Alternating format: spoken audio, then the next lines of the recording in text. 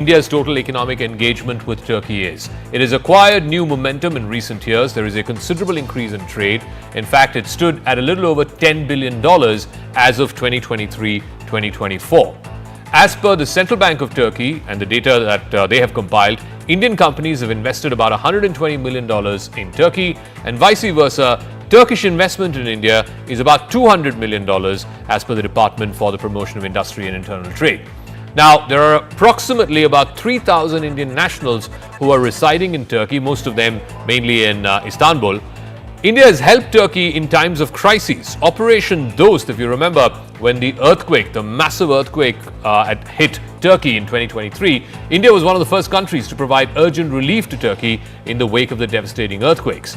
Now, 3 NDRF teams were sent. There was a 99-member medical team that was deployed, over 250 trained personnel along with specialized equipment, vehicles and relief material was also sent.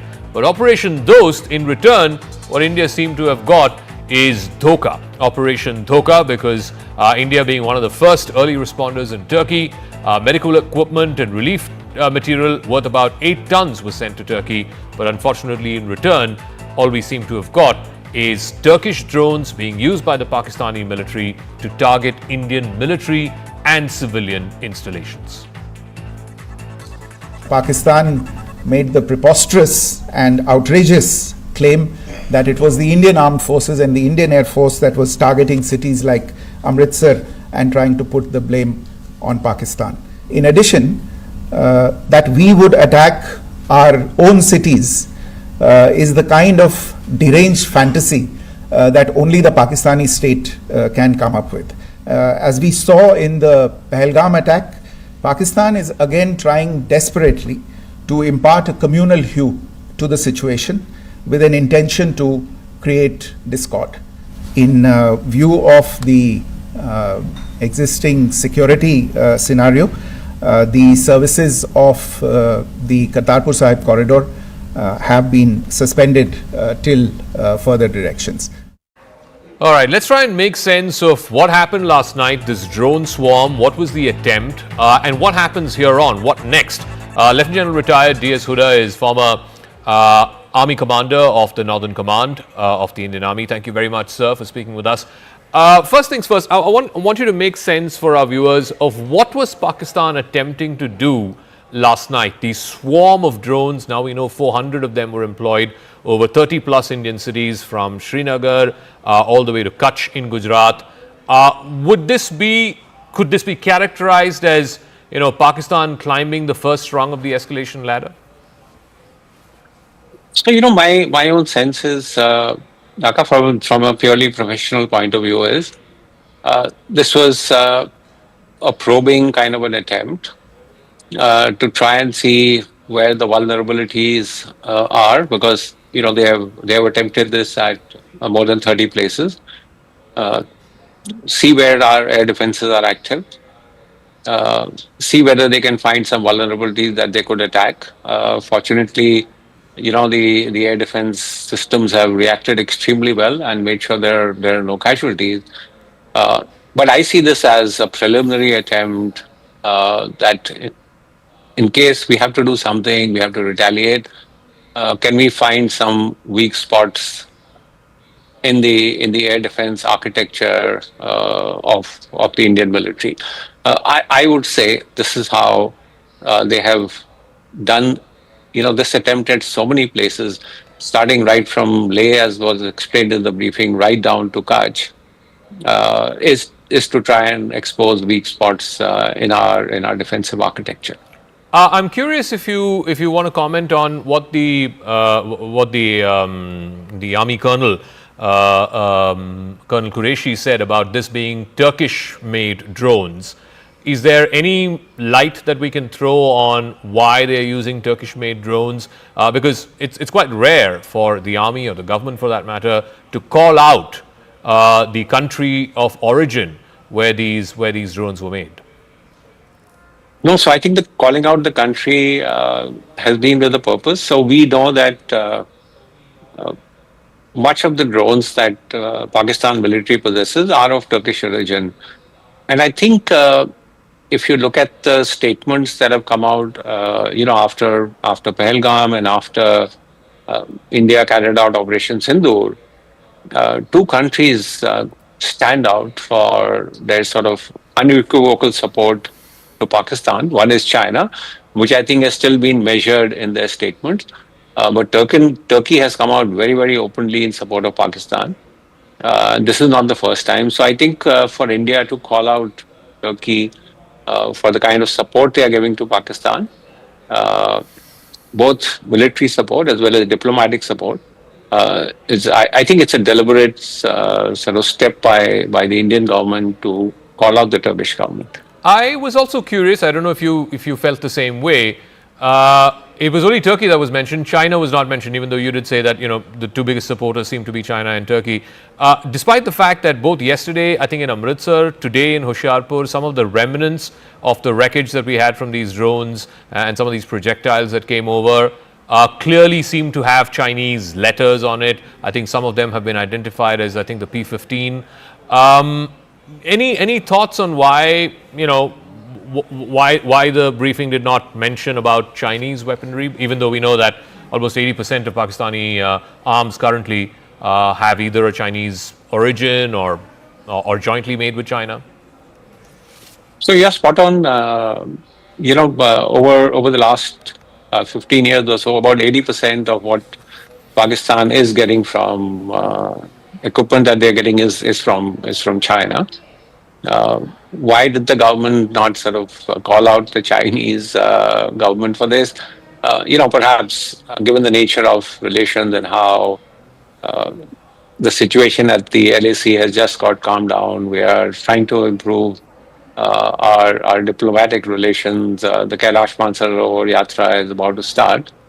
Perhaps, I mean, those are the reasons. But as I said, Turkey has come out very strongly, very openly in support of Pakistan, and I think it's right for the government to call out the Turkish government on that. So General Huda, I want to know what your thoughts are on what happens next. Now, yesterday was this drone swarm, like you said, it was some kind of a probing mission, some kind of an expedition to see, if there are any weaknesses in India's air defenses.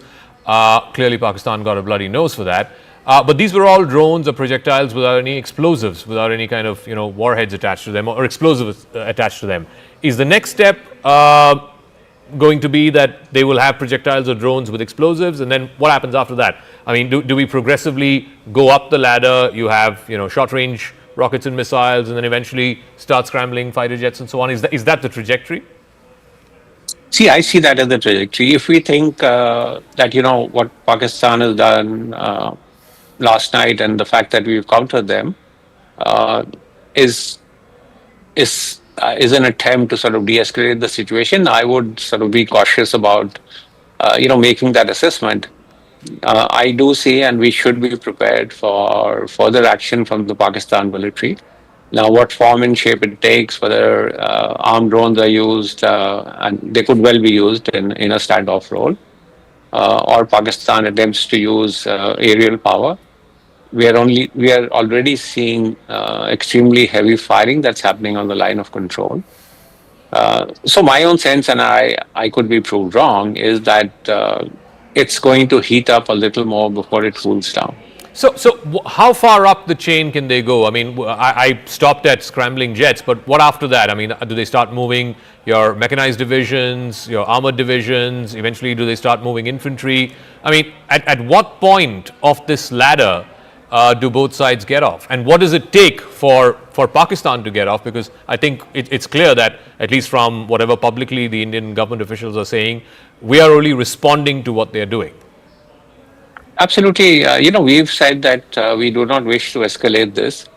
However, the Pakistan military would be under tremendous pressure to show some success.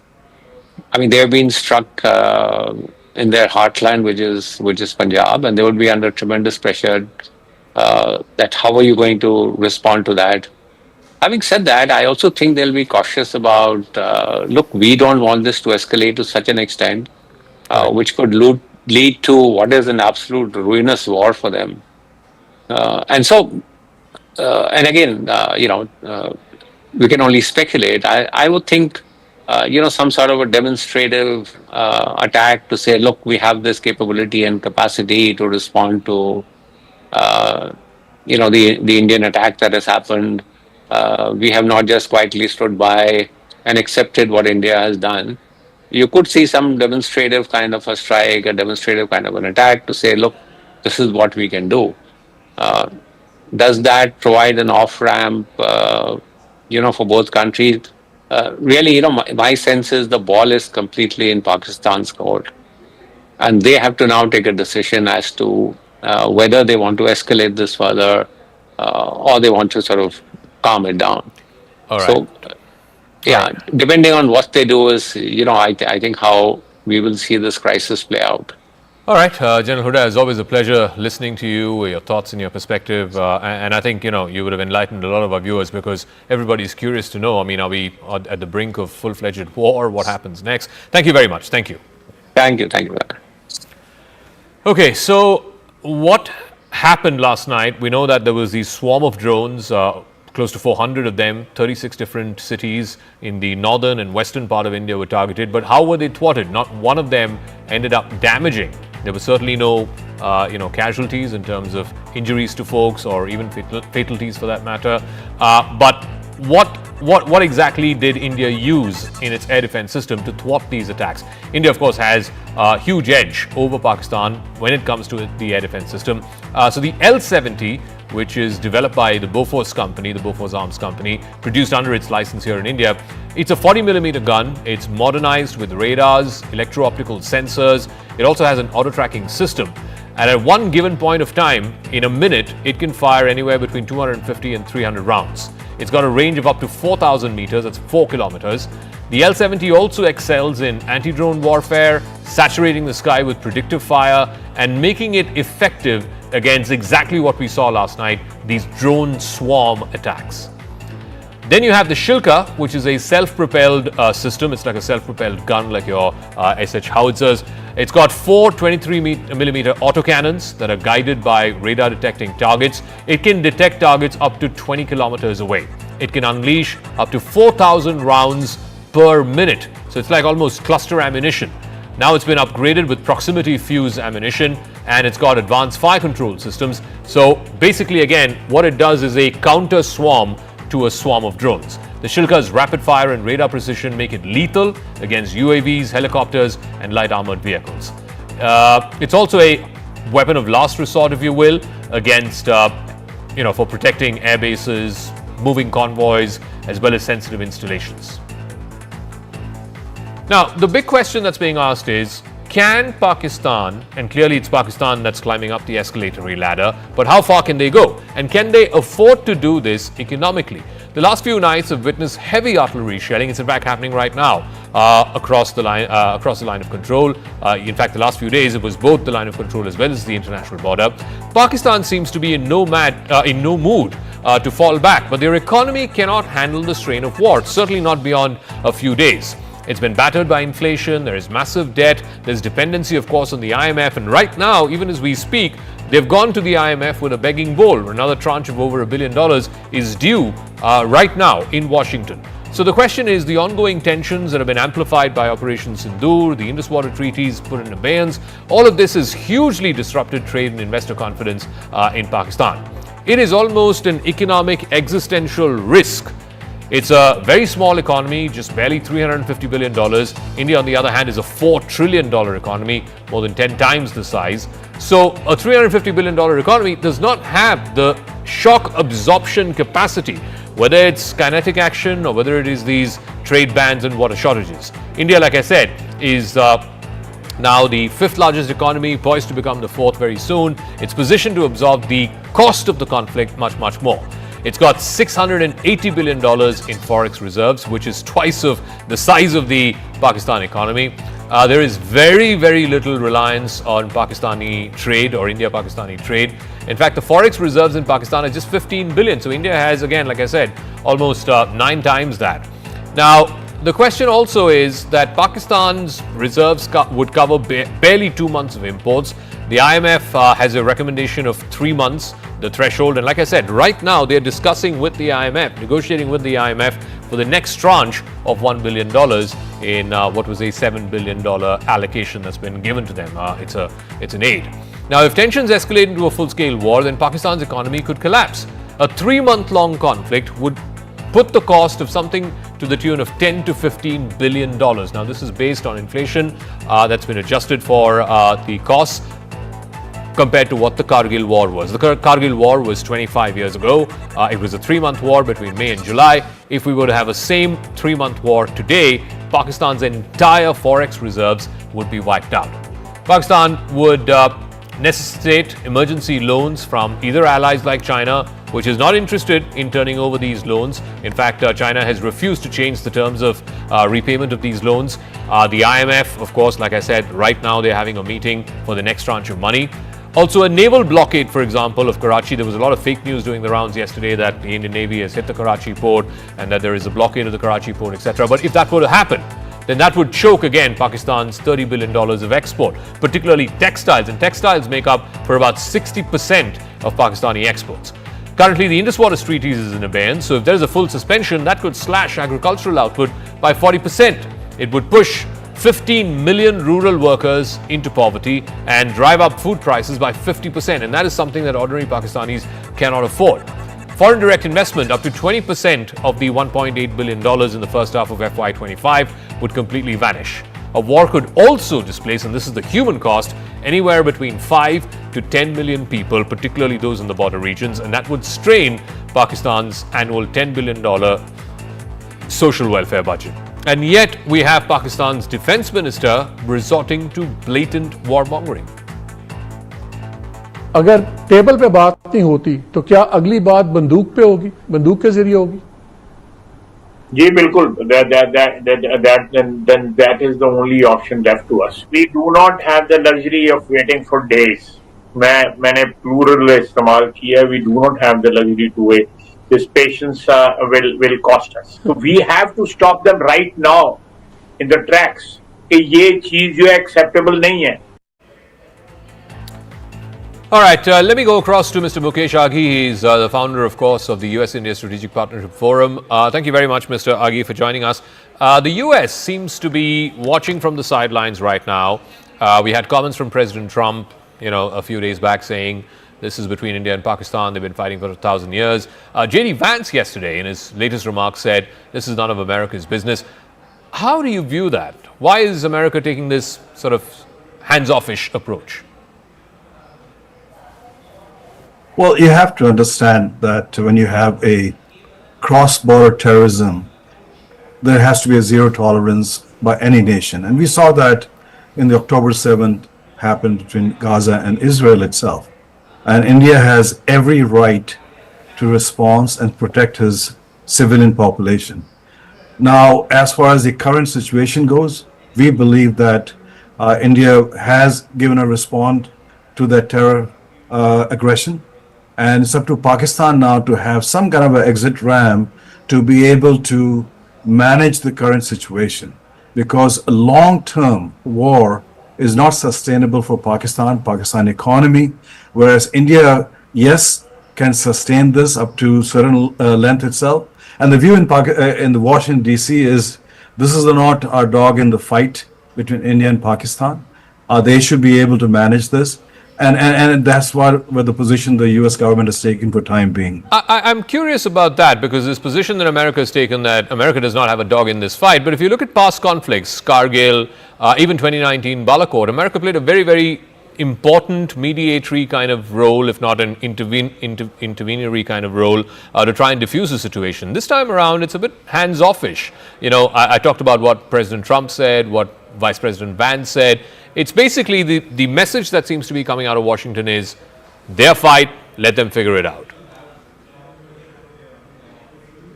No, I don't think so. I think you have to understand, earlier it was the US which would intervene and bail out Pakistan. At this stage, I think India is, I call, fed up with cross-border terrorism. And, earlier it should be okay. India would punch, Pakistan would punch back. And then there will be exit ramp for both countries, and we manage that. But now I think India is saying enough is enough, and we have to stop this. This can't continue going on. And Washington seems to agree from that perspective, saying, okay, guys, you manage it. So while US may not be able to influence so much, but the Chinese, the Turks, the Persians, the Saudis can play a pivotal role trying to counsel Pakistan.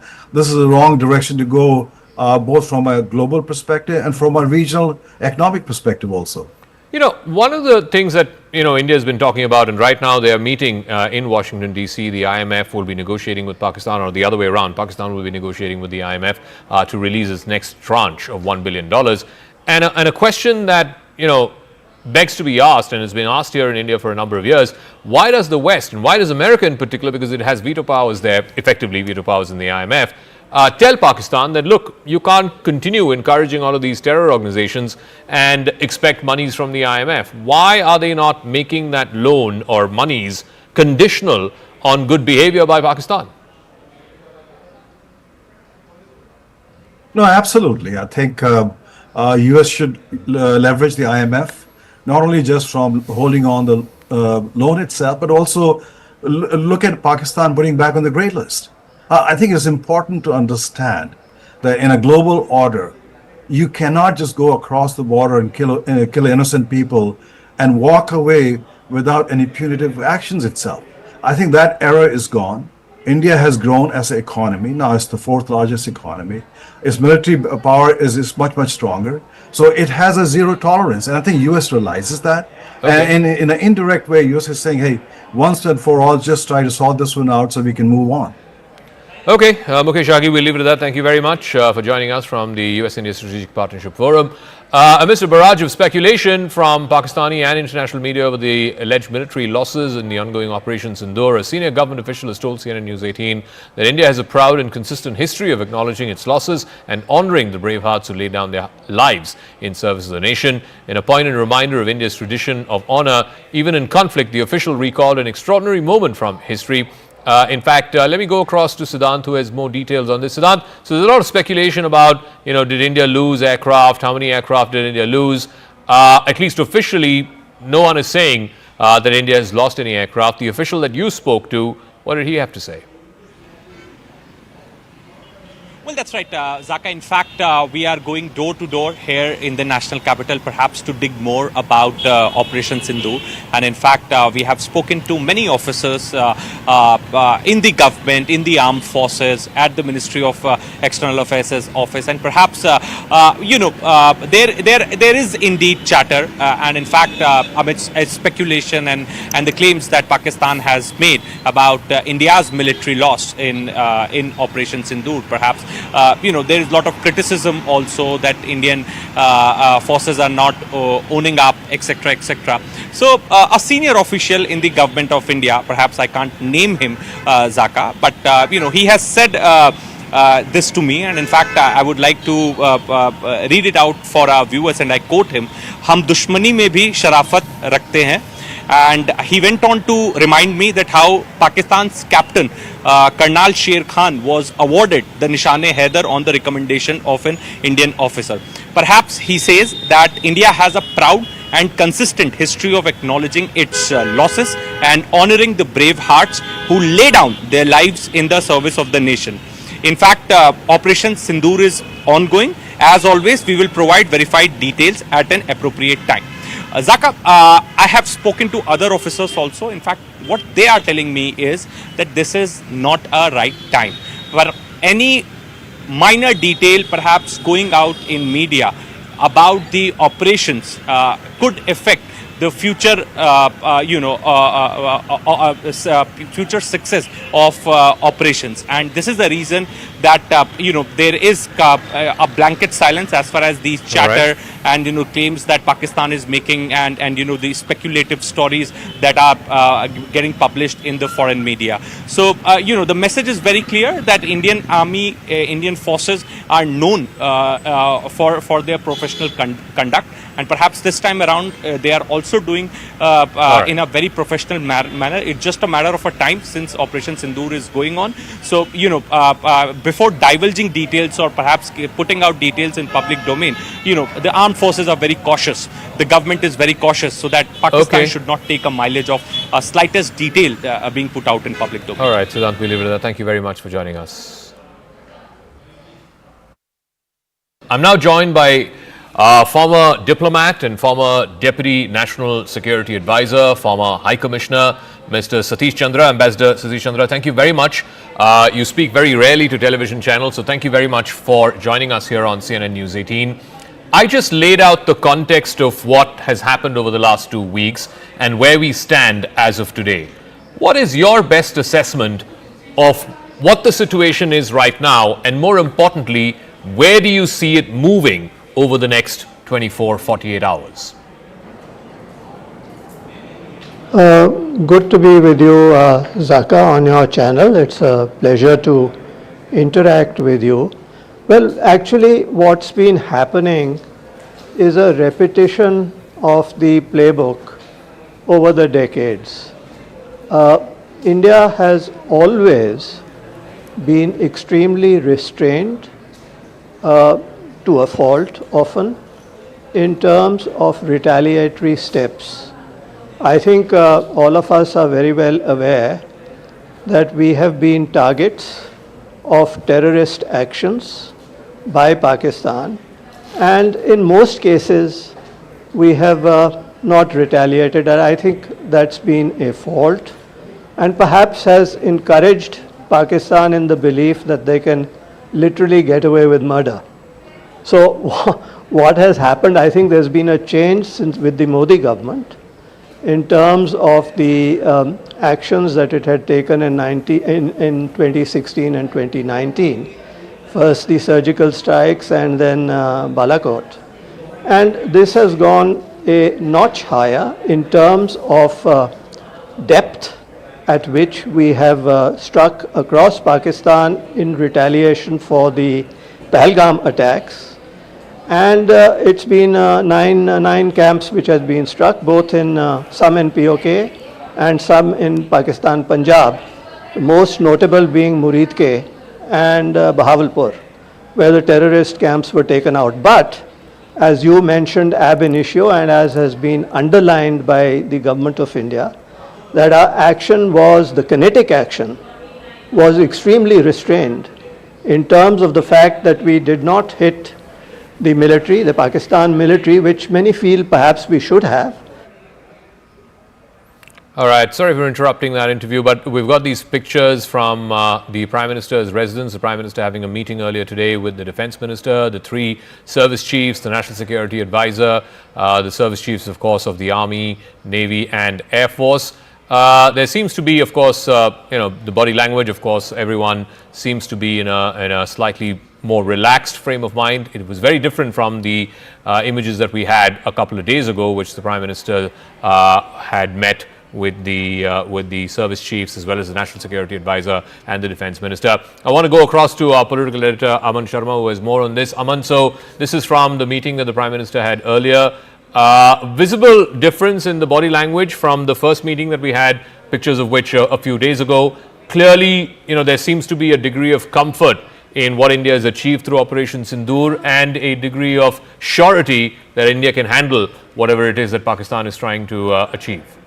Absolutely, Zaka. These pictures show that the Prime Minister is extremely happy with the performance of the armed forces, not just during Operation Sindoor, but also yesterday, earlier today, in the wee hours when we have repulsed all these 300 to 400 drones fired at 36 locations of India, right from Leh till Sir Creek, as the details were given in the press conference earlier. It seems that the Prime Minister and the Defence Minister are extremely happy with the performance of our armed forces of repulsing, such a massive attack. And earlier in the day, we also saw the Defence Minister meeting the chiefs of the armed forces and the CDS, and where also the body language seemed far more comfortable, far more easy. And it seems that the Prime Minister in this meeting also has been told about how the armed forces went about, retaliating to Pakistan's attack and diffusing all the threats that were fired our way. The details which were given in the press conference. So I think the government looking very, very confident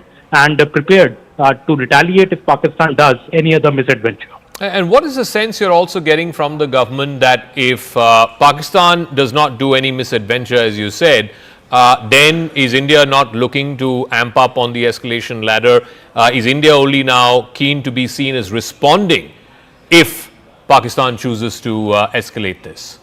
Well, yes, Zaka, it is very difficult actually to anticipate what the government could do next, because these are very operational decisions based on strategy and planning. But whatever we heard at the press conference earlier today, the foreign secretary saying that our response was measured and our response was responsible. So I think those words indicate that India only responded to the drone attack by Pakistan by sending our own drones and in fact bringing down one of the radars in Pakistan. So India is only responding if Pakistan chooses to retaliate. India's objectives, so by and far, have been achieved by Operation Sindoor, which happened on May the 7th. Any more further, information that you're picking up in terms of, obviously the guard is up, flight traffic across the northern and western, particularly in the northwestern corridor, the western front, as it were, has been disrupted. The NOTAMs have been issued. What is the outlook, at least for the next few days? Clearly, like I said, the guard is up, but what does India anticipate in terms of escalatory action from Pakistan? See, Zaka, I think India is on high alert, and especially the statement which was made at the press conference yesterday by the Foreign Secretary that this drone attack which happened yesterday was also for the purpose of intelligence gathering and to know the readiness of our defense system. So clearly, India does anticipate that Pakistan could replicate such an attack again. This may not be the end from Pakistan, because Pakistan is very, very desperate, also the Pakistani army, to show to its population that it has effectively retaliated against India. But what happened last night was not as per what the Pakistan army had desired to achieve. All its attacks were repulsed by India. So of course India is on high alert. India still feels that Pakistan will not give up on such attempts. But given the success which we have seen through Operation Sindoor and also the action last night, India is very confident that it will be able to thwart any such attacks made by Pakistan, because our weaponry and our resolve is far, far bigger than that of Pakistan. And just one final word, just going back to the press conference earlier today, where I think it was a concerned decision that was taken to name the fact that some of these drones were Turkish made, and also at the same time not mention any Chinese made weapons, even though from the ground we seem to get reports from our reporters and pictures of these weapons, these debris, which seem to suggest that some of these drones or missiles were Chinese made. What do you make of that? The involvement of that was sent to India for the attack by Pakistan was Turkish made has raised big concerns in the government, Zaka, because Turkey has been a country on which India, has gone out of its way to help. We remember the 2023 earthquake when India began Operation Dost. India was one of the first countries to send aid and material to Turkey to tide over that crisis. But Turkey clearly in this whole conflict between India and Pakistan seems to have chosen the Pakistan camp. In fact, there are big doubts now that this plane from Turkey, which landed in Karachi on April 28th, and subsequent high-level military delegation of Turkey, which paid visit to Islamabad, on April the 30th and had met the Pakistan air chief, does that have a connection with this huge number of 300 to 400 drones of Turkish origin which have attacked India? India is very concerned about that, and I think that is why India has named that Turkey today in its press conference to say that Turkey, it seems to be siding clearly with Pakistan in this whole conflict. Okay, Aman, we'll leave it at that. Thanks very much. Those pictures from earlier today, the Prime Minister meeting the three service chiefs, the National Security Advisor and the Defence Minister. Now, I want to go back to that press conference that was addressed by Foreign Secretary Vikram Misri and the two armed forces personnel from the Army and the Indian Air Force. One of the things that the Foreign Secretary mentioned was the attack on Bawalpur, which is the headquarters of the Jaish-e-Mohammed.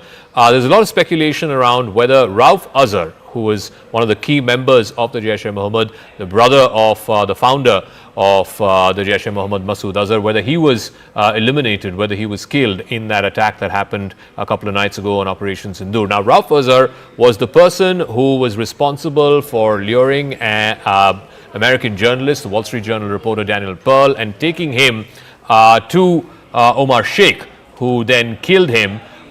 This was, of course, a case from many, many years ago. I want to first play out what the Foreign Secretary said. he didn't name Rauf Azhar, but of course, like I said, this speculation has been doing the rounds for the last 24 hours that one of the high value targets, one of the high value hits in the Operation Sindoor happened to be Rauf Azhar. Let's listen to what the Foreign Secretary said, and then I'll go across to a friend of Daniel Pearl's to try and get some perspective on that. You brought up the connection with the tragic death or killing of Daniel Pearl of the Wall Street Journal. The Jaish-e-Mohammed was in some way directly or indirectly responsible for the death of Daniel Pearl. But the real connection is through Ahmed Omar Saeed Sheikh, the British Pakistani jihadi who was held in India but was finally released in 2000, and he was the person who lured Daniel Pearl to his eventually leading to his murder. So these are all obviously connected figures, connected individuals, connected institutions, and the attack on Bahawalpur, on that facility of the Jaish-e-Mohammed in Bahawalpur is, I would imagine, a fitting part of this unfortunate incident.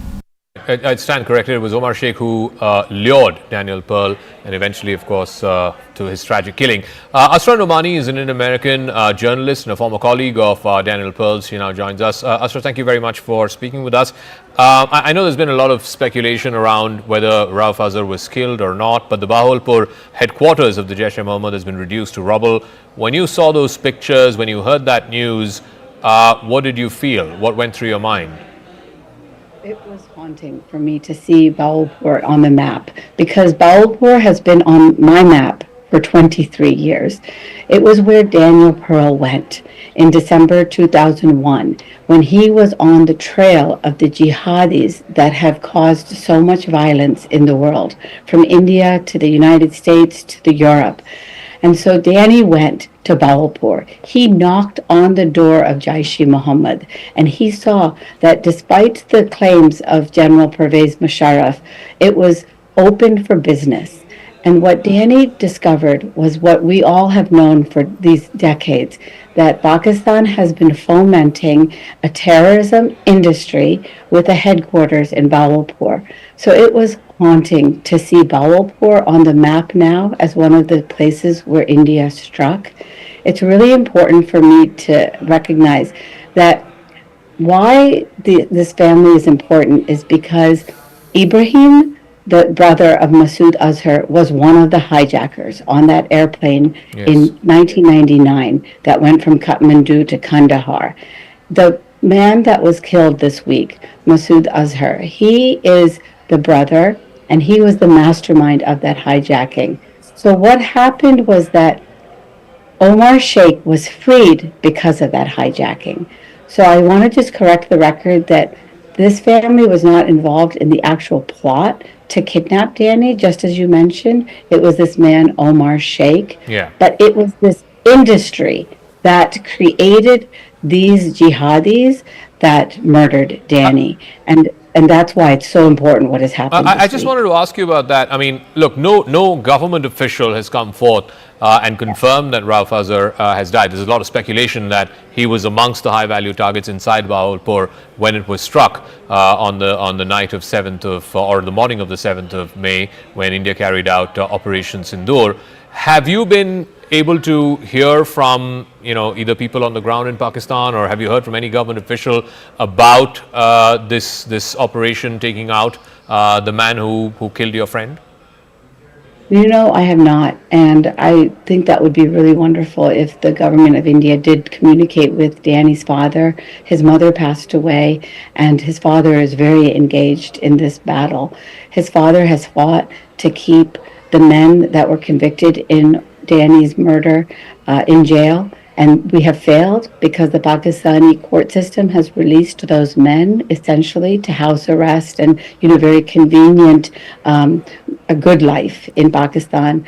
And so I would invite that kind of communication. And I know that Danny's dad is very relieved that this issue is in the front again, because the truth is justice has been denied Danny Pearl all these years. All right, Asra Nomani, we share your sense of grief, sense of hurt, sense of loss, and now hopefully in some measure a sense of closure, a sense of justice more than closure about losing your friend Daniel Pearl, and now the killers being avenged. Thank you for joining us, Asra. Thank you. Thank you. All right, I want to move on back to the developments around the situation between India and Pakistan. In an exclusive interview with India's ambassador to the United States, Vinay Quatra, he again reiterated the government of India's position that what India is seeking to do is not go to war with Pakistan, it is to go to war with these terrorists. He said explicitly so when he was pressed by Wolf Blitzer at CNN whether India was at war with Pakistan. He said no, it's not with Pakistan, but with terrorism and with terrorists. Listen in to this exclusive conversation. It looks like the situation, the tensions between these two nuclear-powered countries, India and Pakistan, is escalating. Mm-hmm. Is that true? Well, first of all, thank you so much for having me on the CNN. When you talk of tensions and when you talk of escalation, what I would say is that the original escalation or the original breakout of tension happened on 22nd of April, when you had 4 terrorists backed by Pakistan carried out killings, brutal killings, subhuman, monstrous kind of killings of 26 civilians. Indian civilians. 25 of them Indian nationals, 1 of them Nepali national. And the brutality of the killings, they essentially kill them in front of their innocent wives, in front of their innocent children. They gave them headshots, and they did so on the basis of religion. So they killed all non-Muslims who were there in the group. They identified their religion, and then they went on, they proceeded to kill them. So what we did day before yesterday was essentially our response to terror, our response to these subhuman. When you say what you did yesterday, meaning the escalation in the military response. As I said, the original escalation was on 22nd of April. And when that happened, we had clearly said that, we are a responsible country. We will have a very measured, calibrated, proportionate, responsible response. And that's what we did day before yesterday. What we did was we took out the terror factories at 9 locations in Pakistan and in Pakistan-occupied Kashmir. Took them out where they trained them, they equipped them, they armed them, they organized them. Those are the facilities which we took out. We were very careful in excluding the military establishment, the social structures, and economic infrastructure. We were very, very cautious, careful in keeping our targets only to those people and their backers who carried out these dastardly killings on the 22nd. All right, it's not just the Indian ambassador to the United States. The Indian High Commissioner to the UK has also spoken with the international press in an exclusive interview with Sky News. He showed, Vikram Doraiswamy, he showed proof of military backing to terrorists in Pakistan. He showed a photograph which shows Pakistani military officers standing behind an internationally sanctioned terrorist. Let's play out what that interview was all about and who is this internationally sanctioned terrorist that Vikram Doraiswamy was alluding to. High Commissioner, I just have a minute left, but I've spoken to a retired general who in Pakistan who referenced India funding and backing the Baluch Liberation Army. They said that they have done that for years, and when I asked him about Masood Azhar, he said, well, their family members were targeted. Should we be doing the same to, the high-level militants from the BLA, the Baluch Liberation Army, that are seen and operate within Delhi? Well, look, let me show you this photograph of yesterday, I believe it is, to your viewers. This person here is a sanctioned terrorist under the American sanctions regime. His name is Hafiz Abdur Rauf. He's the brother of the founder of the terrorist groups that you're mentioning. Look who's behind him. Pakistani military. Look at the coffins there. They have the Pakistani national flag. If you're going to be giving terrorists state funerals, what does that make of your system? And everybody knows that for the last 30 years, Pakistan has used this as a means of subcritical warfare against India. If the international community really wants to be able to look at this and worry about it, the simple solution is to tell Pakistan it has an opportunity for an off-ramp. These are things that the world should have compelled Pakistan to do 30 years ago, and to compel them to implement their promises about taking down this infrastructure. It has not done so. There is an information warfare that's taking place, and independent journalists can't seem to get access to either side. Well, look, it is a fluid situation out there. I don't know how helpful it would be to have independent journalists or any kind of journalists wandering around in an area where there is active military operations happening. The logical solution would be, as we've said repeatedly, for Pakistan to take the opportunity of an off-ramp, which we have made abundantly clear, including this morning, that if Pakistan stops attacking our military facilities, the matter ends there. But it is for them to decide.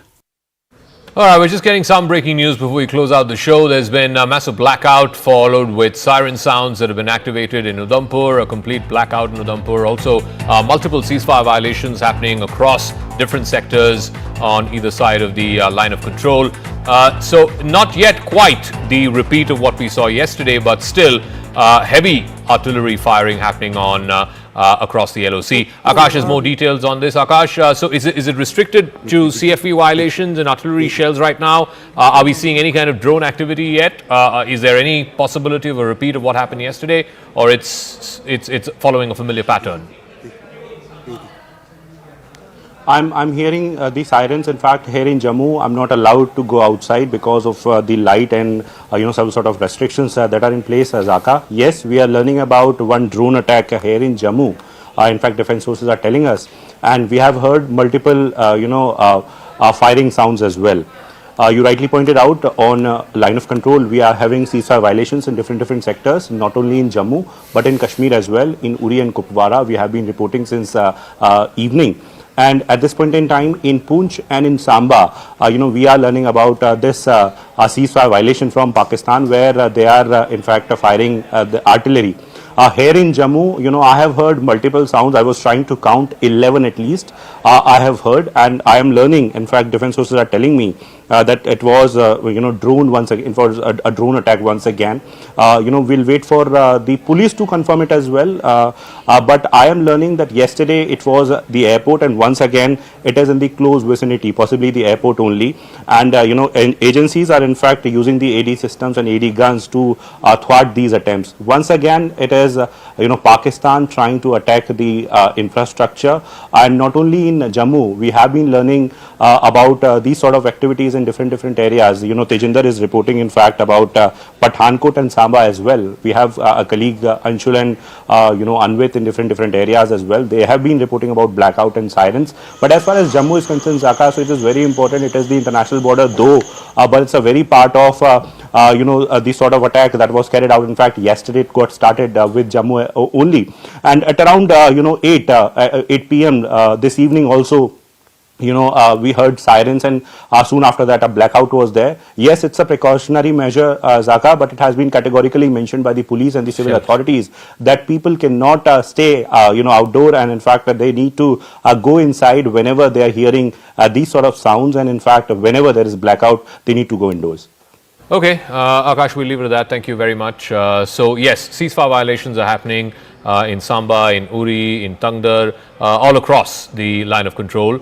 Akash, they're reporting that one drone was reportedly intercepted in Samba and one drone intercepted in Jammu. As of now, it seems sporadic. It seems, restricted to one or two places. We're not seeing a swarm of drones like we saw yesterday, but I don't want to jinx it. We'll leave it at that. Rahul Shivshankar, my colleague, will take it forward.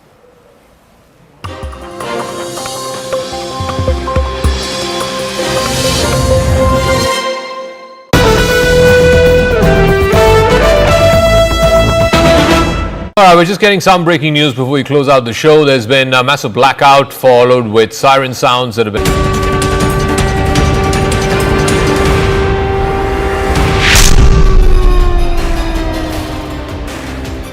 Hello and welcome to the continuous coverage of the border tensions between India and Pakistan as Bharat gives a befitting reply to the terror state. I'm Ayushman Singh Jamwal.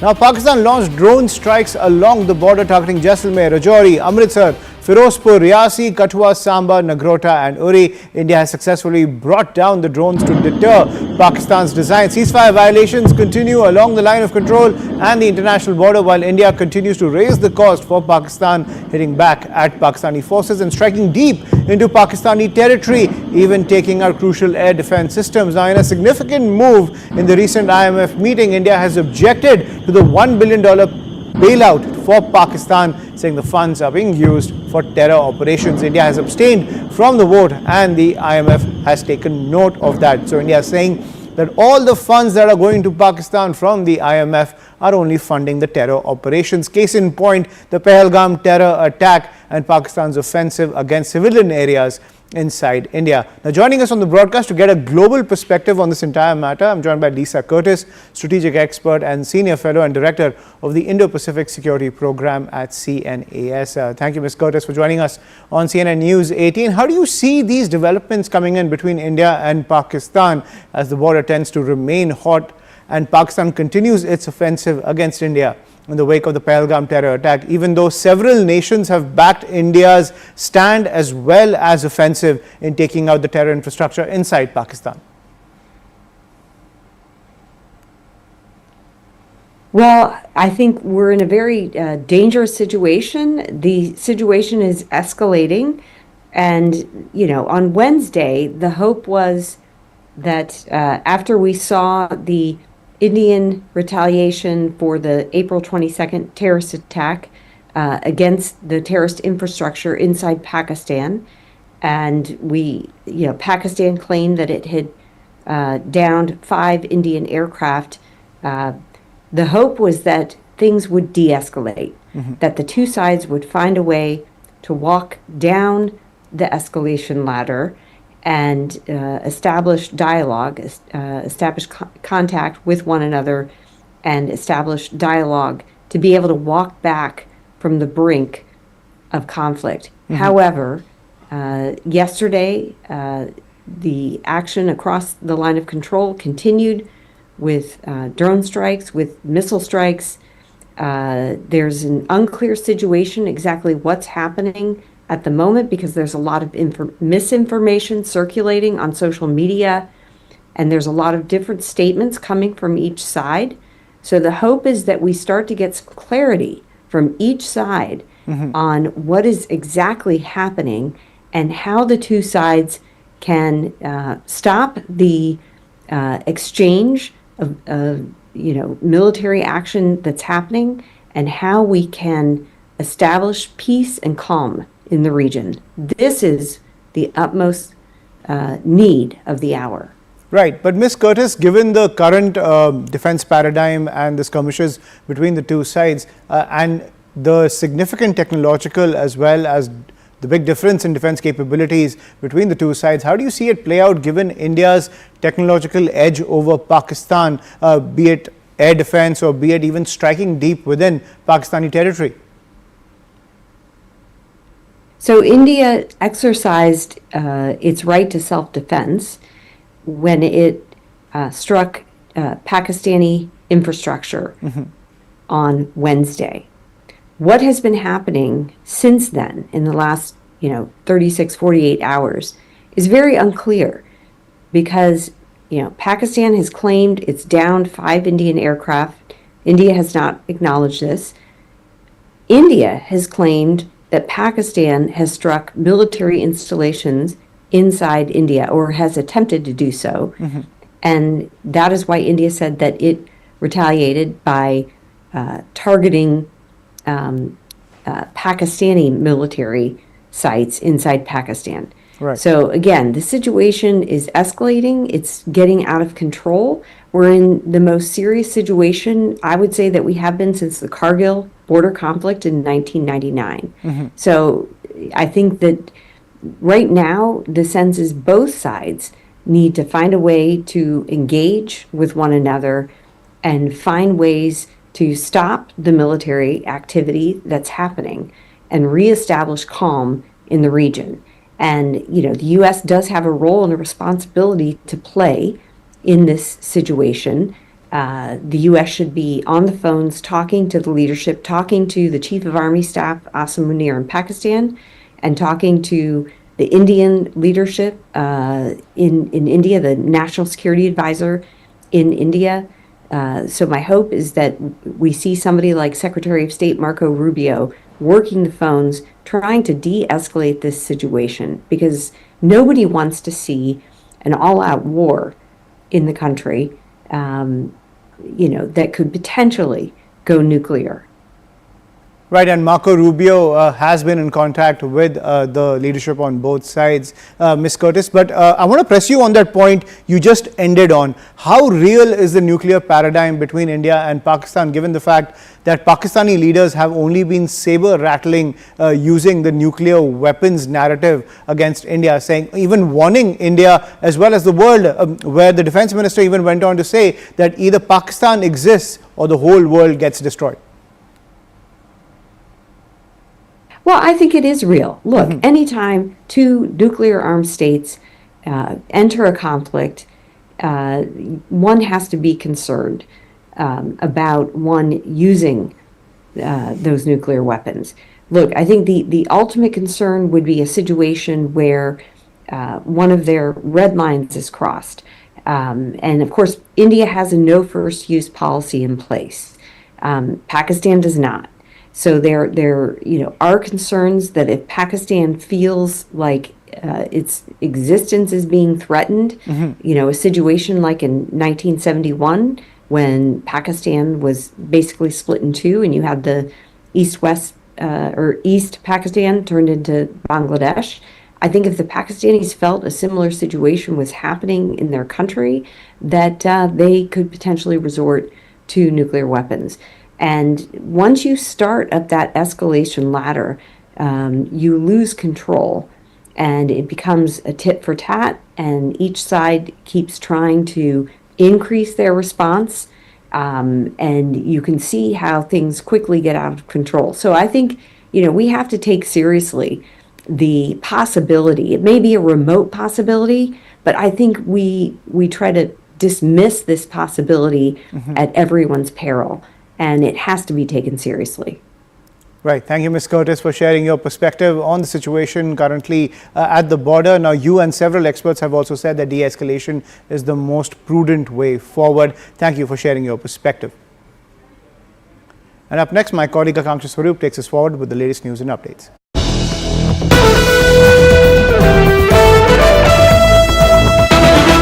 All right, we're just getting some breaking news before we close out the show. There's been a massive blackout followed with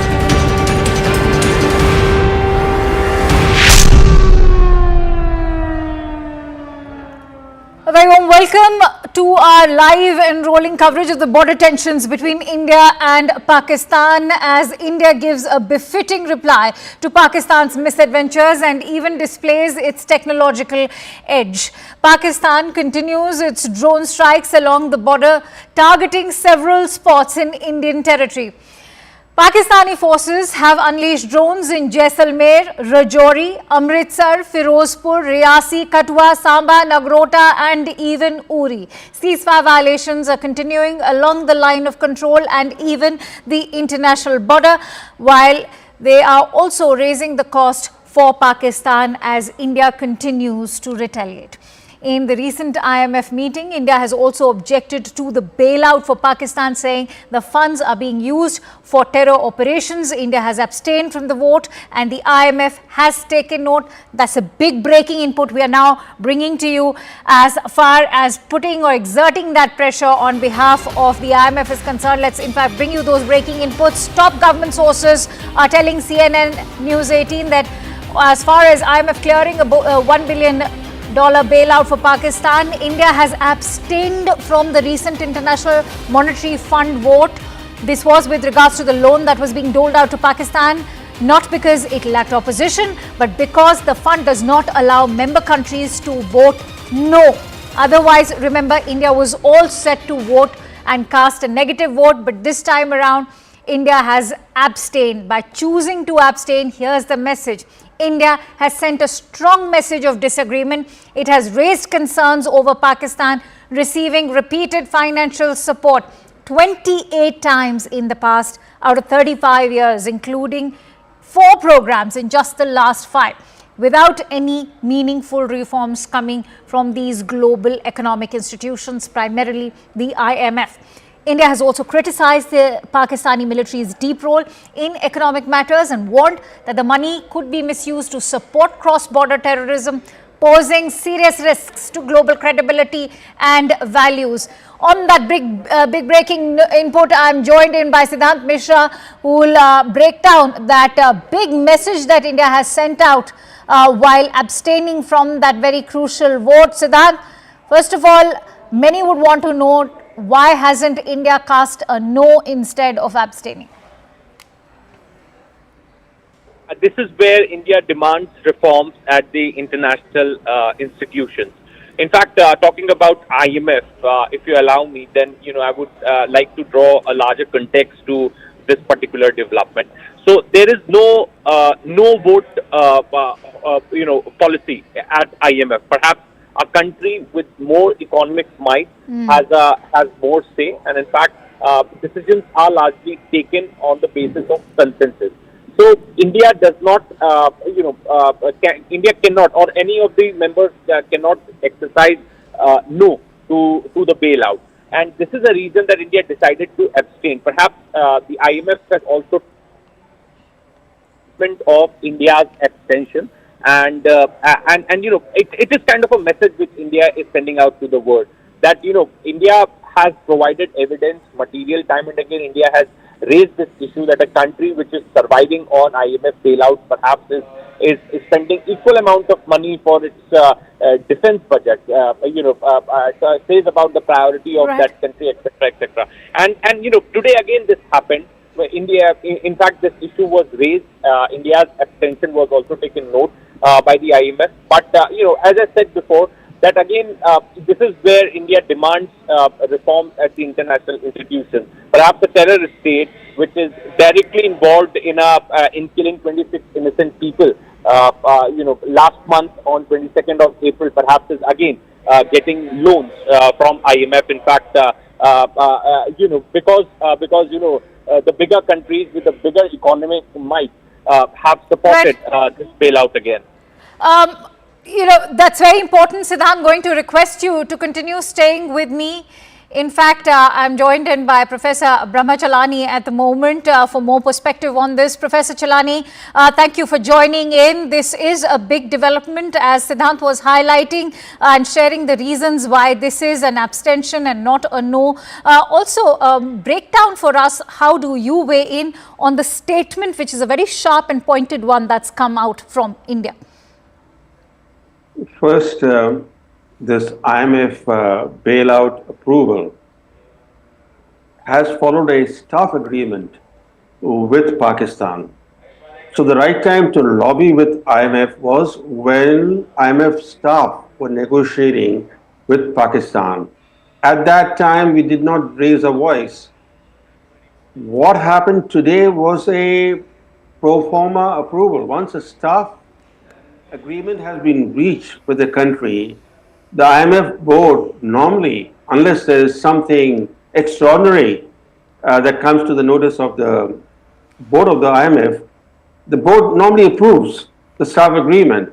So the lobbying should have been done much earlier. At this stage, it was very difficult for India, even with US support, for example, to block the staff agreement with Pakistan. The US administration, the present one, is quite India friendly. They know that Pakistan is deeply involved in terrorism. The right thing to do would have been to lobby in January, in January or February, to prevent such a staff agreement from being reached. But actually it goes back to the Biden era. When Joe Biden was the president, he began this bailout process for Pakistan. There was a big bailout that he helped secure for Pakistan, and then soon thereafter he announced a $450 million deal to modernize and upgrade Pakistan's F-16 fleet against India. Look at the irony of it. On one hand, the US under Biden pressed IMF to bail out Pakistan because it was bankrupt or on the verge of defaulting, and then they signed a $450 million deal to modernize Pakistan's F-16 fleet without securing any commitment on counterterrorism. And even at that time, the Indian government did not raise its voice. So we have a record of only raising a voice when there is a crisis that is facing India. So today, because of this military conflict, we spoke up, but it was too late. Thank you for making that very critical point, Professor Chelani. And I want to, also ask you about the entire statement that has come in. Do you think that statement is hard-hitting, even though it is hard-hitting, as you said, that we seem to have already missed the bus at a time when there's a lot of chatter about how we can exert pressure on Pakistan through these monetary institutions, whether it is the IMF or even make efforts to bring Pakistan back on the FATF grey list.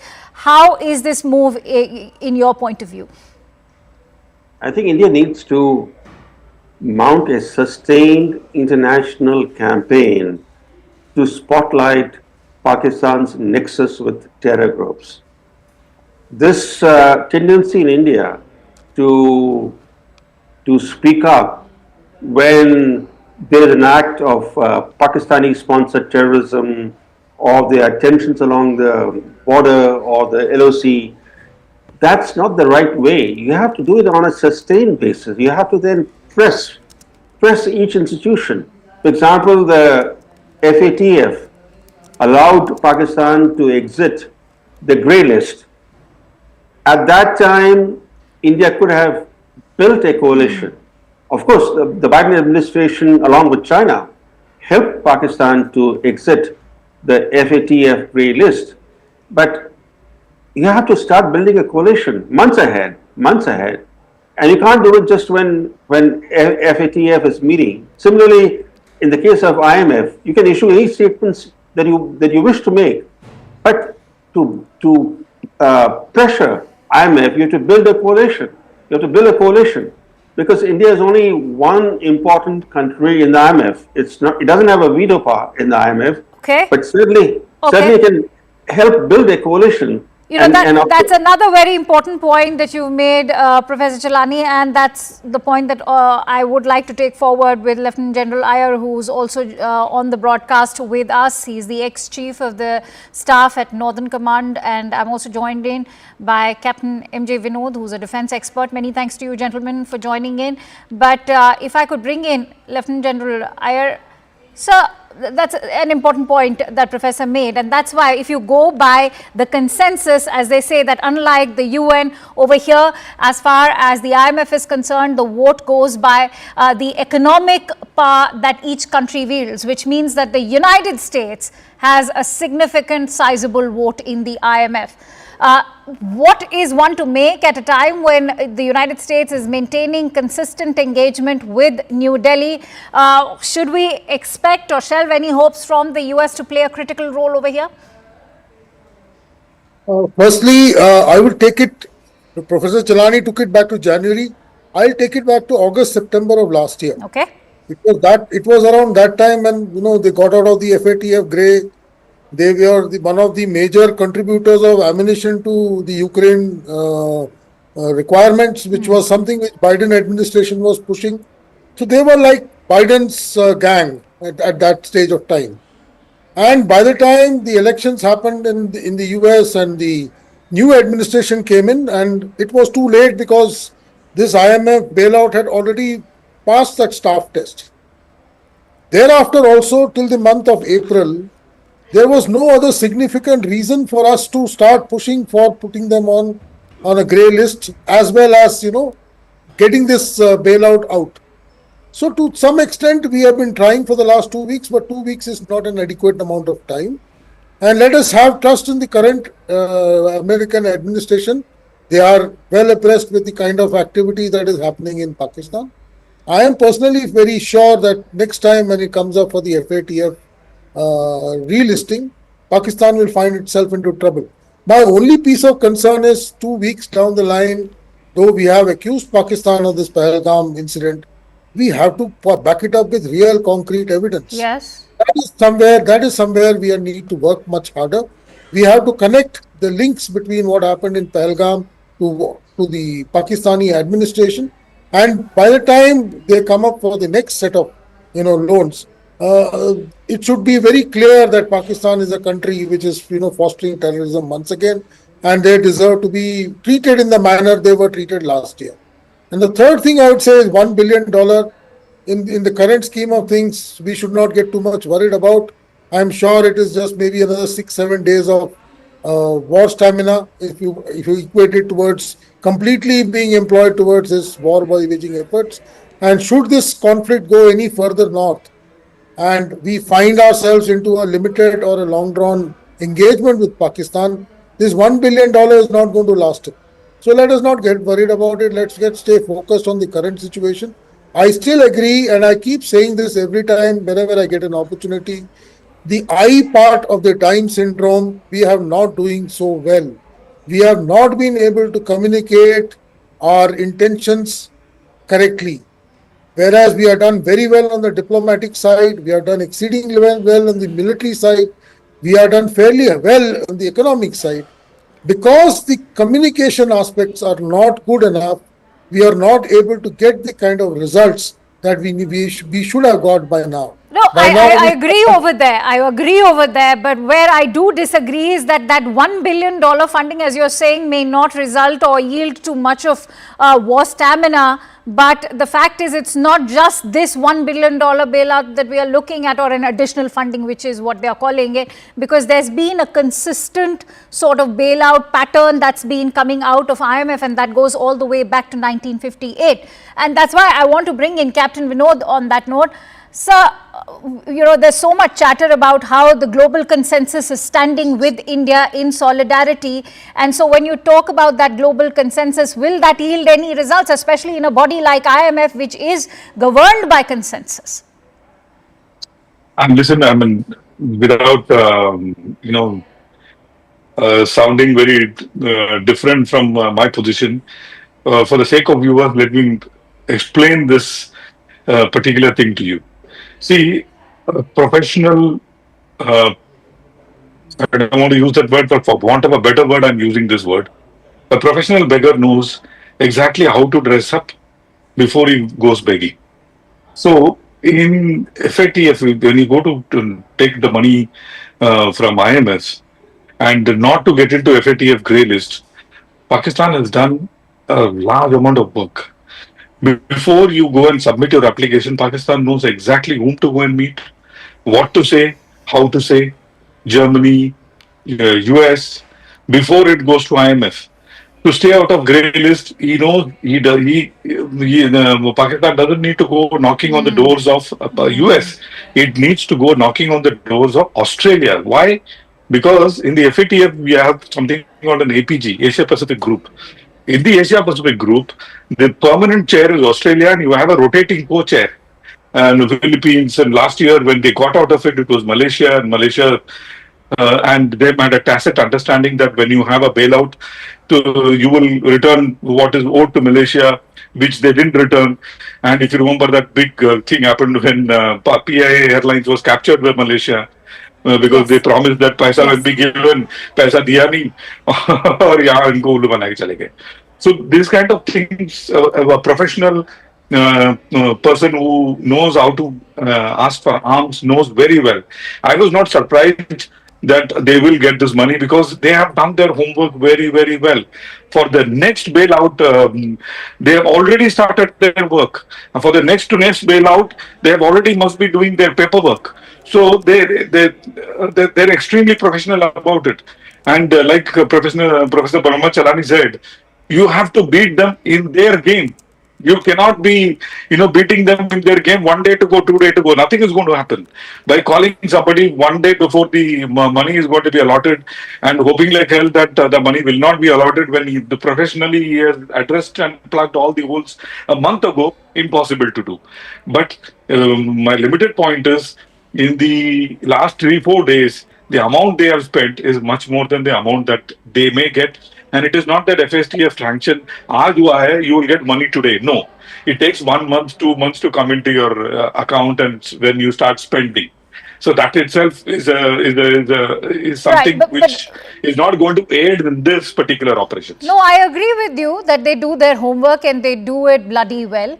But Professor Chelani, I think the example that's been quoted of FATF is living testimony, because remember, they convicted a Sajid Mir or even a Hafiz Saeed only till the time they wanted to get off the grey list of the FATF. Once they did, they were back to their proxy games of terrorism. And that's why I want to bring you in on that point, that why haven't these global monetary institutions like the IMF or the World Bank been able to do much when it comes to addressing terrorism? I can't help but ask that, are they not equally responsible for what we are seeing happen in Kashmir? The thing is that as long as Pakistan does not export terrorism to the West is actually not concerned about Pakistan exporting terrorism to India, because then it becomes a regional issue for them. And an old India-Pakistan problem where the two have been at loggerheads for decades now. But they all know that over the years, the footprints of many terrorist attacks in the West were traced to Pakistan. The US found Osama bin Laden living next to the Pakistan Military Academy, and other top terrorist leaders that the US wanted, like Khalid Sheikh Mohammed or Abu Zubaydah, they were found living in Pakistan's heartland. But then, under previous US administrations, the Pakistani government, especially the ISI and the army chief, promised to Washington that they have started cleaning up their act, that they will never repeat what happened previously. They pledged that they will not do anything to undermine US or Western security. So with those assurances and pledges, the US, under some administrations, for example under Biden, resumed cozy ties with Pakistan. And we saw how Biden, for example, really helped Pakistan secure the first IMF bailout, then managed to get Pakistan off the FATF grey list, helped modernize Pakistan's F-16 fleet, while we didn't really press our case at that time. We did not. We were being too nice. We thought that if we were to exert pressure on the Biden administration, this could strain US-India relations. No, we should have actually said that what Pakistan is doing is a threat to global security, and that India's efforts to pressure Pakistan to clean up its act is actually good for the world. It's not just an India-Pakistan issue. It's actually about international security. The IMF bailout, and this is there was a big bailout that was initially supported by Biden administration, and now now the second bailout. Yes. But the IMF bailout is actually great leverage for the US, because as you rightly point out that the US has a virtual veto power in the IMF, and Pakistan needs the IMF bailout, not just because of the amount of money, because the IMF bailout allows Pakistan then to secure loans from elsewhere. For example, this latest release of $1 billion, this immediate release, $1 billion are being released to Pakistan and now. And we all know where it's going to go.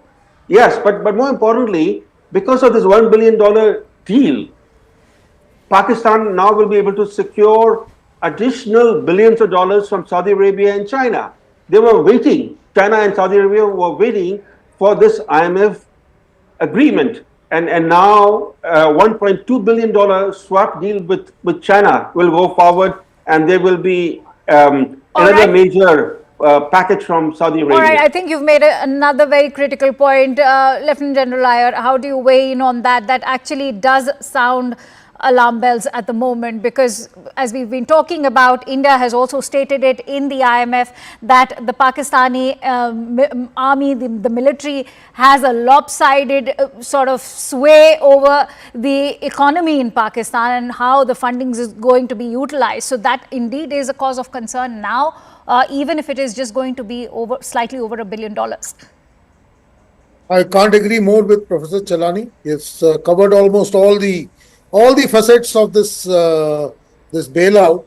My only point here is whether this bailout came or not. The funds flow from both China and Saudi Arabia, if not through the front door, from the back door, would have continued. But this does give them legitimacy to now push through loans. These are ultimately loans. Like Pakistan, somebody said, Pakistan budget is, every budget tells us what is to be repaid and where the loans are going to come to repay the next year's, next year's budget.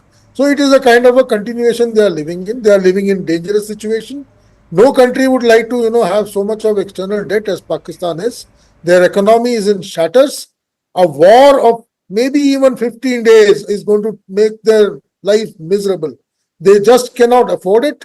And I am very sure this 1 billion, like Group Captain Augustine said, it is not going to be of much use. A couple of jets going down and this $1 billion worth will, get covered over there. Possibly in the last 4 days, they have taken losses more than $1 billion as it is.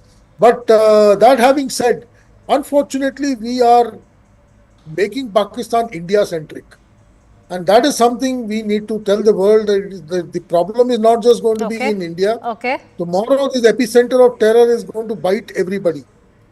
Somebody said, keep snakes in your backyard and they're going to come and bite you. This point has to be rubbed into the Americans.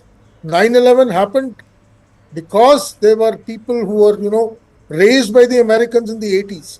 They came back and bit them in the late 90s. The same thing can happen through Pakistan in some stage of time. This has to be told to the Western world, and that's why, again, I said, we have to be much more active in the info domain. We have to be ballistic in the info domain. Our people should be able to communicate the points of view, our troubles, and also tell the world what is going to hit them later. We can survive, but will this be harmful to the world has to be told. And the last point I would like to add here is, possibly in the later half of last year and early part of this year, we were too focused on China. Our entire interest was trying to find a way to de-escalate with China because it was running into the third or fourth year. We were still worried that this is something which, and possibly we neglected Pakistan as possibly something which is not of, importance to us. And I guess, because I remember I've been in service and in an operational command, and we were literally only focused towards the north, and we're not looking in the west at all. Okay, I guess, Captain Vinod, I want to bring you in. Lieutenant General Iyer and Professor Chalani both have highlighted how India's homework should have begun much earlier, and perhaps we had distractions at the LAC as well, which perhaps kept us more focused on China front. But now that the Biden administration is gone, you have an administration which is more serious about tackling terrorism, something that we can stand by with the arrest or the extradition of Tahawoor Rana. What, in your view, could sort of perhaps expedite the US support when it comes to, tackling or exerting greater pressure via institutions like the IMF? Great question. In fact, just tell the viewers, their foreign office, the Section Affairs office equivalent of ours, has a separate division which is looking at only IMF loan bailouts and the paperwork and everything. There are a whole lot of people working in that particular department who are only looking at this. Now, Let me draw a simile because I'm being a military man. You say you stay across Amritsar, they deploy one division or two divisions of force. Will you keep quiet? You will also deploy one or two divisions of force, isn't it? Similarly, in our external affairs ministry, we should, I mean, maybe they will learn a lesson. We should have a separate division continuously working to get these buggers into grey or blacklist. All the time. Career, officers should be working permanently to get these guys, give the guys what they deserve, which is blacklist. Else, it is going to bite us badly. And like Sir said, a couple of years went by when we lost focus on Pakistan, which is we are paying dearly for it. And I mean, I'm mincing no words. Even today, I think we are not giving it back to them as much as they deserve it. We can and we should, is my feeling. But then there are better brains taking better calls, so I leave it to their judgment. Otherwise, what we are seeing on the screen, we should not be seeing on the second or third I agree. day. Why were we waiting for a 22nd of April for the situation to have arrived to this point? But Professor Chelani, take a moment to weigh in on the reliance that Pakistan has had on the IMF, which goes, I will again say, it's gone over for decades. 1958, I have the entire list of all the bailout fundings that have gone. And it all began in 1958, 8th of December to be precise. And I can't help but say that, if it is about snakes in the backyards, when will they stop, in fact, harboring these snakes in the backyard? You expect better from the Trump administration. Two things stand out. This IMF bailouts for Pakistan began during the Cold War, when Pakistan was a surrogate of Western powers. So it was easy for Pakistan then to secure IMF bailouts.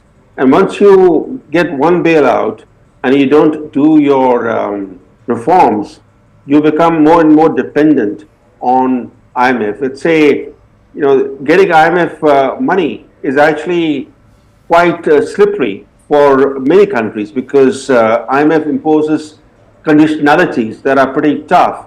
And once you get into the IMF bailout trap, you continue to you continue to need more and more bailouts. And this has been Pakistan's story. And the second is that over the decades now, since the first coup in Pakistan in the late 1950s, which actually coincided with the first IMF bailout, Pakistan has been ruled formally or informally by the military continuously now.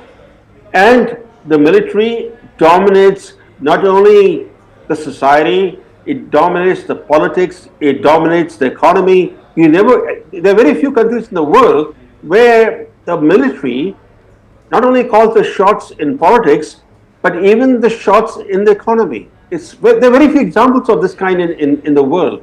So Pakistan is a very unique case. It's an abnormal state where the military and the intelligence agencies are not even accountable to the government in office. For example, today, the way the military operates, Shahbaz Sharif is only the surrogate of General Munir. So this is a very abnormal state, and that's the reason why, to answer your question, this dependence on bailouts has never left Pakistan. Absolutely. And Lieutenant General Iyer, we are looking at a year which is very critical to some partnerships that India has, and we'll be playing host to the Quad Summit. And when you talk about it in such a year, is this partnership with, say, Japan, Australia and the United States of America only limited to the Indo-Pacific? Unfortunately, the Quad is only limited to the Indo-Pacific and it is China-centric. I'm making no bones about it. That having said, I am looking at a brighter year ahead for three, four reasons. Firstly, the Russo-Ukrainian conflict is almost as good as gone. I guess it's just a period of time when the Americans, because the Trump administration is not going to be as actively involved with the Ukrainians as the Biden administration was. So I see that part of the world order changing in the coming part of this year. So Pakistan's value in supporting Ukraine and being part of the American setup will go down in due course of time. The second thing which Pakistan has done over the last 1 month, and they have been somewhat been able to play it down below the radar. They have been trying to reignite the Middle East by pulling out the Palestinian clause once again. Even I saw even during the PSL games, they had these save Palestine kind of things coming up, or crush Israel kind of things being taken up. I guess we did not catch that. They had wonderful opportunity to play it up, but we did not. There is still an opportunity because Pakistan still relies on a lot of support from the Middle East. It feels that since it makes a cause for the Palestinians, the Middle East, especially the Saudi Arab and the Emirates, will come to its support as far as finance is concerned. Unfortunately, the last few months have seen the Saudis haven't played ball with them in exact manner. I was about to come to that. Yes, go Professor on. Chalani mentioned that possibly after this bailout, there could be a difference. Well, I want to see it to believe. But the way the Saudis have treated the Pakis in the last 6 to 8 months is actually, I'll go back to Group Captain Vinod's analogy, it's just like a beggar. So that having said, I do look at a better year ahead. Trump is somebody who's not going to get into bailouts of this nature. He's a businessman. We are going to have a very good trade deal with the Americans very soon, so we'll become valuable to the Americans. We will be able to, I hope, play this game of Pakistan being the epicenter of terror with this current, we have him. We are actually holding him by the neck. It's a question of how fast and how quickly we are able to squeeze him out and expose him to the world order. And this $1 or $2 billion is something which is not very alarming to me. Yes, it was a signal. Had this $2 billion not happened today, this complete CNP, as far as the comprehensive national power, which we have applied for the last 2 weeks or so, would have seen its complete domain being fully exercised. That notwithstanding, I'm sure when the Indus water doesn't come in time, his crops are going to suffer. He's going to face a lot of problems. Otherwise, his stock exchange has crashed. So he's into a lot of trouble as it is. I'm sure he's going to face massive floods in this monsoons, because he'll not be able to regulate water, because we are not going to give him any data of the kind of water we are going to release. So his standing crops are going to go down. He's going to face a lot of trouble. I'm seeing bad things happening to Pakistan in the next 5 to 6 months. No, I agree with you, Lieutenant General Iyer, but today is also a wake-up call for India, and that's why Group Captain Vinod, I think when you're talking about global support, glad that Lieutenant General Iyer talked about Saudi Arabia. I want to bring you in on the kind of good offices we share with OIC nations. In fact, just a day ago, we had the foreign ministers from Saudi Arabia and Iran very much in New Delhi. So when you talk about our own consistent engagement with OIC nations through our own economic partnerships, whether it is with Qatar, Iran or Saudi Arabia, even UAE, can we not expect them to also come to our aid and rescue when it comes to exerting pressure via these institutions? Absolutely. In fact, if you look at a decade ago or maybe more, YC willy-nilly was, most of the nations willy-nilly was against India. Today it is not so. In fact, most of them have given awards and such. In fact, Prime Minister was in Jeddah. He was in Jeddah on the 22nd, which happens to be the headquarters of OIC.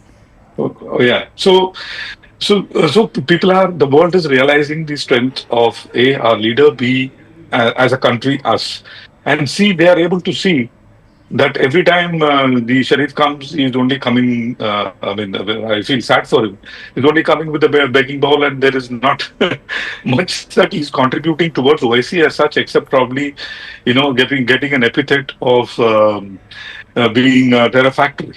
And I'm sitting in DC, speaking to many such people. The moment you say Pakistan, the synonym is terror factory, and everyone understands that, because post 9/11 things have changed. The focus is totally different. And like Professor said, now post Russia's pullout and post the end of Charlie Wilson's war, the use of Pakistan to West, especially to US, is not much. And especially after they pulled out of Afghanistan, it is actually zilch zero. But yesterday, when Vance said it is the war between them and we have nothing to do, I knew then that the bailout is coming. That I knew then that Vance has not stopped it. Probably he or his people have given the go ahead for the money. And like General Iyer said, it is a signal, it's not the money. Had we succeeded in blocking this money in for next couple of days, probably things would have been different. Now, on this high that I got the money, maybe it'll continue for 1 or 2 more days. Over to you. So despite the austerity, inequality, poverty and the debt, Professor Chalani, they continue to fund terrorism. So where have been the failings, if I were to say? I know if we were to begin from our own home with India, you've always maintained how we've lacked a strategy or a policy, a consistent policy towards Pakistan and terrorism sponsored by Pakistan. So where have the failings been, especially from our end? If you look at successive governments in India, you've never had a consistent Pakistan policy or a consistent China policy. Every prime minister who takes office seeks to reinvent the foreign policy wheel. I'll give you some examples. Vajpayee, he came to office, he took a bus to Lahore, he thought he could befriend Pakistan. Then, few months later, he publicly bemoaned that his bus to Lahore got hijacked to Kargil. He did not learn from his predecessors. He thought he could actually do what his predecessors had failed to do. Then he tried his luck with China. Again, he tripped. But that did not discourage him. In his last year in office, he again sought to befriend Pakistan. Then came Manmohan Singh. He made his peace overtures to Pakistan. And in return, he invited the horrific Mumbai massacre. And we did not even impose any cost on Pakistan for the Mumbai terrorist attacks. Then comes Modi. He lands in Lahore unannounced in late 2015. In December 2015, he thought that where Manmohan Singh had failed, where Vajpayee had failed, he could actually achieve friendship with Pakistan. And do you know what happened after he went to Lahore? The Pakistani military establishment was enraged that they thought that Modi was conspiring with Nawaz Sharif, the then Prime Minister. And so in response, they staged a series of major attacks in India, starting with Pathankot. And to investigate the Pathankot attack, we invited the ISI to come and join the investigations into the attack that the ISI had staged.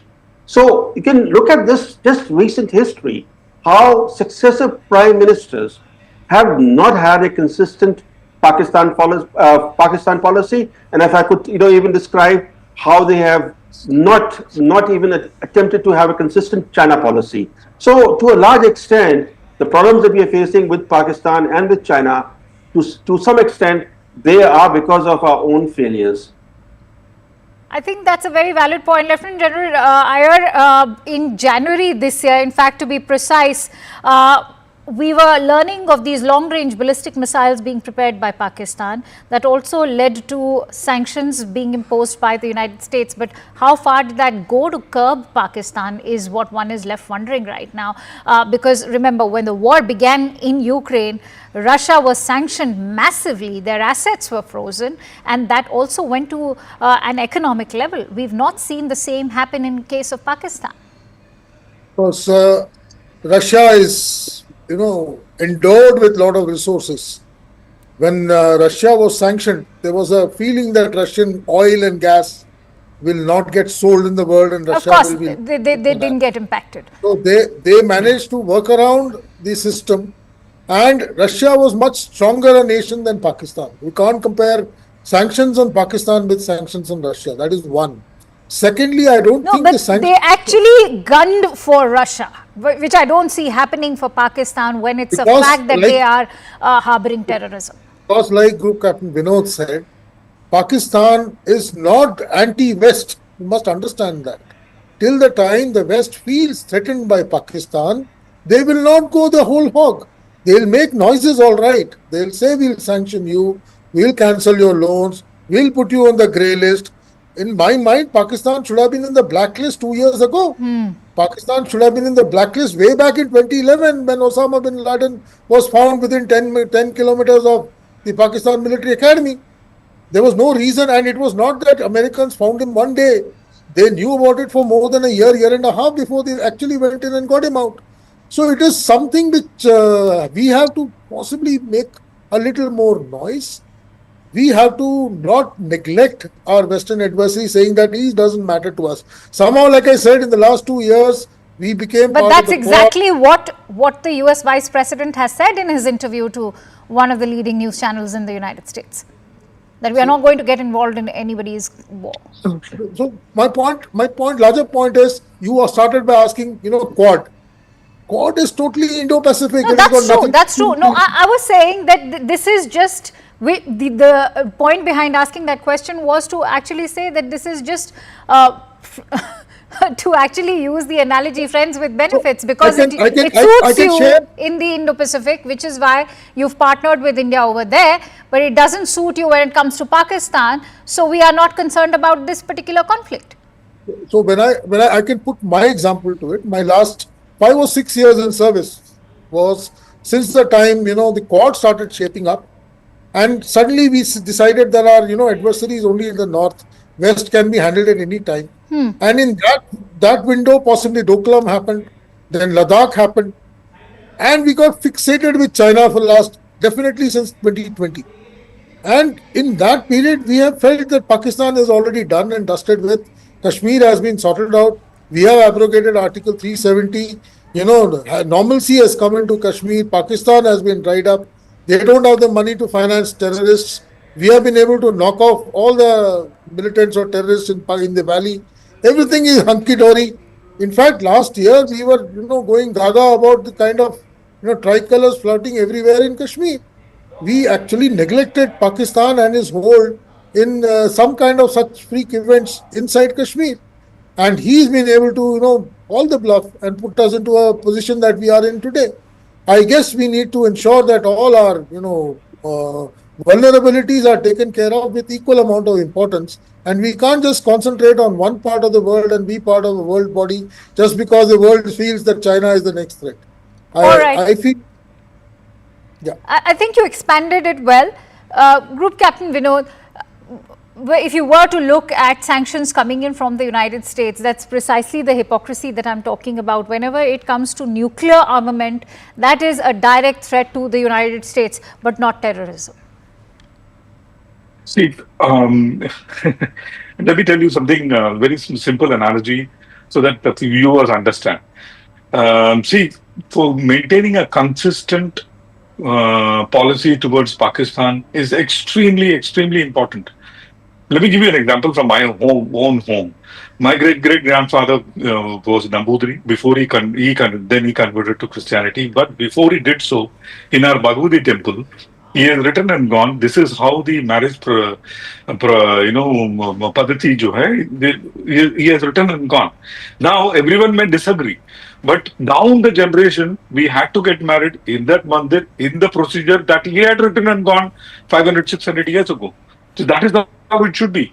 Your presidents and prime ministers can come and go. Your policy has to be consistent because everything else now stems from that particular, selection and maintenance of aim. That is point number one. Point number two, and very important issue is that we need to understand ये जो peace का चूरन जो है ना, ये पाकिस्तान के साथ बिकता नहीं है. They have shown it to us umpteen number of times. You can be peaceniks and go them and tell Babar, go back 8 times. The 9th time he'll come back and make a Babari Masjid. And that we have seen. And if we have not learned from that lesson, I think there is something seriously wrong in our psyche. We have to, change our thought process that the peace sneaks and peace ka churan does not work with Pakistan.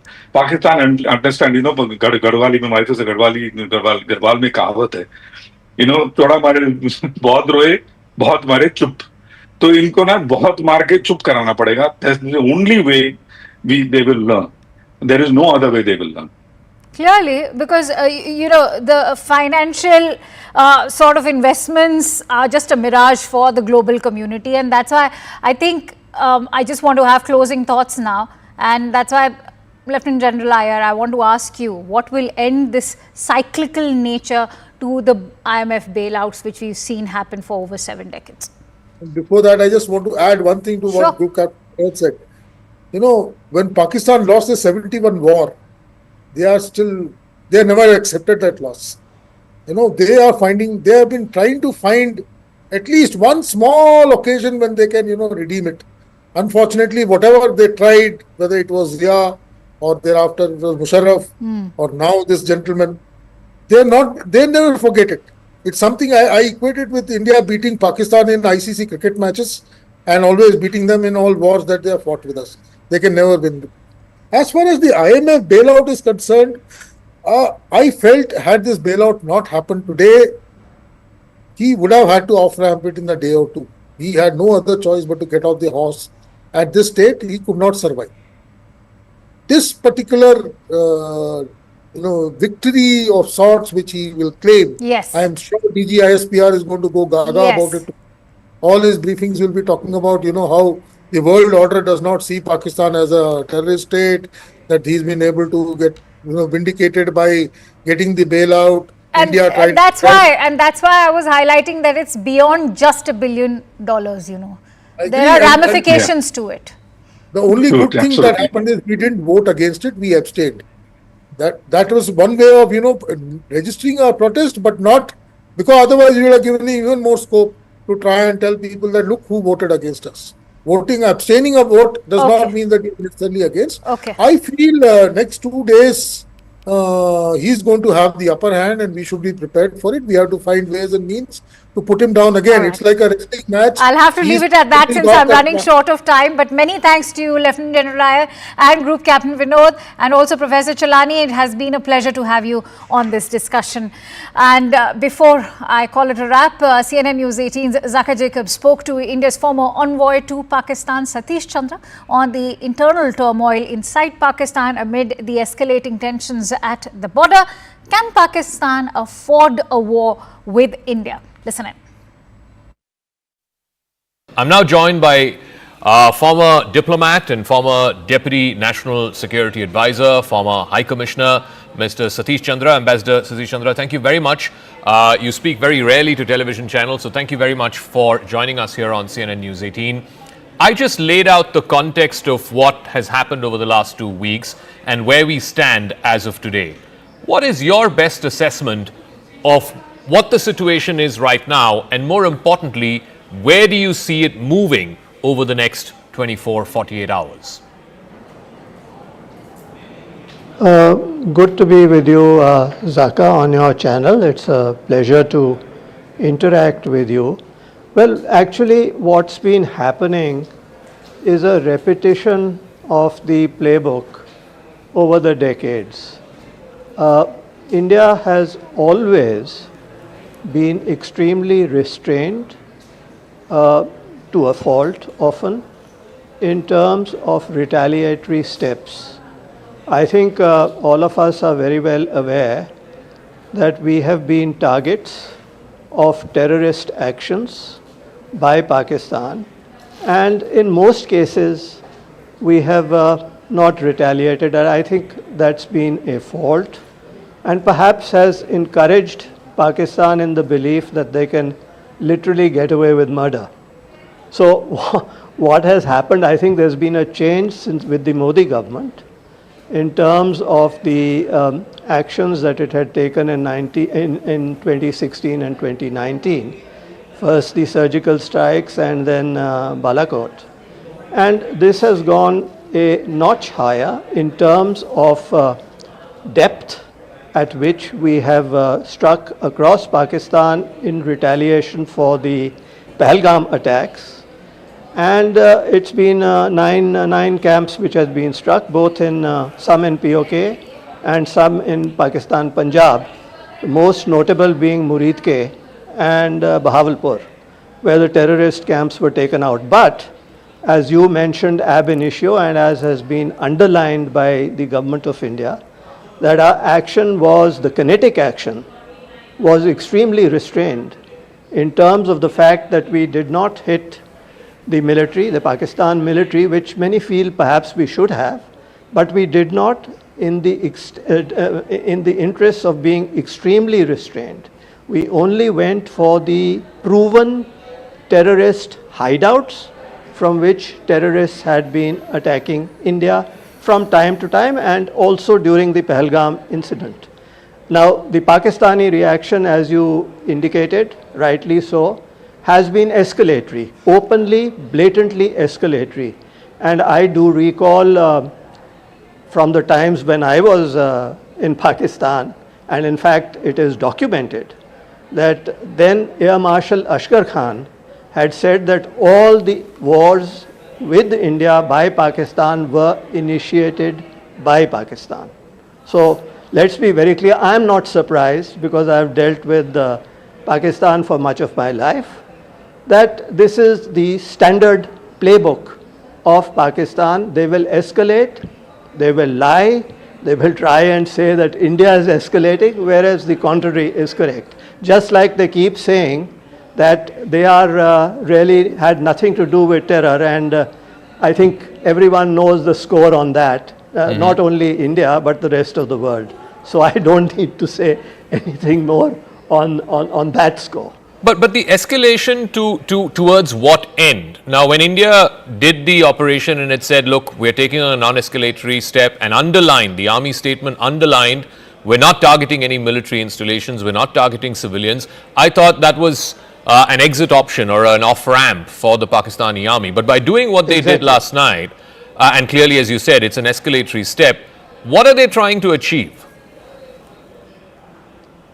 I think you must understand two things that are happening in terms of dynamics in Pakistan as I read it.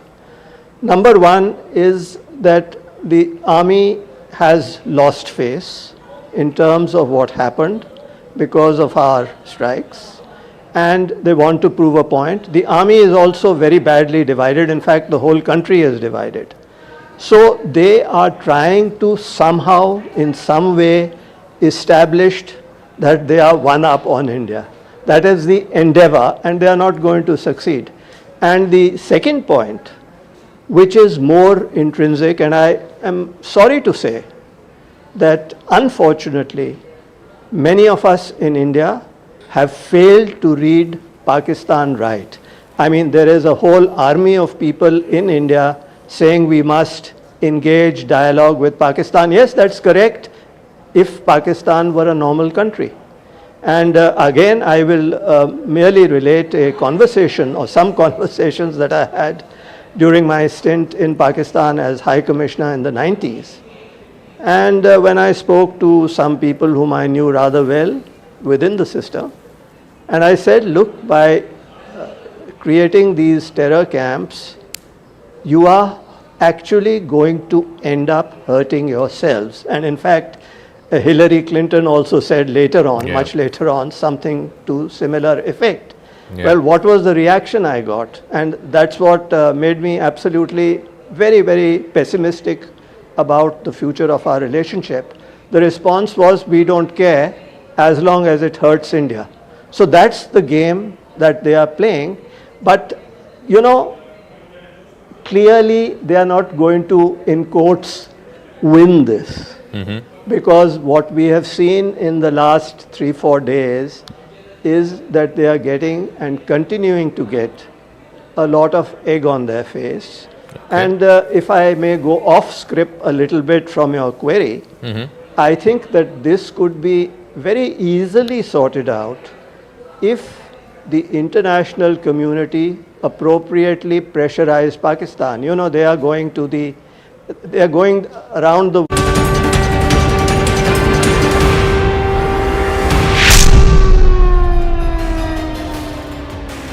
Staying with the live and continuous coverage on India and Pakistan, we're getting in breaking inputs. In fact, what we are learning is that India has fired multiple drones at Pakistan in their Punjab province, and a big blast was also reported in Pakistan's Rawalpindi, and Indian drones have been spotted in Lahore, even Sheikhupura. Meanwhile, defense sources are telling CNN News 18 that India has intensified firing at the Sialkot and Narowal border areas after Pakistan violated the ceasefire. These are breaking inputs brought to us by our security affairs editor, Mr. Manoj Gupta. And what we are right now learning is that India has fired multiple drones at Pakistan in the Punjab province, to be specific. In fact, a massive blast has also been reported in Rawalpindi. Indian drones have been spotted in Lahore and Sheikhupura. Meanwhile, defense sources are also telling us that India has also intensified its firing at Sialkot, even the Narowal area as far as the border areas are concerned. Remember, Pakistan began to violate the ceasefire, has been doing so for quite a few days now, but as far as the shelling is concerned, it began yet again in the evening. And it spiked on Friday evening as Pakistan resumed heavy shelling and unprovoked firing along the line of control. We've seen that is continuing to happen in various sectors, whether it is Pathankot, even Uri, Poonch. The latest escalation comes after there was a lull for over 11 hours, marking another day of relentless ceasefire violations by Pakistan. Sirens have been blazing in several border areas, but as far as Pakistan is concerned, what we can tell you in the latest big breaking inputs that we are learning is that India has sent its own set of drones to Pakistan's Punjab province. And remember, as far as drones are concerned, they are seen as a double-edged sword, because not only are they meant as weaponry, they are also meant to carry on reconnaissance operations as well. It may perhaps help India in picking up crucial information. It may also help India to get a sense of in fact, some satellite insights also may be provided by those drones. Ayushman Jamwal joins me live from the newsroom on those breaking inputs. Ayushman, what is the information that you can share with us as far as the Indian side retaliating this time around? Also, Akanksha, we're learning from our investigations editor Manoj Gupta that the Noor Khan Air Base has also been targeted by the Indian forces by this counterstrike coming in from India, because it's not just Islamabad, Rawalpindi, it's Sheikhupura as well, it's Lahore as well that is facing the brunt of India's counter-offensive. We're getting you these visuals from Narwal as well as Rawalpindi, where you can see the explosions on your screen. India now hitting back at Pakistan in the wake of the initial drone strikes which took place earlier today, just a few hours back, where all those border areas along the LOC and the international border were targeted, and now India paying back Pakistan, hitting deep into Pakistani territory. Rawalpindi, Lahore, Islamabad, Narwal and the Noor Air Base has also been targeted by the Indian forces. India using drones, and also what we are learning is that Indian drones have been spotted in several big cities in Pakistan as well. Several locals have also found shells of Indian drones in Lahore as well as Narwal. So India now targeting Pakistan deep into Pakistani territory, hitting at the commercial, military as well as the political hearts of Pakistan. You can see those visuals on your screen. You can see how these cities have been lit up as India has countered Pakistan's initial drone strikes with its own drone offensive deep into Pakistani territory, jolting the entire civilian as well as the political infrastructure inside Pakistan, saying that any attack against India will bear a heavy price, because India has the technological as well as the military edge, and it can inflict damage deep into Pakistan. See those visuals on your screen right now, Akanksha, from Narwal as well as Rawalpindi. These are crucial areas inside Pakistan and have several military and civilian installations, and they have now faced the brunt of India's technological prowess in the defense Absolutely. sector. In fact, those visuals speaking 1,000 words, as you rightly highlighted, Rawalpindi, Narwal, those footages that we are playing out to you are the latest visuals coming in from both these locations, as Ayushman was highlighting.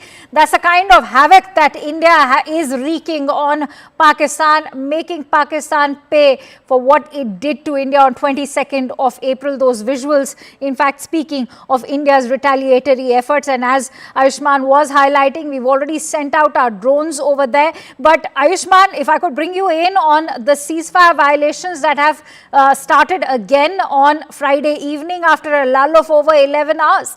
Absolutely. And even to those ceasefire violations, Akanksha, what we are learning from our investigations editor Manoj Gupta is that areas in Sialkot and Narwal, which are near the LOC and the international border, those areas are now being pummeled by Indian forces. Indian forces now opening fire at several posts along the LOC and the international border, trying to take out Pakistani artillery formations inside those areas. So Narwal as well as Sialkot are seeing a lot of damage coming in from the Indian side. India literally raining fire on Pakistan after the initial ceasefire violations that we've been seeing in the couple of hours before India's counter strike. We saw the damage that was coming in when Pakistan launched those drone attacks on several areas in the border parts of India along the LOC and the international border. But India's air defense system, Akanksha, it is way too advanced as compared to Pakistan, and was able to take out all those drones, cause minimal damage along the border areas. But you can see what India's missiles and drone strikes are doing to Pakistan. While we were able to intercept them using the S-400 system, using the Akash system, using several air defense personnel as well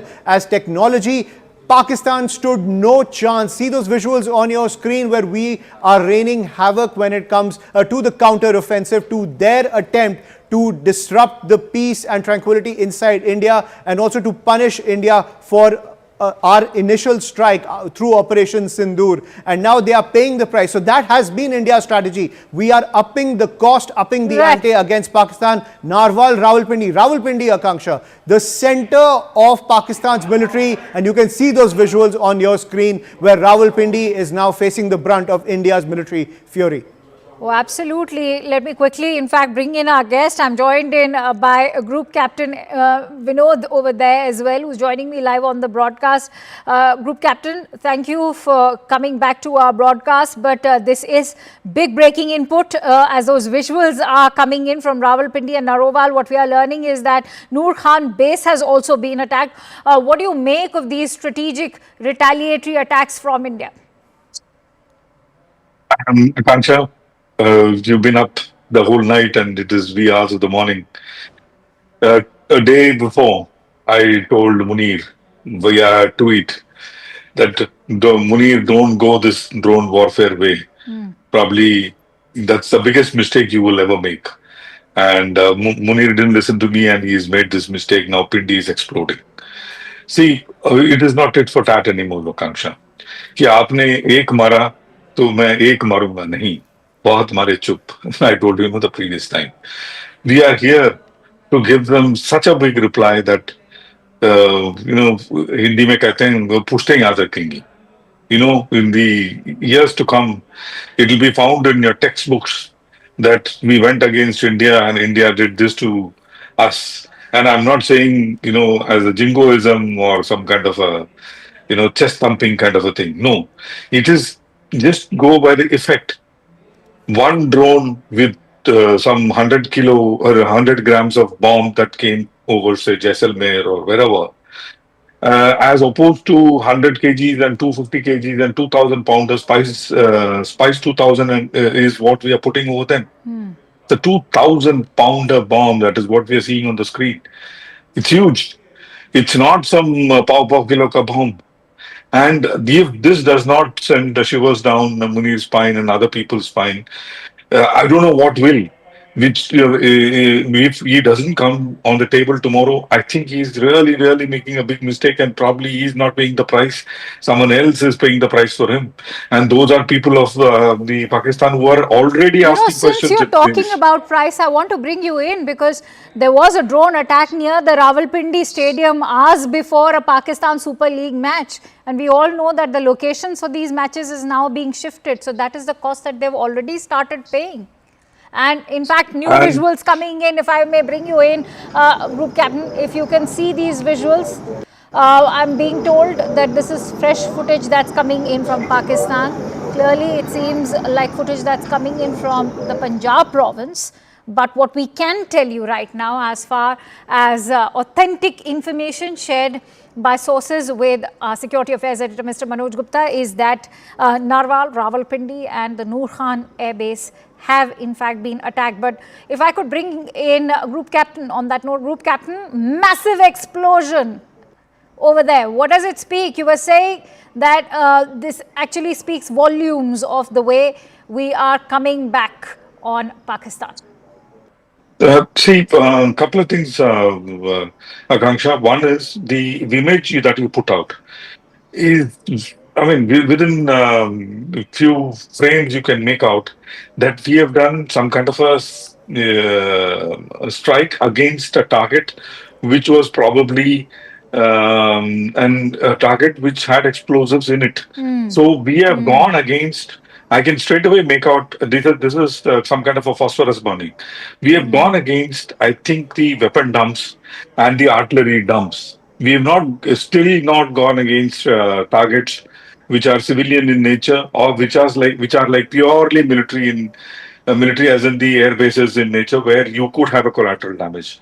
We have gone against those targets, which is probably adding punch to their existing military. So taking out these targets logically are the first ones we take out, so that you don't have explosives left to fight the war. And we know exactly where they are, and poor planners and thinkers that Pakistanis are, and I call them anyway, I don't want to say it. See, are that they have probably exposed their explosives out in the open. And this is not one stores an explosive, and as you can see it on the screen, this is not something you store. That's a very critical point that you're making, Group Captain Vinod. I want to bring in Ayushman. Ayushman, Group Captain has shared a very critical piece of information. His observation is quite accurate. I must say that explosion, the intensity of that explosion goes on to indicate that this could very well be a dump for the ammo that they were perhaps storing. And if that's the indication, that clearly the Pakistanis and their army has been knocked off their feet. Absolutely, and we're getting more updates as well from our investigations editor Manoj Gupta as more and more visuals come in from Pakistan. Akanksha, what we're learning is that two blasts have been heard in Rawalpindi. One hit the Sadr area and the other hit the Noor Khan Air Base, a crucial air base of the Pakistani military. One blast on the outskirts of Rawalpindi as well as Islamabad. What we're also learning is that the diplomatic enclave in Islamabad has also taken a hit. One blast happened in Lahore, in the Askari area of Lahore, which is a high-end area in Lahore. One blast happened in Shekhupura, one blast in Narwal. Pakistan security sources are claiming multiple blasts are due to shooting down of Indian drones as well, is what they're claiming as well. So they're trying to intercept a lot of the drones, but as you can see the damage that India's military prowess has caused, not just in places like Shekhupura, Lahore, but even in places like Rawalpindi as well as Islamabad. We have struck deep into Pakistani territory as we counter their offensive that we saw just a couple of hours back along the border areas. I want to bring in Group Captain. Group Captain, one of the information that's trickling in from the Pakistani side is also that their security forces are claiming multiple blasts are due to shooting down of the Indian drones. Do you think this kind of explosion, going by the intensity of it, indicates that this is shooting down of the drones? Kancha, if you have a whip, kindly lend it to me. I want to flog myself because I can't listen to this nonsense anymore. You shoot down a drone which will fall on your, weapon dump. it is preposterous and completely concocted thing that these people are talking about. But talking about Chaklala, the Noor Khan air base was called Chaklala, and this is where our one squadron, which is pounding them, Tigers, carried out their operations before India-Pakistan split. So Noor Khan Air Base for us has got a lot of, for Indian Air Force at least, has got a lot of umbilical cord connection, which was of course severed in 47. Very, very important base. Our wonderful fighters, Marshal of the Air Force Arjun Singh, he operated from this base. This base has been very, very important base in the history of Indian Air Force, and alas, we had to go and destroy it till cows come home. They'll probably keep remembering it. There used to be an airfield called Chaklala. Stay with me, Group Captain, because you mentioned the significance of Noor Khan Air Base. Remember, it's not the first time we went for this air base, even when we were attacking them, avenging for the terror attack on 22nd of April. We have exclusive visuals coming in of that attack at the Noor Khan Air Base today. Let's listen. बिल्कुल घर के सामने अभी एक जहाज गुजरा है और ये नूर खान बेस के ऊपर अटैक हुआ है। भाईजान नूर खान बेस में आके गिरा है। ये अटैक हुआ है नूर खान बेस पे, बिल्कुल घर के सामने अभी एक जहाज गुजरा है और ये नूर खान बेस के ऊपर अटैक हुआ है। भाईजान नूर खान बेस में आके गिरा है। ये attack हुआ है नूर खान बेस पे। I go back to Group Captain Vinod, who continues to stay with us. So, Group Captain, you literally have it straight from the horse's mouth. This is a video coming in from one of the Pakistanis, and you can clearly hear them, in fact, confirm that it's not a drone attack by any means. What do you make of this explosion? See, like I was saying, it is this time around, and for the sake of viewers, I'm saying this: we have weapons which can go up to 350, 400, 550 kilometers of range without even crossing the line of control or international border. We have gone and hit Chaklala, aka Noor Khan, the place where our number one squadron was formed. There's a place called Brig Road here.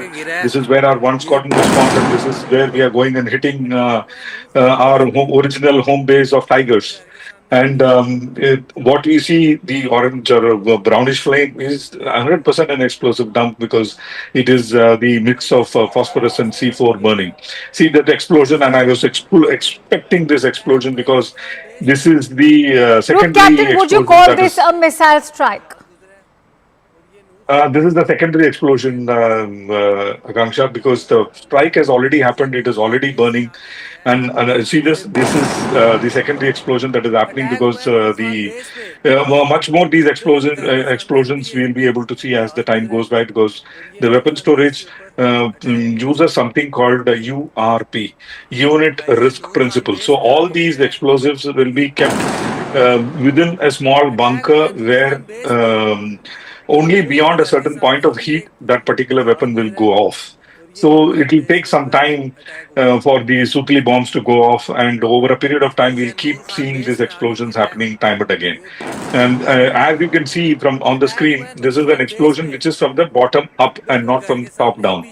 So no doubt it is a secondary explosion that is happening because of the fire and the explosion that we caused with the original attack, and that was the aim, and that is how we carry out surgical precision air-to-ground targeting, and that probably the medicine that Munir has gotten seen, and he is also probably understood that whatever money came, the lion's share was kept by Pakistan Army, and only the crumbs were given to Pakistan Air Force, which they are facing today. The crumbs are not to be given to Pakistan Air Force. Pakistan Air Force may be small, but Pakistan Air Force needs more money. That none of these generals would have given. And Babar, I'm sure, must have been crying till cows come home, and he didn't get anything. And today he must have told Munir, "See, I told you." And this is what that "see, I told you" was happening. That is that we are seeing on the screen, Akanksha. Group Captain, how do you contrast this with what we are watching right now at our own borders? We have seen drones, we have seen shelling, yes. Some of them have also targeted civilians, but contrast the fury that you're seeing coming from the Indian side across the LOC? I was just, great question, Kanksha, that you asked. I was just looking at a video of two people. One is in the in the Amritsar area, where when our attack guns are firing at incoming drones and missiles, our people on the road are cheering and, shouting slogans and stuff like that. And they are not absolutely not afraid and probably having a party time. I don't know whether it is, whether they don't know the effect of it or whatever could be the reason. Another video that I saw was of a girl from Badmer saying that even if everything is falling around you, what should not come to you is, and if it comes to you, I'll come and kick you, is your fear. Don't be fearful and be hold your ground and stay steady. That is happening, why, Akanksha? Because the explosions that is happening on our side is not as explosive as this or as violent as this. What we are seeing here is a violent explosion, which is caused by the weapon storage area going up in fire, because we caused that fire and explosion in the weapon storage area. I was witness to one such in Amla, where we store our weapon, and because of some grass fire, Right. one bomb caught fire, and thereafter the many bombs started going off, and it was Right. extremely scary. Absolutely, and that is what we see in cracker factories as well. And this kind of explosion actually reminds me of one of those deadly fatal ones. I'm going to request you pause and just hold on to those thoughts. I'm going to quickly bring in Ayushman, who's back from the newsroom. Ayushman, I believe you have some breaking update coming in. Please share with us. There's another update that we have, Akanksha, as the group captain there was pointing out that these particular positions were identified by the intelligence agencies to target through these strikes to cause maximum damage, and he's absolutely right about that. We're also learning is that the diplomatic enclave in Islamabad has not been spared when it comes to the counter-offensive. The Serena Hotel near the diplomatic enclave, one of the most posh areas of Islamabad, has also been hit by one of these strikes. So as I was pointing out, India striking extremely deep within Pakistan territory, be it the military, the commercial or the political areas or the political hotspots inside Pakistan. Even the diplomatic enclave in Islamabad, the capital of Pakistan, has now been hit by one of these strikes, are the reports that we are getting. So India punishing all levels of Pakistan society, from the military to the commercial establishment to even the political class.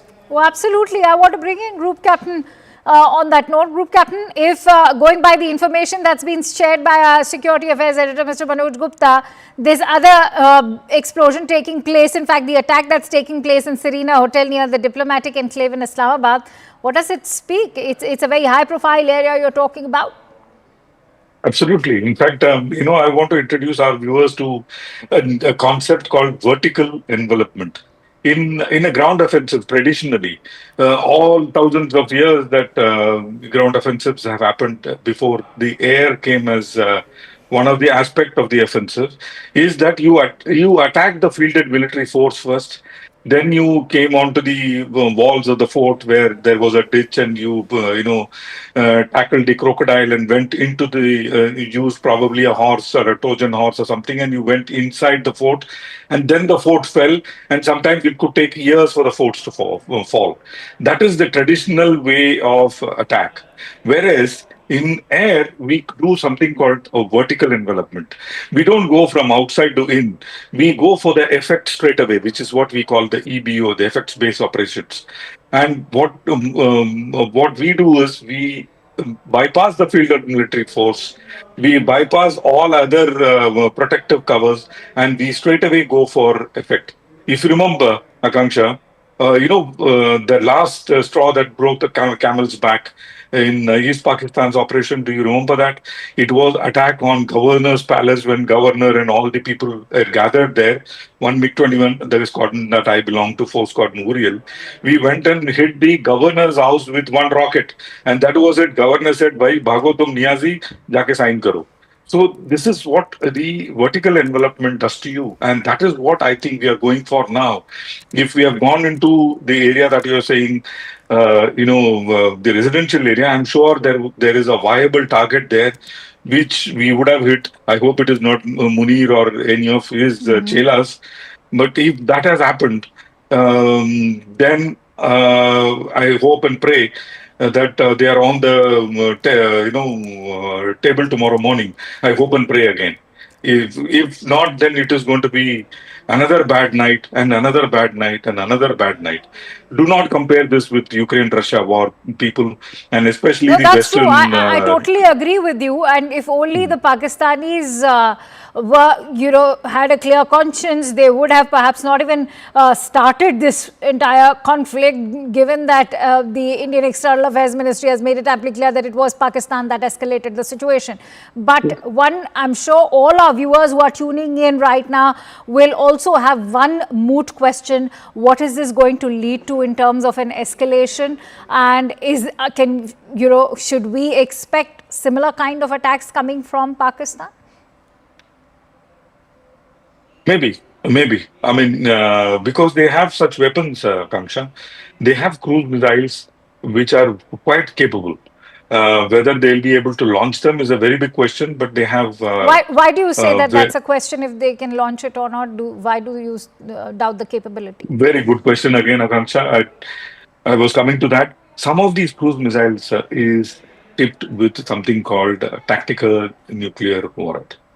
Will they use it or not is a very big question. Tactical nuclear warhead has got a very limited fallout range. It still is a nuke, mind you, 10 to 20 kilometers of fallout range. But Akanksha, that 20 kilometers, you can never use it till at least our great grandchildren come up, because that full area is going to be full of nuclear fallout for many years.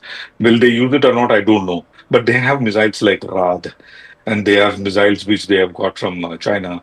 Will they press that button? Remains a very big question. They are not NFU, no first use. We are no first use. They are not NFU. So therefore, them slapping on a tactical nuclear weapon may not be a possibility, but is something that is lurking in the background. And if it's a Chinese make, I seriously have my doubts. But going to request you, Group Captain, to continue staying with me. Ayushman, I believe, is bringing us some more breaking inputs right now. Ayushman, what's the latest that you are learning? Is there any confirmation coming in from the Pak Army? More updates coming in on this counter-strike coming in from India, Akanksha. What we're learning is that top Indian government sources have said that no less, no more, only custom match attack is the strategy that's going forward, which means you target us, we target you. That is the message coming in from top government sources. The Noor Khan Air Base has been targeted after Pakistan targeted the Pathankot Air Base. So it's a tit-for-tat action that India is taking, but clearly India giving a lot more damage to Pakistan. Also, what we are learning from the Pakistan government, top sources in the Pakistan government also confirming that these attacks have taken place. They have admitted to the fact that India has targeted their assets deep into Pakistan territory. So that admission also coming in from the Pakistani establishment. A huge embarrassment for Asim Munir, who's anyway being criticized by not just the citizenry, but top politicians who have said that he's incapable of protecting the people of Pakistan. Now the Pakistan establishment, and we are learning, has admitted that India has struck deep into Pakistani territory, be it Sialkot, Islamabad, Rawalpindi, Lahore, the diplomatic enclave inside Islamabad, the Noor Khan Air Base, a critical military base that is operated by the Pakistan military. This is something huge when it comes to the entire offensive between India and Pakistan, where the Pakistan establishment has now admitted that India has drawn blood in this entire conflict. And also top government sources making it clear this is a measured response that's coming in from the Indian side. India also making it extremely clear, if Pakistan attacks, there will be a measured counter-offensive to any escalation coming in from the Pakistani side. If you are looking at kinetic warfare, Group Captain, I want to bring you in on the fact that, Ayushman just shared some very critical information that this is a tit-for-tat response coming in. India has avenged for that attack that took place at the Pathankot base. And we were all, waking up to this very disturbing information of how India's military installations, whether Udhampur or Pathankot, all of them were being targeted by Pakistan. And today this is a befitting response. And as Ayushman was saying, a reminder to Pakistan that, they will be served a response in the way they carry out their own attacks against India. Absolutely. In fact, I feel very sad for Pathankot because I served there for 3 years. I was a frontline fighter squadron flight commander in the mid 2000s. And like I was saying previously, it's very, very close to border. And it already faced one brunt. If you remember, we had a Pathankot terrorist infiltration. That time we didn't do much against these people. But today they got the medicine of what they've been, doing. And I slightly, Akanksha, beg to differ on the tit-for-tat operation because they sent only pav kilo ka bomb, we sent 2,000 pounder bomb. So there is, it's more tat than what they did to us is something, I want to make our viewers happy about. We've said thus and no more.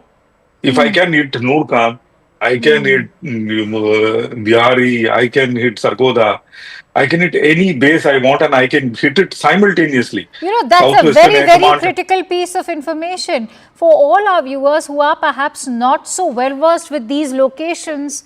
And since you've served, at Pathankot, and I'm sure you, as you also talked about the importance of Noor Khan Air Base, give us a sense of what are these locations, how critical they are, and what is the feat that we are looking at. Because remember, as you said that that also indicates that we can go deep inside enemy territory.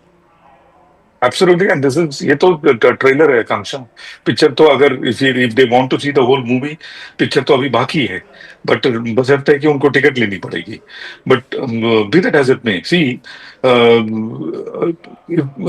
we hit Noor Khan probably with one or maximum 2 aircraft. That's it. You imagine the entire might of Indian Air Force. Forget the entire might of Indian Air Force. Just might of Sukhoi 30 if I put. The viewers need to understand 8 tons one Sukhoi 30 carries. One Sukhoi 30 carries 8 tons of mobs. In one Sukhoi 30 can probably 2 or 3 Sukhoi 30 can completely raise the Lahore-like town to the ground.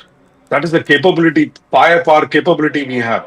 Compare that with any artillery. Artillery launches 25-pounder shells or 50-pounder shells. 50-pounder kahan, 2,000-pounder kahan, and 2,000 pound into as many numbers you put to reach 8 tons. You look at, and they are all precision-guided weapons, Kanksha, and multi-spectral. Let me explain multi-spectral to the viewers. We take a dumb bomb, matlab, which does not have any kind of directional control. We slap on a kit on top in the front and the rear and make it smart. The rear kit is the one which controls and the front kit is the one which seeks and gives some kind of stability. What it seeks is what I put, and what I put is what I already have in intelligence. Suppose the intelligence changes in flight, I can change it. If it does some kind of a decoy measure, I can switch to a different head. I want to pad this conversation further because, Group Captain, this is also the information that we are learning, that a missile was used to hit the Noor Khan Air Base. And when you're talking about the missile, are we looking at the ATGMs? Because what we are learning is that the Indian Army has been actively using these anti-tank guided missiles. No, this Noor Khan is way far for ATGMs to be used. Noor Khan is probably hit by a precision-guided weapon like Spice 2000 or Scalp NG or those kind of Popeye version of a Popeye that we have is the one which we have used. It could even be BrahMos. You never know because BrahMos is an interceptable weapon and it comes down at 3 times the speed of sound. There is no way, no weapon in the world has the capability to intercept a BrahMos. BrahMos is Brahmastra. There is no two ways about it. It could well have been BrahMos, and we make it, in thousand. Not like Pakistan who go with the begging bowl कि मुझे खैरात में Okay, missile okay. They they. No. I want to bring in a second guest who's joining us right now, Major General K.K. Sinha. Thank you, sir, for joining in. It does seem like a day of hope for India right now, and this is going to be, we've hit them, and we've hit them really hard. Major General Sinha, if you can see that explosion that's taken place at Noor Khan Air Base, what is your assessment of this explosion? Good morning and Jai Hind. I think it is a very good note on which I think I just got up after a very late sleep. Very good because 6 air bases and places starting from Sadar, that is Islamabad, up to Nurwal. It is quite deep. These are the heart of Pakistan. We are actually attributed on this. They tried to hit our military installation at Udhampur and Pathankot. Yes. It is on, it is actually in response to that. And the response is, I think, it is, in my judgment, more than 100 times what they try to do it. They were trying to hit our areas, thinking that they are just trying to provoke us. What happened on 7th and what happened today? These are something on 7th when it started, 9 places hitting in just 25 minutes, unprecedented in the complete I have seen in the global history of military strike on anywhere. A very precious in 25 minutes. And today, if I have just tried to understand and seen the spread and going exactly pinpoint and also trying to, we have taken the photographs. I think it is a great, it is not a part of escalations, but I think we are just giving it back if they want to climb the ladder and try to escalate from that side. We waited for 2 days.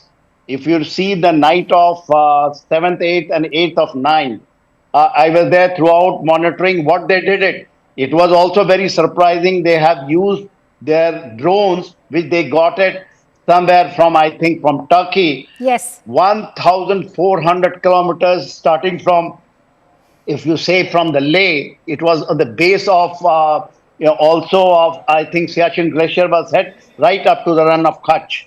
So I think it's a very, very befitting reply. And we are just giving it back to them because we told them it is non-escalatory strikes earlier, which we did it on 7th, but they wanted to just increase it, misadventure, trying to probe in our areas with absolutely non-lethal type of drones, but we had casualties. They were using also the artillery fire in the area of Uri, Punch. I think there's a revenge, not as a revenge, but we are taking the escalatory ladder up.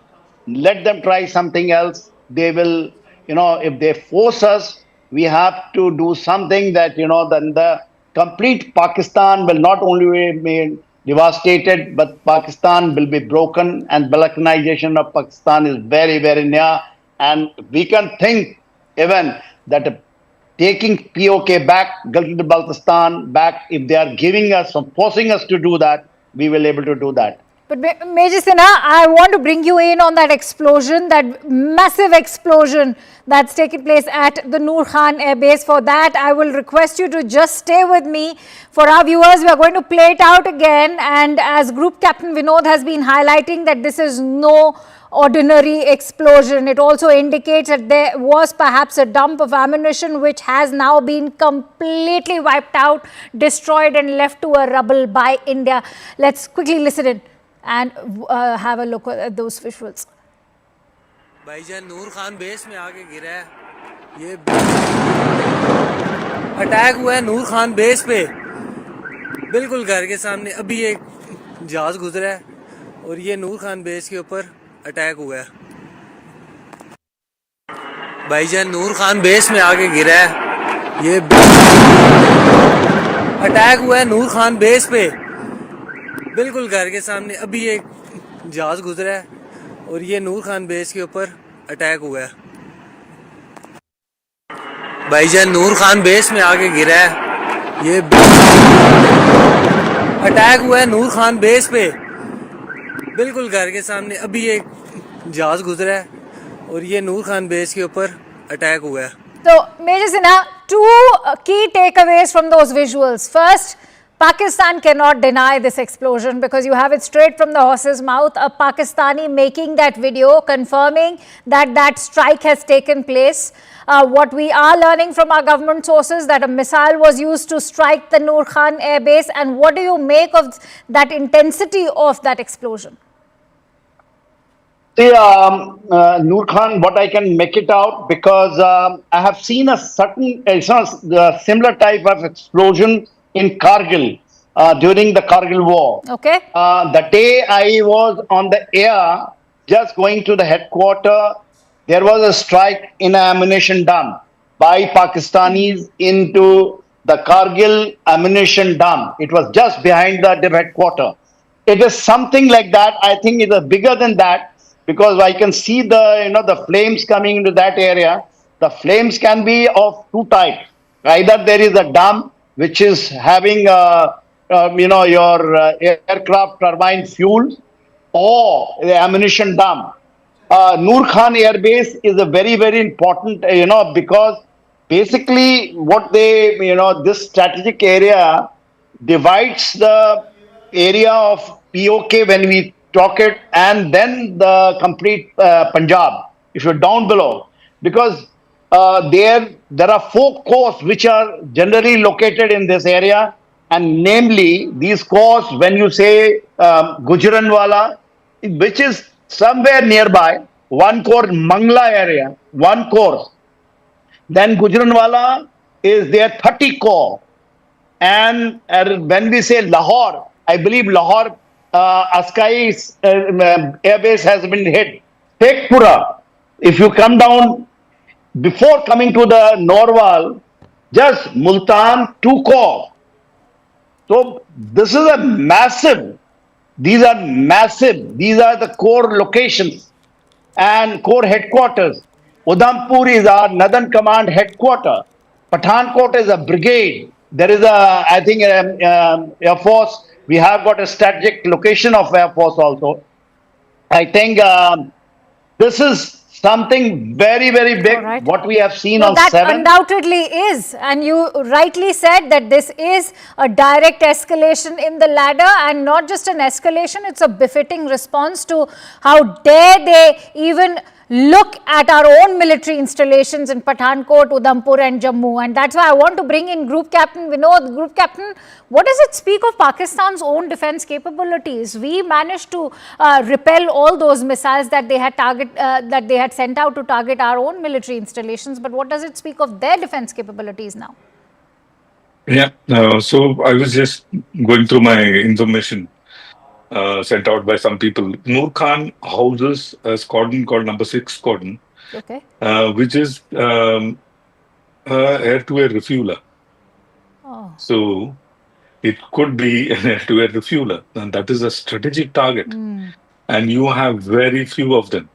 We'll have to wait till we get more information, because the way the thing is spread out, have we taken out certain air-to-air refueler on ground? Is something needs to be seen, and it also houses another very strategic squadron called 12 composite squadron, and a 10 squadron which is your electronic intelligence squadron. Oh. They operate an aeroplane called Phenom 100, and if I'm not mistaken, the Gulfstream 4. So these aeroplanes that we see flying all along the border, gathering intelligence and swooping into Indian territory with cameras and electronic intelligence equipment, are the ones operating out of Noor Khan. And like I said, the 10 squadron, which is MRTT, which is the Tanker Transport Squadron, also called the Bulls. So these squadrons are established in Noor Khan. So very, very strategic base. If we have got the air-to-air refueler, I will be extremely elated because then the F-16s and other aeroplanes have no extended stay and no extended range.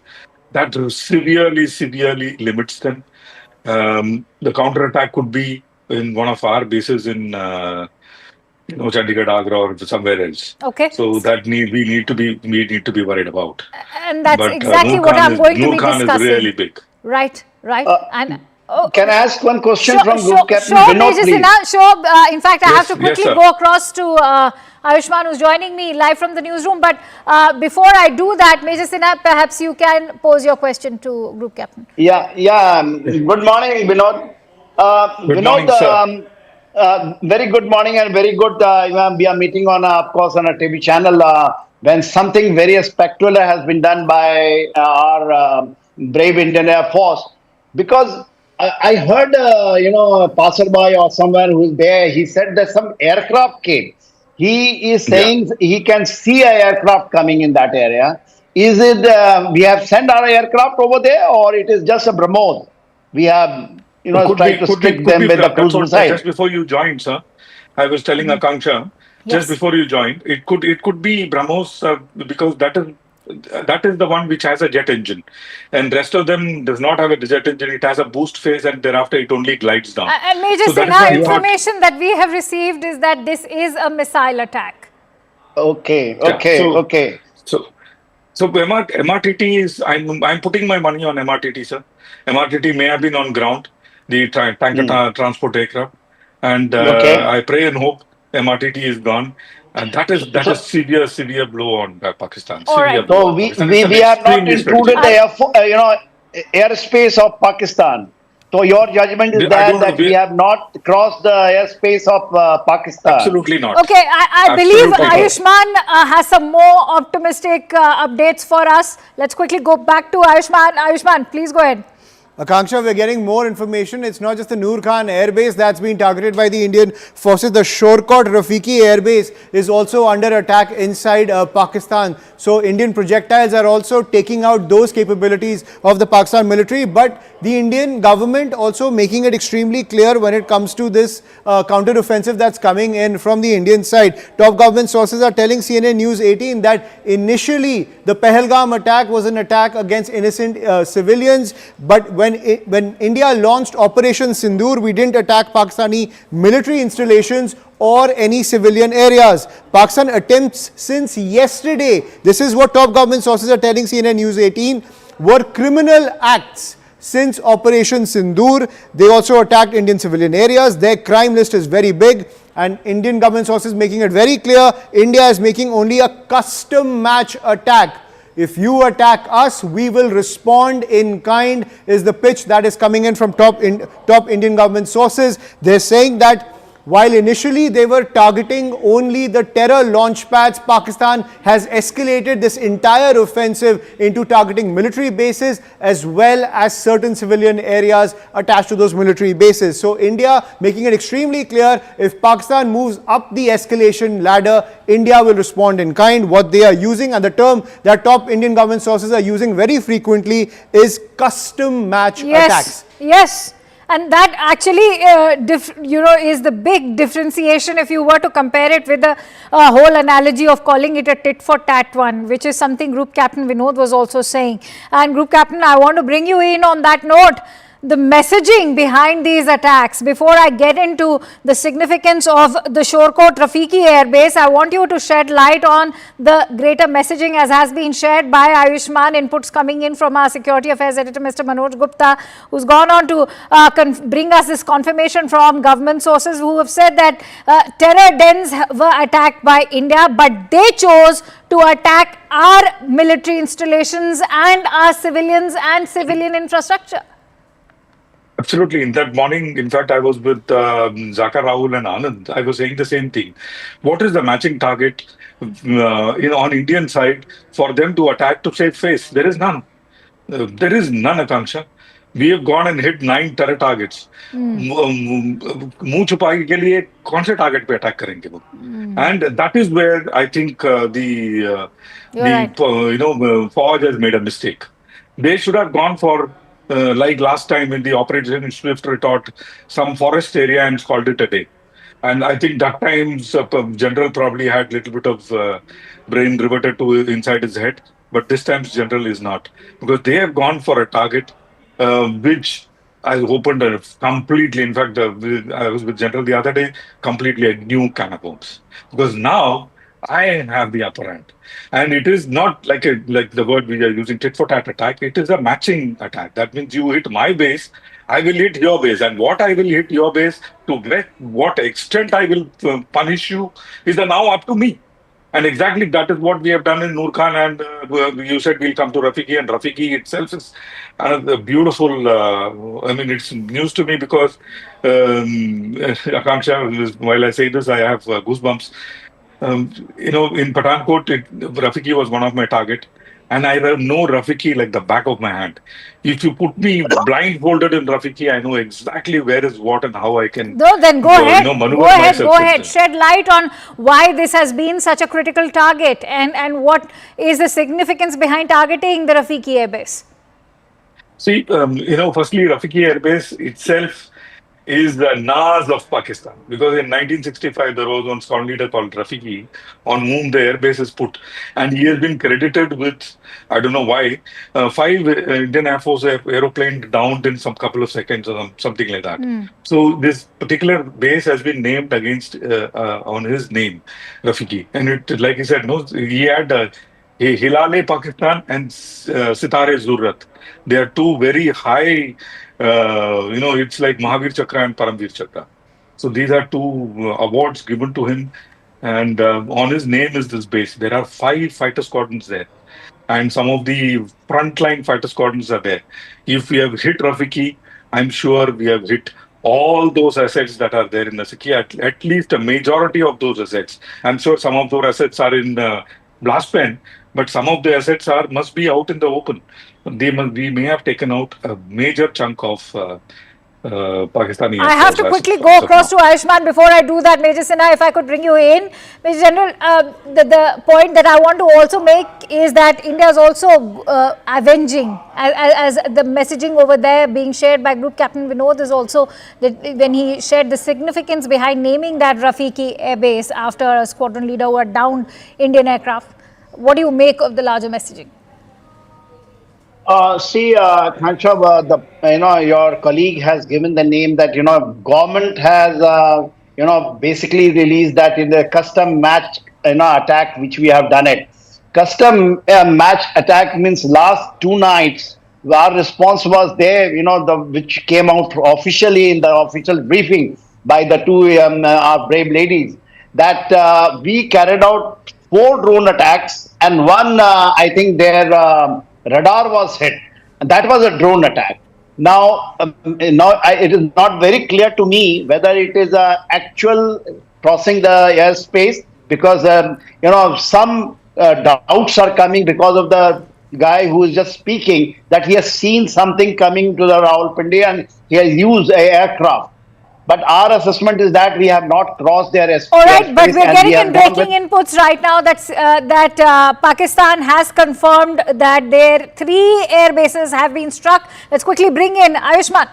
Absolutely, Akanksha. So that confirmation also coming in from the Pakistani establishment that India has struck 3 air bases. One was the Noor Khan air base, then the Rafiki air base. Also, what we are learning is that Indian forces have struck the Murid air base inside Pakistan. So I'm sure our defense experts can shed more light on the strategic edge of targeting these particular 3 air bases: Noor Khan air base, Rafiki air base, and the Murid air base. So India also making it very clear, as we reported, and the information brought to us by Investigations Director Manoj Gupta, the top government sources have said that this is a custom match attack. If you attack us, we will respond in kind. But clearly, India targeting Pakistan's military assets deep in Pakistani territory, and now a 3rd air base has been targeted by the Indian forces. The first was the Noor Khan air base, then the Rafiki air base, and now what we're learning, the Murid air base has also been targeted by Indian forces.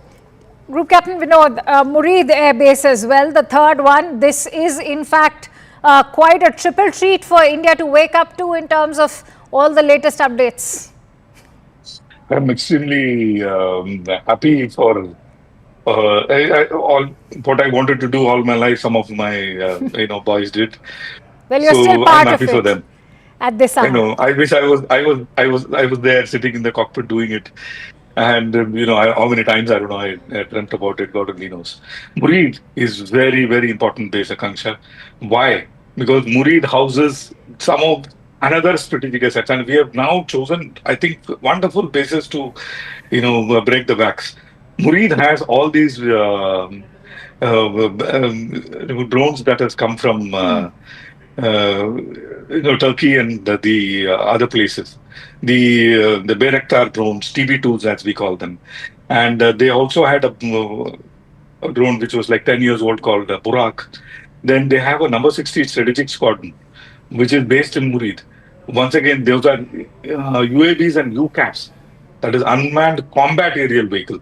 So these are the drones which carry weapons like bombs and rockets and come and hit them. And that's why I'm actually skeptical when the DGISPR is making claims that are, they've confirmed that there have been 3 attacks at these 3 air bases, but our assets are safe. What is one to make of such a comment? Possibly it is true, because none of these, because they are strategic drones, because of which they may have been parked inside a blast pin individually. Like I was telling you earlier, called URP, unit risk principle, which means one bomb can take out only one target and not take out other targets in the same line. If they are parked together on an open area, one bomb can take out probably 10 targets. But in the unit risk principle, one bomb can take out only one target. Of what the Pakistani ISPR saying could be true, but what may not be true is that we have not used multiple bombs. Maybe we have used one bomb per drone. So, which means all the drones there are gone. And if all the drones there are strategic drones, there is number 60 strategic squadron, it is called. It has a drone called Shapur, and number 61 strategic squadron, which has a drone called Burak. Burak is a very, very capable drone when it comes to eavesdropping and taking information. So it is like taking out somebody's eyes. So that is the kind of effect it has. I want to bring in Major General Sinha also. Major General Sinha, if you could add to that, because 3 air bases, very critical ones. Noor Khan, you are looking at Murid and Rafiki. What is the messaging, especially when it comes to India's own strategic edge and the statement that's now being made by us? The most important thing is that we are hitting, Punjab. This time the whole concentration is Punjab. And the spread is not only Rawalpindi, Islamabad, down below. We have gone right up to Bhavalpur, now Rafiki and Murid. These areas when you hit, and if they are confirming, DG ISPR is confirming 3 areas, we say, okay, 9 out of 6, which we are saying, even 3s are hit. But he's saying his assets are intact. I think, they will give this type of, but what the visual I can see, it is a massive attack. Yes. Massive attack. It is only single BrahMos or a single missile or is a multiple missile. That has to be seen. And you will see that when you carry out the damage analysis of that area, these are strategic bombing. It is not a strategic hitting. It is not a hitting a target which have got tactical. It has an operational and strategic level we have taken the things. See, there are 3 levels on which the things happen. Then Okay, we seem to have lost that audio connect with Major General, but let me quickly go back to Ayushman, who's in the newsroom with some more updates coming in. Ayushman, what is it that you're learning in terms of how this entire attack was carried out? Absolutely, Akanksha. What we are learning is that top government sources are saying that this is simply the second phase of Operation Sindoor, and this is the big piece of information that's coming in, brought to us by our investigations editor Manoj Gupta. Air-to-surface missiles have been used by India for this attack. Air-to-surface missiles, very advanced technology when it comes to missile strikes used by India. The ordinances that are being used by India are extremely advanced. It's an air-to-surface missile that is being used by the forces to target not 1, not 2, 3 crucial air bases inside Pakistan. The Murid Air Base, the Rafiki Air Base and the Noor Khan Air Base. Also damage has been reported in Rawalpindi, Lahore, Islamabad, Shekhipura, Sialkot and Narwal as well. And all of these areas are seeing a lot of damage in crucial military centers as well as near some civilian areas as well. The diplomatic enclave inside Islamabad also taking a hit, but air-to-surface missiles being launched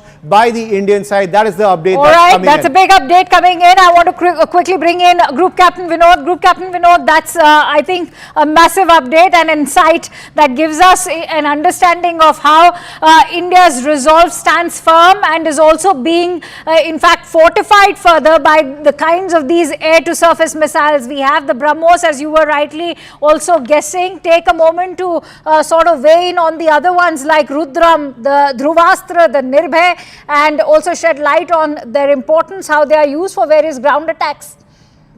Absolutely. In fact, I'm sure it is one of my squadron who did it, the 7th Squadron Battle Axis. If it is Battle Axis, then there is another beautiful weapon we have called the Crystal Maze. It is, again, a wonderful weapon. I've trained with it a lot. And I mean, as I say it, I'm extremely whatever. So I know it's an emotional moment for you. Yeah, it's an extremely emotional moment for me. So, and as I can, as you were talking to General, I was trying to zoom into the image. I can probably see an aeroplane burning. Tell your team to probably freeze it and have a look at it and do your own forensic analysis. Little off the shelf or off the cuff financial analysis, back of the envelope financial analysis that I can see is that it is an aeroplane burning. It could be a C-130 or it could be MRTT. Whatever it is, it's a great asset that is out of, Saklala and now called Noor Khan, a place where Indian Air Force has a lot of history, in this base. You know, compare this moment with the moments that you have witnessed in your years of service. How far have we come? Have we come far at all? Many are talking about how India has progressed in leaps and bounds after 2014. In the last 10 years, we've really fortified our defense. What do you make of this moment? A very, very long way. Akanksha, in Kargil, the longest vector I had, we had was a laser-guided bomb called Matra. It had a range, and those days the range used to be huge, 10 kilometers. We used to say 10 kilometer ka range was bomb ka. And you have to come at very high altitude, and it used to glide down to the target, and you had to continuously illuminate it with a laser. Of course, it had its own, technological disadvantages where the aeroplane had to remain within the target, and at that time risk getting hit by an enemy air defense weapon. What do you credit the rise of this kind of Indian warfare, the way it has grown, the kind of modern warfare and technology that we are now observing today through these visuals? Great question, Akanksha. We started the Air Force, not many people know, started with Chanda. Bombay के जो सौकार थे उन्होंने चंदा दिया था, and that is how we started Air Force with 4 aeroplanes called Wapiti. Wow. It was a written-off aeroplane which we got from UK, and we started Air Force with 4 aeroplanes. The aeroplane's name was Wapiti, but the nickname was Water Pity. So we started with 4 Water Pity and see where we are today. So this has come about. I would give a lot to polity. I would give a lot to money allocated to get this technology. But this has come about, Akanksha, because of real, farsight of the leaders of Indian Air Force in the yesteryears, the Deputy Chief of Air Staffs, because those are the people who sit down, and mostly Deputy Chief of Air Staffs that we have had test pilots who traveled the world, who knew what technology was available, where it is available, and how to get it. So those are the people I would give credit to. The first of the long-range vectors we got were cruise missiles. Then we started developing on our own. And we have such exceptional missiles which can go 600 kilometers, right. Which means which means I can go across Pakistan and hit another country without Pakistan even coming to know of it, and that kind of capability I possess today.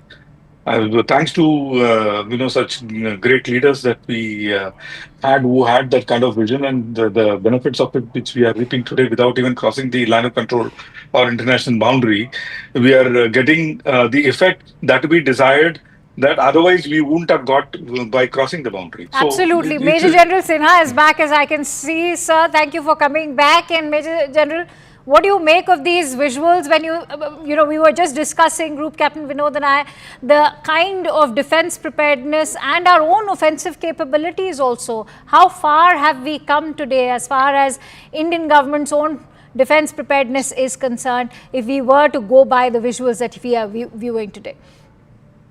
Kansha, the game changer is from 2016. Even in Air Force is concerned. 2016, I think, we have been fighting. Even I think Vinod, I don't know whether he was there. He was there in service, but I was just out from service, and not lot of TV debates on which the Rafale, when the Rafale was government to government contact was there.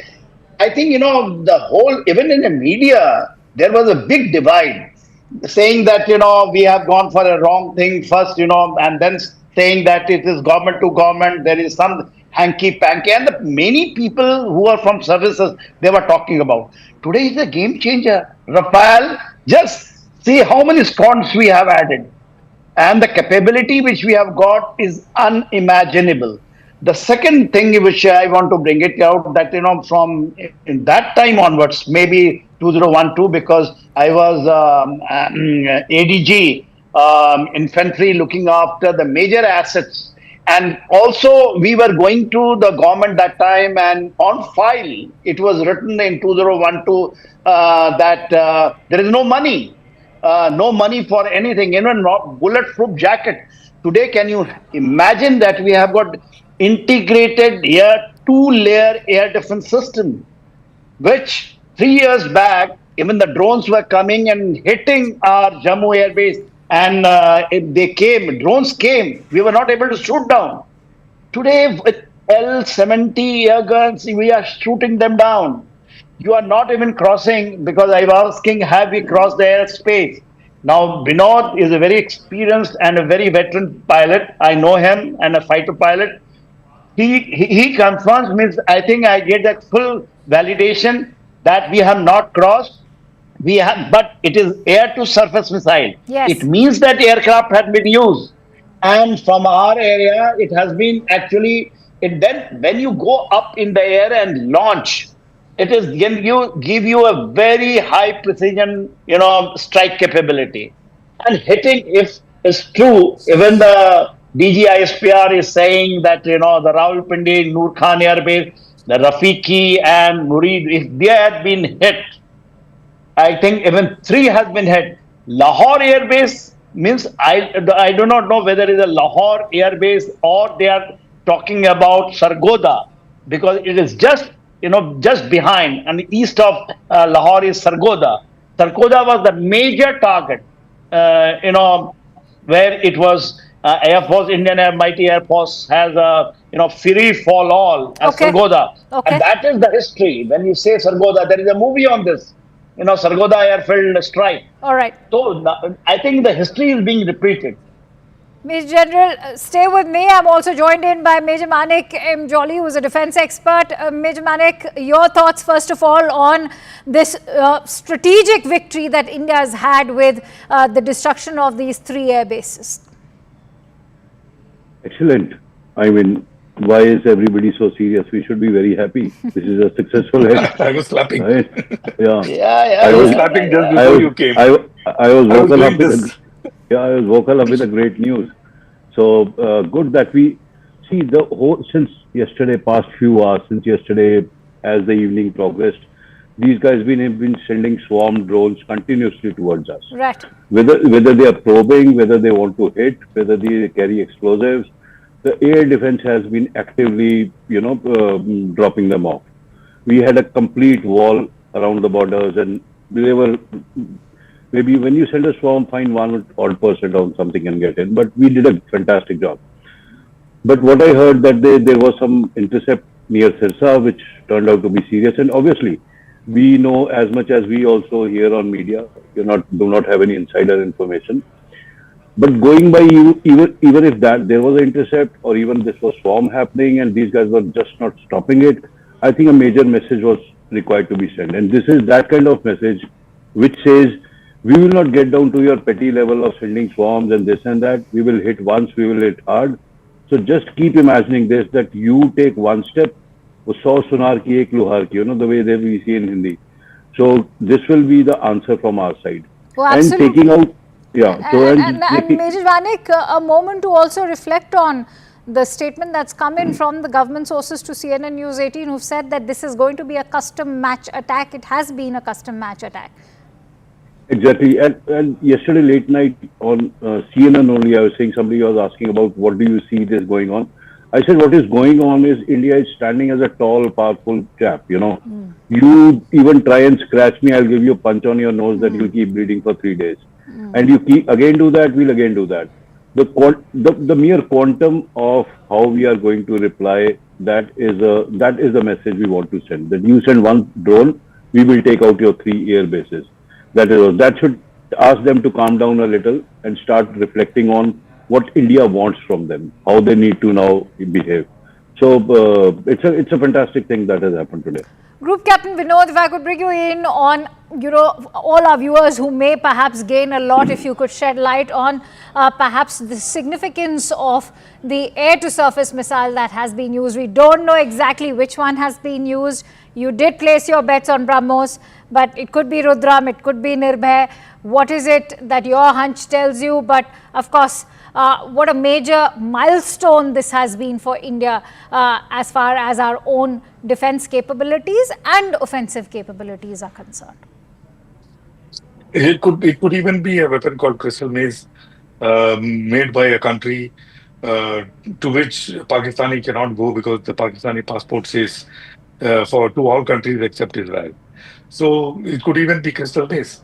And I am placing my bets actually on crystal maze and my squadron, which is 7th Squadron Battle Axis, who has done this. And if it is so, which we will come to know many weeks down the road, I'm extremely proud of the boys.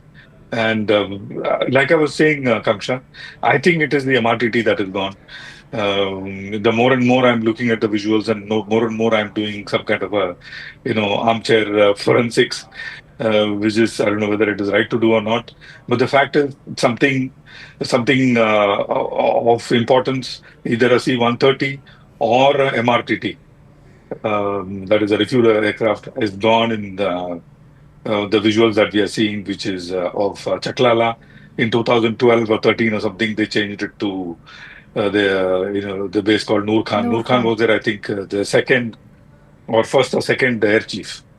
उनके नाम से ही रखा. So that time I was still in service, and answering the general's question, very, very thankful to God.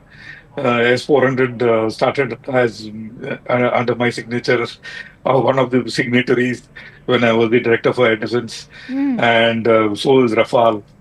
So very, very thankful. In fact, last day of my life in the Air Force, I was briefing very Rajnath ji on Balakot, because we were one of the architects of Balakot. So extremely, extremely thankful that like all of us have lived a life which is worth living all over again. No, I totally understand your emotions today, and I join you in that moment of pride as a very proud Indian today. But Major General Sinha, if I could bring you in on the major defense acquisitions that India has made in the last decade. We've also had to pass several international hurdles. One that we've already seen with the procurement of S-400, where the United States threatened us with its own set of CATSA sanctions, which we were able to receive a waiver on. But not just that, you actually have several other acquisitions. If one were to look at, you also have the Rafale, and you're also looking at several UAVs. But if you were to specifically look at the surface-to-air or the air-to-surface missiles?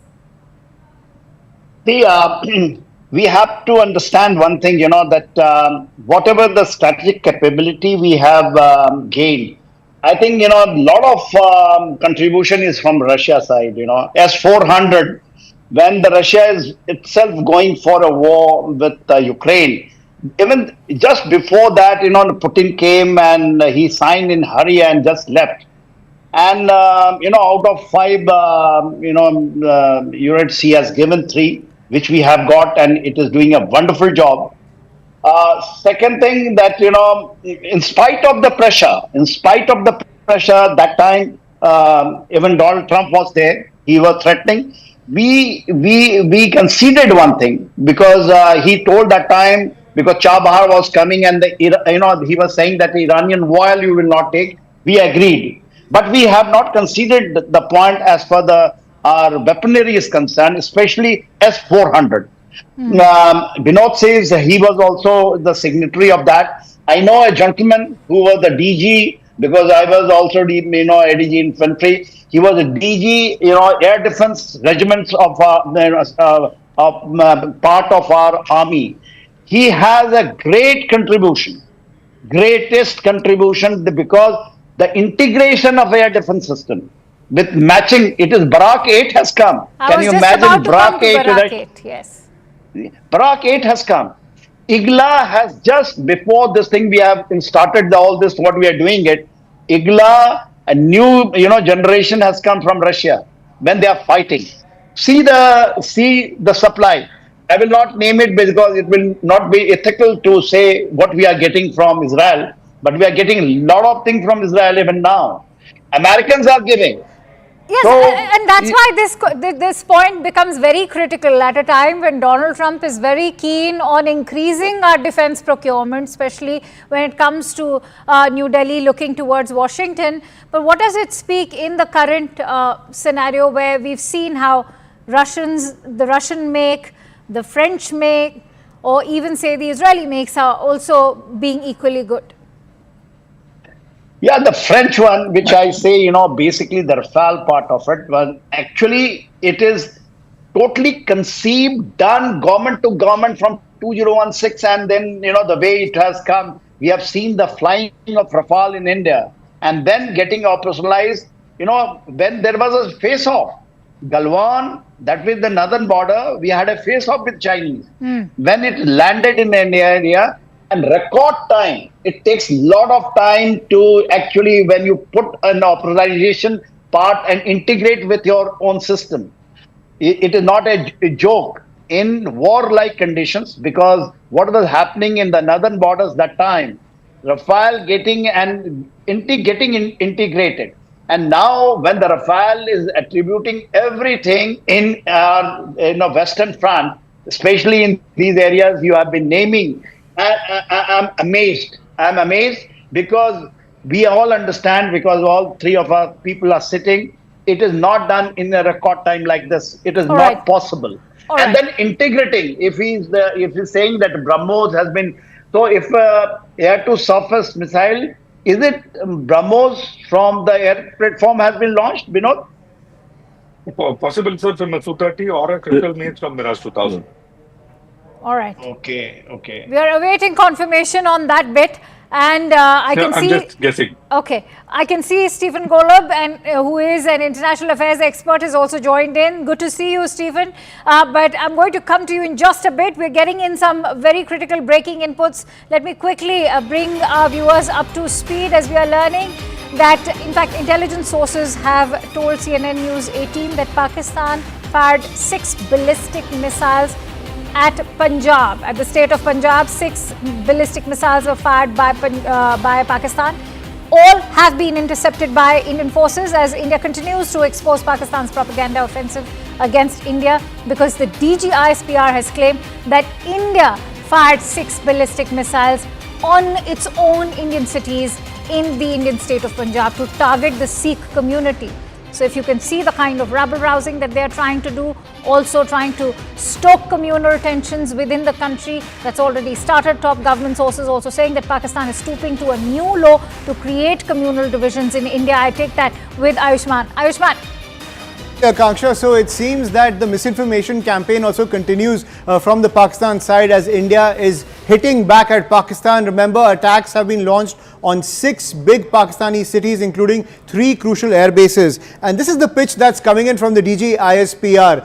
As Pakistan launched 6 missiles to target Punjab, all 6 were intercepted by India's advanced air defense system. So to spin the entire narrative, the DG ISPR has said that it was India that launched those missiles on its own people to target the Sikh community, trying to create these communal divisions between the people of India, trying to spin its own failed military offensive into some PR victory is the pitch that's coming in from the Pakistani establishment. But what the Pakistani establishment does not realize that the entire nation is united in this effort to punish the terrorists and the terror infrastructure inside Pakistan. So any kind of attempt that is being made to stoke communal tensions inside India, it is completely failing. This is not the first time the DG ISPR is trying to make such claims.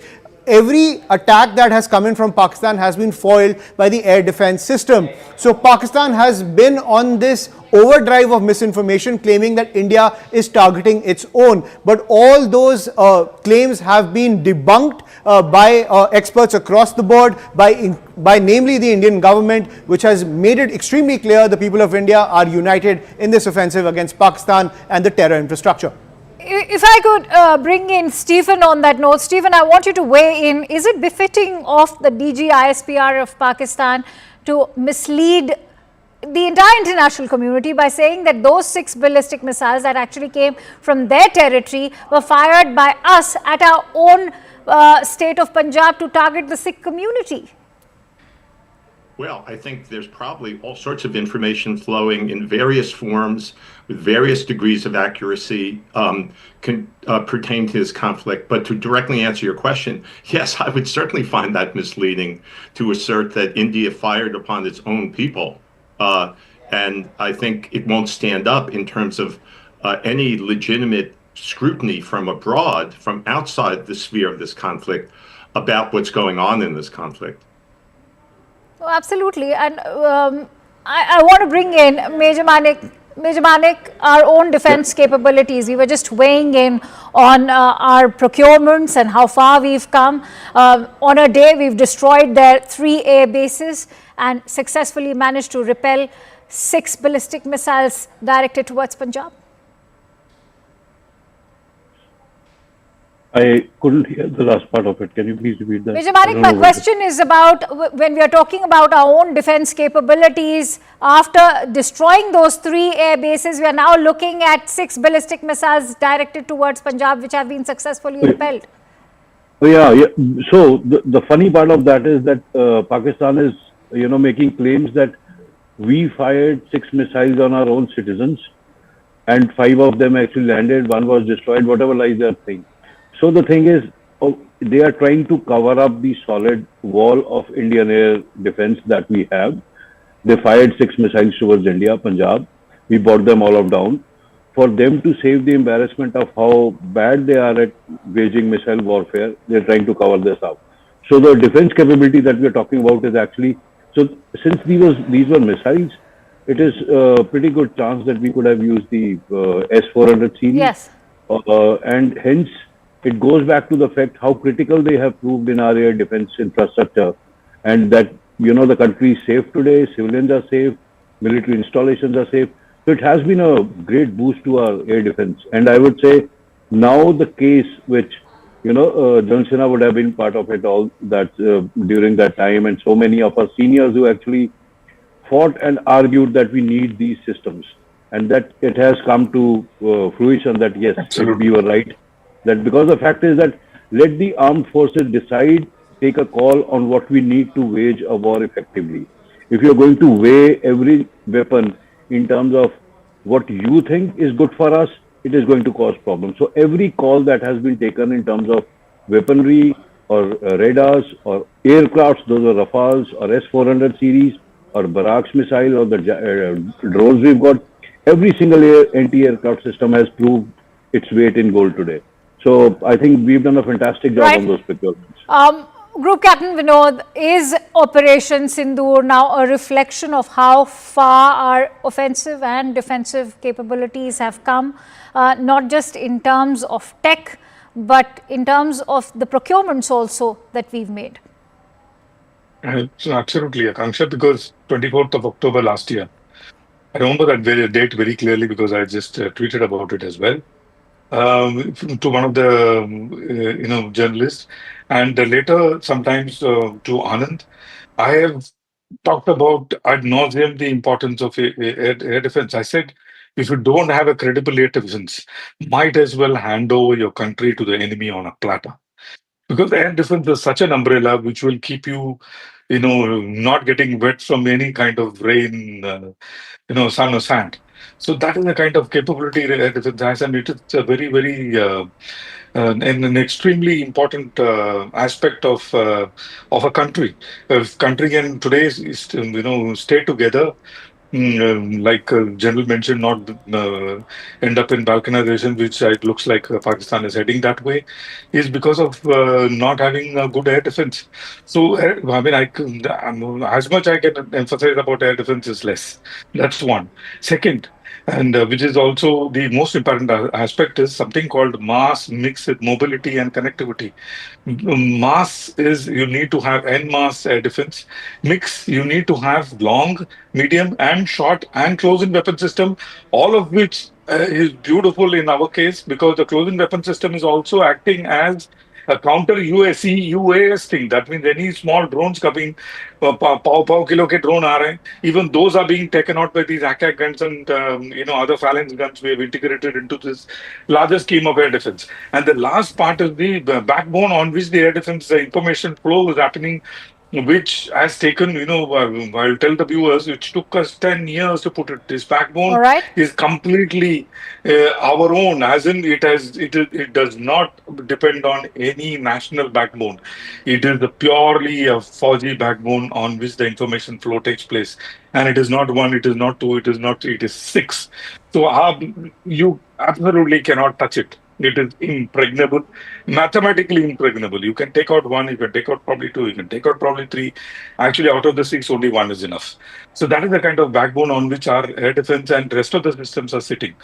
If you think you can, a country like Pakistan come anywhere close to the capability of India, they are absolutely sadly and very badly mistaken. And to top of that, Kanksha, is that we are friends with many friends, like you said some time ago, friends with benefits.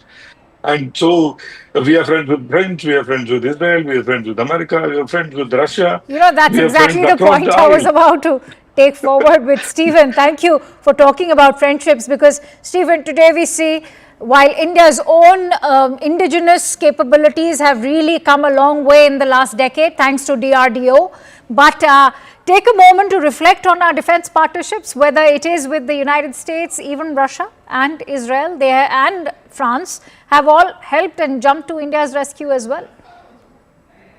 Yeah, I think they've all helped. I would provide just a bit of caution to the discussion when we talk about India's relationship with the U.S., be it military, strategic, political, or other, in that while India is certainly viewed as an ally of the U.S. government, particularly when it comes to the contest with China or the competition with China that both countries have, just bear in mind that you're not dealing with the most knowledgeable leader ever of the U.S. government in Donald Trump. Just a few days ago, he said that the India-Pakistan border tensions go back 1,500 years. No, that's and true. You folks obviously know much more about your country's history than I do, but I think that reflects a level of ignorance that could come through in various ways, not in the very short term, perhaps, but in various ways in terms of India's dealings with the U.S. So just know who you're dealing with under this current administration, even though there is an alliance there. No, I think that's a critical point, which is why I think, India has made it amply clear that this is going to be our fight, and when it comes to Kashmir, they're not going to be welcoming any third-party mediation. India has made it amply clear. But I want to actually bring in, Group Captain Vinod, if I could bring you in on that point. As far as third-party mediation is concerned, I think the United States also acknowledges that this is our own conflict to deal with, which is what was amply clear by what the US Vice President J.D. Vance had to say. Absolutely. In fact, Dr. Jaishankar couldn't have been more clear than I. He said we want partners, not preachers. So we don't need preachers, we need partners. And today we have the capability to say that on the world front, to say, bro, don't come and preach me, come and partner with me, understand my problem, be the part of the solution. My problem is what? My problem is when my people go on to have a ball in a wonderful place, you come and identify their religious leaning and kill them. And you think the current administration will take it lying down? Please, I think those days are gone. If you do this, and this is what you're going to get. And if you continue to do this, you will be dismembered. Absolutely, rest assured on that. But like General said, balkanization could be a probability. I want to take it to a step further and say, I hope it happens. Major General Sinha is also very patiently awaiting his turn.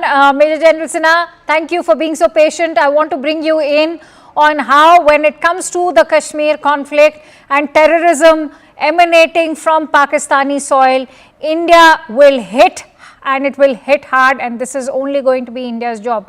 Has India made that amply clear? See, Akansha, what we have displayed, especially after, I will not take what we have done it on 2016, what we did in 19, but I just take it from 22nd of April onwards, if I take. See, we waited 2 days, then we had the CCS meeting and openly came out and we have given. It is very important for my foreign friend to understand that, what we have told, and unprecedented, nowhere in the world has happened. These, not suspending the Indus Water Treaty, and mind you, all these places which we are talking about is along that river system, all along that river system. All those places are being hit. It is not. No one has able to do it. No one. Even no one has threatened, and we have done it. It started on 24th onwards, and today we are here on 10th, I think, May. No one, no power. Even they have pointed a finger, and we are doing it. We have stopped Chinab. We are doing Jhelum. I'm just saying, because you asked certain question, and we have got a foreign guest sitting with us. Yes. Because see, and we didn't get any preaching. When you are talking about the United States of America, I'm not batting for them, but we didn't. J.D. Van was here when it happened. Yes. And therefore, yesterday, J.D. Van has very clearly, has brought it out that it is we have nothing to do with this thing. And that's what makes it so ironical. That's what makes it so ironical, that the day it happened, he was very much in the country and he was being warmly hosted and welcomed and toured around. And that's why I was particularly taken aback by that statement. Yeah, Akansha, second thing is that, we are displaying to, especially when we call third world used to be, now we say, global south, the strategic autonomy which we have taken, and it is just not because we are just making or preaching someone, we are practicing it with the strategic partnershiping with everyone, even the adversaries who are, with the crossroad. We have got strategic partnership. Russia, proven partnership. United States of America, in spite of that Chabahar, because they had some concern at Chabahar, they wanted that India should leave it. India has done, finally we have got about 99 years commitment over there. And I think it is coming into that way with Iran. Sure. We are able to do it.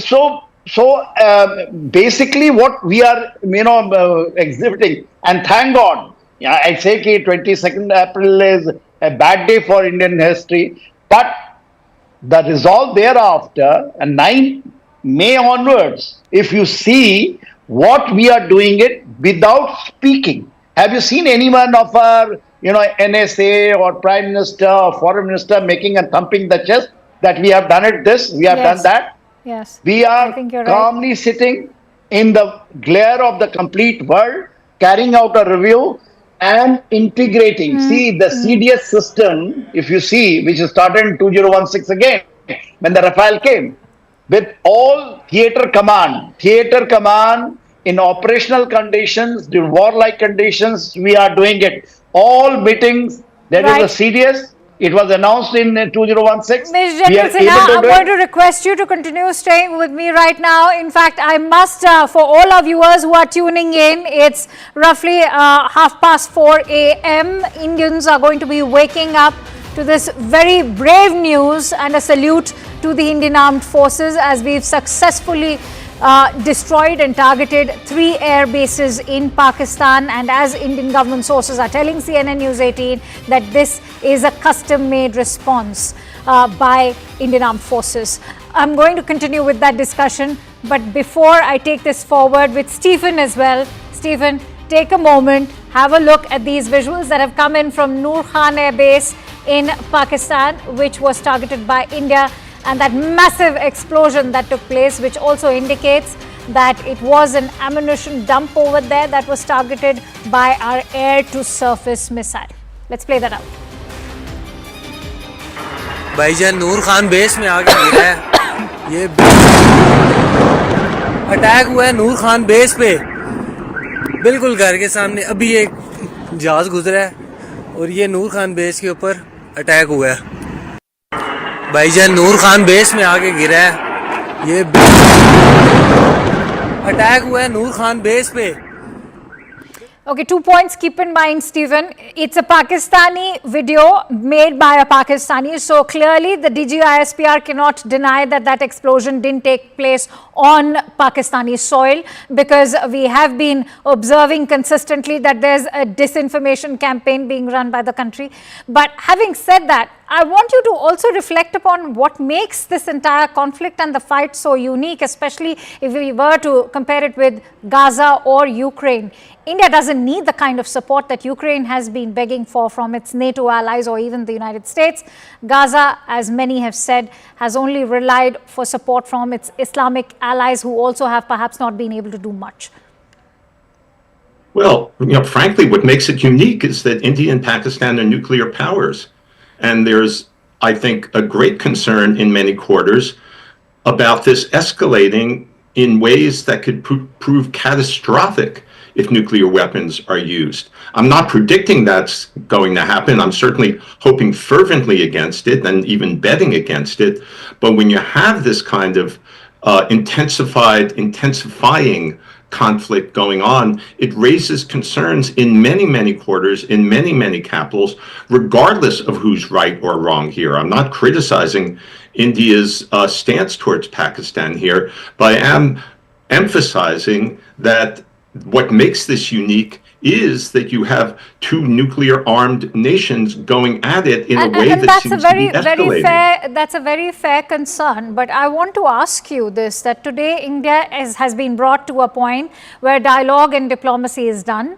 India's foreign ministry has made it amply clear that escalation can't be pinned on India, because escalation happened on 22nd of April when that massacre in the meadows of Pahalgam took place. We are done with dialogue and diplomacy. We've seen how this is one of the oldest conflicts after the Second World War, and Kashmir happens to be the territory which has been illegally occupied by a rival nation, that's Pakistan. The UN also couldn't come up with a solution. How does one then address the problem of terrorism, Stephen? Well, you address the problem by trying to provide all sorts of disincentives, which is obviously India's aim here. I will beg to differ in the notion that dialogue and diplomacy are permanently done. If they are done, then we're in really a hopeless situation. Sooner or later, India and Pakistan are going to have to get back to talking with each other. Even if the talk is harsh and even if the disagreements are run really deep, the alternative to dialogue and diplomacy is ongoing escalating war. And I don't know whether you can simply count, even if Pakistan backs down, which I guess is the hope in your quarters and many parts of the world, they'll need some kind of a fig leaf that could be offered by dialogue and diplomacy. So I really, as I said, want to push back against the notion that those avenues are done, because the alternative to their being done is very dangerous. And that's a food for thought as well. Group Captain Vinod, have we reached a point of no return? And as many would say that now, if India has entered this conflict and has resolved to destroy those terror camps, then is it time to go full throttle?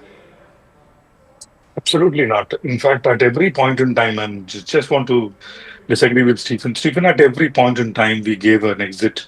We are calling it the off ramp. At every single operation, including this one, we have the capability to do Noor Khan into 10 on all the bases, air bases as well as the military bases in one wave. That kind of capability we have possessed today. We did not do it.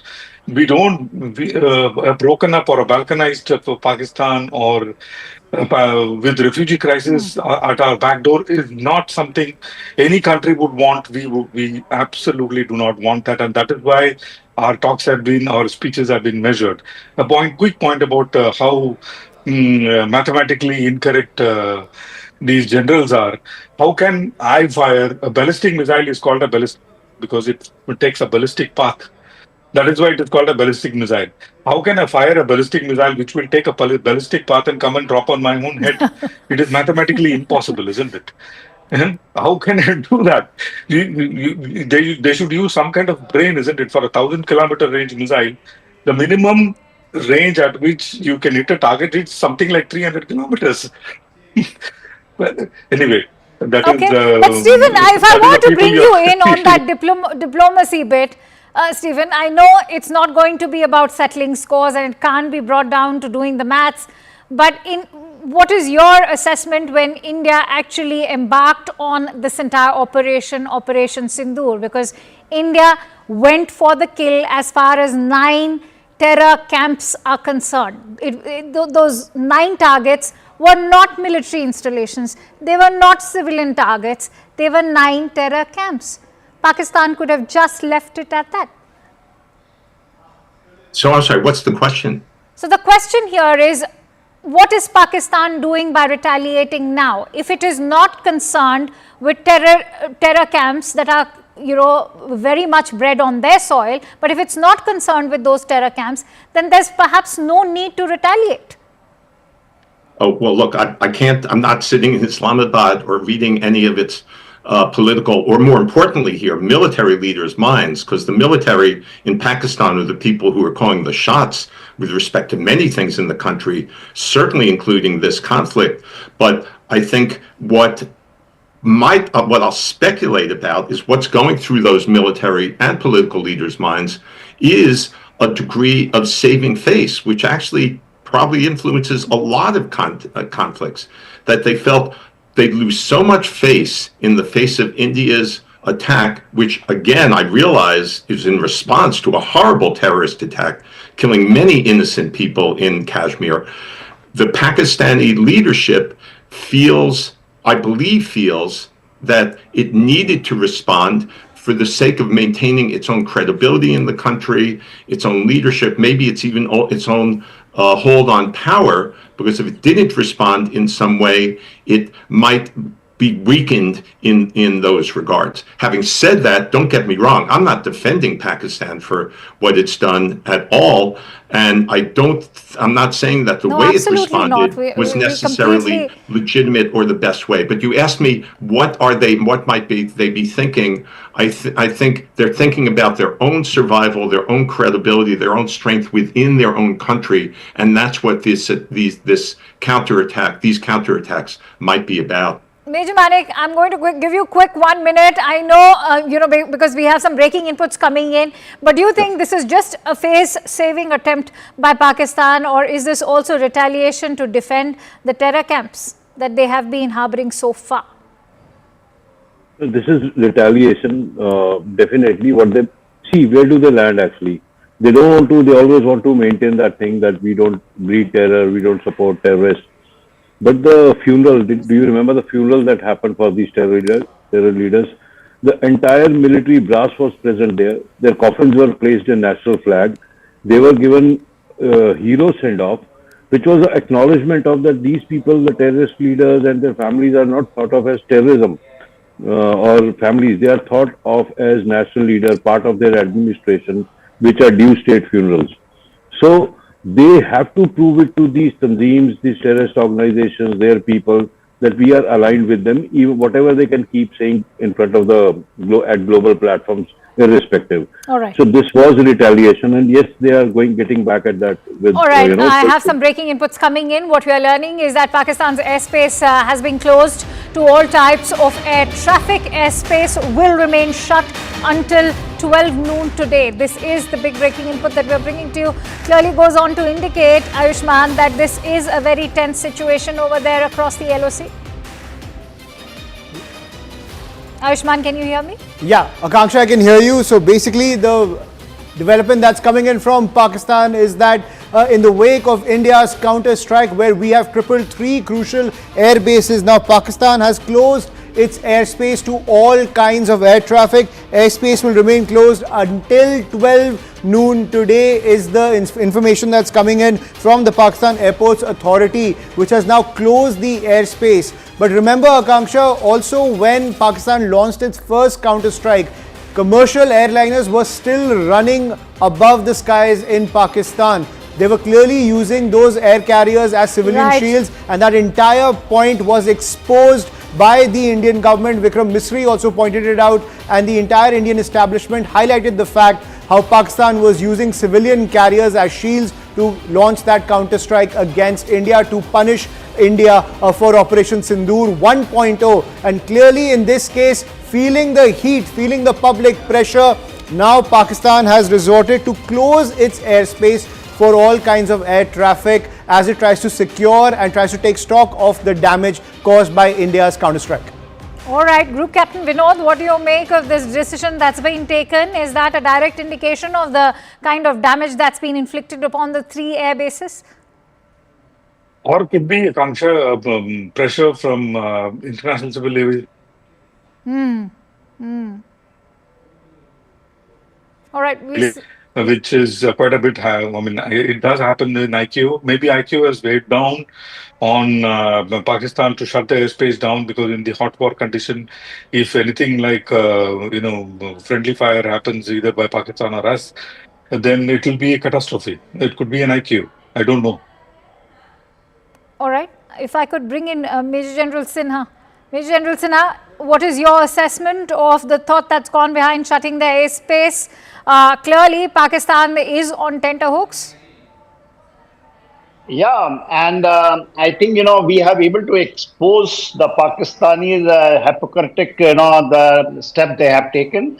If you remember the briefing at 5:30 by 2 brave ladies, then she brought it out and she has shown the live streaming of the air traffic that time when the things were coming right from Karachi, going right up to Lahore. And that was, these things are also seen by the complete world. The idea is that time it exposed that, they are trying in the shield of this air traffic, they are doing something, because the strikes were coming that time. All these drones which were sent to India, and they had the air traffic on.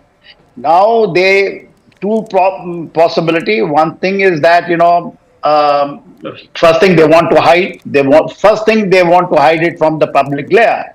After the 7th strike, the May strike, which was in the public glare, everyone has seen. Now only one eyewitness has been giving the live stream of Noor Khan Air Base, which we can see. But as far as Rafiki is concerned and Murid, we haven't got any live feed. I have not seen, because it's not coming in my channel. The point is, Pakistan doesn't know how to, because it is so novice. Can you say, what Binod was bringing it out, that anyone who's in sense can say that you have fired your own missile in your own area. How you will do it, I do not know. So this is what the standard of Pakistan military.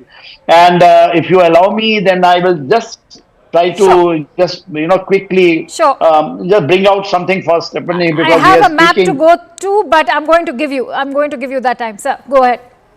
It's very important. Foreign guest is there. Never, because it sees the mindset of what exactly the West is still trying to do it. See, Stephen, what you have brought it out, basically you have said that two nuclear armed countries, they're in conflict if you don't talk. We have never stopped talking to them diplomatically. 2016, when we have taken the strategy that terror and talk will not go. Do you say that the Pakistan says okay, terror is stopped, and you have hit 9 places, all this terrorism, which they are making the statement. Why can't they make? We'll start talking to them. This is our pretext that terrorism and talk will not go together. True. So I have not seen any Western this thing power is telling the Pakistan to give up the terrorism and just start talking. We have got a single terms of reference. Stop terror. We are ready to talk. We are ready to do all business with you. Even after that, our borders were open. Atari border, people were coming. How many Pakistanis were they getting visa? They were getting the treatment here. We never stopped. This is the first time it has happened. So it is very good to lecture, a country who are in a very, very, absolutely in operational condition. And second thing is, in the garb of nuclear bogey, if same thing the West is doing it, Russia has got nuclear. In this 35 NATO collusion have got the nuclear. 100 of this gravity bombs are deployed all in Europe. That is not a nuclear standoff between the two. Right. And then you say that, that's because Pakistan keeps threatening. India has not officially used a single N nuclear in their own statement or anything which we are carrying out operationally in the ground. Fair enough. I'm going to, in fact, bring Stephen in on that note as well. But I'm going to request you people to, in fact, pause on to those thoughts. Many thanks to you, Major General Sinha, for joining in. Thoroughly appreciate your insights. In fact, we're getting in some breaking inputs right now. Top government sources are telling CNN News 18 that Pakistan has lost major air assets. According to available information, after the attack, they could not even start their machines. That is the big breaking input that we are bringing to you. Remember, contrary to the claims that are being made by the DG ISPR, who's gone on to say that yes, 3 attacks at 3 air bases did take place, but there was not enough damage on any of their assets and that they remain safe. Government sources now coming up with that clarification to CNN News 18 that that's a lie which is being peddled. Ayushman sheds more light. Ayushman. Absolutely. Pakistan has lost those major air assets. 3 crucial air bases have been decimated in this counter-strike coming in from India. And not just these 3 air bases, several key cities also facing the heat as India launches this counter-strike. Air-to-surface missiles, Akanksha, have been deployed by the Indian forces to punish Pakistan for its drone strikes which took place hours before India launched those air-to-surface missiles. We saw that how the entire border got lit up by Pakistan when it launched those drone strikes. But everything was intercepted by India's superior air defense system, our S-400s, our Akash systems. But India used its own air-to-surface arsenal and assets and has wreaked havoc inside Pakistan. 3 major air bases have now been neutralized by Pakistan, by the Indian forces in Pakistan, and top government sources indicating that their air assets have been severely compromised. Let's get you an overview of where all India has struck, ladies and gentlemen, when it comes to this counter-offensive, which many people are calling Operation Sindoor 2.0. Islamabad, the Noor Khan Air Base, one of the key air bases in the military headquarters of Pakistan, that is Rawalpindi. Then is the Murid Air Base in Chakwal, right next to Rawalpindi, another key air asset that Pakistan controls. These right next to the border with India, crucial for Pakistan's air operations when it comes to taking on India. Then Shekhupura also targeted in these strikes, these air-to-surface missiles that India has been able to launch on Pakistan. Then is the Rafiki Air Base in Shorkot that has also been neutralized by this attack coming in from India using air-to-surface missiles. India wreaking havoc on Pakistan, taking revenge for what it did earlier today when it came to lighting up the border and taking on all those different cities along the border. Each and every missile that was launched by Pakistan, each and every drone was neutralized by air defense system. But this is what Pakistan has to reap when it comes to what it sowed earlier today. Islamabad, the Noor Khan Air Base, the Murid Air Base, Sheikhupura, Rafiki Air Base neutralized pretty much when it comes to the air assets that they control, and significant damage to Islamabad, to Rawalpindi, as well as Lahore, as well as Narwal, crucial areas near the line of control and the international border, because a lot of firing is taking place from the Indian side, and we've been able to dismantle several Pakistani posts over here. So the commercial capital of Pakistan, the military capital of Pakistan, the political capital of Pakistan feeling the heat of India's counterstrike. Akanksha. That's a very significant, I think that's a very significant point that you've made. Ayushman, if I may just request my team to go back to that map. Team, if you could please switch back to that map. I want to keep the focus on that map as far as those locations that have been targeted by India are concerned. As Ayushman was rightly highlighting, Stephen, take a moment to reflect on all of these locations. As Ayushman highlighted, you're looking at the commercial capital, you're also looking at some very critical military installations, the air bases, you're looking at the national capital, which is Islamabad. What do you make of these attacks that have taken place in the interim of 9th to 10th May? They strike me as major attacks. They may well have been effective in decimating significant parts of Pakistan's Air Force and maybe other forces. Just to return to an earlier aspect of the discussion, I don't mean to lecture, and I'm just stating my opinion here. Right, sure. But it's, as I've said, one way or another, directly or indirectly, formally or informally, unless this thing were to keep escalating forever, there will need to be some discussions. Now, I suppose there's an outside chance Pakistan will simply throw up its hands without saying anything to India, give up without saying anything to India or the world, tell its people that somehow it accomplished its goals in this back and forth by overstating vastly what it accomplished through its own military actions. There's a possibility that that's the route it will go, but there are many, many other scenarios in which the two governments, one way or another, will need to talk to each other, even if it's just a matter of Pakistan trying to save face by saying it negotiated or reached some kind of a halt to these hostilities with India. And the alternative is, as I've said, very, very dangerous. It's not just a matter of two governments deciding we may go nuclear. All sorts of things can go wrong when nuclear powers are at odds. Just to pick an example from my own country's history, if not for the wisdom of a Russian colonel years ago, when mistakenly the radar in the Soviet air system indicated falsely a nuclear attack on the way from the US. If that colonel hadn't shown the common sense of saying, no, there's something going wrong with our system here, I'm not going to declare this a nuclear attack. If not for his wisdom, the US and the Soviet Union can decimate each other. So things can go wrong even if neither government wants to escalate. When things are very, very tense, they can go wrong due to a miscalculation by a lower level officer, due to misreadings of radar or other technical information. And that's why it's important to keep avenues of communication open, even if they're not being used right now. Okay. I'm going to now bring in Glenn Carl, who is a former CIA officer, joining me live on the broadcast. Glenn, very good to have you here on CNN News 18 today. We speak on a morning which is very optimistic for all Indians. There's a sense of pride for our Indian armed forces. A major victory at hand as India has struck back and struck hard at 3 air bases of Pakistan. If you can see my screen, all of those locations, one of them also being at the national capital of Pakistan. What do you make of all of these strikes that have taken place?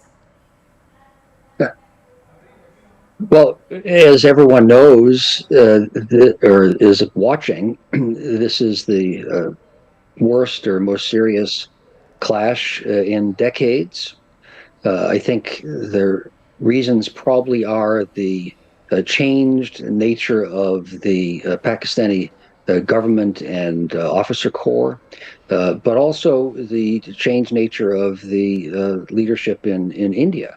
India being more nationalist than in the past, and Pakistan being more Islamist. So that is alarming, and the pride that one can rightly feel in one's armed forces doesn't diminish the danger that I think is greater now than at any time for 25 years or more.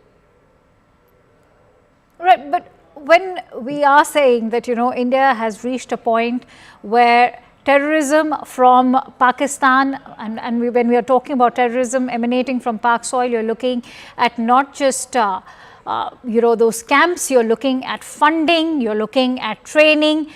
India has perhaps also had enough, and that is the messaging behind those attacks. I'd like your thoughts. Well, one certainly would understand the sentiment of and wanting to put an end to the endless suffering that the terrorism causes and destabilization.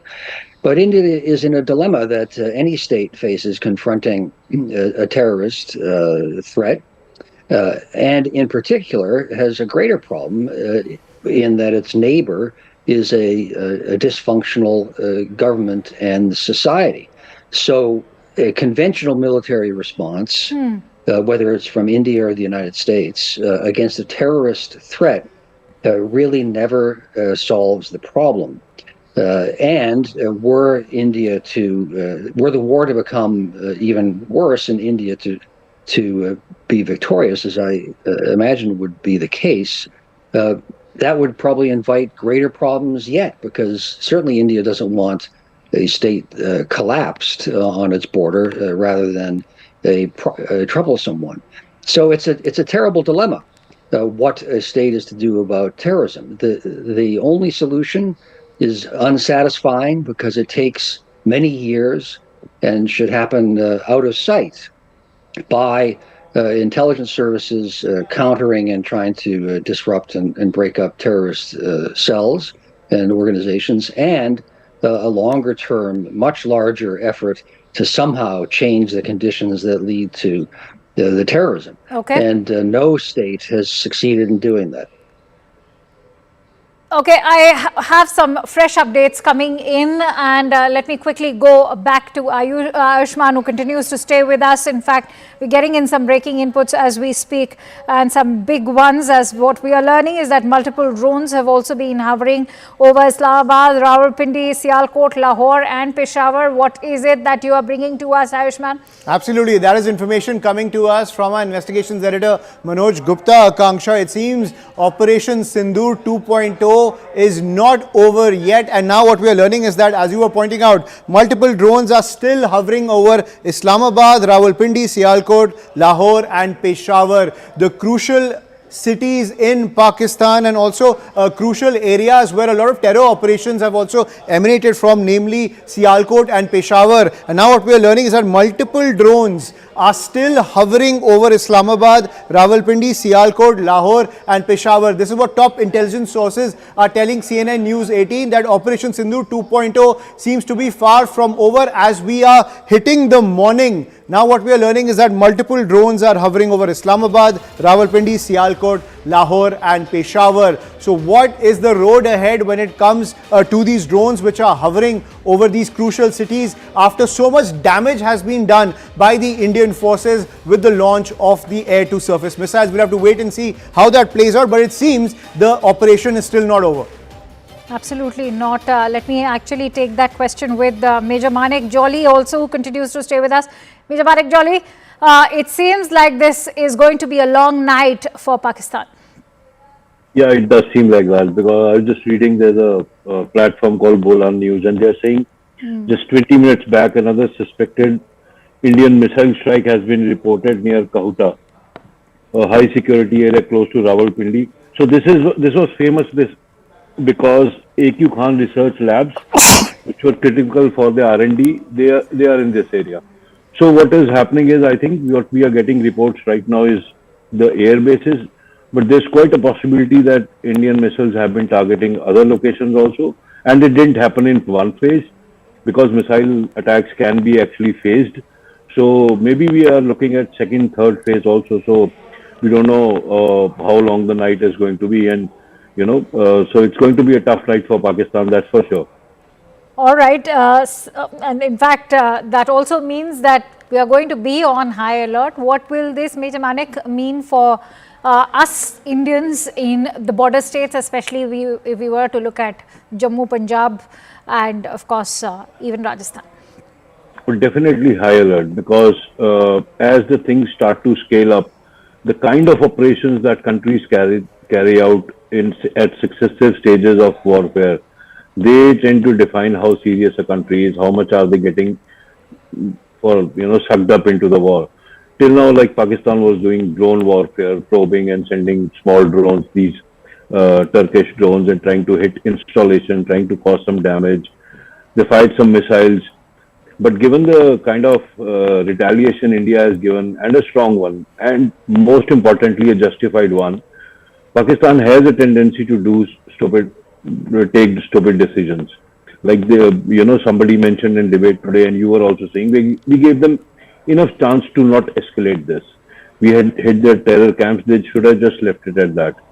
So now also they have the capability of not taking it up, and they have the choice to do that. But I hope they take that choice and do not escalate it further, because it's just going to keep getting worse for them as the days go. So in that desperation, if they take the other call that we are going to prove something to our people, to ourselves, without realizing the military capability they are dealing with, in their failed sense of pride and all that, they could go for more missile strikes, they could go for air raids, they could go for these standoff air raids, throwing in missiles, they could try and sneak in more terrorists. There's a lot they can do, and the worst part for border areas is that these are the places that will get affected most, because deep inside India is a huge country, and to get into the depth of it requires a lot of capability from Pakistan's side, which they don't have actually. So people have to follow. I think the best thing they can do is follow government instructions. If you are asked for a blackout, right, do that, stay inside, and just follow whatever advice comes to you officially. Well, absolutely. I want to bring in Stephen on that note. Stephen, we also speak on a day when the IMF has decided to go ahead with that additional funding of over $1 billion for Pakistan. So when one is to weigh in on the role that the international community can play, especially the role that these global lending institutions like the International Monetary Fund could have played, one has been also probing the history of Pakistan's reliance on the IMF. What do you make of how Pakistan continues unabated to divert that funding clearly into terror training? Well, I don't know if they're directing that funding, if they're targeting that funding for terror training. I think that seems to me to be a few steps too far in terms of where no, but India has presented evidence. India has presented evidence. The fact that the military is playing a very significant role when it comes to crucial economic calls for the country. That is something that India has also presented in its statement at the IMF today. And clearly, a debt-ridden country can't be, harboring terrorism to this extent if their economy is in tatters. So there's certainly some amount of funding which is coming to sponsor that kind of terrorism, right? Well, I'm certainly not, please understand, I'm certainly not defending any support for terrorism, but nor am I actually a huge fan of the IMF, but the IMF provides support to all sorts of countries, loans to all sorts of countries that commit human rights abuses, that tolerate terrorism, that may even back terrorism, that do all sorts of dastardly things that allow or perpetuate the mistreatment of women, all sorts that commit crimes against other countries. So I'm not justifying any of that, but I don't think Pakistan is alone by any means in terms of receiving IMF support under these circumstances. And I think even if the IMF were to have snapped its fingers and said, we're not going through with this loan, Pakistan's stance towards terrorism would have remained the same. I don't think it hinges on IMF support for other parts of its apparatus. If I may, just one other aspect of what you asked I wanted to address echoes Glenn's point to some extent, in that you are dealing with a very dysfunctional polity in terms of Pakistan, in terms of the military really substantially controlling the government, setting policy, at the same time that it's in some ways ripping off the country through its own businesses, diversion of resources, and the like. And that adds another twist to all this, another complication that makes it even harder to address how dysfunctional the Pakistan government is, not just to the detriment of India in terms of possible support for terrorism or likely support for terrorism, but even more so to the detriment of its own people and the suffering that they've undergone and the lack of relative economic progress that country has experienced over the decades. Well, absolutely. And those decades have borne testimony to how it is impossible for any civilian government to function as long as the upper hand remains with the army and the deep state.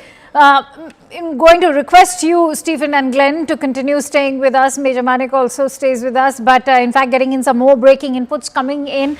Now what we are learning from government sources is that after India struck Pakistan, all major cities in India have now been put on high alert, and this is a decision on expected lines. Ayushman Jamwal joins me live from the newsroom with those breaking inputs.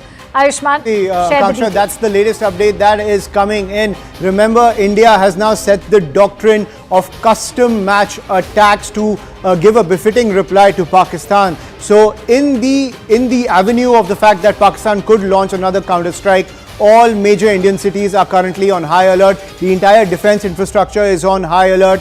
Also, the air defense systems have been activated across the border to ensure that any misadventure from Pakistan is met with a swift response. So because India, by targeting 3 Pakistani air bases, by hitting the heart of Pakistan, Islamabad, Lahore, Rawalpindi, now in the fear of a counter-attack, India is ready to face anything that Pakistan throws at it, and all major cities are currently on high alert with the entire defense apparatus now activated.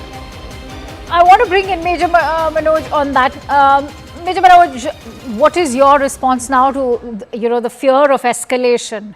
Everybody is talking about it. We heard Glenn, we heard Stephen, and that's perhaps a valid concern now. But I guess India is prepared.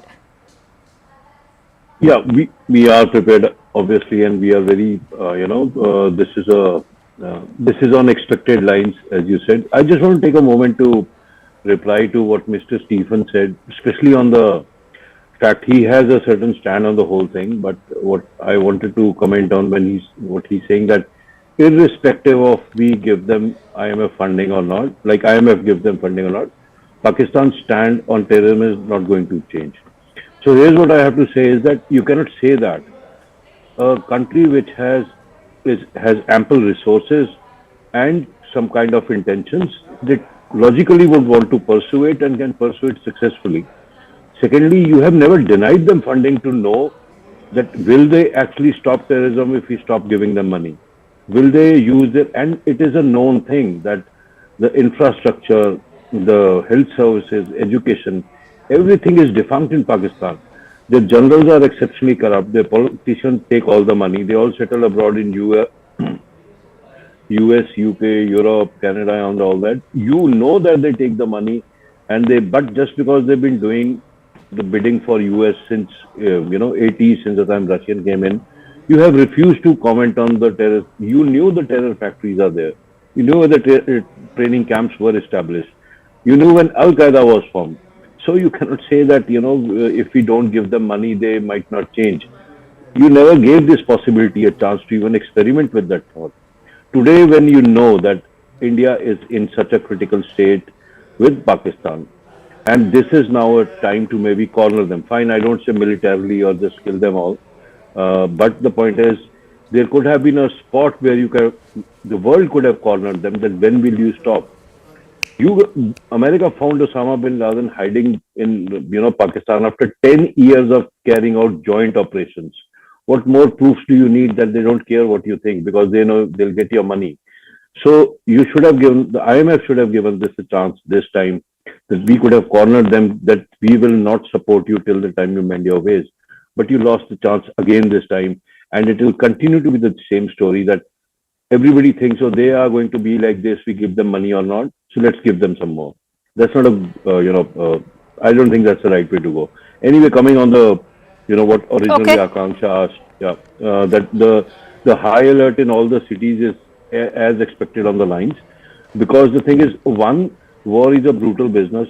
While we are celebrating all our successes, there is a possibility an odd missile might make it through and land on our cities also. Pakistan has been hitting our civil areas by drone and artillery since past almost a week now. So everybody has to be ready for that contingency. It's good to shout that go war, fight, kill everybody, but I mean, there's a possibility that we also might get hurt at some stage. Hence, it's a good decision for government to issue this alert right now. Okay. And along with it, the civil administration comes into action and they will issue necessary directions to everyone. Okay, stay with me. Going to request all of you gentlemen to continue staying with me. Also joined in by Sushant Sareen, who's a senior fellow at the ORF. Sushant, what a morning to wake up to.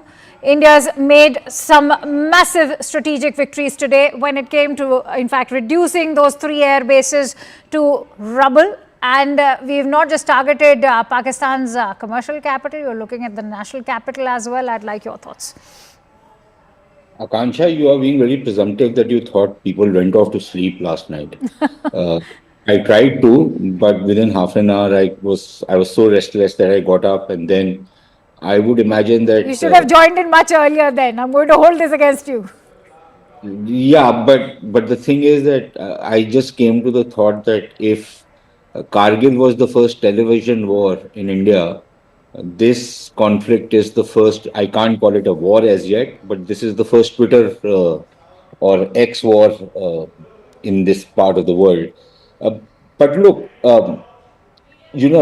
something was being expected because yesterday, when the Pakistanis had attacked, and they've been attacking us, this is the third night that they attacked us. On the second night after they attacked us, we had the press conference yesterday by the Foreign Secretary, and I would have thought that the Foreign Secretary had given them an off-ramp because he spoke in very measured tones, as he normally does, but he said that the Pakistanis had carried out these attacks, and the Indians, we retaliated in 4 places. He didn't say what the scale of retaliation was, but the way he said it, it was that, okay, fine, we've done it. We are not making a big song and dance about it.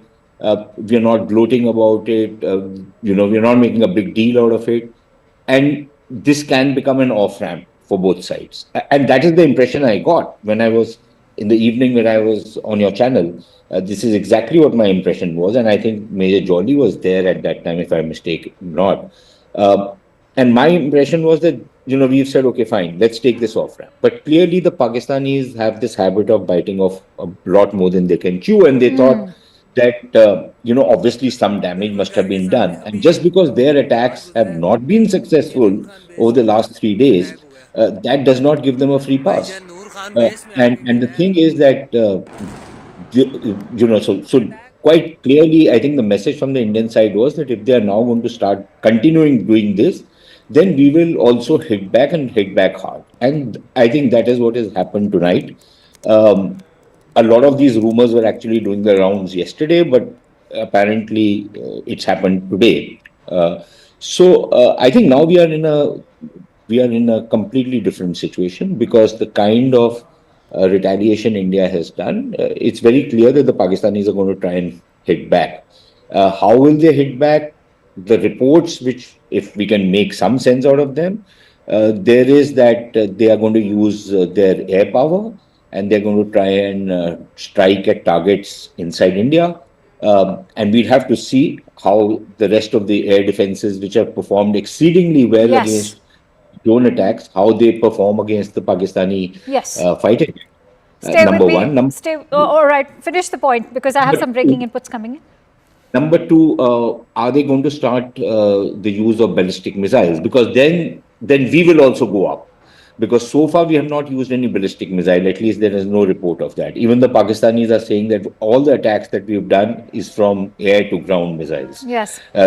These are fighters and which have been used. And so if the Pakistanis are now going to scale up, then I think the response from the Indian side will be similar. All right. So I'm afraid I'll have to interrupt you there, Sushant, because we have some big breaking inputs coming in. After 3 air bases, India has now hit at the Sukkur airport in Sindh. This is another massive blast in Rawalpindi that has taken place. We can officially confirm this through sources that have shared information with Network 18's Security Affairs editor, Mr. Manoj Gupta. Big breaking input coming in. A 4th blast now as India has hit the Sukkur airport in Sindh. As I must tell you that this is a domestic airport, also known as the Begum Nusrat Bhutto airport. In fact, Ayushman joins me with more breaking information on that. Ayushman, what more details can you share with us? Absolutely, Akanksha. As we've been tracking all these sites that have been targeted by the air-to-surface missiles coming in from the Indian forces, more information coming in where Rawalpindi has now seen another blast. This is what top sources are telling CNN News 18. Information brought to us by our securities editor Manoj Gupta. Also, as you were pointing out, the Sukkur airport in the Sindh area also now being targeted by these air-to-surface missiles as India unleashes on these particular sites in Pakistan in retaliation to Pakistan's drone attacks along the international border as well as the LOC. So we can just add it to the list of the attacks which are coming in. The Sukkur airport has been targeted in Sindh. In Rawalpindi there is another blast, and as we were reporting earlier, Islamabad, the Noor Khan Air Base, the Murid Air Base, Shekhpura, the Rafiki Air Base, Narawal and Lahore also being targeted by the Indian forces. Air-to-surface missiles deployed when it comes to this offensive coming in from India. Absolutely. I want to go back to Sushant. In fact, Sushant, before I come to you, let me bring in Major Jolly, who continues to stay with us. Major Jolly, 3 air bases and now a domestic airport. What do you make of the kind of strategic edge that India has displayed today? It is fantastic. Actually, this is how it should be. If you're fighting a war, it's not a exchange of niceties. You are not expected to it is what India is doing. You take out their bases. Then I just read somewhere that maybe an air battle is fine. This can be all misinformation. But taking out why they are taking out the other airport is because the moment wars happen, there are some airports which can act as a dual capability, civil as well as military. So if you're obviously the planners, I won't get into detail of that. The planners have decided that we are going to demolish or even mitigate any possibility of aircrafts taking off of this region, because whatever their bigger plan is. But we hold superiority. That's the point to note here. The kind of superiority that we are, the word is enjoys actually. India enjoys right now that absolutely no air defense. India is striking when and wherever we want. This looks like a World War II kind of a setup when the smaller countries didn't have air defense and you could go and send missiles everywhere. So this is fantastic position to be in. I want to quickly bring in Glenn on that note. Glenn, what is your assessment of the way India has hit out at the air bases? Now this domestic airport, what does it speak of not just our defense, but also our offensive capabilities and the defense preparedness so far? Well, so far, it appears that India's modernization program of recent years has been bearing fruit. We have all been reading that it's only in the mid-process and that India was far from having really modernized doctrine, training, and equipment, but at present it's an impressive performance. I can comment more substantively on the policy implications or objectives. India seems to me to have clear objectives that it's trying to achieve. One, obviously, to stop terrorism. These conventional attacks won't do that, but as a response to a terrorist act, they're completely understandable. And then 2 is to make the point and then stop having made the point. That's clear and sensible. Pakistan's objectives seem to me a lot murkier or incoherent. One could understand a response for pride and national sovereignty. But as one of the gentlemen said, it seemed clear also that India has been providing the off-ramps that one wants to in this sort of response. And Pakistan is not taking them, and I see nothing positive that Pakistan can achieve out of all of this.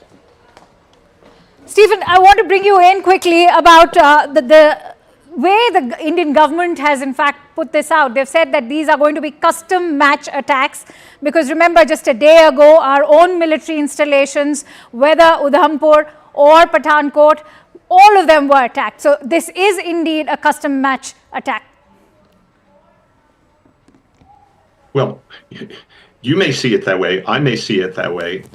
Pakistan probably doesn't and see it that way. Or even if it does, I get back to the notion of the leadership there saving face, that being their possible imperative here in what generally is, I agree with Glenn, kind of a chaotic handling of this whole confrontation.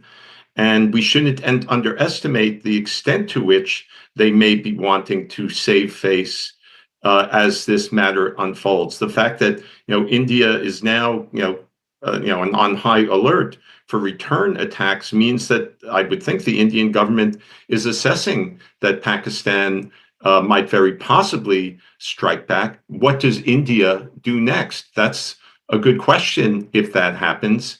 And I've said this before, but I hope that one way or another, a way is found to de-escalate this, maybe mediation by a third party. But we don't want this to get to a point where Pakistan sees no alternative to saving face other than using its ultimate nuclear weapons. Again, I don't think it'll come to that for all sorts of reasons, but we are in very, very dangerous territory now by virtue of that as even a small possibility.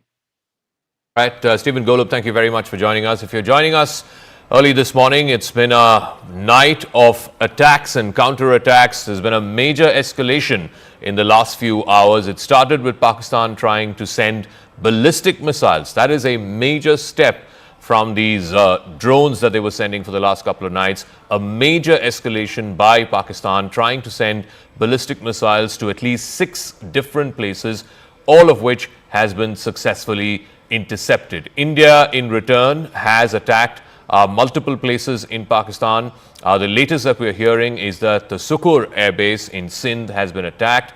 The Noor Khan Ali base in Punjab has also been attacked. So there are multiple locations where this is being attacked by surface-to-air missiles. Pakistan, in response, has now closed its airspace up until noon today, which means this is where India is hit. It is hit close to Islamabad.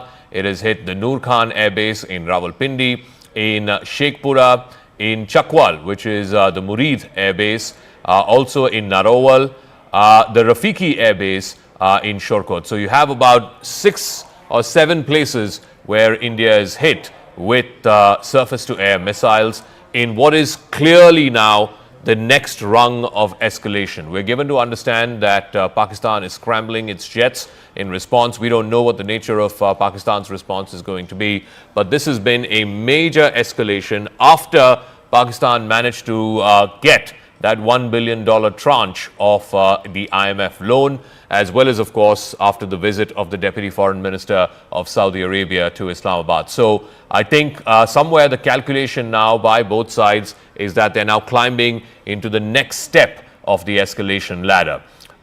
What happens in the next few hours, we don't know. There is some kind of a response coming from Pakistan.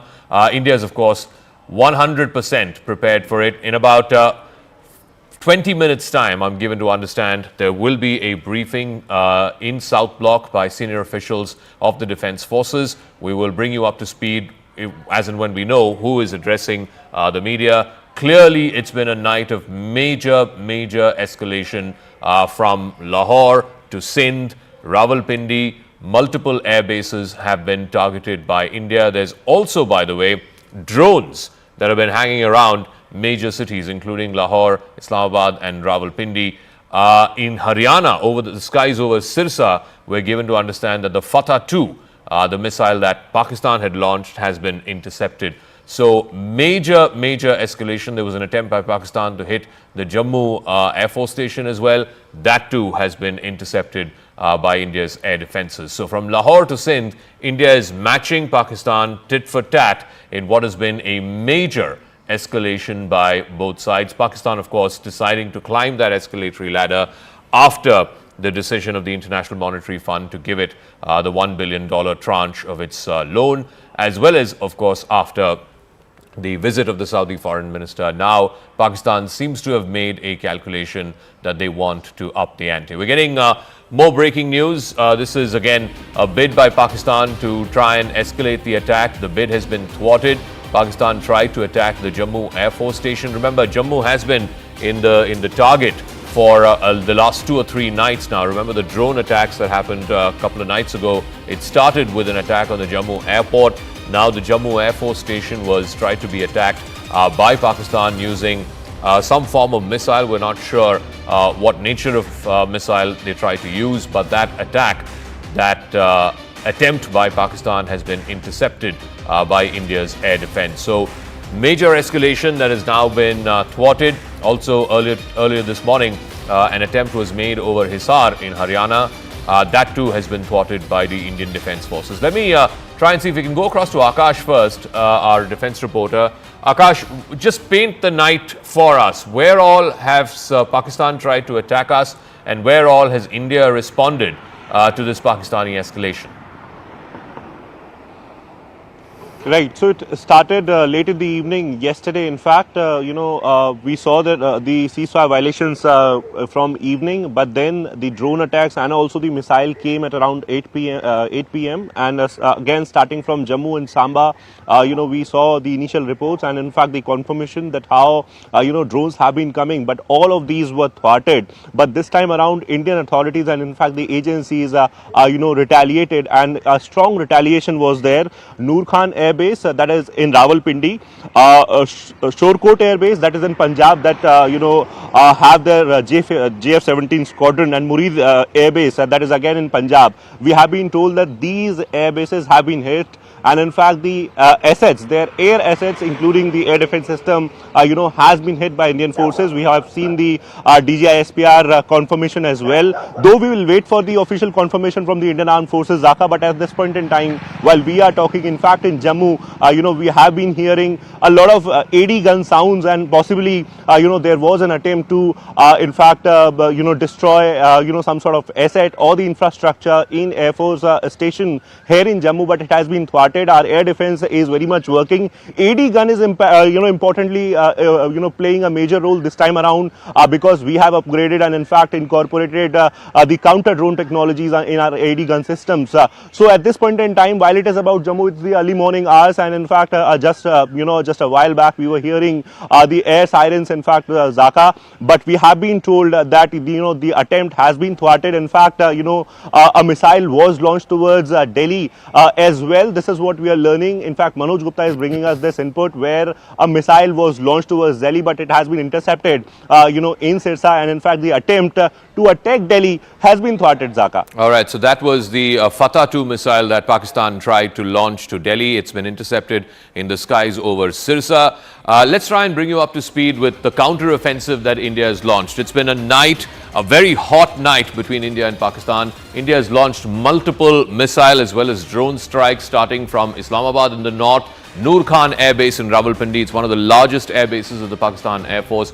That has been hit. The Murid Air Base in Chakwal, again a substantially big air base of the Pakistan Air Force in Murid in Chakwal, that has also been hit. In Sheikhpura, a third air base in Rafiki, which is in Shorkat, which is further south. All of these are in Punjab, in the very heart of Pakistan, as it were, in Shorkat. The Rafiki Air Base of the Pakistan Air Force has also been hit, and we have one more, the Sukur Airport in Sindh. So Punjab and Sindh, which are the two biggest provinces in Pakistan, have been hit. Also in Narowal and Lahore, but these I think are smaller drone attacks, but India has also replied with ballistic missile attacks in response to what Pakistan tried to do. It launched the Fatah-2 directed at Delhi, but it was intercepted at the skies over Haryana. Let's try and go across to more reporters. Aishman is also joining us from our newsroom. So Aishman, can you bring us up to speed with the places where Pakistan tried to attack overnight and India's air defense systems have intercepted and brought down these Pakistani missiles? Absolutely, Zaka. We've been tracking through the night the attacks that have been coming in from the Pakistani forces. We saw how they lit up the entire border area all the way from the north in Kupwara, in Uri, where the ceasefire violations were taking place. Then we saw the drone strikes which were taking place in the Jammu area, all the way down to Bhuj. There were several attacks coming in from the Pakistan side, several drone strikes which were coming in from the Pakistan side, which were intercepted by India's advanced air defense system. And that is the latest update that we are getting from our investigations editor, Manoj Gupta, who's also looking at every aspect of the escalating tensions between India and Pakistan, with the Fateh-2 missile that has been launched by Pakistan towards Delhi was intercepted at Sirsa. So India's air defense systems continue to be robust, countering any offensive coming in from Pakistan. Pakistan tried those offensives when it came to targeting the military as well as certain civilian areas along the line of control and the international border, all the way from Jammu and Kashmir down to Rajasthan, even to Bhuj in near the Gujarat area. But clearly the air defense system was deterring all those attacks. But the tensions continue to escalate between the two sides because Pakistan is now priming its counter-offensive. All right, Aishman, we'll leave it at that. I think the big news that we have is that it's been a hot night between India and Pakistan over the last 4 or 5 hours. The escalation started by Pakistan right after its announcement that the IMF, the International Monetary Fund, has approved a tranche of $1 billion for Pakistan as part of a $7 billion package that was agreed to a few years ago. The big development is that India has hit multiple air bases of Pakistan from Punjab to Sindh. Pakistan has tried to send ballistic missiles. One of them, the Fatah-2, which is a medium-range ballistic missile with a range of about 400 kilometers, tried to, or at least sent in the direction of New Delhi, which is the national capital, but got intercepted, I'm given to understand, by the Barak air defense missile, the surface-to-air missile. It has been intercepted there, and it has been brought down in the skies over Sirsa in Haryana. Let me go across to our guests in what is, I'm afraid, a very serious escalation over the last 4 or 5 hours. Lieutenant General retired Sanjay Kulkarni is joining us, former DG of Infantry. Sushant Sareen, Senior Fellow at the Observer Research Foundation, is with us. Glenn Carl, former CIA officer, is also with us. Let me start with you, Lieutenant General. What do you make of this sudden and serious escalation by Pakistan? India, of course, responding measure for measure. Do you reckon now we are in the next rung, as it were, of the escalation ladder? We've now climbed to the second rung. Now both countries are sending ballistic missiles at each other. Good morning, Zaka. Good morning to my fellow panelists. Definitely, I think in the escalatory ladder, we've gone a notch higher, because in the 8th, we had the Pakis fire about 400 odd missiles and drones towards India. All of them, of course, neutralized. Well, yes, last night also almost similar, when we saw at around 9ish when things started off from Pakistan side. Most of the targets again from, like on the 8th, it was from, we could say from Leh to Sir Creek. Yesterday night, it was almost closer to that. Most of our airfields and some of the towns in and around the airfields were having, they were trying to strike them. Jammu primarily was one. But then what I hear from what you are saying, that at night they attempted to strike Delhi with Hattab-2 and being intercepted at Sirsa. Obviously now it required to go up the escalation ladder, because so far we've been attempting to keep everything restrained, well, non-escalatory, but it's time now. There's no more restraint and no more non-escalatory. Not, I wouldn't even call it tit for tat, just give it back, and give it back in measures that Pakistan realizes it, that it's too much. You can't be doing it. I think Pakistan doesn't seem to realize, and we have to hit at the source of terror. And the source of terror is the Pakistan army. We have to make sure that all assets of the Pakistan army have to be hit. and none better than where it hurts the most. And this the airfield was one, the nerve center, Rawalpindi, yet another one which needs to be hit, so that the Pakistanis realize it, that if they try and go up the escalatory ladder, because we attempted to hit the locations of the terrorists. There was 9 locations for those 25 minutes and 24 missiles, and that was, we thought the operation Sindoor was all over. But unlike that, when they struck India, it was they struck India. And therefore, when they've struck India, now they get it back. Even for the first 2 nights, I thought we were quite patient. We ought not to have been so patient. But notwithstanding that, since it's all over, we tried to show our patience. But now, obviously, the patience run out, and Pakistan needs to be paid back, not in the same coin, much higher. And now the time has come. So there are at least 3 Pakistani Air Force air bases that India has hit, including the Noor Khan Air Base, one of the biggest in Pakistan. Sushant Sareen, what do you make of what's been going on over these last 4-5 hours? Is this now definitely both sides climbing up the escalation ladder? The attempt by Pakistan to try and send a missile to Delhi, that is a serious escalation. How do you think that is being viewed in New Delhi? We believe there's going to be a briefing by the armed forces in the next few minutes, but what's your assessment? Zaka, I would imagine that the Pakistani attempt to fire a missile at Delhi would have really, let's say, would have lifted some of the restraints that the Indians have been putting on themselves over the last 2 days. For 2 nights, we've been having these kind of attacks taking place, and the Indian response has been very, very carefully calibrated. So if the Pakistanis were sending in drones and some light missiles, the Indians were responding similarly. The only difference between the 2 sides was that the Indian retaliation to Pakistani attacks was a little more successful than what the Pakistanis were attempting to do.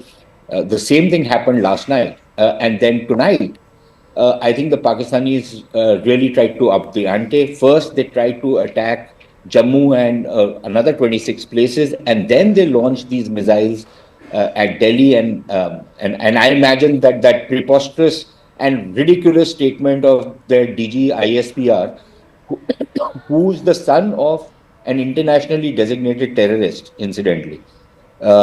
His father is an internationally proscribed UN designated terrorist, right? For his association with Osama bin Laden. That guy is the DG ISPR. Now, he says that 6 missiles were launched from Adampur, 5 of them on Amritsar and 1 on Adampur itself. So from Adampur, we launched a missile in Adampur and 1 in Amritsar, say 5 in Amritsar, to kill 6.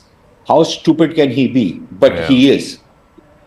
So clearly, I think from the Indian point of view, there has been this messaging going across that, listen, we are giving you off ramps, take them. If you're not going to take them, then we are going to hit you back. Now, I would say that we haven't really gone up the escalation ladder. Because look at it this way, the Pakistanis have been trying to hit our air bases. They've been trying to hit Pathankot, they've been trying to hit Avantipura, they've been trying to hit Amritsar, they've tried to hit a number of other Adampur and other air bases, right? So it's not that they've not tried to hit our air bases, just they've not been successful. So what have we done? We have also hit their air bases. We've used drones, and I'm now going by Pakistani accounts because we still don't have any Indian official accounts. The Pakistanis have claimed that the attacks on some of their air bases were from air to surface, which means that it were Indian aircraft which were firing those missiles from the air. And that is something which has been done in the past as well. So it is not in that sense a very significant escalation. We haven't as yet used ballistic missiles, surface to surface missiles. So we have also kept under a certain threshold so far. Just that our attacks have been a lot more successful, okay? And theirs have failed. Now, you cannot launch an assault on me and then claim the failure of your assault as a virtue and play victim. I'm sorry, that does not work. You launched an attack, it failed. I now am launching a counter attack, which seems to have gone down fairly well. But let's not kid ourselves. we are now going to be climbing up the escalation ladder because the Pakistanis are going to try and come back at us with full force. And let's see the next few hours, maybe this day will be a very critical day. Let's also not kid ourselves, Zaka, and I think we should be prepared. Our people should be prepared that there will be things which will get through our defenses. There will be casualties, there will be damage, there will be loss, and we should man up and take it all. Okay. And then go and go and take some more. Yeah, I just want to bring in a word. That a word that top government sources have told our investigations editor Manoj Gupta. We can break that as well. This is a message, and I guess this will be a message that will be conveyed by the defense folks who will be briefing the media, I believe, at 5:45 on the south lawns of the South Block. This is what top government sources have told Manoj Gupta, that Pakistan should try and understand that all that India is doing is commitment to a proportionate response, and that they should stop now. Pakistan should stop now. Otherwise, the next time India will have to be forced to climb the escalation ladder. So Pakistan needs to get the message and needs to stop now. It needs to stop sending all of these ballistic missiles. The Fatah 2 was attempted to hit Delhi, but it got intercepted in the skies over Haryana. Let me also try and go back to our reporters before I go back to the guests. Look, over the last 6 hours or so, there has been an attempt by Pakistan through drones, through ballistic missiles, to try and hit India at multiple places, multiple air stations. Let's try and go full frame to that. Multiple air stations have been targeted in Jammu. Jammu Air Base particularly seems to be one area where the Pakistanis have been trying for the last 3 nights to try and cause some damage. We've had drone attacks last night in Srinagar. We've also had an attempt to try and take down the Avantipura Air Base, also in Amritsar, the air base there, as well as, of course, the air base that we have in Haryana. But in response, India has attacked at least 3 air bases.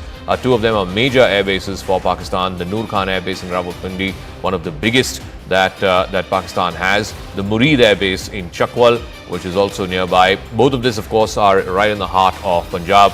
Then there is the Rafiki Air Base, a smaller one in Shorkot in southern Punjab, and then the Sukur Airport, which is used both for civilian and defense purposes in Sindh. So both in Punjab and in Sindh, there have been major attacks by the Indian armed forces. We're given to understand that at least some of these have been surface-to-air missiles, and some of these have been air-to-surface missiles, so they've been launched from a fighter jet. We'll try and get further information of that, but this is how it is looking right now. If Akash and let's get a sense of who are the other reporters that we have on the ground. We'll go across to Akash in just a moment, but it has been a night of heavy exchange of fire, drones and missiles between India and Pakistan. Pakistan climbing up the escalation ladder in a dramatic sort of upping of the ante, as it were, soon after the announcement by the International Monetary Fund of a tranche of $1 billion to Pakistan as part of an agreed upon package of $7 billion over a period of 3 or 4 years. Now Pakistan tried to send a ballistic missile towards India, intercepted in the skies over Sirsa in Haryana. It was directed at Delhi. Imagine if that missile had been successful and there was damage here in Delhi. That would have been a serious escalation of the situation between India and Pakistan, as it were. It seems to be that the Pakistani military leadership is being given a very solid and definitive message by the Indian military leadership. Back off now. Do not escalate. There you go. I want to once again bring you up to speed. So the smaller blasts that you're seeing on the map, Islamabad, Narowal, Lahore, these are all drone attacks that India has managed to pierce the Pakistani air defense and hit some of these places, including Sheikhpura, etc. But the airbase attacks that have been hit, those are missiles. Those are medium-range missiles that India has used. Like I said, in response, matching Pakistani aggression, Pakistan trying even with their ballistic missiles to pierce India's air defenses and hit some key defense installations as well as civilian installations here in India. This is India's response, and India is also sending out a message to Pakistan: please refrain from climbing further up the escalation ladder. All right, let's try and play out some of those visuals. I believe we have visuals from the Noor Khan base that was struck by India's missiles. Let's try and play out that video, and I'll come back to our guests and our reporters. और ये नूर Khan base के ऊपर attack हुआ है भाईजान नूर Khan base में आके गिरा है ये अटैक हुआ है नूर खान बेस पे बिल्कुल घर के सामने अभी एक जहाज गुजरा है और ये नूर खान बेस के ऊपर अटैक हुआ है भाईजान नूर खान बेस में आके गिरा है ये अटैक हुआ है नूर खान बेस पे बिल्कुल घर के सामने अभी एक जहाज गुजरा है और ये नूर खान बेस के ऊपर अटैक हुआ है भाईजान नूर खान बेस में आके गिरा है ये अटैक हुआ है नूर खान बेस पे. Right, let me go across to Akash. Akash, just bring our viewers up to speed if they're just tuning in at 5:45 this morning. It's been a very, very hot night between India and Pakistan. Multiple locations in Pakistan have been hit, including at least 3 air bases. Pakistan has tried to dramatically escalate, go up the escalation ladder. Pakistan has tried to hit, among other places, even the national capital by launching a ballistic missile. It has been intercepted successfully by India's air defenses. It's been a night where they have tried drones as well as missiles. What are top defense sources telling you, Akash? What is going on in these last 4 or 5 hours? Right, Zaka, first of all, in some time from now, we are going to have a press conference from the armed forces where we will be getting some sort of details of the sort of developments that have happened throughout the night. But at this point in time, in fact, in Jammu, we have been hearing multiple sounds, Zaka. We have been told that Air Force Station Jammu was on target. Initially, it was thwarted, but then, the sound is still on. We have been told that air defense guns are very much active. As far as, developments in the night are concerned, so we have been seeing major escalation from Pakistan, where after last evening, in fact day before yesterday and last evening too, they have tried drones and missiles through different in fact two different military stations here in India, military infrastructure. Jammu is one prime target where they have been, in fact, Zaka, you can hear the sounds as well, the air defense guns where Jammu is on target, and again we are hearing these sounds where our sources are telling us that Air Force Station was on target, but it was thwarted. Something rocket propelled is being sent. It can be a missile, it can be a UAV as well. We have been told, and we know that how they are using SH-15 as well. But yes, SH-15, there is less possibility that it can come here, even when they are bringing it to that bulge near Akhnur. At this point in time, while we talk about other places, so we have been told that crucial military infrastructure is on target. Of course, we will not tell the location because of limitations, but they are targeting our crucial air assets. None of them till now is successful. They tried attacking Delhi as well, but it was thwarted. As far as Pakistan and its assets are concerned, Zaka, we have been told that Noor Khan Air Base, one of their important bases in Rawalpindi, very close to the headquarters, and in fact very close to the important infrastructure, was hit last night. Successful hit. In fact, their air assets were targeted, and military aircraft and transport aircraft both are there in the particular air base. We know that how they have the C-130 transport aircraft in that. They are operating some sort of drones from there. These facilities were hit by the Indian Armed Forces, including very high value target of the AD systems and radars. Shorkot Air Base, that is in Punjab, there we have a JF-17 of Pakistan. It was hit, and in fact Murid Air Base, very important Murid Air Base, they are operating their drones from Murid Air Base as well. It was hit. At this point in time, Zaka, they are trying multiple locations, not in Jammu and Kashmir, but in Haryana, in Punjab, in Rajasthan as well, and these attempts are being thwarted at this point in time. Air defense is very much active. We are still checking. We will be going with the reliable information only, and in some time from now, Zaka, armed forces are going to address the press conference, and meanwhile, we are hearing these constant sounds, possibly of the air defense guns, here in Jammu, because Jammu is on target, Zaka. All right, Akash, any idea who in the Indian Army or the Defence Forces are going to be briefing? So far in these last 3 days, we've had the Foreign Secretary and the 2 young officers, the women officers from the Indian Army and the Indian Air Force. But this seems to be somebody else. Any word you're picking up on who is going to be briefing, and why the need for this sudden early morning briefing? Because clearly things seem to have ratcheted up a couple of notches overnight in the last 4 or 5 hours. We are assuming that someone from the IDS would be briefing IDS integrated defense staff. In fact, the coordinated command is there, and someone from IDS would be briefing, because these inputs will be of the Air Force, Indian Army, and the other forces as well. Also, we have been told that there can be a different level representation.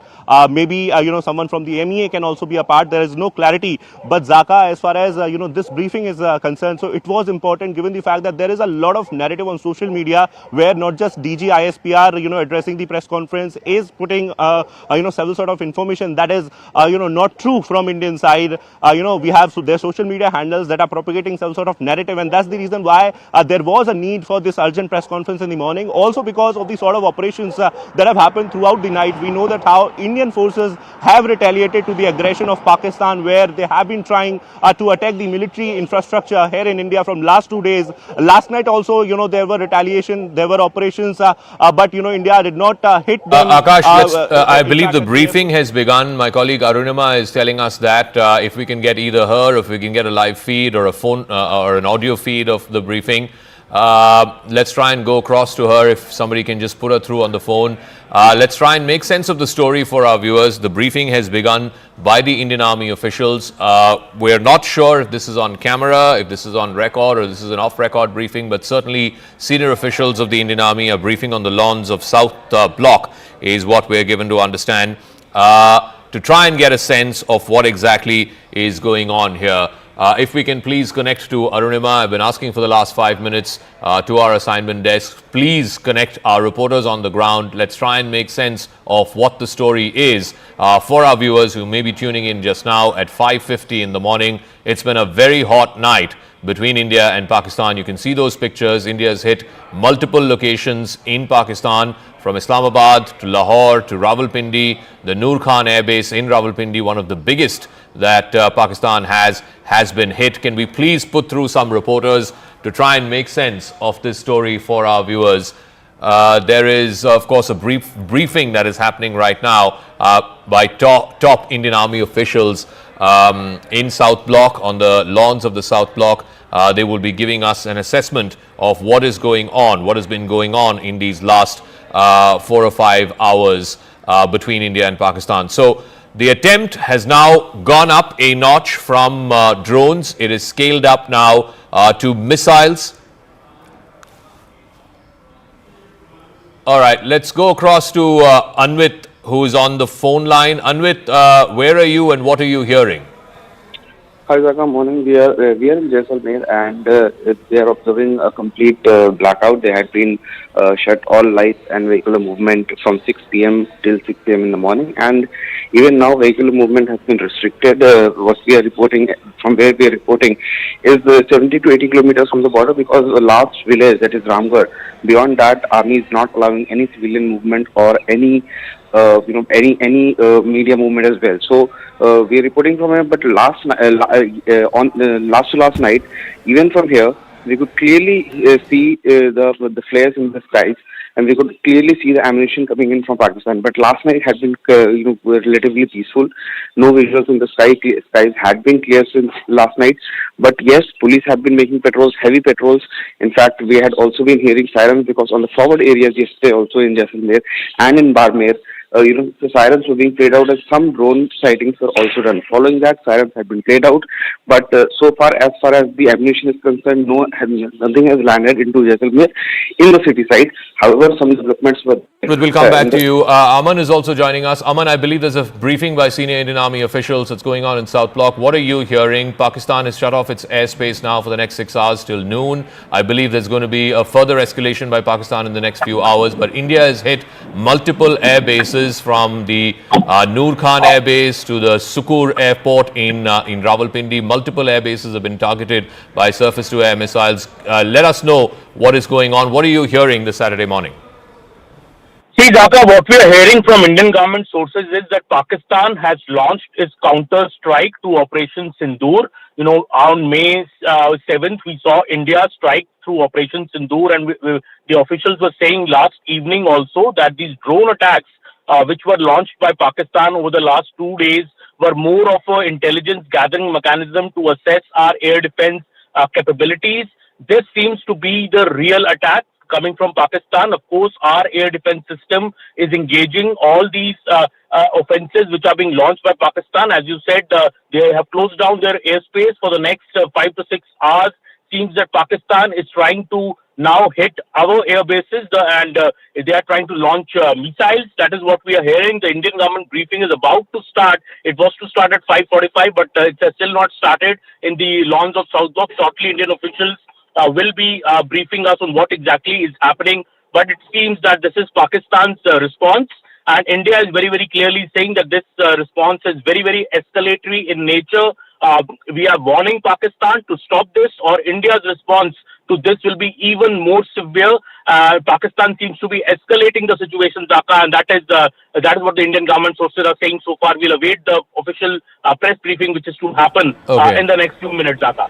Okay, Anshul is also joining us from Pathankot. What's happened there overnight? I believe there was multiple drones flying over the Pathankot airbase overnight. What is the latest that you can share with us, Anshul?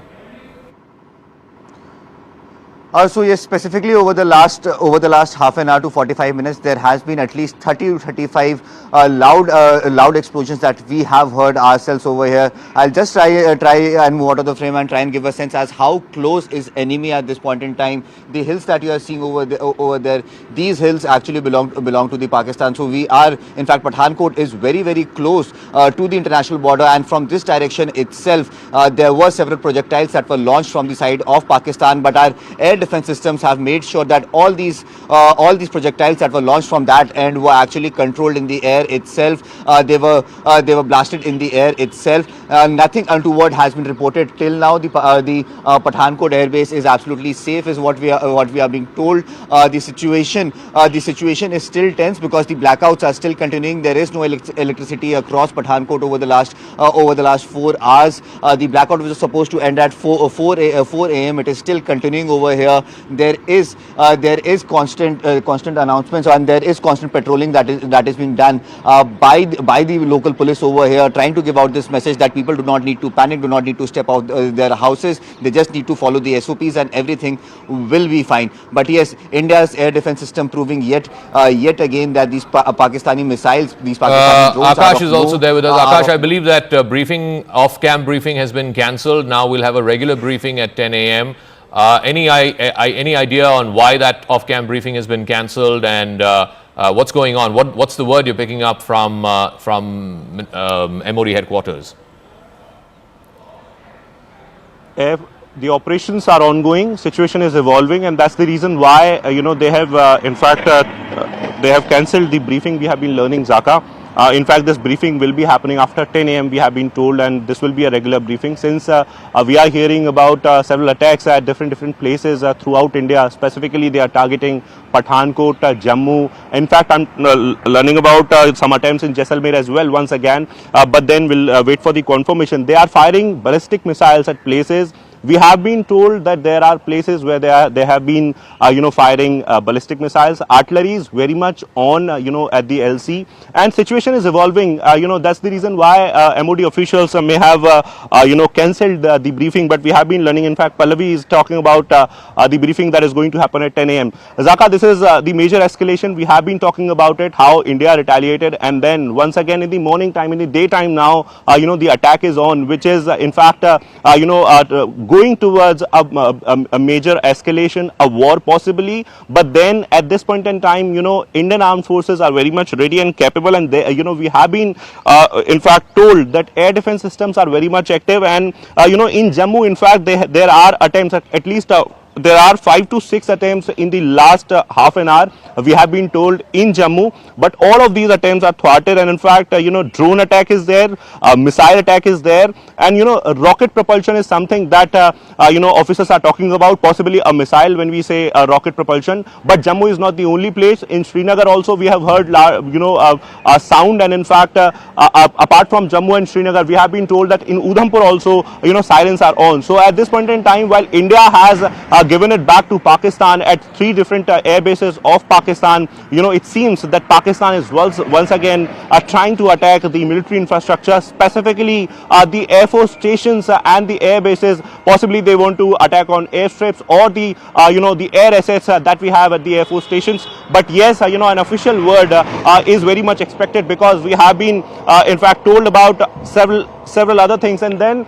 I'm hearing the constant sound, Zaka. I want to stress on this particular sound, because Jammu is one prime target. So Jammu is very close to the international boundary, international border. In the initial day, we have seen that how a barrage of drones were launched towards Jammu, and this time around we are learning about missiles. I'm also trying to check the environment. In fact, the clouds where I'm unable to see anything. Very close to the airport I'm standing, and at that particular place only we are seeing, in fact we are seeing this sort of action, where we have been told that missiles are there, missiles are coming towards the Jammu Air Force Station and the airport. Both are in close vicinity. Also, other than Jammu and Srinagar, we have been told that there is a target in Haryana. I'll of course not name the location, but there is a target in Haryana as well, which has been in fact thwarted. Missile was launched. We know that how a missile was launched towards Delhi as well, the national capital. They clearly want to escalate it further. It was categorically mentioned by the Indian Armed Forces that we don't want to escalate, and that's why we are not targeting a civilian population. But we have seen that how last night in Firozpur a civilian population was targeted. Several individuals were hit because of this sort of target, where they just give me a moment. hit one civilian. The big story happening right now is there's an off-cam briefing by senior officials of the Indian Army. They're saying that there has been retaliatory action that's been carried out. The LOC has been hot for the last 4 or 5 hours. In fact, more than that, it's been hot since last night. But what has happened overnight is Pakistan has now climbed up the escalation ladder from drones, which did not have any explosives. They've now notched it up to drones with explosives. And last night, they have now notched it up one rung further in the escalation ladder, trying to hit India through ballistic missiles, including one, a Fatah 2, which was launched in the direction of Delhi. Thankfully, that's been intercepted in the skies over Sirsa. India has retaliated. India has responded to the Pakistani escalation. India has managed to hit at least 3 different air bases in Noor Khan, of course, which is one of the biggest air bases of the Pakistan Air Force. They've also hit an air base in Chakwal, a civil-cum-military airport in Sukur in Sindh. So multiple military installations and civil installations as well have been hit. It's been a combination of drone attacks plus missile attacks. I also want to get more information at 10 a.m. The Foreign Secretary will be briefing. Remember, the last 3 days, it's been the Foreign Secretary along with the 2 young women officers of the Indian Army and the Indian Air Force. So that briefing is going to happen at 10 a.m. That's going to be on the record. Right now, what is happening is an off-record briefing by senior officials of the Indian Army. Let's go across to more reporters who are also joining us. Ishan is joining us from Srinagar. Ishan, again, looks like it's been a very hot night in Srinagar as well as in other parts of the Kashmir Valley. Well, Zaka, right. This is for the first time also that drones came to Srinagar, Avantipura and Baramulla. Multiple, blasts were heard, and the defense system ensured that none of the air bases was hit. The target was to hit Avantipura Air Base and Srinagar Air Station. We should understand that Srinagar Airport is not just a civilian airport. It's a military army, Air Force air station. So that's why they try to hit the crucial infrastructure. And even 5 or 10 minutes back, we heard in Srinagar, people are waking up to the 2 loud blasts that were heard, possibly intercepting some kind of missile missiles or some kind of projectile being fired towards possibly airports in Srinagar or Avantipura. These are the main two bases. But apart from this, we have been learning that they tried to carry out, drone-based attacks last night on the India's military infrastructure, particularly in Baramulla, which acts as a front line for the line of control. So they might have tried to hit the Indian Army's main assets in Baramulla, Srinagar, and Avantipur. But that has been repulsed. What we have been given also to understand is that security around these vital installations has been doubled, and it's amply clear that they are going to attack these vital installations to basically stop the militaries or air forces advance. If at all that happens with Pakistan. But All right. during overnight, there has been massive shelling that has taken place both on the line of control in Kashmir and also other areas of Kashmir where people have already left their houses and left for safer destinations. All right, Aman is also joining us. Aman, what's the word you're hearing from top government sources? It's been a very, very hot night, escalatory action by Pakistan, India responding with both drone attacks as well as surface-to-air missiles. What are you learning from top government sources? I believe the Foreign Secretary will be having that briefing at 10 a.m. for an official word. But what are you picking up on what an escalatory night it's been between Friday night and Saturday morning? Well, absolutely, Zaka. It's been a big escalation, first from Pakistan and a big response from India. That is what we're hearing from top government sources, especially India's attack on 3 air bases of Pakistan, mainly the Noor Khan air base, which has in Rawalpindi, which is a major response by India, because this is now India firing missiles at Pakistan after the relentless 2 days. Pakistan has sent 300 to 400 drones the previous night, and yesterday also these drone attacks have been incessant on our forward, cities, and all major cities of India are now on high alert, because there is also news that Pakistan fired a missile towards India, which has been intercepted at Sirsa. So Pakistan is really escalating the situation. This seems to be their main attack in the last 2 days. Maybe, as Indian officials were saying at the briefing yesterday, that those attacks were mainly to gauge India's air defense system capability and gather intelligence. This seemed to be the main attack which has happened last night, and though it has been foiled to a larger extent, and we'll get details of that at 10 a.m. when the Foreign Secretary and the government brief us on what exactly has happened. But so far it seems Pakistan is escalating the situation. Indian government sources are saying that Pakistan should stop, because if it doesn't stop, the Indian response is going to be even more fierce. India is ready to go to any lengths to protect its assets, to protect its territory from such missile and drone attacks by Pakistan and by hitting Rawalpindi. India has shown the capability it has to hit in the heart of Pakistan. We have seen these visuals on the screen as well. Indian government sources are very clear that India is not going to step back if Pakistan is going to do such big retaliations that we have seen since last night, and big air bases of Pakistan being hit by India. We'll get more details. I think the official press briefing, Zaka, has also been put off for now, because the operation is ongoing. It's a very evolving situation, and the next 2 to 3 hours could be very crucial in determining which way this escalation is now going, Zaka. Arunama is also joining us from South Block. Arunama, I believe there's been some off-rec information that's been given to reporters. Who was briefing, and what have they said? What is the information that you have? Yeah, so this was supposed to be an official briefing, to respond to all that DGISPR has said. But what we were told that since air operations have begun again for the last 1 hour or so, air operations have begun again, even though on ground, this is what we learned, that on the LOC, the ground fire that we are hearing, that has become intermittent firing for now.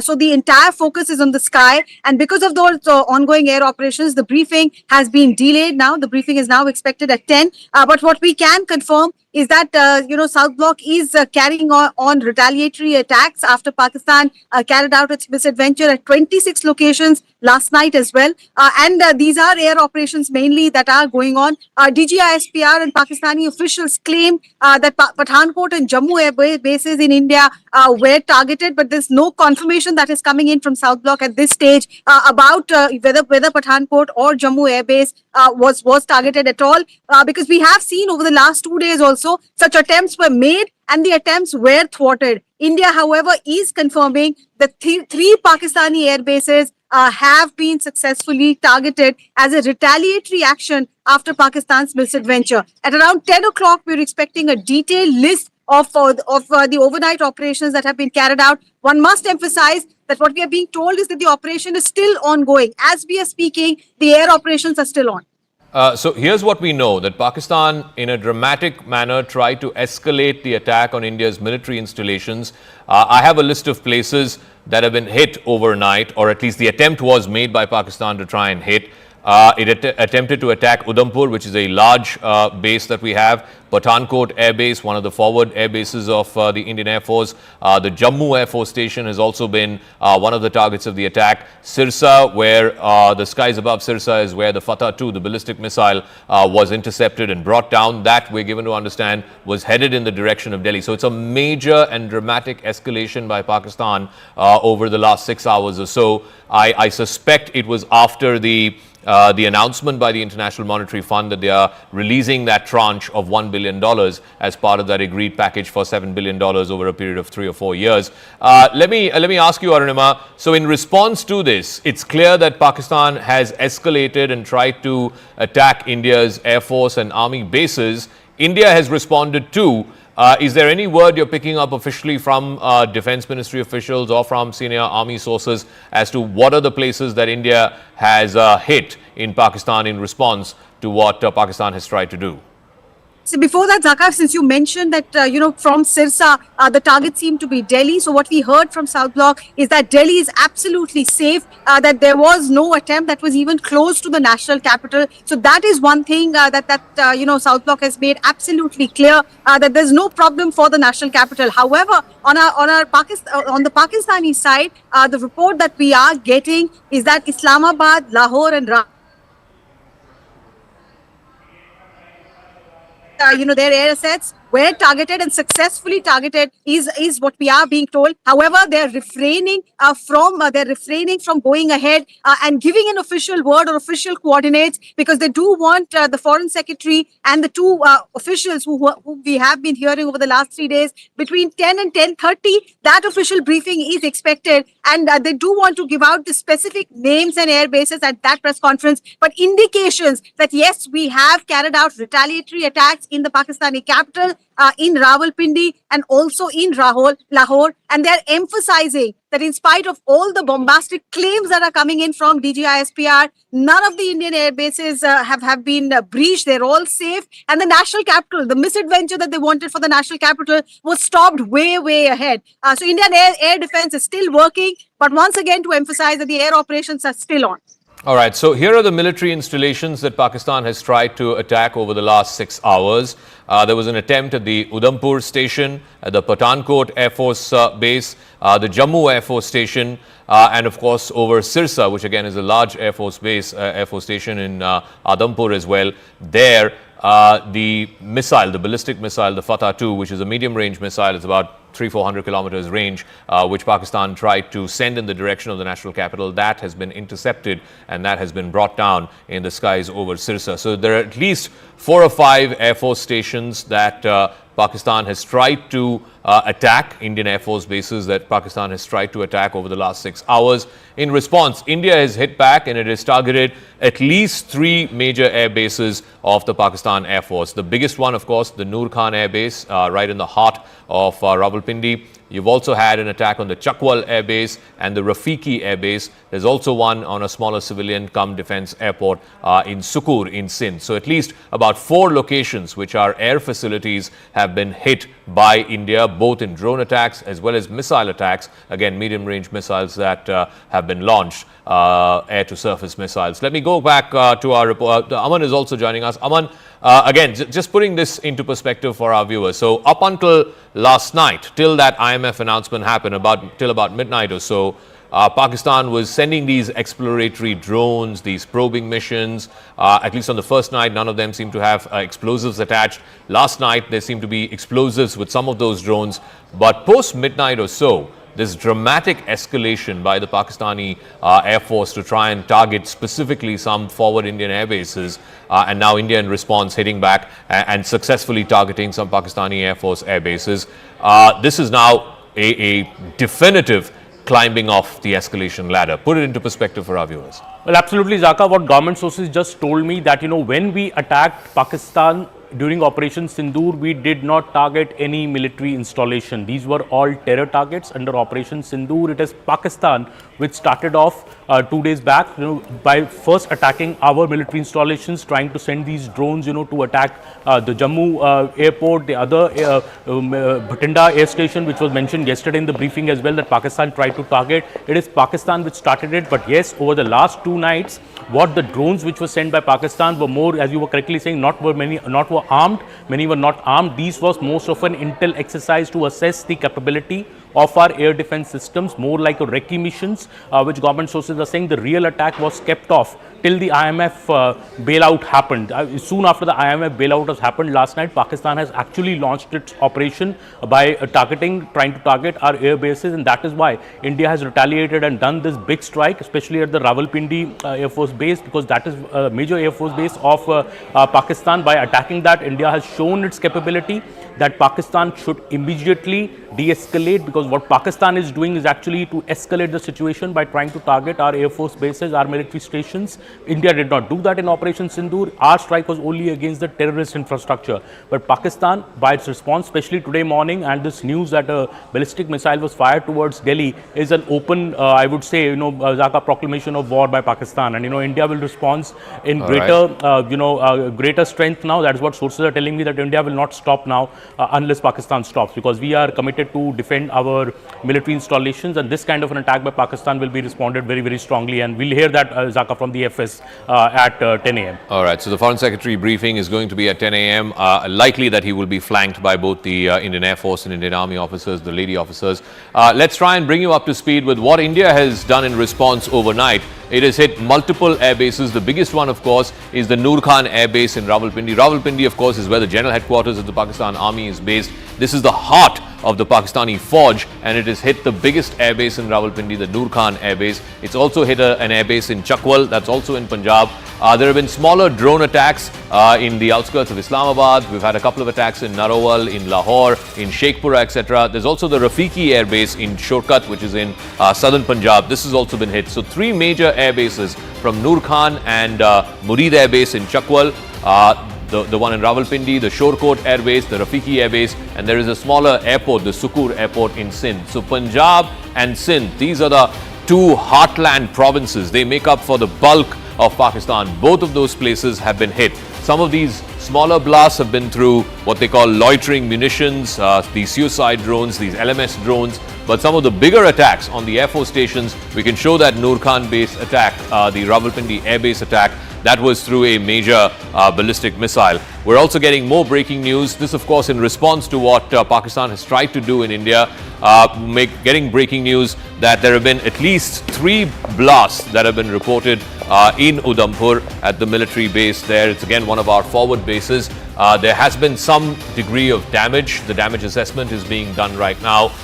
There has been shelling, and this is, of course, keeping the LOC active and hot. There's been massive heavy artillery shelling that's been going on across Surankot, Jammu, Naushera, as well as Rajouri.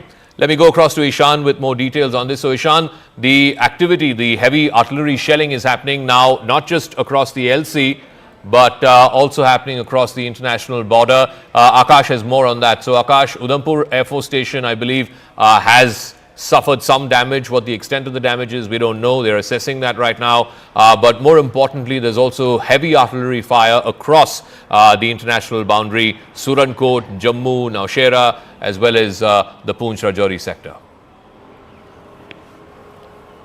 Right, so a ceasefire violation is there, at the LC, but yes, Udhampur was one target, and Manoj Gupta is, reporting, in fact, that how, Udhampur has got hit, in fact, but in fact, there were sounds in the Udhampur, and there we have the headquarters of the Northern Army Command, and that's why it is very crucial place. It was on target, in fact, day before yesterday.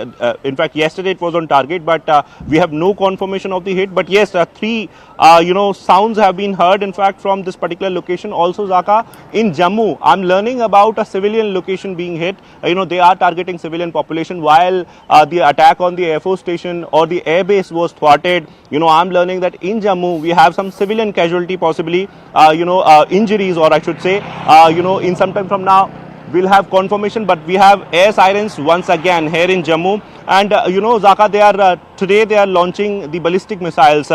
We know that how they have Fatah series, which has got 120 kilometers of range, and they possibly have been launching the Fatah missiles. And in fact, there is a plan of further escalation, given the fact that DG ISPR addressed the press conference and said a number of things which in fact have not been confirmed by Indian Armed Forces. At around 10 a.m. we'll be having confirmation. But yes, artillery fire has been going on in Srinagar.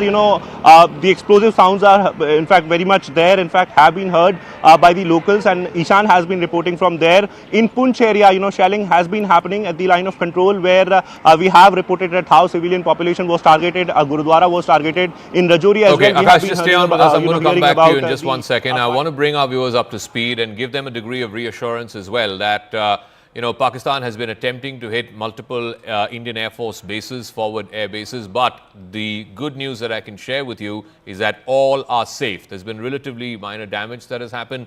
No casualties, no fatalities in any of these installations. The Pathankot forward air base, the Jammu Air Force Station, the Udhampur Air Force Station, all are safe. That is the word that we have from top government sources. All three of our forward air bases are safe. All personnel have been accounted for. Whatever minor damage assessment is going on, but all three air bases are safe. Arunima has more on this. So Arunima, that's the big picture. Pakistan trying to attack India's forward air bases. All of them are safe. In retaliation, India targeting some of Pakistan's air bases. The Noor Khan air base up in Rawalpindi is one of the biggest that they have in the country, and that has been hit badly. You can see from those pictures. Arunima. Successfully targeting Pakistan is what we are hearing as well. One must underline that officially at 10 a.m. we are expecting location by location, coordinate by coordinate briefing by the Ministry of External Affairs. Most likely Foreign Secretary will take the podium once again, along with the two officers from the Indian Army and the women officers from the Indian Army and the Air Force. But what we are being told is that even though Pakistan attempted to attack Pathankot, they attempted to carry out attacks in Udhampur and also in Jammu. All these three air bases, the air assets were targeted, but Indian Air Defence managed to thwart all these three attacks at Jammu, Udhampur, Pathankot. No damage done. All our assets are safe. There's no casualty, no injury to any personnel present in the in the air base complex. All right. Arunima, we'll try and come back to you as you try and, look, reporters are spread all across the country, particularly in some of these points that have been hit or attempted to be hit by Pakistan. There has been cross LC as well as cross IB firing. This is heavy artillery shelling that Pakistan has been undertaking for the last couple of nights at least. In the Jammu, Poonch, Rajouri, that sector, in Surankot, in Naushera, as well as in Rajouri, overnight there's been heavy artillery shelling. Ishan is there with us with more details on that. So just break this down for us. There's been an attempt to hit some of the forward air stations. All of those have been thwarted, but at the same time, Pakistan is also using heavy artillery fire, both across the LC as well as across the IB. Well, absolutely right, Zaka. Even it started yesterday before the sunset.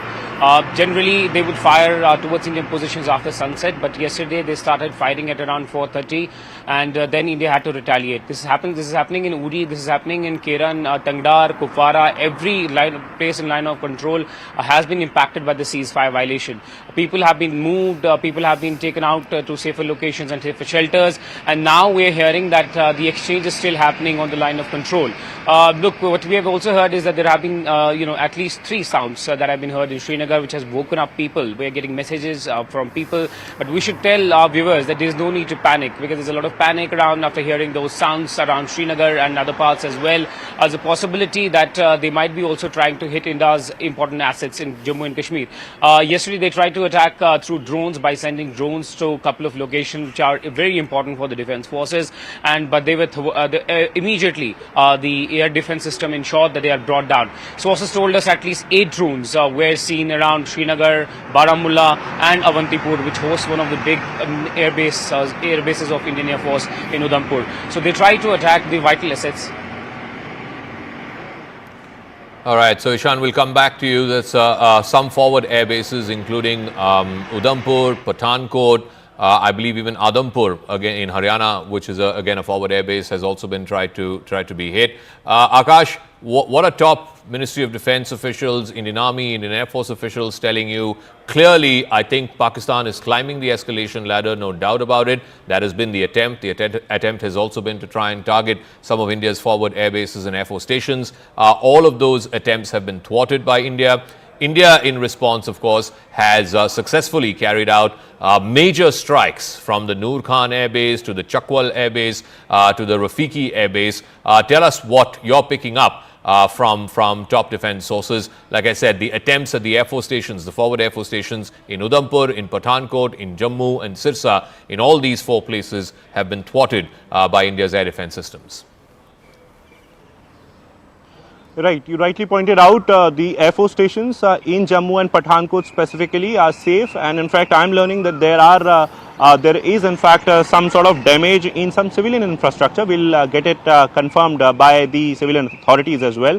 But till now, all attempts in fact have been thwarted, and Zaka armed forces in fact are very much capable and ready. This is what the defense sources are telling us. In fact, at around 10 a.m. we'll get the official word as to what they did last night, and also what is the sort of retaliation that they are planning now, given the fact that Pakistan is launching ballistic missiles and has shown that they want to escalate it further. Zaka, we have been seeing that how from last 48 hours, in fact in the last 72 hours, a number of things have happened. Specifically, we talk about the current times. Yesterday it was happening in the night hours, but today, in the early morning hours, we have been seeing these attacks specifically targeted towards Udhampur and Jammu, because in Udhampur we have one military base, and there we have constant sounds here. In fact, in Jammu, ballistic missile is what has been tried here in Jammu as well. It was tried for Delhi, it was tried for one location in Haryana, very crucial location in Haryana. I'm not putting out the details right now, but very crucial location is being targeted there in Haryana as well.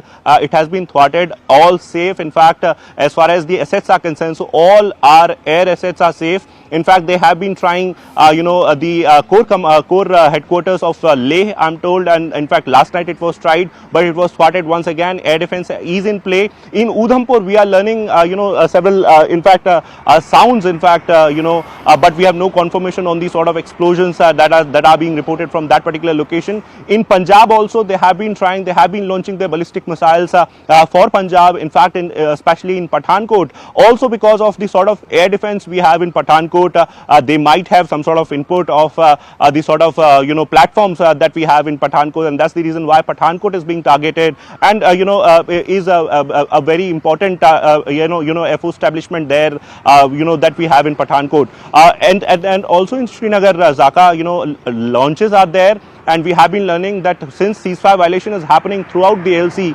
so army is also retaliating to that. We are having ceasefire violation in Rajouri, Poonch, Mendhar, and in fact in Kathua also I'm learning that violation is there, but since we have the international border there, so we are waiting for the confirmation BSF, whether or not BSF is engaged in any sort of firing, because till now it is limited more on LC, line of control.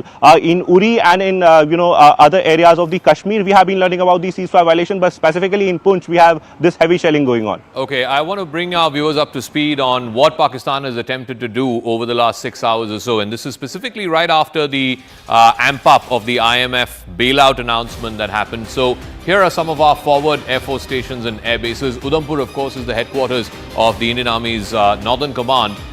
Massive military station there. It's the headquarters, like I said. It is, of course, very critical for the entire Jammu region as well as the Poonch Rajouri region.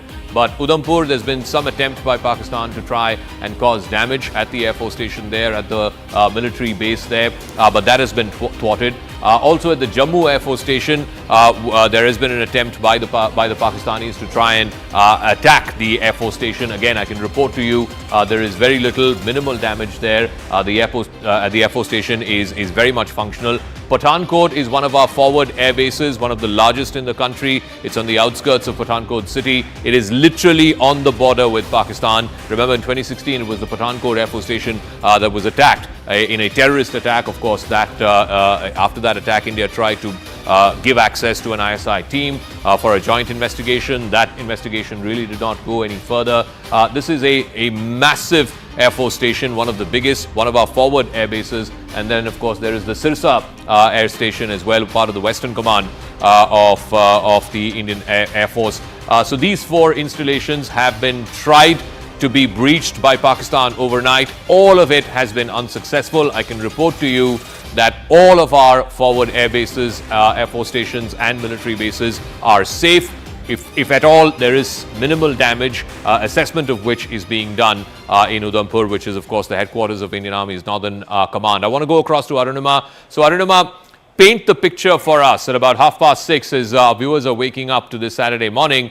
It seems very clear that Pakistan has attempted to go up the escalation ladder. They want to try and take this to the next level. They've been sending in missiles, they've been sending in drones that are fitted with explosives, trying to take out some of India's air bases. All of those attempts have been thwarted.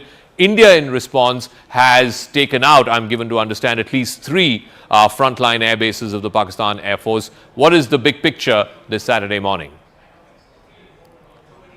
Yes, so the source-based information that we have, first thing first, Indians should just have trust in our defence forces. It's all good, it's all safe. Attempts that were made at Pathankot, Udhampur, Jammu, all attempts thwarted. There was an attempt and misadventure towards the national capital of Delhi as well, over Sirsa. I think even that has been, the Fateh missile has been intercepted. So that national capital is safe as well. But what is it that we have done in terms of retaliatory action in Pakistan? Some details just coming in. What we are being told by sources is that there was a calibrated and purposeful military target hit, and the adversary has got a bloody nose after those 26 locations in India that Pakistan targeted last night as well.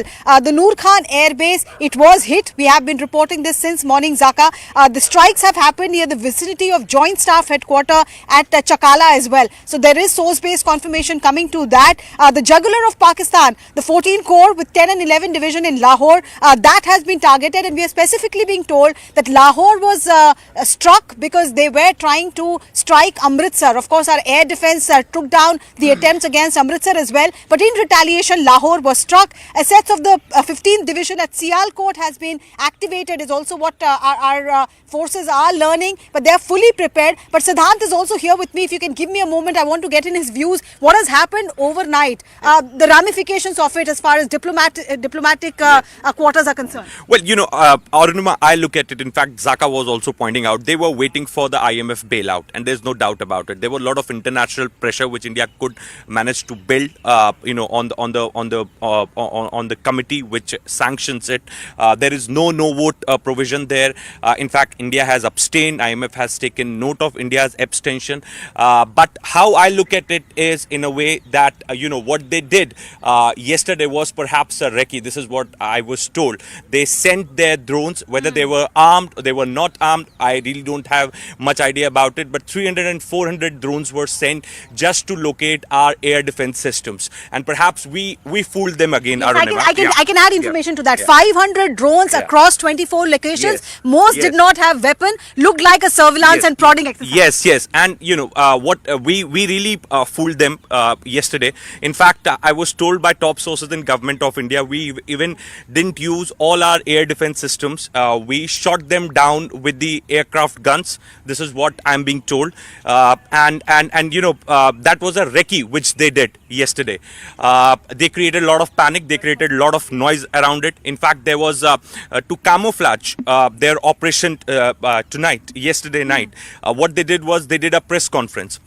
They invited foreign media. In fact, they you know, I was going through all that content last evening, Arunima. So you know, they kind of said that what India is doing, you know, they kind of they did spread lie against India in those press conferences. You know, that was kind of a camouflage they wanted to do. But the idea was to struck India today, Arunima, and you know, we thwarted all their attempts. Perhaps what Arunima is reporting for us is that all our bases are safe, and we have hit them harder this time around. Yes. So that I think the body language, Zaka, I once again want you to point out to that Rajnath Singh picture that we got yesterday morning with the 3 service chiefs and the Chief of Defence staff, the CDS was present, the Defence Secretary was present. That showed, combat uniform, all three chiefs were in there, but the body language was confidence, they were smiling, and that is, I think, because they were prepared. They were quite aware of what Pakistan was up to and they were prepared, and that preparation has held us in good stead early this morning. All right, so I can also report to you that there was some attempt to try and disrupt the civil as well as the technical airport in Jammu. Those attempts have been thwarted by the Indian air defense systems. Remember, so the big picture is Pakistan has been trying to take out some of India's forward military bases as well as some forward air force stations. The attempt has been on some of the biggest ones. Pathankot is one of the biggest and a forward air base that we have. It was also the scene of the 2016 terror attack. That attack has been thwarted. There was some attempt at the Jammu Air Force Station. That has also been thwarted. And then, of course, the Air Force Station in Sirsa, which has also been thwarted. In response, India has attacked the Noor Khan Air Base, of course, which earlier used to be called the Chakala Air Base of Pakistan, one of the biggest just in Rawalpindi, in the heart of the general headquarters, is barely a few kilometers away, the general headquarters of the Pakistan military. So this hits right at the heart of the Pakistani military. But I can report to you that whether it was Udhampur, whether it was Jammu, whether it was Sirsa, whether it was Pathankot, whether it was some of these forward air force stations that India has, the attempt by Pakistan has been foiled. India has retaliated in good measure and targeted some very frontline air force stations of Pakistan. There has been, of course, increased shelling as well, heavy artillery shelling both across the line of control as well as across the international border. There has been some shelling in some civilian areas in Jammu, but I can report to you, so far at least, there are no confirmations on any civilian casualties yet.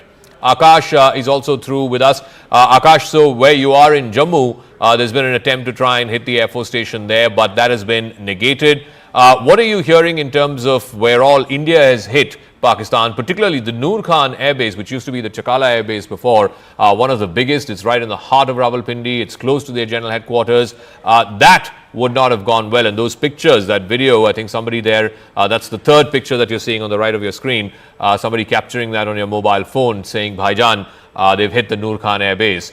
Just walk us through what India has done in response to this very hot night between both countries. Right. So Noor Khan Air Base, you rightly pointed out in Chakala of Rawalpindi, near Islamabad, has got critical air assets. Zaka, I was mentioning it earlier that how their transport aircrafts as well as their military fighter jets are very much there. They're operating there, several drones in fact from there, and we have been told that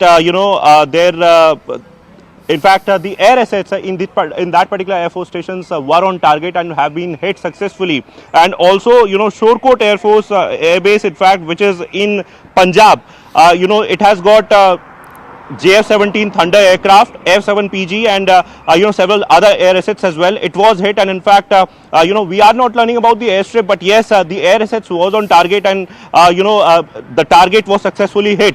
In fact, we are learning about Murid Air Base, that is in Chakwal of Punjab. This is a smaller air base, but is technically important air base, and we have been told that primarily supports training and secondary operations.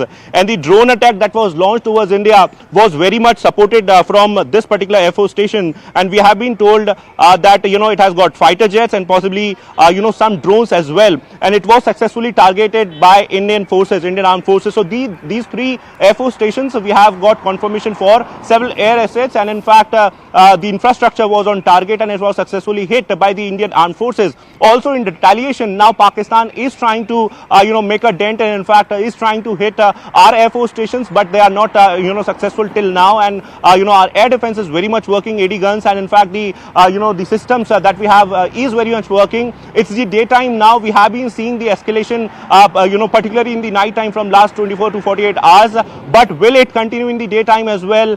What will be the next course of action as far as India is concerned? Akash, I'm sorry to interrupt. The image that I'm showing on the left is also from Jammu. It's a civilian area. There is a temple called the Shambhu temple in Jammu. We're given to understand there's been a projectile that's hit. We don't know if it's a drone or a missile, but a projectile has hit just outside the temple. No casualties. That is the important thing. You can see the remnants of the wreckage there. This is mobile phone footage that's been shot by one of the individuals there. You can see the wreckage that's strewn all over the place. This is called the Shambhu temple in Jammu. Again, the good news is that there is no casualties there. There you can see the main gate, the pillars leading into the temple. So on the outside perimeter of the temple complex, there's been a projectile hit. Again, the good news being that there is no reports of any civilian casualties in the Shambhu temple attack. Aman is also joining us. Again, I want to go big picture for our viewers who are tuning in a little past 6:30 this morning, this Saturday morning. There has been a visible amping up by Pakistan. India has retaliated. Pakistan's attempts have been foiled. The attempt was to try and target some of our forward air bases in Pathankot, in Jammu, the military station in Udhampur, etc. But all of that has been foiled, Aman. In response, India is hit back with a combination of drones as well as missiles, and some of the Air Force station attacks in Pakistan have been very, very successful. What are you hearing from top government sources?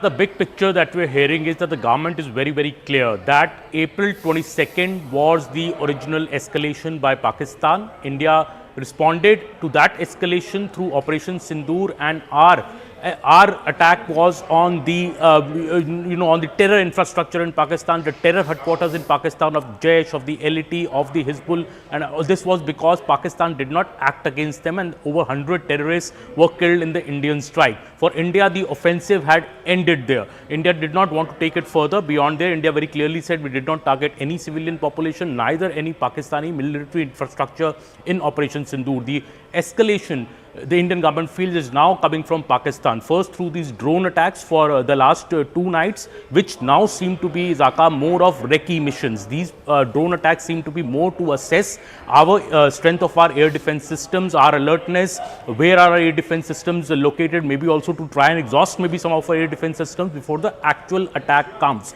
Indian government is also now seemingly very clear that Pakistan decided to wait for the IMF bailout before launching its big strike, because it did not want its IMF bailout to be jeopardized in any manner. And this shows that soon after the IMF bailout, Pakistan cleared its airspace today morning and has launched an attack through ballistic missiles, not only at our forward Air Force bases in Pathankot and the Udhampur, it has also tried to attack our major cities. So this is a major escalation by Pakistan. That is what India is saying. India never targeted earlier Pakistan's military infrastructure, but because Pakistan has now upped in a way the game, India is not shying back, and this attack on the airbase in Rawalpindi by India is to show how deep India can hit. And I think India is still trying to tell Pakistan to get the message to de-escalate. But if Pakistan does not de-escalate from here, Zaka, Indian government sources are telling me that we will also not stop now, and Pakistan will be taught a lesson. All right, so our reporters are spread across the length and breadth. Ishan is joining us from Srinagar.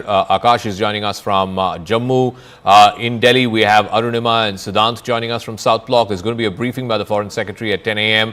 Last 3 days, the briefing has been done by the Foreign Secretary along with the 2 young women officers of the Indian Army and the Indian Air Force. Siddhant is also joining us from South Block. What are you hearing, Siddhant, in terms of what the MEA has to say? The briefings have been going on by the Foreign Secretary. Any word you're picking up on, our international players trying to intervene? I believe there was a statement put out by the G7. The Saudi Deputy Foreign Minister, who was here in Delhi a couple of days ago, he was in Islamabad yesterday. And this visible upping the ante by Pakistan has happened after the announcement of the IMF, the bailout announcement of $1 billion. What are you hearing from MEA? Well, that's right, Zaka. In fact, just a short while back, Zaka, we have been told that press briefing by Foreign Secretary, which was expected to take place at 10 a.m., has again got delayed. In fact, they have told us that they're going to inform us again when and where this press briefing will take place today. Perhaps, as Arunima was also pointing out, that the ops are still going on. The focus is on Sky at this point in time, Zaka. And in fact, yesterday India also decided to close Kartarpur corridor, Zaka. Perhaps that was an announcement which Foreign Secretary made, because India knew that this is coming. This is coming. The time Pakistan will secure the bailout package from IMF, they are gonna hit us. Day before yesterday, Zaka, what happened post midnight? Perhaps they sent more than 300 UAVs. Perhaps we have also been told that those UAVs were not even loaded, were not even armed. Those UAVs were only sent to locate our air defense systems. Perhaps we knew about it, and we did not use our best of the systems in place. In fact, we shot them down using aircraft gun. This is what I'm being told. In fact, since then, India was preparing that what they did day before yesterday was a recce visit. Perhaps they are going to hit India, and they could target forward bases, Pathankot, Jammu, etc., those locations. So India was fully prepared for it. As you rightly pointed out, at a diplomatic level, perhaps India is not escalating. Foreign Secretary again reiterated yesterday that the first and the only escalation was the 22nd April attack in Pahalgam. India is only responding to the escalation by Pakistan. In fact, yesterday in the press briefing also, Foreign Secretary highlighted, Zaka, that how religious sites have been targeted in Poonch. There's a convent school which has been targeted. Yes, Siddhant, I'm going to come back to you. We're getting more information, courtesy Manoj Gupta, our investigations editor, that a bunch of missiles have been fired. I can't reveal the exact number, but a bunch of missiles have been fired from the Srinagar airbase. That too, Pakistan has tried to attack, but there is very minimal damage that has happened there. So from the Srinagar airbase, missiles have been sent, and a Pak Air Force jet, at least one we can confirm, possibly more than one, but definitely one Pakistan Air Force jet has been shot down by missiles that have been sent from the Srinagar airbase. So that is a big development. One Pakistan Air Force jet being downed by India. Remember, Pakistan has a combination of the F-16s, which are the American fighter jets, the fourth generation fighter jet, and also a combination of the JF-17 and the J-10. The JF-17 is the 4.5 generation Chinese fighter jet, and the J-10 the 4th generation fighter jet. So it's a combination of Chinese as well as American military jets, fighter jets that the Pakistan Air Force has. We don't know which of this has been brought down, but at least two Pakistani Air Force jets have been downed by India in missile strikes that have been launched from the Srinagar Air Force Station. Arunima, what more details are you hearing? There was supposed to be an army briefing earlier this morning. I believe there wasn't much information that came from there, but at 10 o'clock, the Foreign Secretary is expected to brief the press. But this big development that we are breaking right now on our screen, at least two Pakistani Air Force fighter jets have been brought down by missiles that have been fired from the Srinagar Air Force Station. I think this was the air operation which led to the delay and subsequent postponement of the briefing. We got a message early in the morning around 5 a.m., quarter to 5, that by 5:30 there will be a briefing in the lawn, which you can see in my frame in South Block. But when we reached here, we were told that the air operations were still on, and there were intense operations that were going on, and therefore it's not feasible to brief and put out the correct picture at this stage, because it was a developing situation, it was an ongoing situation. We were also told that while the entire focus is on the sky, it's the air operations which are giving a bloody nose to Pakistan. On ground, there is intermittent firing that is going on along the line of control, and now I'm hearing that in Rajouri there is intense artillery fire. Some civilian houses in Dhangri have also taken the hit. So Pakistan is trying to cater to its own domestic constituency by targeting civilians. First they have targeted civilians in Poonch, now similar exercise going on in Uri and in Rajouri as well. So while their air assets are being taken down after their misadventure, they're trying to respond on the ground by artillery firing, which is also being responded to very strongly by the Indian Defence Forces. All right, so there's going to be a briefing. We know that two Pakistani fighter jets have been shot down by India. What these jets are, I think we should hold back on that, at least the make of these jets, what these jets are. But definitely two fighter jets of the Pakistan Air Force have been brought down by missiles that have been fired by India. All right, we're going ahead and saying that these are Pakistani F-16s. I want to be very, very responsible, very measured and restrained in our reporting. that India has shot down 2 Pakistan Air Force jets. Despite all of this fog of war and all of this confusion that happened a couple of nights ago, we can now report to you early Saturday morning there has been a dramatic escalation, clearly an attempt by Pakistan to climb up the escalation ladder. They have gone up a couple of notches, a couple of rungs in that escalation ladder. India has responded measure for measure. Pakistani Air Force jets, 2 F-16s, have been shot down by missiles that have been launched from the Srinagar Air Force Station. Akash, what are you hearing from your top defense sources? PAF aircraft down. I have no independent confirmation on that. Manoj Gupta is bringing us this input where, he has been reporting that how 2 F-16s, have been in fact brought down by the Indian Air Force. So we'll wait for the official confirmation as well. But this is big, Zaka. This is big.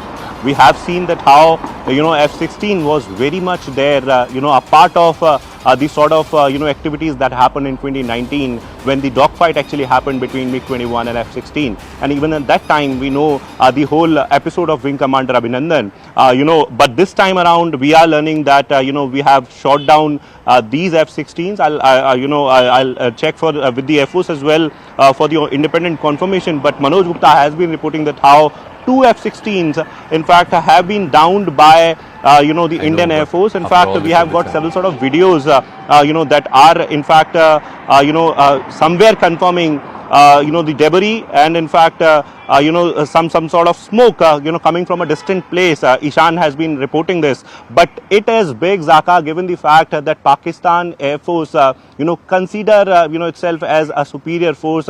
They have always challenged, Indian armed forces and, in fact, Indian Air Force specifically for the dogfight because they think that their machines are superior, their training is superior. And this is one development where, it is a slap on their face where, they have been trying the military establishment, military infrastructure in different places. Here in India, none of them is successful. But this time around, we are learning that in Srinagar, at least 2 F-16 aircraft have been downed by the Indian Air Force, Zaka. So 2 Pakistan Air Force jets have been downed by the missiles that have been hit by the missiles from the Srinagar Air Force Station. So bringing you up to speed, the big picture that Pakistan has escalated over the last 6 or 7 hours post midnight after the announcement by the International Monetary Fund that they were releasing the tranche of $1 billion, part of the $7 billion package that Pakistan has managed to procure from the IMF, emergency bailout money. Right after that, and right after the Deputy Foreign Minister of Saudi Arabia left last night, there's been a dramatic escalation by Pakistan. Multiple attempts at forward air bases, at Air Force stations from Jammu to Pathankot, which is one of the biggest Air Force stations in northern India.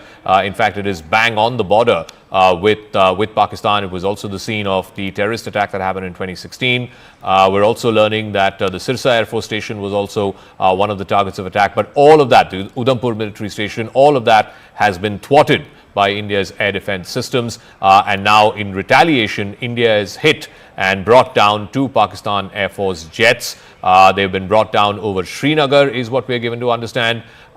These are deferred visuals we're getting from Udhampur, and the visuals that you're seeing on the left side is India attacking the Noor Khan Air Base, which used to be called the Chaklala Air Base earlier, hosts a big military college as well. It's very close to the general headquarters, the heart of the Pakistani military. There's been a massive attack there on the Noor Khan Air Base by India in retaliation to what Pakistan tried to do overnight.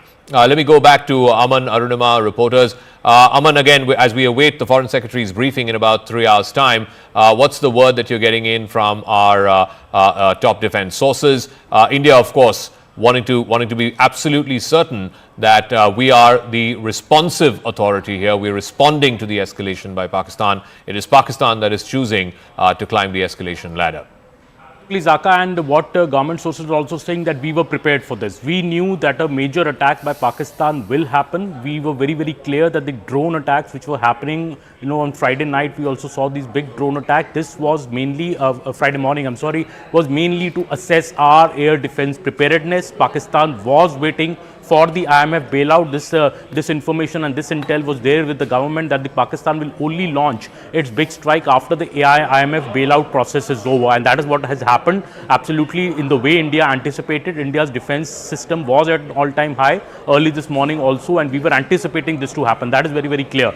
India is also saying that, you know, this upping of this escalation by firing these Fatah series missiles, not just on our forward air bases like, you know, Pathankot and Jammu and Udhampur, but also at our major cities, especially Delhi, is a major escalation by Pakistan. This shows that Pakistan's intentions are not good. We have to safeguard our territory, we have to safeguard our assets, and that is why we've hit at the heart of the Pakistani army in Rawalpindi, the Chakala air base. A very, very secure facility inside Pakistan which India has managed to hit. This shows that India is giving this warning to Pakistan that you need to stop here, because if you escalate further, India then will not stop, because India considered Operation Sindoor as it's a major operation, you know, in retaliation to what happened on April 22nd in Pahalgam. But this is now showing that Pakistan, Zaka, is in no mood to stop, and India is responding in equal measure. So there's also visuals we're showing on the top right of your screen, which is from Jammu. It's a Shambhu temple.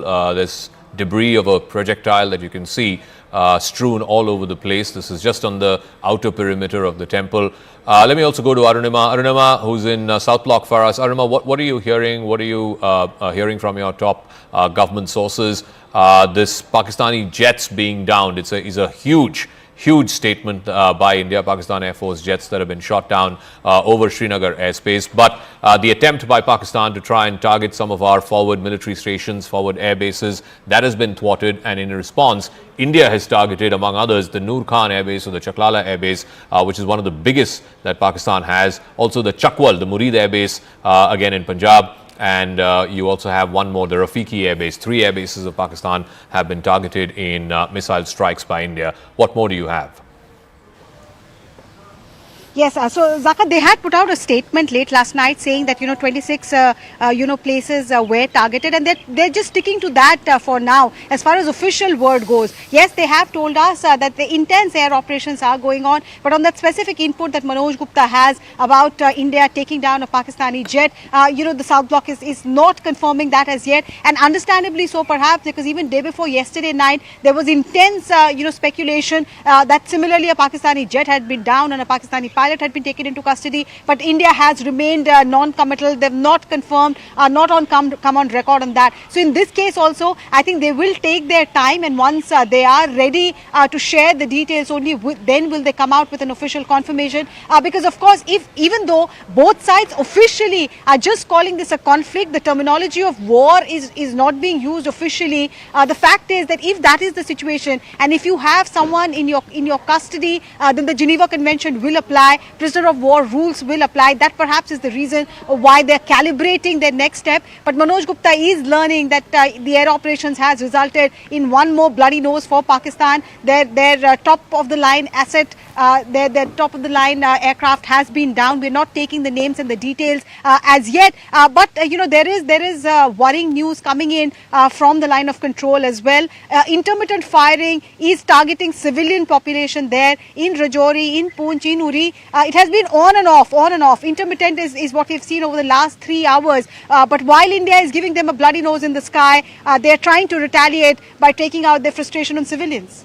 All right, Arima, stay on with us. So if you're joining us at 7 o'clock, top of the hour, this Saturday morning, it's been a hot night between India and Pakistan, both along the line of control as well as the international border. But the important one is the air attacks. There have been attempts by Pakistan to try and neutralize some of our forward air stations, forward military bases. Let's look at what Pakistan has attempted to do, and I'll get to what India has done, and successfully at that, in response to that. Udhampur is the headquarters of the Indian Army's Northern Command. The attempt there has been to try and neutralize the Air Force station. It's a smaller Air Force station there. Pathankot is one of the biggest. In fact, it is our forward air base. It's spread over 2,000 acres. Multiple, squadrons of our fighter jets are stationed there. It was the scene of the 2016 terror attack. Again, that has been foiled by India. In Jammu too, the Air Force station there, the Pakistanis tried to try and neutralize. Why is this happening at the level of the Air Force stations? That is the first line of defense. When countries go into conflict, when states go into conflict, the first attempt is to try and neutralize the ability of the enemy to scramble his jets. That's what Pakistan attempted to do. Sirsa too, again part of the Western Command, is one of our big Air Force bases, stationed to squadrons of the fighter jets. This is what Pakistan was attempting to do. In response, what has India done? India too has targeted Pakistan's forward air bases. Let's get out that second map.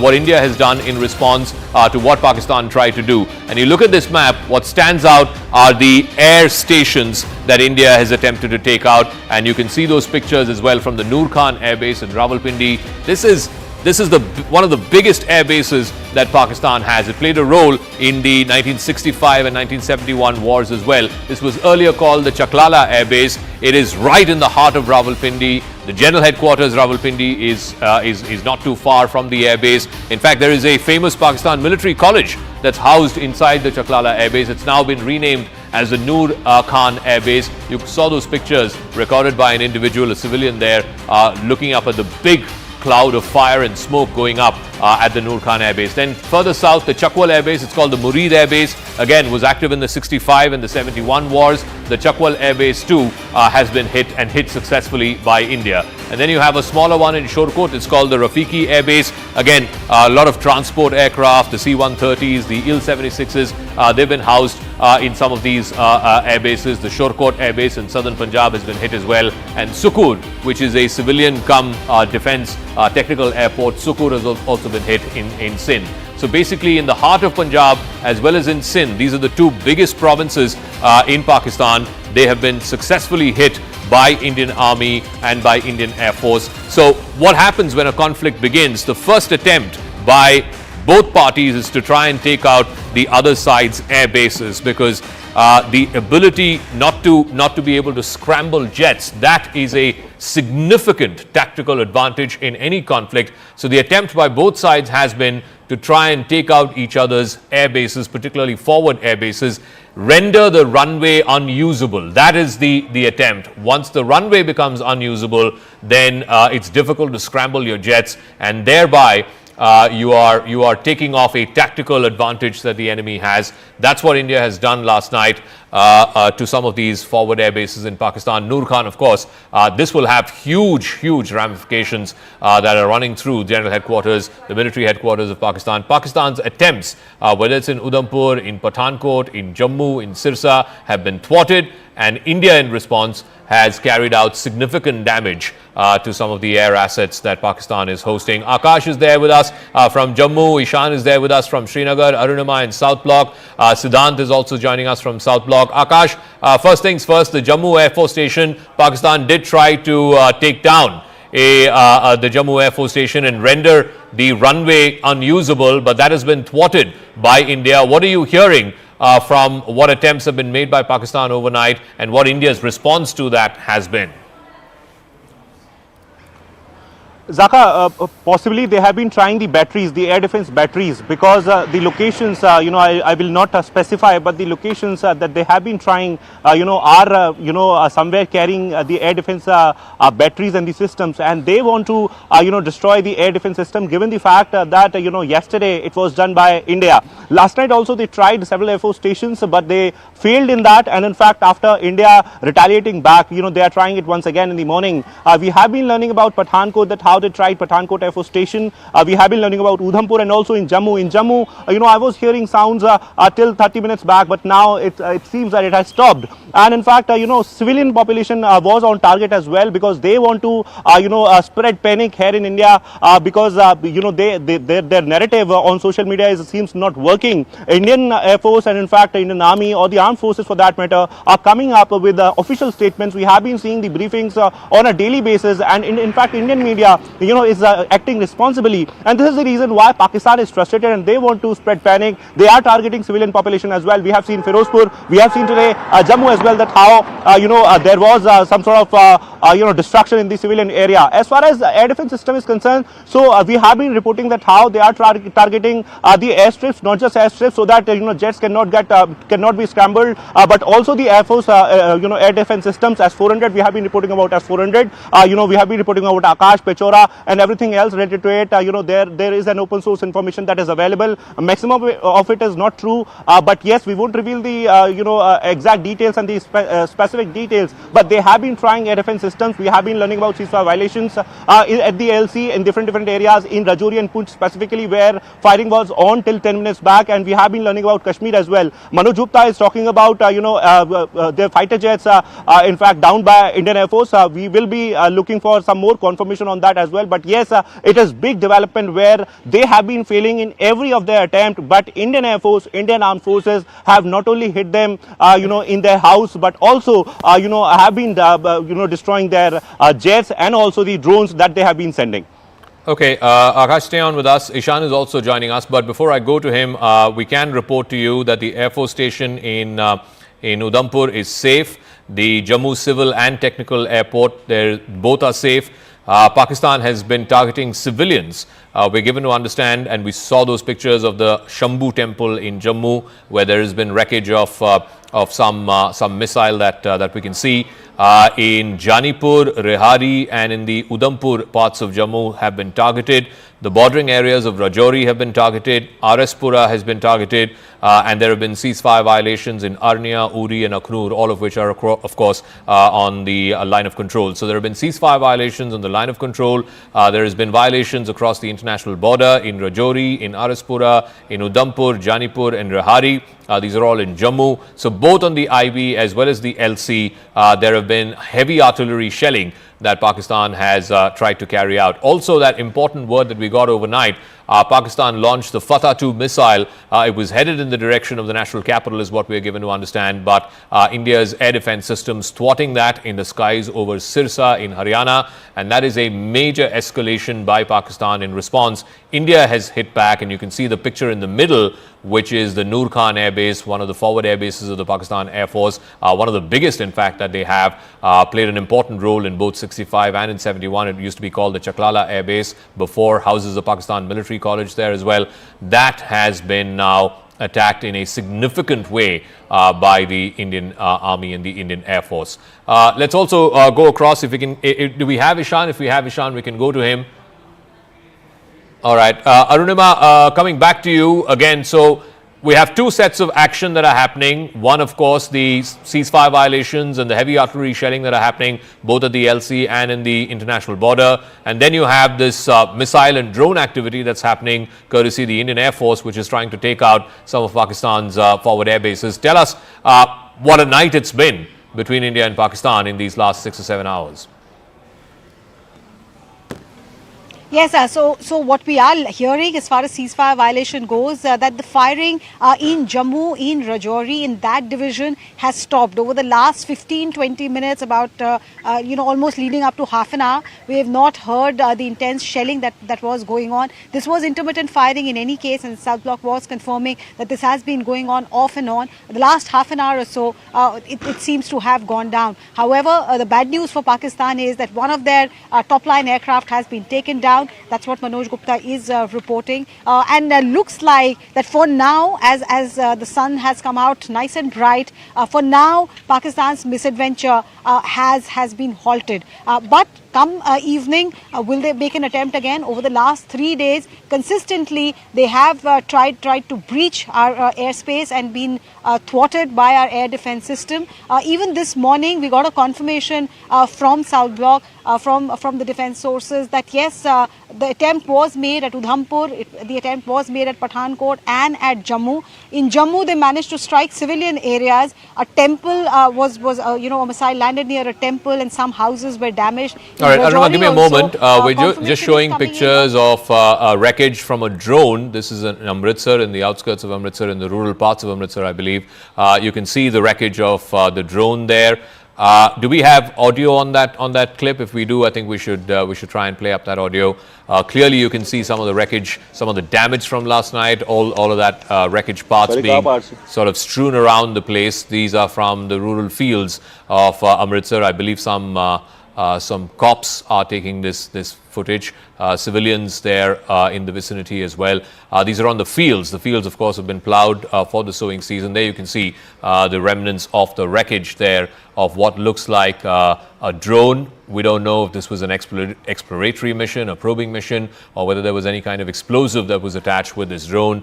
From this wreckage, it's difficult to identify what make it is or which country's drones these are. But India did call out yesterday in the press briefing Turkish drones that were made by Turkey and used by Pakistan to send on that exploratory mission that happened on the first night, the night of 7th and 8th of 8th and 9th of May, where you can see some of the cops there standing on the fields.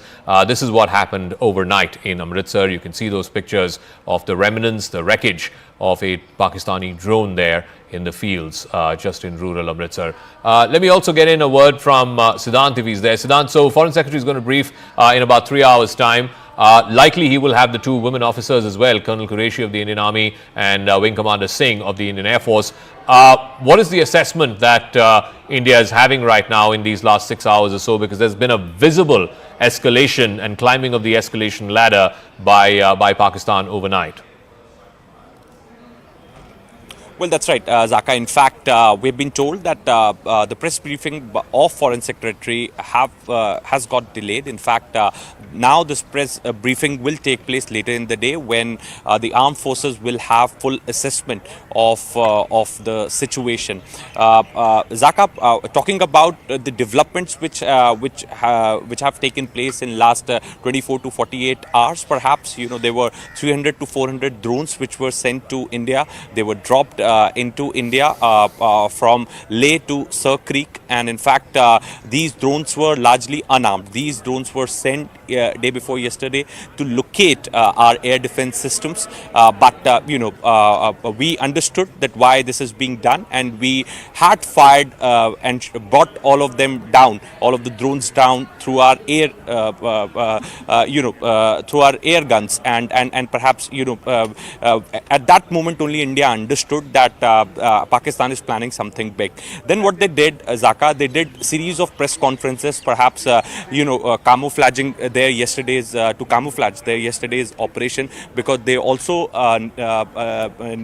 didn't want the entire IMF bailout to get jeopardized, and perhaps they did series of press conferences, raking up Samjhauta Express blast, raking up issues like 26/11, that how India did not send witnesses to Pakistan for the trial purposes, etc., etc. So those things were said in the press conference. But India knew that they are gonna they are planning something okay big. just give me one second, Siddhant. These are shots from Lahore.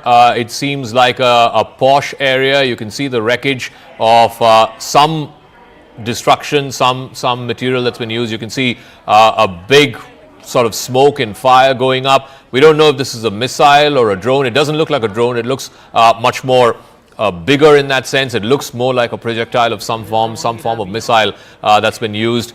This is in Lahore. It looks like on the outskirts of a major road. Whether this is in a deeply populated part of the city or whether it's on the outskirts, we don't know again. But this is from Lahore, and you can see fire and smoke on the sidelines of a major road. Whether this is a highway or an arterial road, you can see civilians there trying to capture the images. It seems like fields that are just off the road. The fields seem to be on fire, and you can see the remnants of a projectile as well. It doesn't look like a drone. It looks much bigger in size. It looks like some kind of missile remnant that has fallen there in Lahore. So these are the images that we're getting in from Lahore of what India has done. It's one of the places that India had targeted in Lahore last night in response to what Pakistan has been doing, trying to take down some of the Air Force stations and the military stations as well.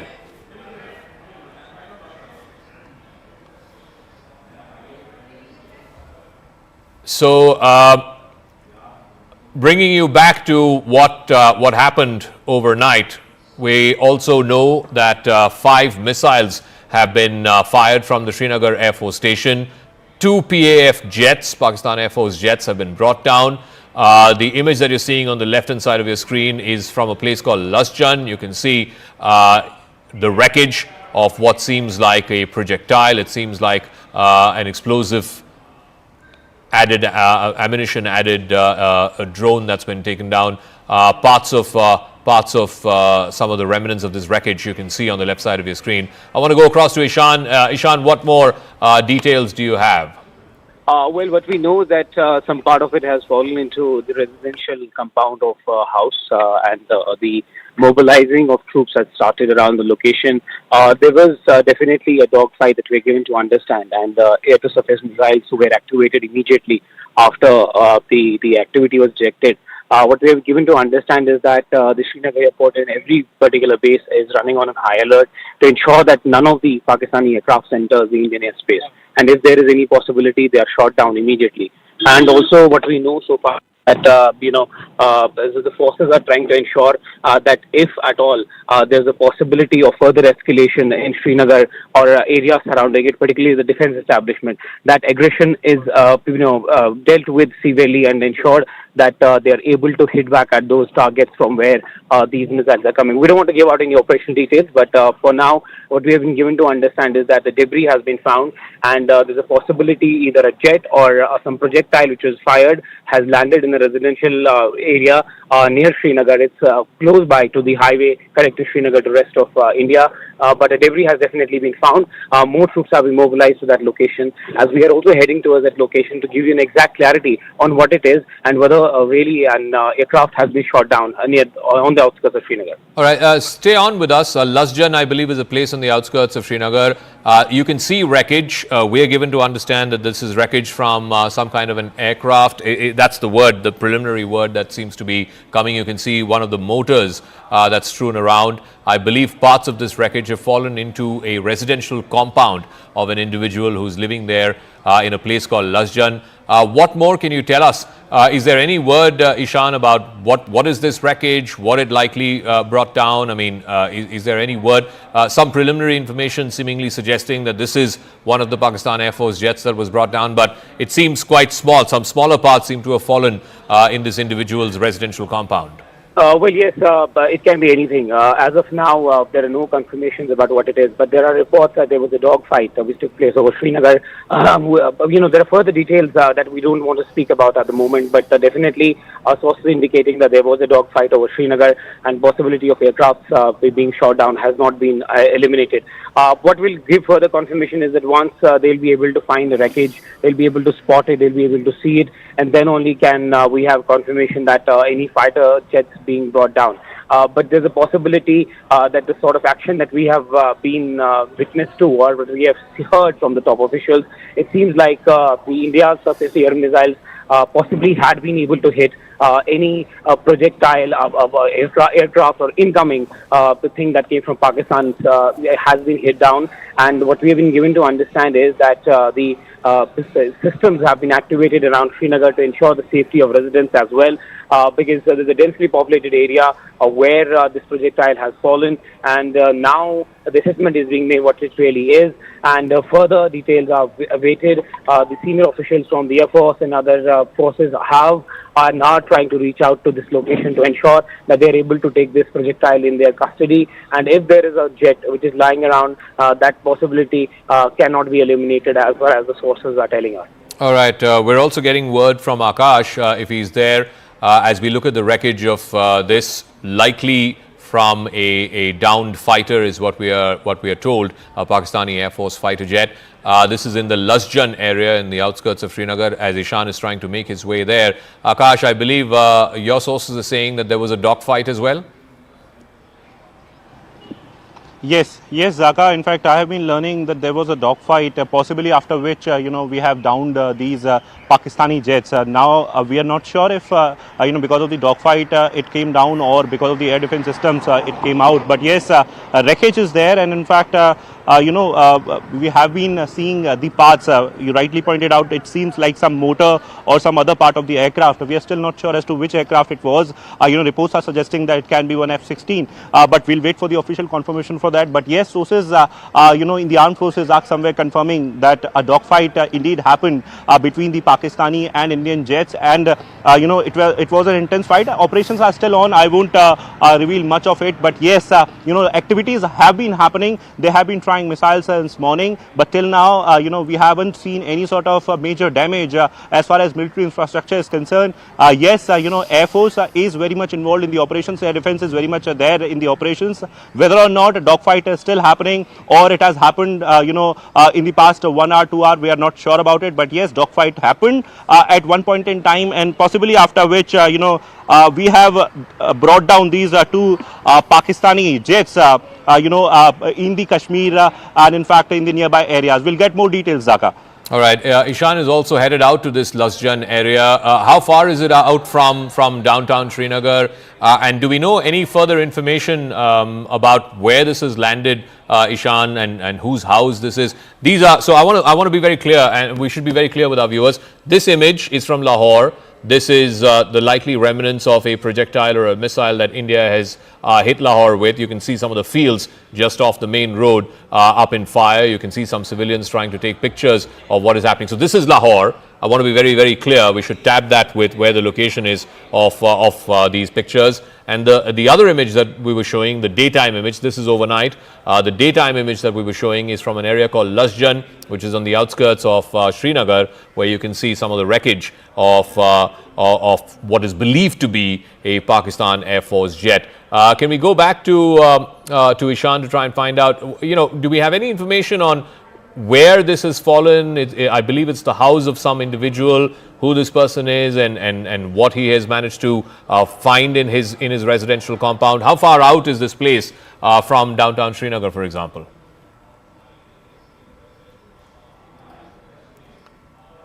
All right, we've lost Ishan. We'll try and go back to him. So, two separate images. The one on your left is the one from Lahore overnight, shot by some Pakistani civilians. You can see a bunch of them that are gathered just off a main road. It looks like a highway of some sort, but just off a main road. And you can see fire in the background. Some of the fields are up in fire. There's a lot of smoke, black smoke coming up. And you can see the remnants of a projectile, a wreckage of a projectile. We don't know if it's a missile, whether that's a drone. It's unlikely it's a drone because it looks much bigger than a drone. It looks more like some kind of a missile, a short-range one, if you will. And these are images on the left again of the Jammu Mandir in Jammu. You can see that on the top right part of your screen. There is wreckage of a Pakistani projectile that's been found there on the outer perimeter of that temple. So they've been trying to hit civilians. Massive damages across the LC, where ceasefire violations have been happening for 3 nights now. I believe in Rajouri, for example, a senior government official has also unfortunately lost his life. That's been tweeted by the Chief Minister of Jammu and Kashmir, Mr. Omar Abdullah, that a senior government official has lost his life there. I think Arunima has more details on that, so maybe we can go to her to try and get that sense. But pictures that we're showing from Lahore on the left, fields up on fire, and the wreckage of what looks like a missile. And then you have on the top right of your screen images of the wreckage from a temple in Jammu, the Jammu Mandir in Jammu. But Arunima, the details that you have of a government official unfortunately losing his life in the shelling that has happened in Jammu overnight. Yes, so Rajkumar Thapa, he was an assistant, district collector level officer in Rajouri. A shell landed at his residence during, intense firing in Rajouri, the ceasefire violation that was happening, and a shell landed at his residence, and he was subsequently rushed to the hospital, but he is no more. And Chief Minister Omar Abdullah, in fact, has tweeted his condolence message. What Chief Minister has said, he's confirmed that this is a devastating news that is coming in from Rajouri. He says we have lost a dedicated officer of the Jammu and Kashmir. All right, Arunima, I'm sorry to interrupt you, but these are shots that we're getting of India intercepting some of these Pakistani missiles. This is from last night. We don't know the location of where this has been intercepted, but you can see the wreckage, huge smoke going up in what seems like a field. But this is the image of India intercepting Pakistani drones. Can we have the location of where this has come from?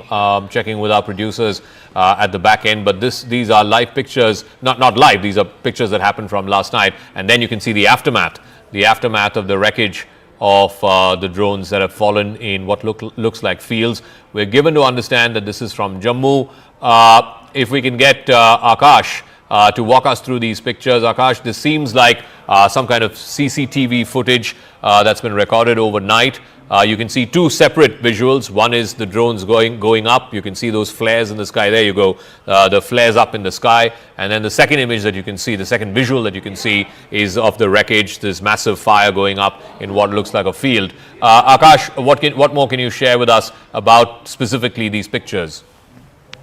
So, Zata, while we know that drones have been sent by the Pakistani forces towards India, we know that many of these drones are being operated from the forward post of Pakistan, the military post of Pakistan. This is one video where Indian Army has basically destroyed one such post where, which was in fact earlier a terrorist launch pad. Infiltration was happening in that particular area, and there were inputs in fact that, it is happening from that particular post. It is working as a launch pad. And now we were learning that, drones are being operated from that particular place. This post has been destroyed by Indian Army. It is near Jammu, and it has been destroyed by Indian Army. These are the visuals where we are seeing, in fact, the visuals, fire coming out, and in fact, after the hit, in fact, the smoke and every other aspect of that particular hit. These are the visuals. The Indian Army has basically destroyed this Pakistani post, which was, carrying out this sort of infiltration, and in fact, the attempts were happening for last so many days, in fact, and in fact, this particular post was facilitating the drone movement, and in fact, drones were launched from this particular post. There were inputs, and after that Indian Army basically has hit this particular post. Stay on with us as we show these pictures, as well as multiple pictures that we're getting from Lahore, as well as from Jammu and Srinagar. In Srinagar, on the outskirts, in a place called Lasjan, we're given to understand that there are remnants of a Pakistan Air Force jet that have landed in the residential compound of one individual. We were showing you those pictures a moment ago, but these are images, CCTV images likely of India intercepting these Pakistani drones. There you go, that's the first set of images. You can see the intercept happening in mid-sky. And then the next set of images are the remnants of the wreckage up on fire and smoke in what looks like fields. This is from the Jammu region, is what we've given to understand. Siddhant, in terms of diplomatic maneuvers, have you heard anything, any interventions, anything from the Americans, the Europeans? The Saudis, of course, were here both in Delhi as well as in Islamabad. But it seems like, the level of intervention seems to be far less, certainly from what President Trump and Vice President Vance have said, that it seems like India and Pakistan's problem, and it's up to India and Pakistan to sort it out. Well, that's right, Zaka. In fact, we are also getting statement from G7 foreign ministers, Zaka, and in fact, they have unequivocally condemned Pahalgam terror attack. And in fact, that statement could be seen more inclined towards India. And in fact, the G7 foreign ministers have also urged for a de-escalation. As you rightly said, that a junior foreign minister of Saudi Arabia day before yesterday came to India. In fact, he met Minister Jaishankar. His convoy was in fact spotted outside Prime Minister Modi's residence, though there were no photographs released by either side. Yesterday he was in Islamabad. Perhaps there was a meeting with Shehbaz Sharif and Army Chief Asim Munir, and in fact those photos were made public by the Pakistani side. In fact, now we also got release from the Kingdom of Saudi Arabia, in fact confirming that that the junior minister was the envoy of Saudi Arabia. Perhaps it was an effort which was given by Saudi Arabia to de-escalate tensions between India and Pakistan. Now, Zaka, as you rightly said, as far as United States is concerned, perhaps, they have condemned the attacks. In fact, they extended full support to India at all levels in United States. All offices have perhaps condemned the attack.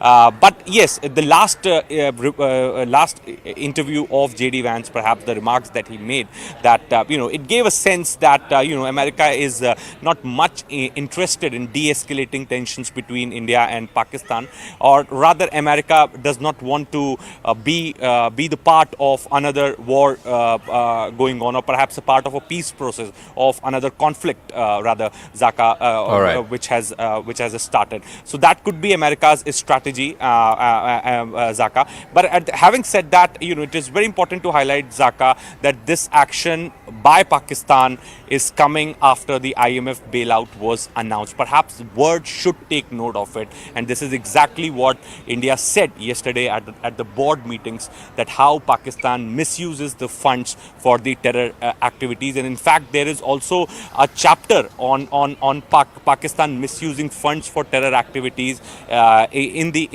IMF itself. India cited that chapter only to get the funds. All right, Siddhanta, just give me a moment. These are visuals. I want to once again go back to these pictures. This is India intercepting drones, a Pakistani post from where these drones were sent.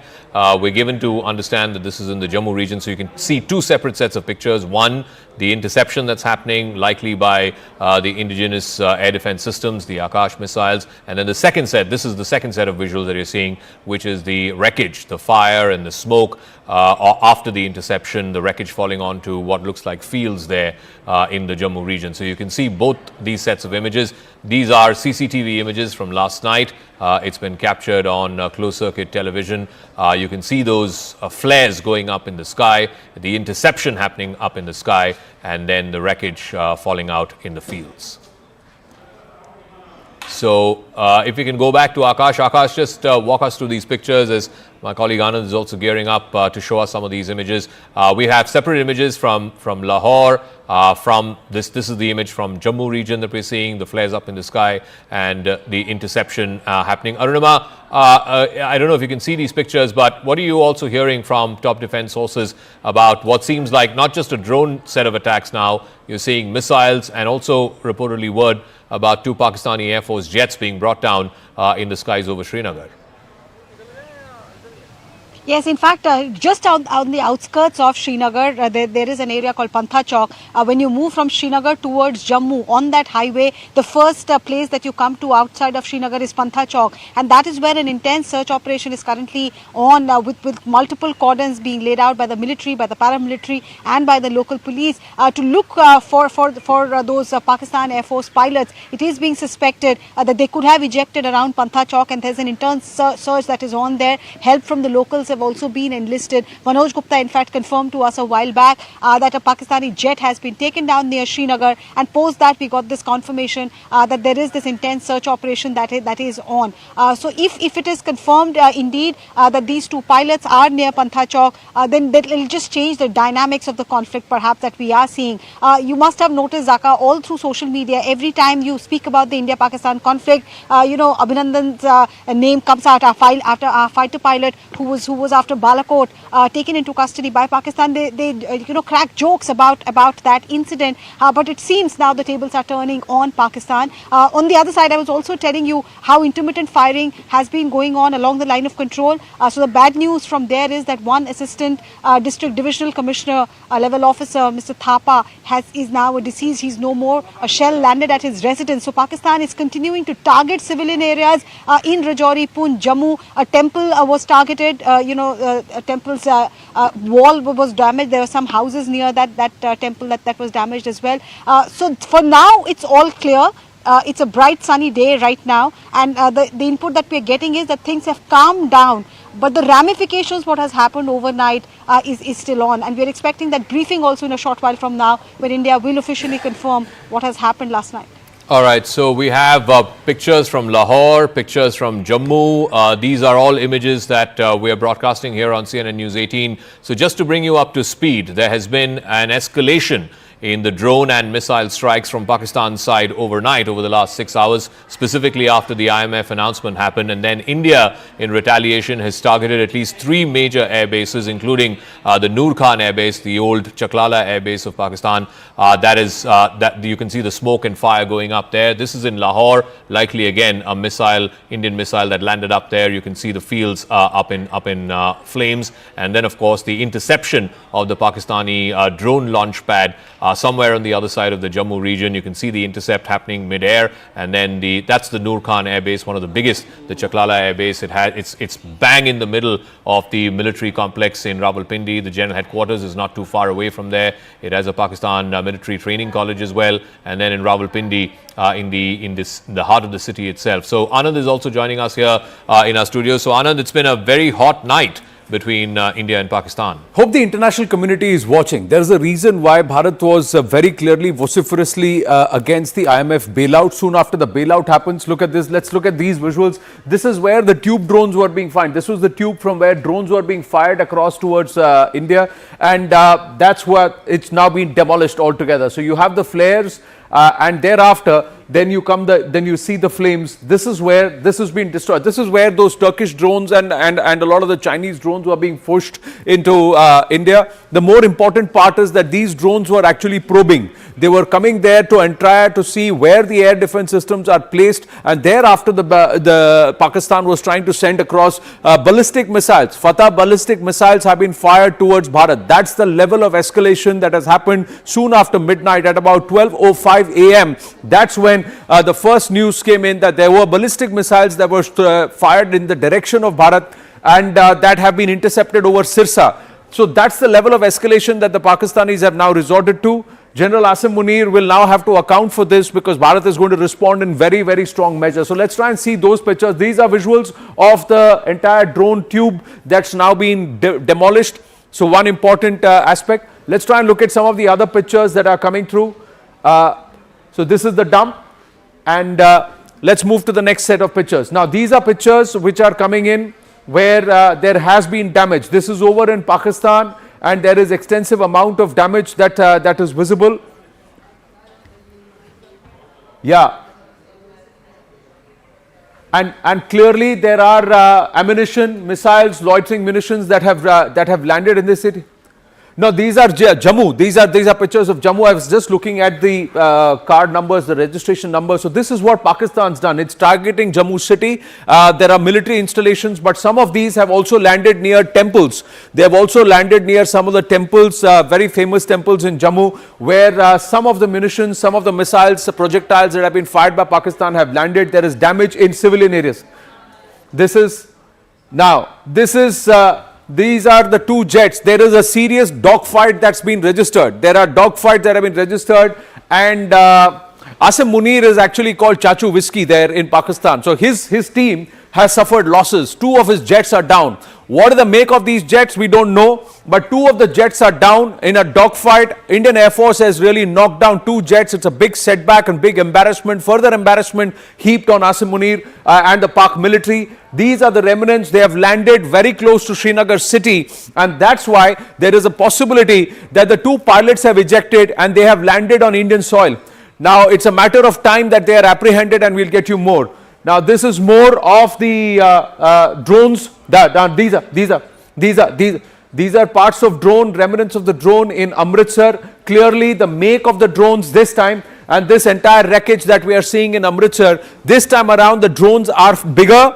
They seem to have been equipped with explosives and munition, and with the attempt to target positions in Amritsar. Now one of the treacherous things that Pakistan was trying to do was to try and attack the Golden Temple in Amritsar and blame it on India, and activating their entire Khalistani cronies to try and push this whole thing on social media, but it's been called out by India. And look at this. This is in Amritsar. These are Pak drones, Pak sent drones. So clearly huge amount of escalation.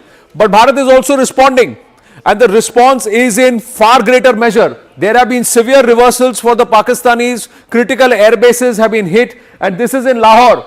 The Lahore people are now seeing parts of the Indian Jawabi Karwai, if I may say, and this is the damage. Now it looks like a field, but it's clearly that it's just one of the projectiles that's landed there. But in Lahore, along with the ADS system near the Walton Airport, there are some critical facilities that have now been impacted because of Indian Air Force or the Indian Forces response.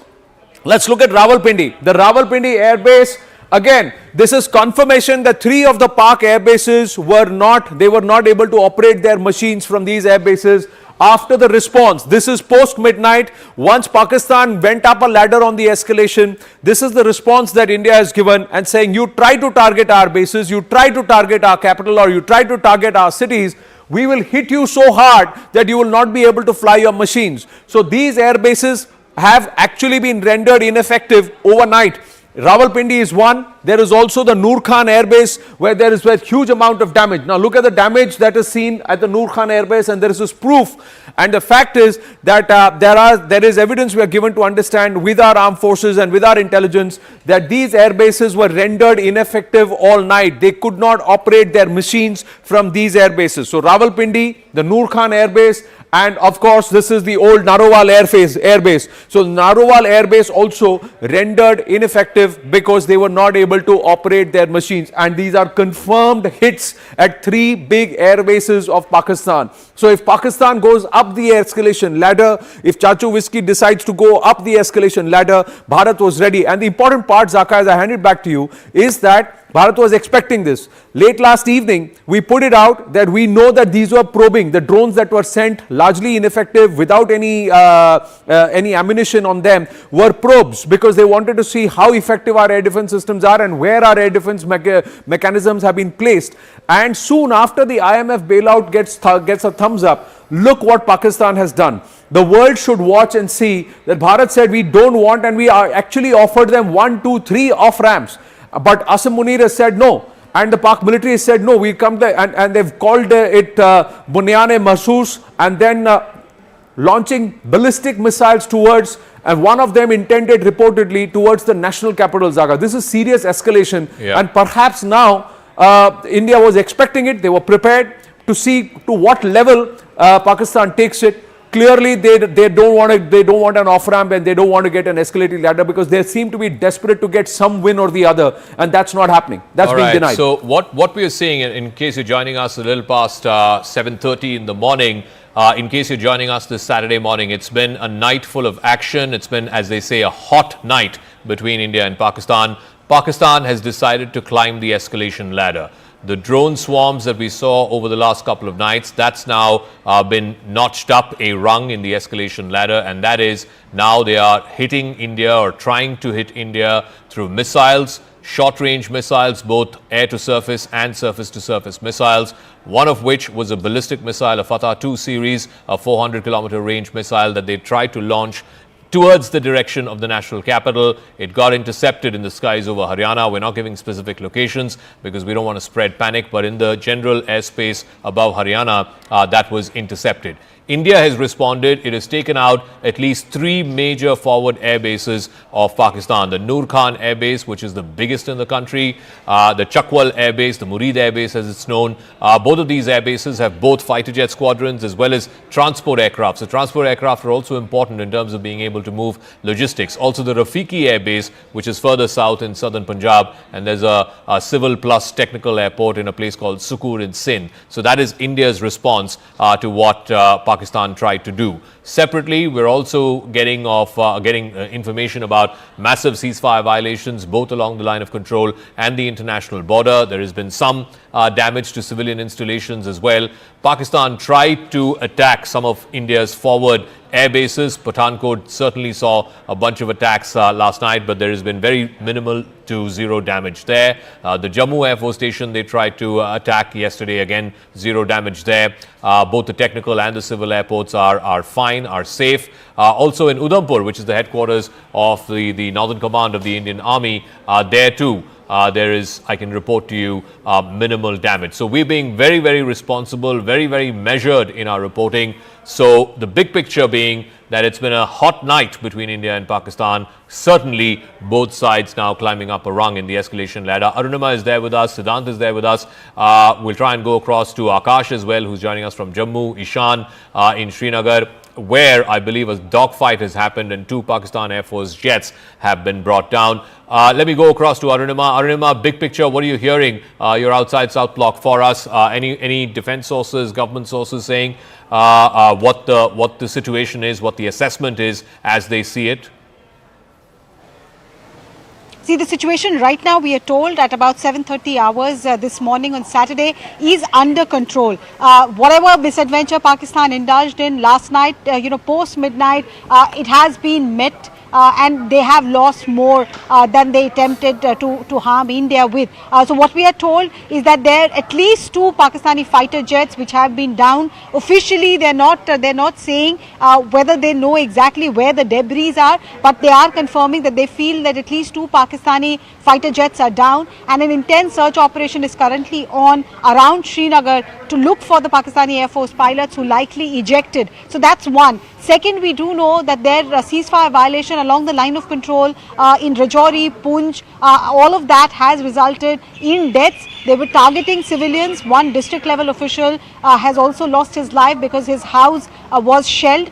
Chief Minister Omar Abdullah has also tweeted his condolence. But for now, the firing that was on at Rajouri Poonch sector over the last 1 hour or so, even that has gone down. Jammu also was targeted. Attempts were made at the Jammu, Pathankot and Udhampur airbase. And even though Pakistan's propaganda machinery through their own local media channels were trying to say that the Udhampur airbase has been damaged, our sources in the defence establishment have confirmed that there's no damage to any air asset or to the premises or any personnel in any of these air bases. Pathankot, Jammu, Udhampur, it's all clear there. And right now the focus, like I said, A is to look for the Pakistani Air Force pilots, B is to assess the kind of damage that has been inflicted on Pakistan. Once this assessment has been done, we're expecting a formal press conference led by the Foreign Secretary. All right. I also want to go across to Ishan, but what we're seeing in the middle part of your screen is wreckage believed to be from 2 Pakistan Air Force jets that have been downed. It's landed in a place called Lasjan, which I believe is in the outskirts of Srinagar. Ishan is on his way to Lasjan. What more do we know about these parts, this wreckage? Where was it found? The individual who has shot this, what more can you tell us? The assessment is being done. What we know is that the team has arrived there. They have taken the wreckage and these parts with them.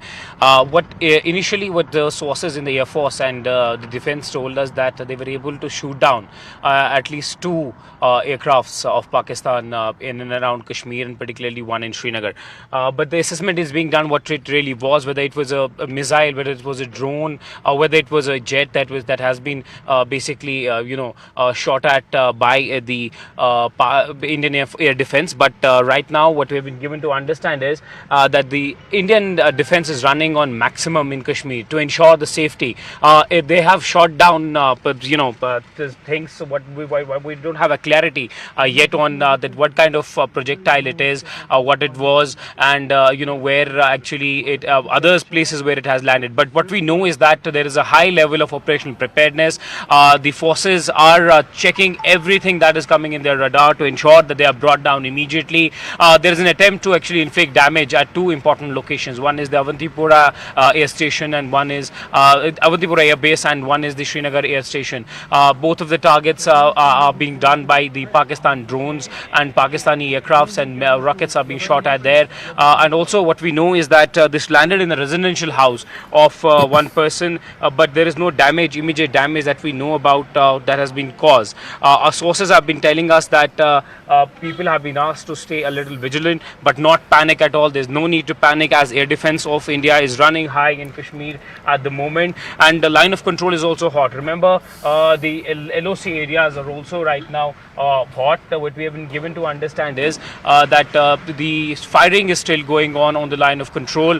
There is a possibility if it is a pilot-based aircraft that was hovering around Srinagar, that the pilots can also be possibly anywhere. But yes, one has to wait for the IAF team to actually give us a confirmation to really what it was and what it really is. But they believed initially that they have brought down a fighter jet around Srinagar and in the Lasjan area. All right, Anand is also there with us. We don't know the wreckage. This is from the Lasjan area in Srinagar. It's likely from a Pakistani Air Force jet that's been brought down, but we'll wait for that confirmation. These are images of the tube drones that were being launched from the other side of the border in Pakistan. That has now been brought down by the intercepts of the Indian Army and the Indian Air Force. Anand, walk us through those pictures, please. Well, let's have a look at this. This is a Pak military post where there is, if you see, they were launching the tube drones, and that they had the drone tubes, and this was a park post, and that's where this is that we are seeing on the in picture. This is right across the Jammu region, across the international border. That's where they had these this post from where drones were being launched. That's been totally decimated. So this is a big uptick, because every time Pakistan, what they were trying to resort to do was sending these drones, and these drones were nothing but cannon fodder. They wanted to do that because they wanted to see how much of a backup. Now these are pictures. These are pictures. These are the latest. These are the latest objects that have been found in Jaisalmer. This is a huge projectile. Now, have a look at this. This is nothing short of a ballistic missile. But it's a huge projectile if you look at it, and it's mangled.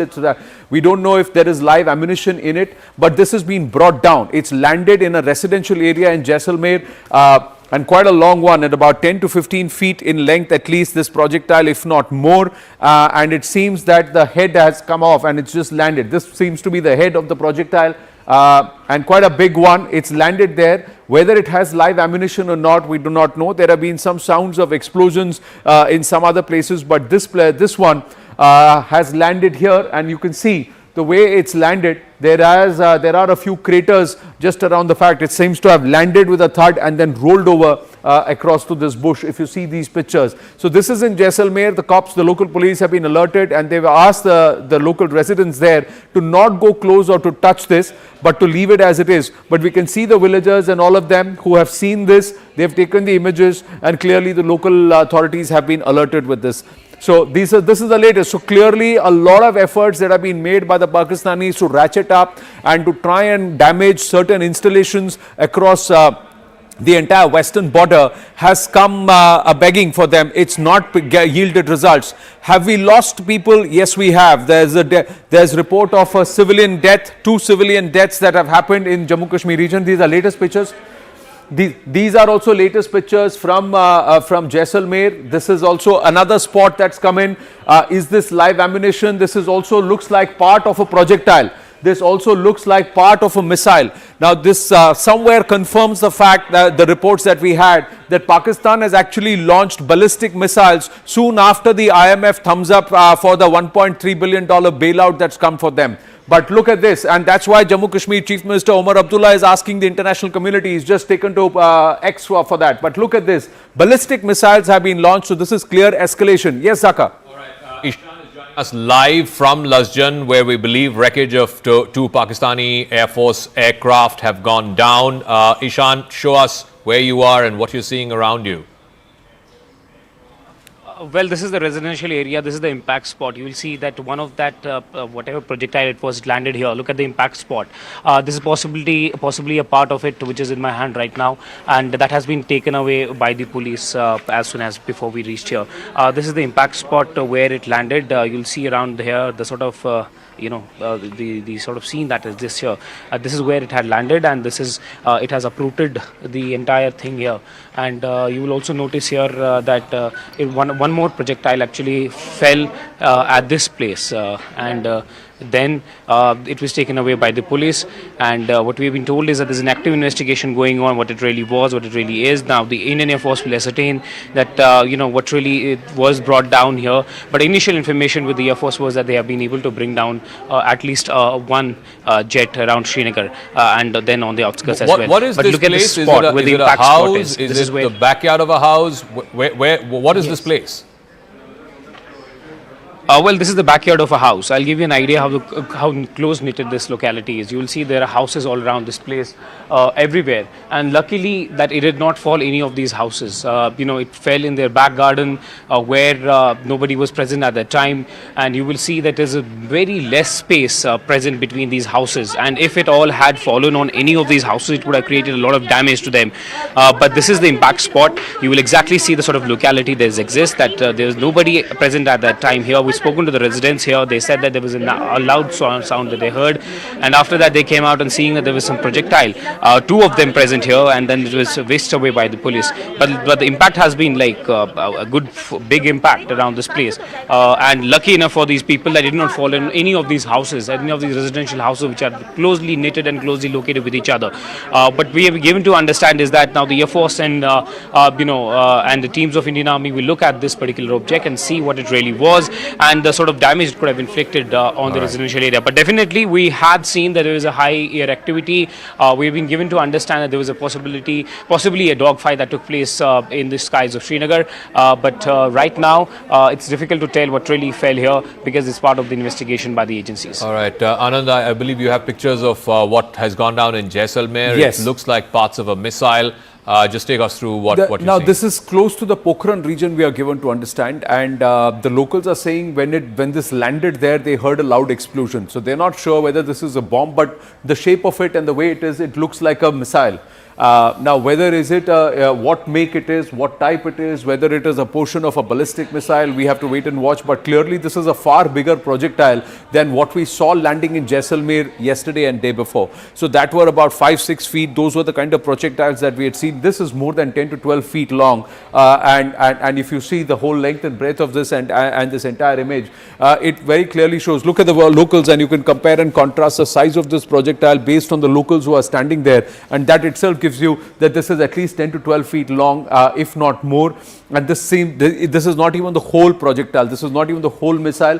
And this is another portion that's found. Now, this could be a live mortar shell or munition. So the locals have been advised that you take pictures and you stay away. Don't touch it. Keep minimum distance. Some of this may be live. Some of this may be diffused. We do not know. But these have landed. So clearly, the escalation ladder, Pakistan has really gone up the escalation ladder. With what intent? Can they sustain it? Is it desperation? But what also stands out is our air defense systems. Yes, there will be some reversals, there will be some aspects, but a 10% hit or a 5% blow on the chin or somewhere is nothing compared to the 100% might that was pushed by the Pakistanis. So largely, if you were to say 98% of the efforts pushed by the Pakistani military has been neutralized or has been diffused. But it is also sad that we have lost at least 2 civilians in Jammu Kashmir, leader, one lady, and also one person who was part of the administrative services in Jammu and Kashmir, in Srinagar, who's also sadly lost his life. But the other part, Zaka, as I hand it back to you,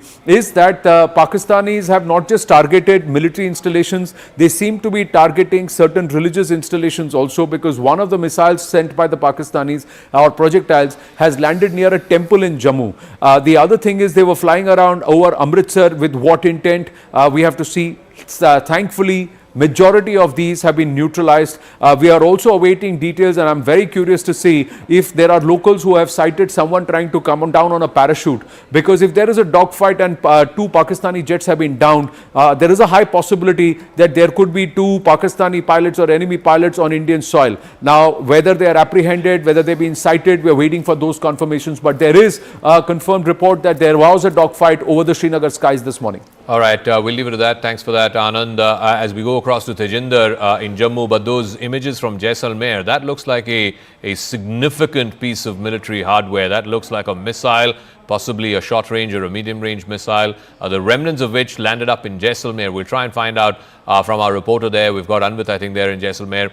This is what the locals have spotted, and they have filmed it and they've sent it across. There's been some civilian casualties as well in Jammu, in Rajouri, Poonch. Tejinder has more on this. Tejinder, I believe a DC level officer has also lost his life. I think his house was attacked yesterday. There's been 3 civilian casualties in Jammu is what we are told. Just tell us what else are you hearing and seeing this morning in Jammu? Zaka, unfortunately, there has been 5 civilian casualties across Jammu since the Pakistani army launched this ceasefire violation targeting the civilian population. 3 people, including an additional DC Rajkumar Thapa, have been killed in Rajouri. There has been a fatality. A woman has been killed in Mender area of Poonch, and another civilian has been killed in the Araspura area of Jammu, as Pakistan army continues to target the civilian population. As Anand was rightly pointing out, that a missile launched from the Pakistan side exploded outside one of the famous temples in Jammu called the Aab Shambhu temple, but luckily there was no casualty in that blast. Another 2 missiles that were fired from the Pakistan side, one landed at a residential house in Janipur and the other one in Rihadi. So clearly now the Jammu city, which never came under attack after the 1971 war, has been targeted by the Pakistan side. They are using drones, they are using missiles, heavy artillery guns to target the civilian population.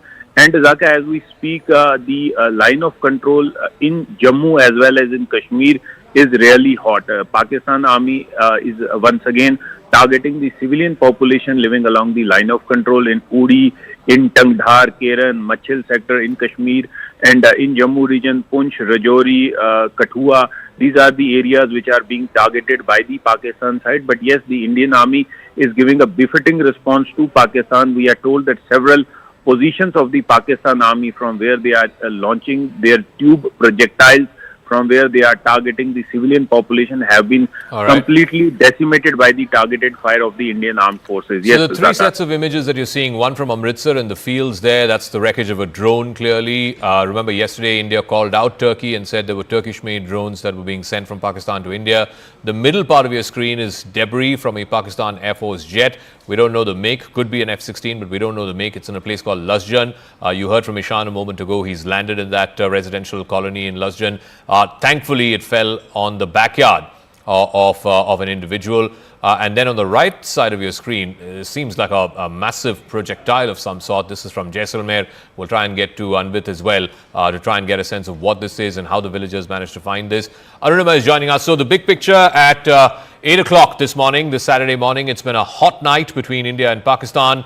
Multiple drone and missile strikes both ways. Pakistan upping the ante, escalating going up the escalation ladder after the IMF bailout announcement, trying to attack India's forward air bases and military stations from Jammu to Udhampur to Pathankot to Sirsa, Adhampur were all under target, but all of those attempts have been thwarted. India in response taking out some of the forward air bases of Pakistan, the Noor Khan base being the topmost one. It's one of the biggest air bases, one of the oldest air bases of Pakistan. It used to be called the Chaklala Air Base, right in the heart of Rawalpindi. There's one in Chakwal, the Murid Air Base, a smaller one which has transport aircraft, and then one further south in Surkot, the Rafiki Air Base. Arunima from South Block, what is the big picture that you're hearing from top government and defense officials? So while assessment is currently going on, the current action that we are seeing is that assessment of what really has, what is the kind of damage that has been extended to Pakistan. We've all been reporting that it is suspected that 2 Pakistani Air Force pilots have ejected near Srinagar. So there is an intense search operation that has been launched to locate them. And now we're just looking at the Pakistani media. They're reporting that Shahbaz Sharif has called for a meeting of the National Command Authority. So all of the developments that are happening in Pakistan also is being closely monitored. Our own Foreign Secretary is expected to brief with details about what really has happened overnight. The only official word we had last night, the statement from the Indian Army, was that at 26 locations drone attacks were carried out, and after the statement came out, there were surface to surface missiles also, and also Pakistani aircrafts which were launched. We have been reporting how they've got a bloody nose. They tried to cause damage at Pathankot, Jammu, Udhampur, and their media is continuing to maintain that there was some damage done to the Udhampur air base, but something which has been rejected by defense officials. There was a briefing that was supposed to happen this morning, but it was put on hold because there was live air operation happening, and soon after that we heard that Pakistani jets have been downed near Srinagar. So currently the big picture is that Pakistan is trying to once again get the international community involved, trying to raise the bogey of nuclear weapon once again. India, however, maintains that we are only retaliating. Provocation is coming in from Pakistan and we are only retaliating, and that press conference by the Foreign Secretary is expected to toe the same line. All right, Anand's also there here in the studios with me. So some of these pictures that we're getting, Anand, these are parts allegedly of a downed Pakistan Air Force jet that's been found in Lasjan. We saw that massive projectile from Jaisalmer as well, and then of course the intercepts, the CCTV footage of the intercepts of a Pakistani post where they were using to launch drones. What are you hearing and seeing? Well, there are multiple reports coming through. There is confirmation that there are 2 jets that have been downed. There are also pieces that have landed at different portions across the western border. So be it Jammu and Kashmir, be it in Haryana, be it in Punjab. Now these are pictures in Gurdaspur. So again, there is a huge collection of people who have come there, and there is something that's landed in the fields. Now it could be live ammunition. viewers who are watching this, if you see something that has landed somewhere close to your vicinity, or if you know people who are telling you that they are seeing something, they should maintain a fair distance. But what's also evident is that the impact here has made a bit of a crater or a hole on the other side. Now these are farmers who are tilling their lands, and this is an open field in Gurdaspur. Look at the crater there. That's the ditch. Now something's landed big here. For the impact for it to be on a field, and it's landed huge here. So something's landed here, and they're trying to show what it is. It looks like portions of a projectile that has landed here, and it's quite a big crater. Now you look at this. This is quite a big crater, and there are a lot of people around. It looks like these pictures are coming at a time when local authorities have already arrived there, because this is a huge collection of people. But look at the size of the crater.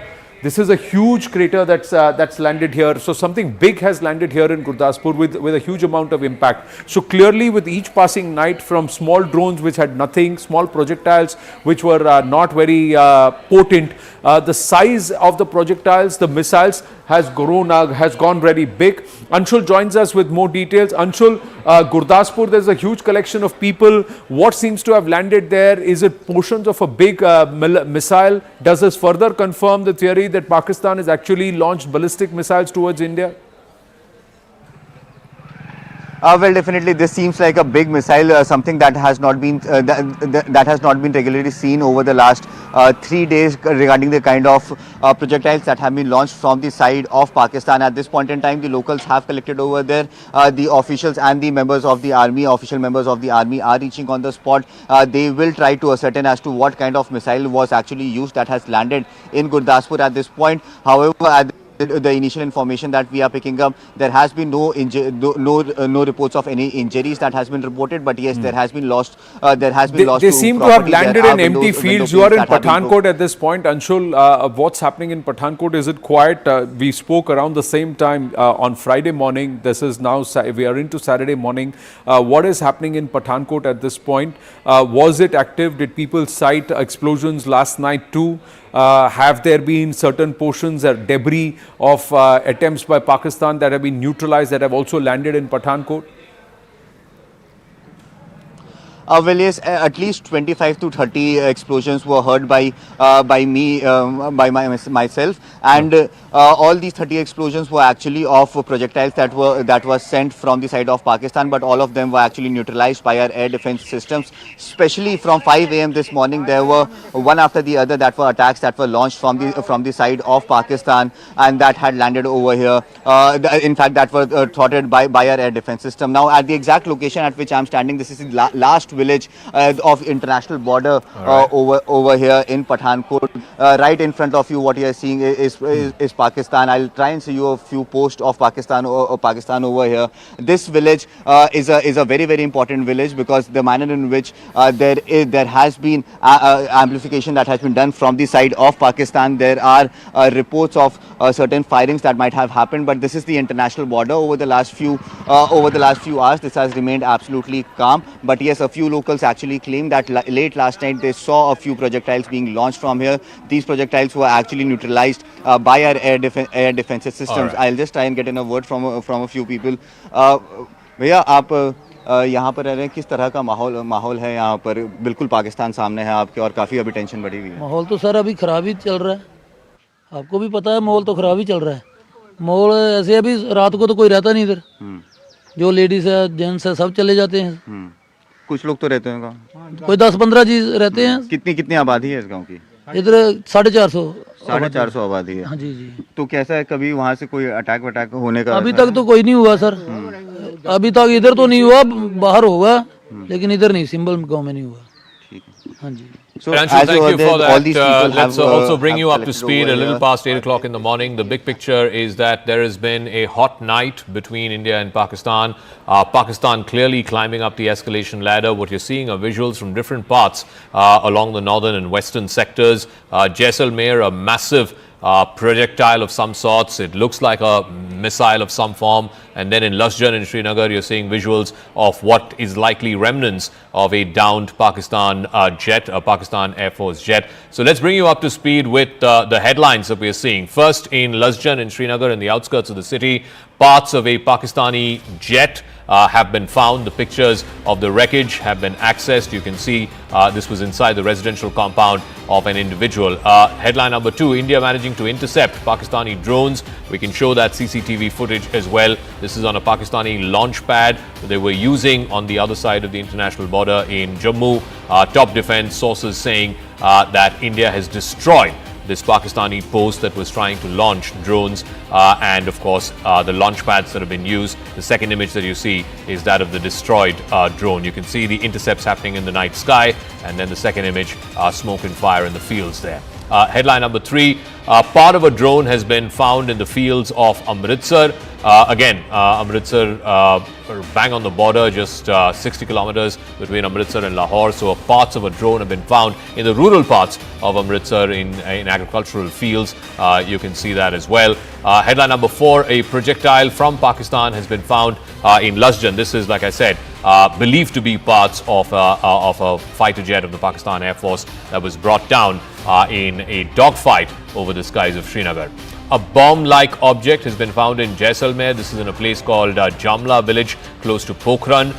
The Indian Army has neutralized the Pakistani projectile. It seems like parts of a missile. There's also that image of a much larger, almost 10 feet large projectile that's been captured there in Jaisalmer as well. So these are the various images that we have. We have Arunima Siddhant joining us. Siddhant, what's the international community saying? Has there been any response, any form of, wanting to calm down tempers, de-escalate the situation? It seems like both India and Pakistan are now locked in this escalatory phase, climbing the escalation ladder. Someone's got to come in and try and mediate and try and get both parties to back off, or are they saying, as Vance and Trump seem to be suggesting, that look, it's their problem, let them figure it out? Well, yes, that's right, Zaka. In fact, international community is urging both sides to de-escalate. In fact, we have a fresh statement from G7 foreign ministers. Perhaps, first they condemned Pahalgam terror attack, then they urged both sides to de-escalate for the sake of regional peace and stability. In fact, Saudi Arabia is one country which is giving efforts for de-escalation. In fact, this offer had come from various countries for mediation and for giving for offering their good office for the mediation purpose between the two between India and Pakistan. But at this point in time, Zaka, you need a country which has leverage with both India and Pakistan, and Saudi Arabia seems to be the one.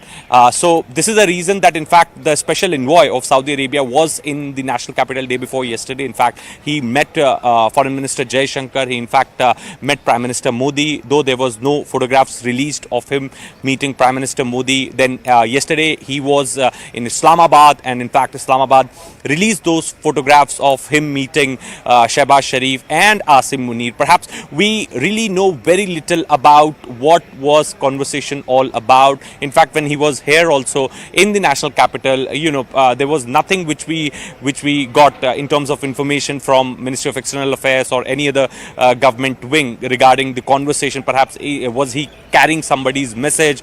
What is the position of Saudi government? Whether that was conveyed to the Indian government, etc., etc. So we know very little. And today Saudi Arabia has come up with a statement, Zaka, confirming that this envoy was sent on a surprise visit to both India and Pakistan, perhaps to give efforts to de-escalate tension. But it doesn't look like an unscheduled that, visit is the steer that we're getting. He's gone to both Islamabad as well as to New Delhi. First New Delhi and then Islamabad. Before I go to Anand, Aman is also joining us. Aman, what's the big picture? What are top government sources telling you? Because clearly things have escalated. This is the third night, the night between the 9th and 10th of May. It's the third night after Operation Sindoor. Clearly, we're now looking at an active conflict between India and Pakistan. Well, absolutely, Zaka. As you correctly say, India, Pakistan both are on an escalatory ladder, and India is totally and squarely blaming Pakistan for what is happening. India is very clear, Zaka, that our attack, our retaliation was over with Operation Sindoor on May the 7th. It is since Pakistan which is upping the escalation, first by sending drones across the border, attacking 36 targets from Leh to Sir Creek the previous night. And what has happened today early morning is a complete escalation, firing of ballistic missiles at India. This is something that India is saying will be responded in big measure. India has already responded today morning, and India is seeing a plot here, Zaka. India feels that Pakistan waited for the IMF bailout. Till then, the drones which came were all recce missions, intelligence gathering missions, trying to test our air defenses, maybe trying to exhaust our air defenses. But Pakistan has been caught by shock and surprise today morning when it launched its full attack soon after getting the IMF bailout. India also trying to now tell the world that, look, you have bailed out a country. IMF has given a bailout to a country which has launched ballistic missiles at India, which is exporting terror. So the world community also needs to, sit up and take note what Pakistan has done today morning soon after getting the IMF bailout. And this is what India told the IMF very, very strongly yesterday also by abstaining from the vote and lodging its strong protest that a country which is fomenting terror against India, why is it being given bailout of one bailout after the other, nearly over 24 bailouts given to Pakistan over the last many years. India made that point on the world stage. India was not able to stop the bailout because of the way the IMF is structured. But today's strikes are completely escalating the matter. India is now saying the onus is on Pakistan to stop, to de-escalate. But if Pakistan does not stop, India is going to go to any lengths to protect its territory, to protect its military assets, to protect its civilian population. And that is why you've seen this morning, Zaka. All right, thanks, Aman. Anand's here in our studios. That projectile that you showed from Jaisalmer, and I believe Anvit will also be joining us. We can go across to him. It's from a village part of the Pokhran, Jaisalmer, that belt. Can you show us that projectile, Anand? And there's a massive crater that's been left on the ground. Well, these are updated images, Zaka. These are updated. Now, this is what, see, the serial numbers are also there. The UCP 213-15956 and the serial number is also put out. So, there are more images coming through of the projectiles that were launched. This is confirmed proof that it is Pakistan that has launched ballistic missiles and also sending huge projectiles. Look at the impact which is there on the field. It's landed on a field and people are now, we'll go across to that side where the size of the projectile itself shows that this was a missile. This was not a smaller one, and it was not mounted on a drone or anything. This was a ballistic missile. This is the person who's walking us, and he's taking us to the place where the actual portion of it has landed. It has come through that area. That's what they are trying to show. See, there are other pieces also. There are more fractions and fragments that have fallen here. Look at this on the ground, and then he's pointing with now there are more. See, you see more smaller fragments that have gone in before we come and see the final big piece, that is that blue, dark blue, indigo blue kind of a missile. Now this is the actual color, or midnight blue or black. That's the color that that the missile actually has. Now he's showing the distance that this entire projectile, once it's crashed, it's gone and it's traveled. The fragments have traveled. See, there are more fragments here. There are more portions and more fragments here that we are seeing. There you go. This one again.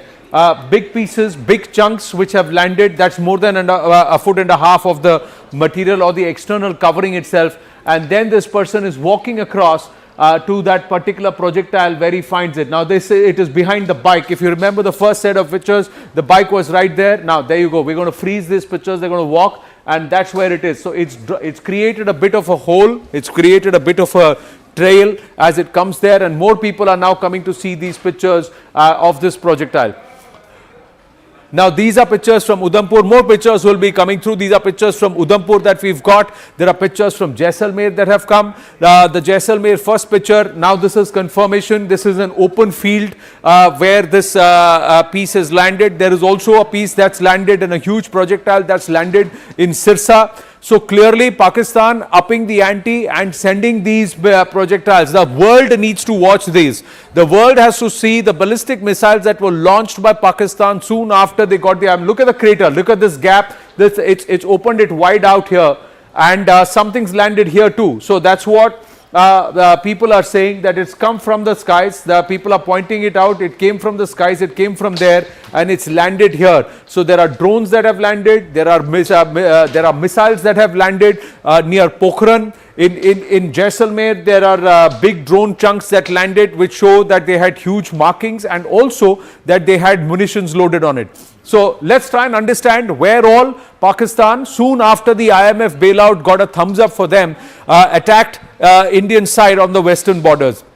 Let's look at it. So they very actively targeted Udhampur. There is something that landed in Udhampur, but the Air Force station and the base there in Udhampur is safe. There is no damage done. they have attacked Jammu city vigorously, but right across here on Jammu, here on a park post which was launching the tubes for drones, we have actually neutralized. There is Pathankot. Now, seriously, there has been some at least 25. Anshul was there from the CNN News 18 overnight at Pathankot, and he said at least 25 explosions over the skies I've heard overnight. And Pathankot, they've actively tried to target. There is also Sirsa. Now, the question is, Sirsa, where was this projectile aimed at? Was the Sirsa projectile intercepted, or this missile over the Sirsa skies intercepted while it was on its route to the national capital? Was it somewhere around Delhi? That's the big question. Did Pakistan, did Rawalpindi, did General Asim Munir and co. target the national capital soon after the IMF bailout? That's the big question because of this missile that was intercepted over Sirsa. Now, what have we done? Soon after this happens, around midnight, between 12 to 12:30 p.m., 12:30 a.m., there is a counter that India launches. Now, India's counter is so fast, so swift that they have had huge reversals. What did we target? India targeted, the Indian Armed Forces targeted Islamabad, Noor Khan base, the PAF Murid base, Narowal, Shekhupura, Lahore, the Rafiki Air Base and the Sukur Airport in Sindh. All of them were targeted, and this is confirmed now that the base in Noor Khan Air Base in Rawalpindi has suffered serious reversals. There are actually reports that the Pakistanis, let's see if they confirm it, that their entire fleet of C-130s has been rendered ineffective here. They have suffered serious reversals. They couldn't operate their machines in Pindi. Then also the Narowal Air Base, again they couldn't operate their machines from here because the air base has been hit. It's been hit hard. And there is one more, which was one more airbase that's been hit in Chakwal, or let me just see that. Yeah, in Shorkot. So this airbase also has been hit, and of course projectiles have landed, and there is confirmation of landings that have happened in Lahore where certain installations have been hit, Zaka. So clearly India's reaction has been far more punitive, and it's hurt the Pakistanis than what they attempted. But this treachery, the international community must note that the moment they get the bailout, Zaka, look what they unleashed. Absolutely, and I think Omar Abdullah has underlined that point as well, that it can't be that Pakistan is given this bailout after bailout after bailout, and then some of those monies are diverted into directing terror and active aggression against India. I also want to get a quick word in from Anvit, who's in Jaisalmer, where we saw that massive image. It was a 10 feet long projectile, a rocket of some form. Anvit, if you're there, which part of Jaisalmer is it? It seemed like rural desert. What are the locals telling you? I mean, when did this land? How did they end up finding it? And I presume that either the army or the police would have taken away these wreckage, this remnants.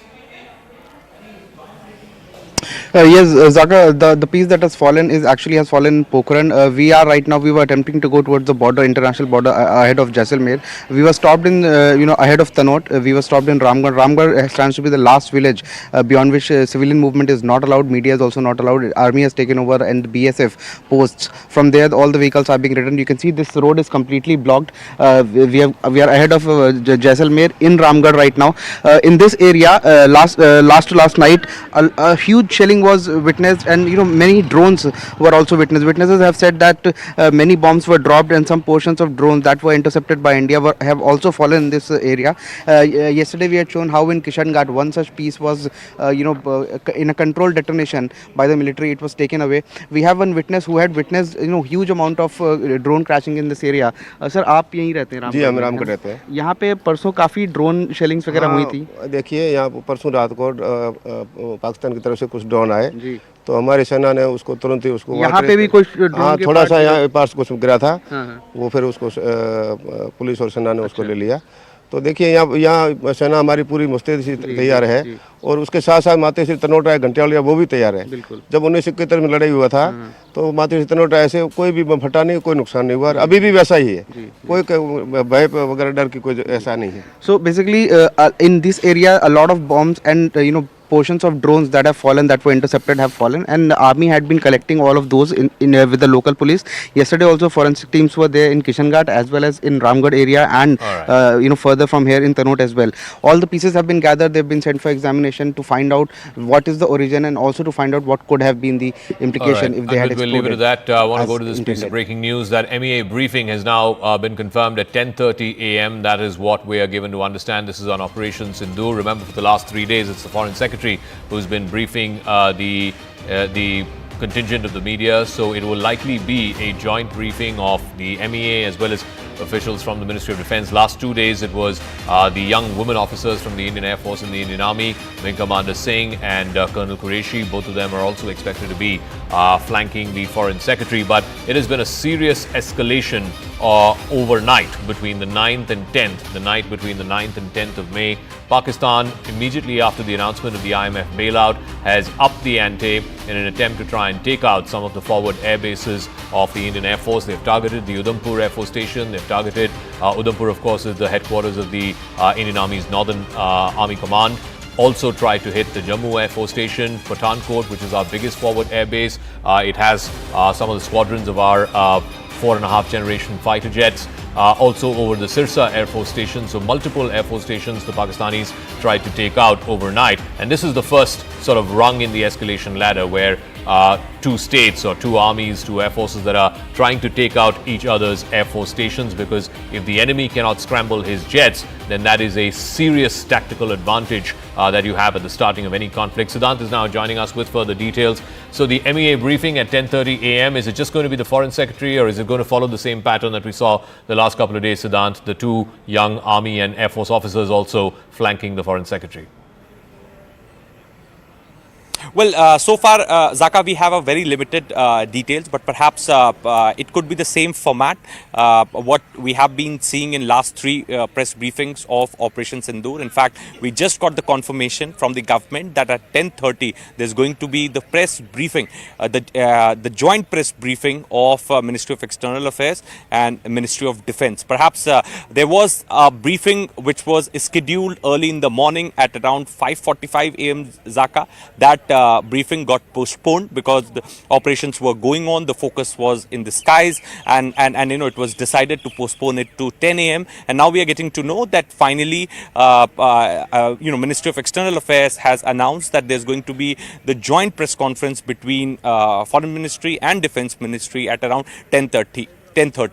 But this would be the first time that when Indian government will put its record straight as far as the developments which have taken place in last 12 hours, Zaka. Both sides are climbing the escalatory ladder. Perhaps Indian side has taken down the Pak air bases. In fact, Pakistan has attempted to target key Indian military installations. In fact, Fateh missiles have also been used by Pakistan. The attempt to target Sirsa was thwarted by the Indian forces. So okay, so we're going to come to you as and when that briefing begins. I want to bring you up to speed. If you're joining us at 8:30 this Saturday morning, these are the 5 or 6 big headlines that you need to know. It's been a hot night between India and Pakistan.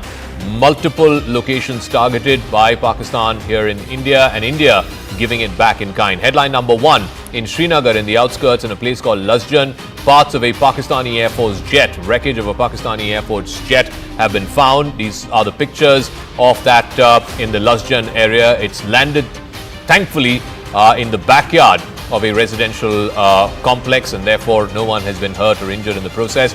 Headline number 2, India manages to intercept Pakistani drones. This is from the other side of the Jammu border, on the other side of the international border in Jammu, in a place called Narwal. We're given to understand, you can see 2 sets of pictures. One, the intercepts happening on the background of the night sky. These are CCTV images. The intercepts happening in the middle of the sky. And the second set of images are the wreckage. There you go, the smoke and fire out in the fields of Jammu. You can see that happening. That's headline number 2. Headline number 3, we're given to understand a part of a drone. This is wreckage that's been found in the fields of Amritsar. Amritsar over the last couple of nights has been hot. There's been a lot of activity, drone activity. This again seems to be the wreckage of a drone. Yesterday, India did the unprecedented step of calling out Turkey and saying Turkish-made drones were being used by Pakistan on probing missions, on exploratory missions to try and test India's air defenses. Headline number 4, a Pakistani projectile has been found in Lasjan. Like I said, this is believed to be parts or remnants of a downed F-16. There's also confirmation of a dogfight that happened over the skies of Srinagar. 5 missiles, we're given to understand, were fired from the Srinagar military base and then believed to have brought down what is what is believed to be a Pakistan Air Force jet, the make of which we don't know. Hopefully we will get some confirmation of that from the Foreign Secretary's briefing in about a couple of hours' time. Headline number 5, a massive bomb-like object. It's about 10 to 12 feet long. It's huge. It's been found in a place called Jamla. It's a village in Pokhran in the wider Jaisalmer region of Pakistan, of Rajasthan. That, of course, you can see the second image, which shows that massive, almost 10-12 feet long rocket-like projectile that's been landed there, that's been neutralized there. The Indian Army has neutralized this missile attack in the sky. So this is headline number 5. Headline number 6, Pakistan also targeting civilian areas. In Jammu, there have been, unfortunately, 5 deaths, 5 civilians who have died. In Rajouri, a district collector level officer has also passed away. Unfortunately, his house was the target of heavy shelling. There's been heavy artillery shelling, both on the line of control as well as on the international border. Pakistani projectiles also hitting a temple, a famous temple in Jammu called the Shambhu Temple. Headline number 7, parts of a drone or something like a drone has been found in Udhampur. This is in the Narsu part of Udhampur district. We don't know further details, but it seems like wreckage from a drone yesterday. Udhampur, of course, is the headquarters of the Indian Army's Northern Command, and the attempt there was to try and target the Northern Command headquarters as well. Security forces have reached the spot. I also want to show that Shambhu Temple picture. Again, this is wreckage from a projectile of some sort at the Shambhu Temple, a very famous temple in Jammu. Thankfully, again, it landed in the outer perimeter of the temple complex, and therefore there's been no injuries or no one has been hurt. That, of course, again, a famous temple in Jammu. So clearly, the activities have increased between both India and Pakistan in the intervening night between the 9th and 10th of May. Akash is joining us from Jammu, where multiple attempts have happened in civilian pockets as well as the Air Force station, but all of it has been thwarted. Akash, what is the latest that you're hearing from top defense sources? Right, Zaka, I'm standing in this Rehari colony. First of all, I'll try to give you a sense of what has happened here. There you have forensic teams and, in fact, the police here. This is one civilian property that has got a damage because of the sort of attacks that we have seen in the morning today. And there I am being given this sort of, this is something, a part of possibly a drone or the missile or the projectile that came here. And there you have. There you see, these are the individuals who have handed over this thing to me, and they are saying that this was a part of the sort of damage and, in fact, the projectile that came here. I have been told that many people who were, here in the house got injured. I'll try to talk to them as well as to what actually happened. But before that, I'll try to give you a sense as to what actually happened. There you have the top floor of the house that has got damaged. Multiple cars that have been standing here, in fact, have got the damage. There you have in the close vicinity around 50-meter area, is damaged. We still not, don't know as to if it was a drone or missile. But I'll try to, in fact, talk to the individuals as well. I'll try to talk to them. Sir क्या हुआ था यहाँ पे और कितने बजे हुआ बता पाएंगे आप अभी आए हैं यहाँ का कोई है क्या हुआ है यहाँ पर मिसाइल उड़ा रहा वो रेड नीचे रही है छत पे कितने लोग रहते हैं इस घर में यहाँ पे ऊपर 4 रहते हैं सेकंड फ्लोर में भी 4 रहते हैं नीचे 6 रहते हैं तो वो ठीक है अभी हाँ जी उनको कोई चोट वगैरह लगी उनको चोट वगैरह नहीं लगी अभी ये फॉरेंसिक्स वगैरह टीम कितने बजे हुआ लगभग कितने बजे कहा ये 5:50 पे सुबह 5:50 पे तो किसने देखा कोई मिसाइल वगैरह थी या ड्रोन वगैरह था क्योंकि लगा लोग सोए हुए थे अचानक से आवाज आई सभी उठे जम्मू मेडिकल कॉलेज पास में है हमें बोला जा रहा है कि शायद वहां पे टारगेट था कुछ ऐसा कुछ बताया यहाँ पे जो एजेंसीज काम कर रही हैं All right, Zaka, forensics teams are here once again. I'll try to give you the visuals of this particular house. This is the house, that has in fact got the damage. I'll show you the in fact visuals of the workers who have been in fact there, the police, Jammu Kashmir police, and also the civil defense staff.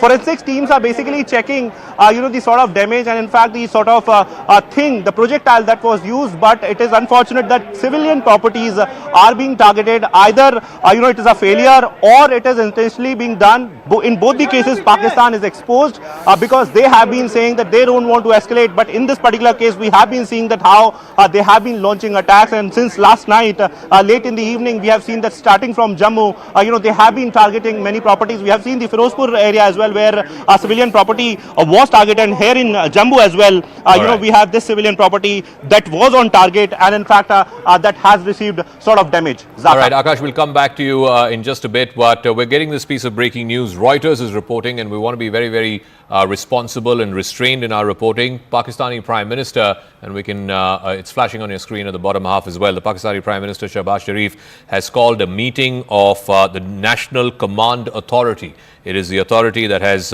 overseen the nuclear powers or the nuclear command authority of the Pakistani military.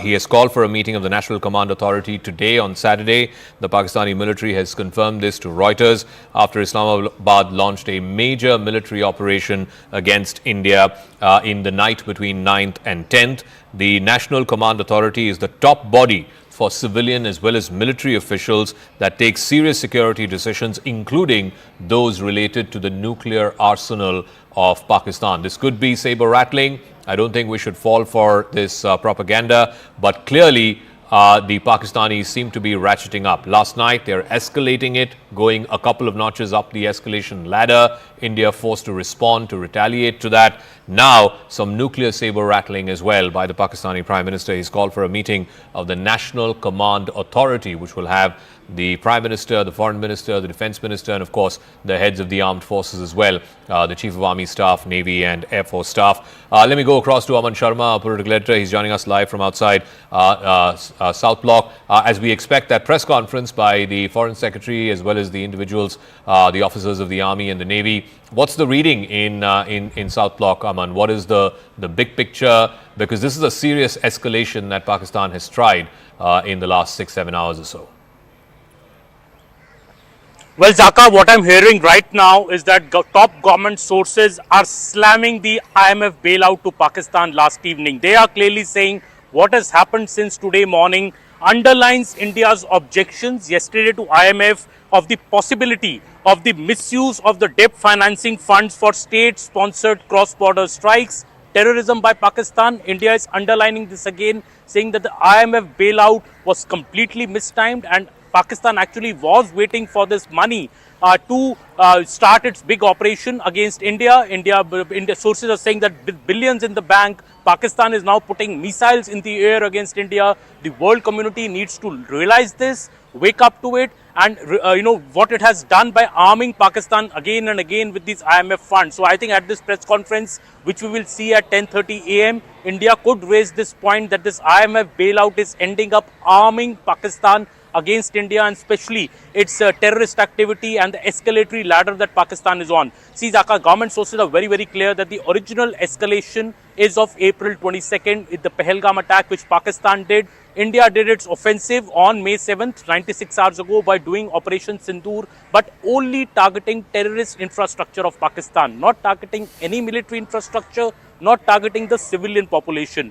The targeting of the military infrastructure, that cycle, Zaka, Indian government sources are saying has been started by Pakistan. On the morning of May 8th, we saw the first these 300 to 400 drones trying to attack our front air bases, and today morning, with missiles, Pakistan is trying to take out our multiple air bases, Pathankot, Udhampur. All these attacks have been foiled, but Pakistan intention is very clear to take up this escalatory ladder, and they stopped till the IMF payout. They didn't do it. It was more an intel exercise, this drone which were flown, but now this is the ultimate attack by Pakistan, and India is responding very, very strongly. India has decided that if you will target our military infrastructure, we will take out your military infrastructure as well. And India has targeted Rawalpindi's airbase.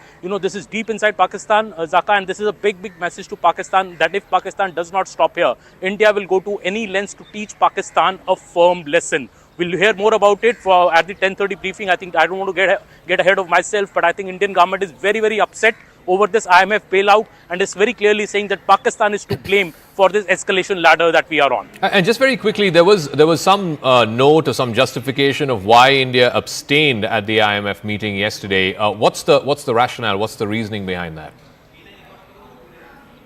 Zaka, the government says that basically there is no option to say a no to a vote. You know, you can either abstain or say yes. That has been the convention at the IMF, and IMF has many member countries, but every member country is not like one member, one vote. You know, your economic strength actually has a larger proportion in the vote there. So there are many questions being asked, Zaka, here also, that, you know, why did the US not come out strongly to block this bailout for the IMF for Pakistan? So a lot of questions are being asked in the Indian security establishment, because India yesterday put up a very, very strong objection to this IMF bailout. India was also preparing for it for the last 2 to 3 days, knowing very well that if Pakistan gets this money, you know, it could, the escalation in fact could climb, and India's fears are only coming true.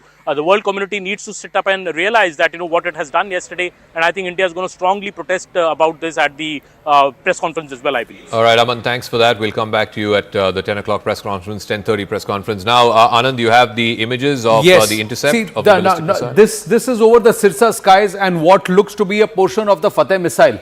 So this is from Sirsa. It's landed on a field. It was intercepted on the skies of Sirsa. I'm going to check with our team if we can put out the map and also the visuals. We can split it on this wall so that our viewers can understand the map graphics and with these visuals, because it's landed on Sirsa. And why this Sirsa is important? Because this Fateh missile, this ballistic missile, many believe was intended towards the national capital.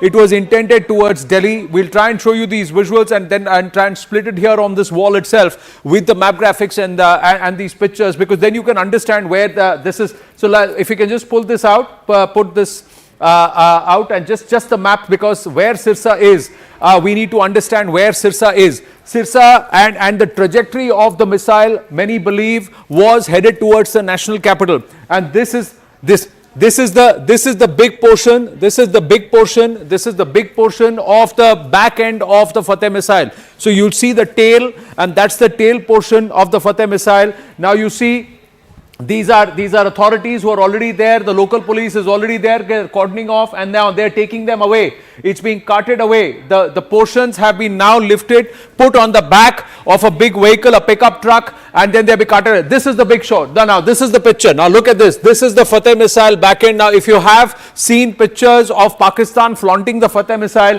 the rear end of this portion with the wings and this is exactly similar to the design of the Fateh missile, and that's the reason why the ballistic missile launched towards the national capital. That is the level of escalation that Pakistan has triggered. Soon after the IMF bailout. So within 15 minutes of the IMF bailout at 12:05 a.m., that's when this was first reported or registered, that the possibility of ballistic missiles being fired towards Bharat. And later in the night, the confirmation coming, this has landed, it's been intercepted. So our air defense systems, the Indian forces air defense systems, are capable of thwarting even ballistic missiles. This is the biggest proof of it, and perhaps egg on the face of the Pakistanis at multiple levels. But more importantly, how treacherous Pakistan can be. This missile has landed on a field in Haryana, in Sirsa, and this is where it is. Now have a look at this. This is Sirsa. This is where this missile has landed. Look at the trajectory. Where is the national capital? The trajectory of this missile was towards the national capital. That's what many people are expecting this. We are going to wait for confirmation during the media briefing that this missile, these are portions of the missile. Again, more pictures coming through. More small fragments that after this entire missile was disintegrated, it was demolished, it was intercepted, and fragments have landed all across in Sirsa, in Haryana. And understand this, Sirsa, this is the range, this was the direction, this is the national capital region. So that's the reason why this big question is being asked. Was this ballistic missile, along with a few others that were fired by the Pakistanis, intended not just as military installations, but also perhaps certain portions of the national capital? And if that is something which is confirmed, if it is confirmed in the briefing today, that is serious escalation by the Pakistanis. And more importantly, this has come after the IMF bailout, where they tried to play with a begging bowl saying, help us out. $137 billion overextension of their debt to the world, and they continue to borrow and redirect this money towards acts of war. clear acts of war, clear acts of military escalation by Pakistan when Bharat's fight has been only against terror. It was a war on terror, not a war against Pakistan, but the Pak military, the Pak state is backing jihadis, terrorists, jihadi tanzeems, and this is what they are willing to launch ballistic missiles because Bharat has waged a war on terror. Zaka.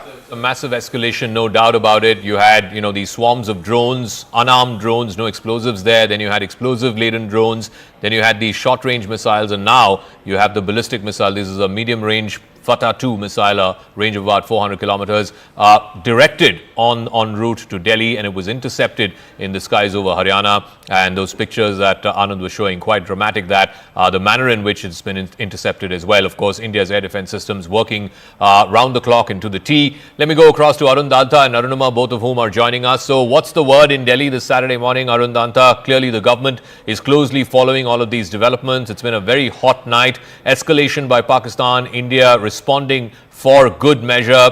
What is the reading in government this Saturday morning?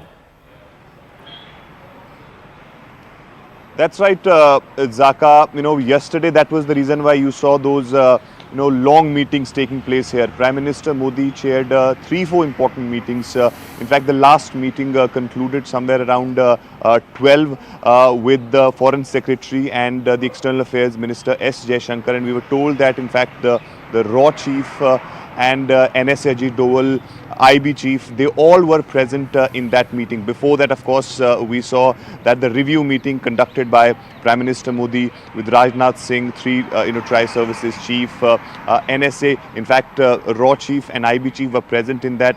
And also, before that, there was a meeting with the veterans and the former chiefs of different forces of the country. And in fact, they were, of course, expecting some sort of misadventure by Pakistan yesterday night, and that's the reason why we saw that India was in fact ready for any sort of action. That's the reason why we saw that how Indian forces have retaliated to Pakistan's drones or the ballistic missiles which they fired. And of course we know that Prime Minister Modi is very closely monitoring the situation. It's been 4 or 5 days since when we are given to understand that Prime Minister Modi has been awake during the night, has been constantly in touch with the NSA Ajit Doval. At this point, I'm outside the residence of Prime Minister Modi. It seems calm at this point, but perhaps the way action is taking place, you will see flurry of meetings. I think there will be meetings in the next few hours. Thanks for that, Arun. We'll be in touch with you. Arunima is also joining us, but we got this breaking news. The U.S. Secretary of State Marco Rubio. Let's go to that breaking news. Marco Rubio has now spoken directly to the Pakistan Chief of Army Staff, General Asim Munir. This happened just a few hours ago. This is the first conversation that any international official has had directly with the Pakistani Army Chief. Remember, the Deputy Foreign Minister of Saudi Arabia was in Islamabad just last night. He was part of that meeting that was hosted by the Pakistani Prime Minister Shehbaz Sharif. But this direct call between Marco Rubio and the Chief of Army Staff, General Munir, is an important one. It's the first conversation that an international official has had with General Munir. We'll try and get Siddhant. Siddhant is on the phone line. So Rubio has spoken with the Pakistani NSA, who's also the DGISI, General Malik. But now a direct conversation with General Munir, who, of course, the ball is really in his court. If he stops, then India will stop.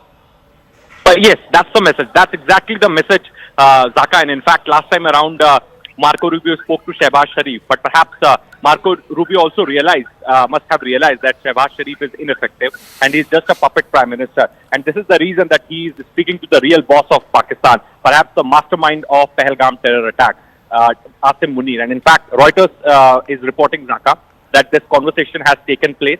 And as we were speaking before also, that US wants both sides to de-escalate. In fact, White House Press Secretary Caroline Leavitt also said that President wants both sides to de-escalate. Perhaps US is also giving efforts in the same direction. This is the second telephonic conversation that Marco Rubio had with the Pakistani side. In fact, last time he spoke to Shehbaz Sharif, that call was really ineffective. Nothing happened after that. So today he decided to speak directly to Asim Munir, the Army General. Perhaps it also reflects upon, and perhaps it's once again established that, who runs the show in Pakistan. And if US wants Pakistan to de-escalate, then US has to speak directly to the Army General. not somebody from the political. We've got an update from the ADG PI of the Indian Army as well. We'll go to Arunima with this. Basically, the ADG PI putting out a tweet saying Pakistan's blatant escalation with drone strikes and other munitions continues along our western borders. In one such incident today, approximately around 5 a.m., multiple enemy drones were spotted flying over the Khasa Cant, the Khasa cantonment in Amritsar. The hostile drones were instantly engaged and destroyed by our air defense units. So now we're getting to hear of multiple such drone and missile attacks. Arunima, you're in North Block, South Block. Whereabouts are you, and what is the word in from government this morning? Yes, so the Raisina Hills is abuzz with activities. South Block has had called for a press conference at about 5:30, but I think this is the air operation which led them to postponement, and now at 10:30 the Foreign Secretary is likely to brief. What ADGPI has put out is that at about 5 a.m. this morning there were multiple enemy armed drones that were spotted over the Khasa Cant in Amritsar. The hostile drones were instantly engaged and destroyed, and Pakistan's blatant attempt to violate India's sovereignty and endanger civilians' life is unacceptable. 3 civilians have been killed in what has happened since last night, including one district level official there in Rajouri. And what the border security force has also put out is that while the Jammu air base was getting targeted around 9 p.m. 2100 hours last night, there was intense firing at the Jammu stretch of the international border as well. So back to back 2 days now we've seen. Day before yesterday we saw it in Samba. Yesterday at Jammu, attempts to also carry out infiltration while these air raids are going on. Yesterday they had shot dead 7 from the Jaish-e-Mohammed module in Samba. Yesterday also BSF confirming that there was firing at the Jammu sector, and now ADGPI confirming that there were hostile drones over Amritsar as early as this morning 5 a.m. Around the same time, tentatively we were told there was a dogfight in Srinagar, and for that we're still waiting for the ADGPI and for the Air Command to tell us exactly what is the situation. But definitely things have escalated in the last 24 hours. All right, I also want to go across to Akash Sharma, who is more on this. So the Army's first official statement this morning, the ADGPI saying there's some hostile drones, a swarm of drones over the Khasa cantonment in Amritsar, and those have been neutralized. Akash, what more are you hearing?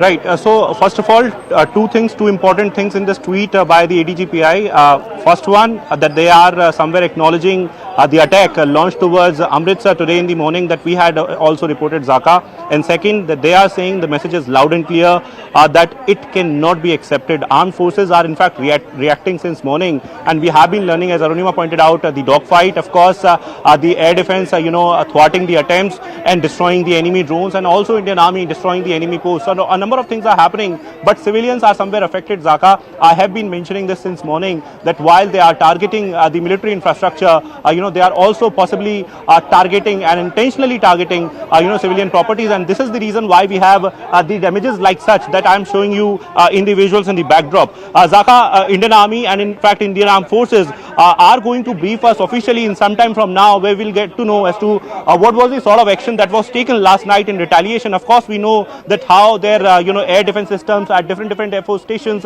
in Pakistan were targeted and in fact destroyed. But as far as other information is concerned and other inputs are concerned, so we are waiting for that particular brief. I'll once again try to show you the visuals there. There you can see the damage. Zaka, it was it is not in fact confirmed as to what it was. I'm showing you those broken glasses of that particular window there. People are also talking about some sort of projectile and then the splinters. So possibly it can be a kamikaze drone that hit the building and then got destroyed. So we are waiting for the confirmation. Okay. But looking at the damage, it seems there you have the main target was that building. Rajesh ji, if you can show that building was the main target, Zaka, and then okay, I believe CM is there. Yes, CM is there, and I'll try to. All right, we'll come back to you, Akash, in a moment as you try to go across and see if we can get a soundbite from Omar Abdullah. But the ADGPI's tweet showing these pictures as well, those are the remnants of the Pakistani drone that was sighted above the Khasa cantonment in Amritsar. Arunima is also there with us. I can see some wheels. I'm not sure what the wheels are. Clearly, it seems to have hit something on the ground. Those are the remnants, the wreckage that you can see from the drones that were sent over the Amritsar cantonment. Arunima, what more do we know? So there's also a video that has been tweeted out by the ADGPI handle. I think it is showing how the drone attack, the hostile drone attack, was taken down, and these pictures, gives you a sense of the marking that you see. YHAPFWH. The filling date is mentioned there. The filled lot is mentioned. The explosive lot, the weight, the total. So this looks like an ammunition that was being carried with the drone that the ADGPI has tweeted out.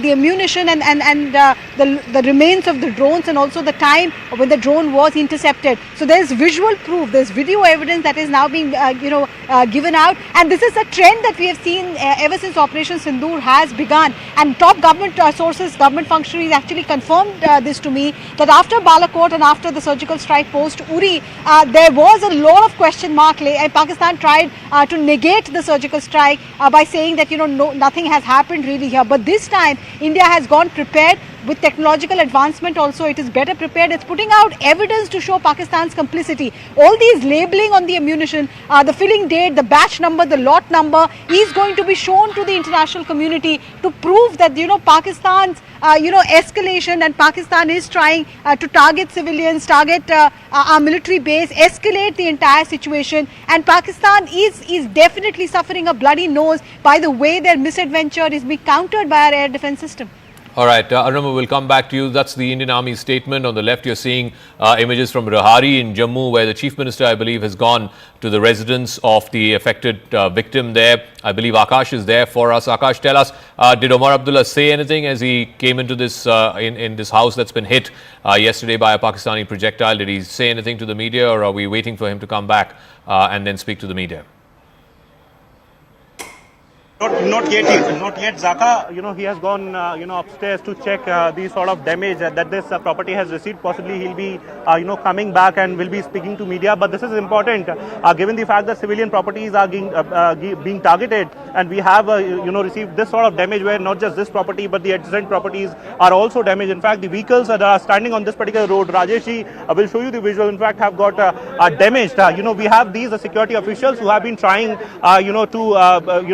who have been in fact trying to get the people away from this particular place. But then Omar Abdullah is very much here, and in fact he is expected to speak to media in some time from now. People are standing here, locals are standing here. They have been in fact saying since morning that they need some sort of action. Pakistan should be there should be some sort of retaliation, and there should be some sort of answer to Pakistan. I was speaking to one lady, she was crying. She's saying that this is her house and she could have lost her life in this particular attack. But at this point in time, I'm showing you the visuals where CM has gone upstairs to check the sort of damage that this property has received, Zaka. And there you have civil defense volunteers, the Jammu Kashmir police, and also the CRP. In some time from now, it is expected that Omar Abdullah will be speaking to media. But yes, at least 10 people we have been told have sustained injuries in this particular attack in this vicinity, Zaka. All right, Akash, thanks for that. Anand is also here as we try and bring you some pictures. There's been a whole bunch of pictures of remnants of drones, projectiles, missiles that have been spotted in different parts from Jammu to Jaisalmer.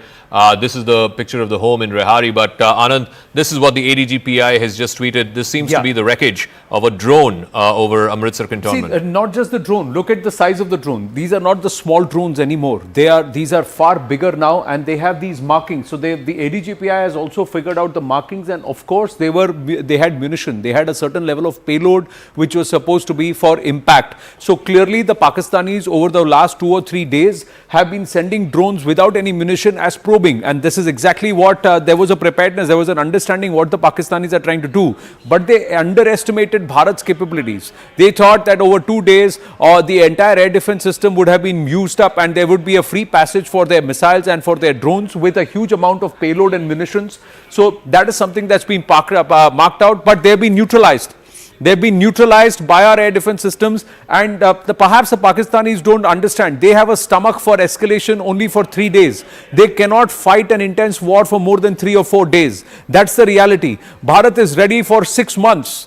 Bharat is ready for 6 months, and if required more. That's the difference. So they don't know who they are taking panga with, and the fact is that this is egg on the face again for 4 nights in a row for General Asim Munir.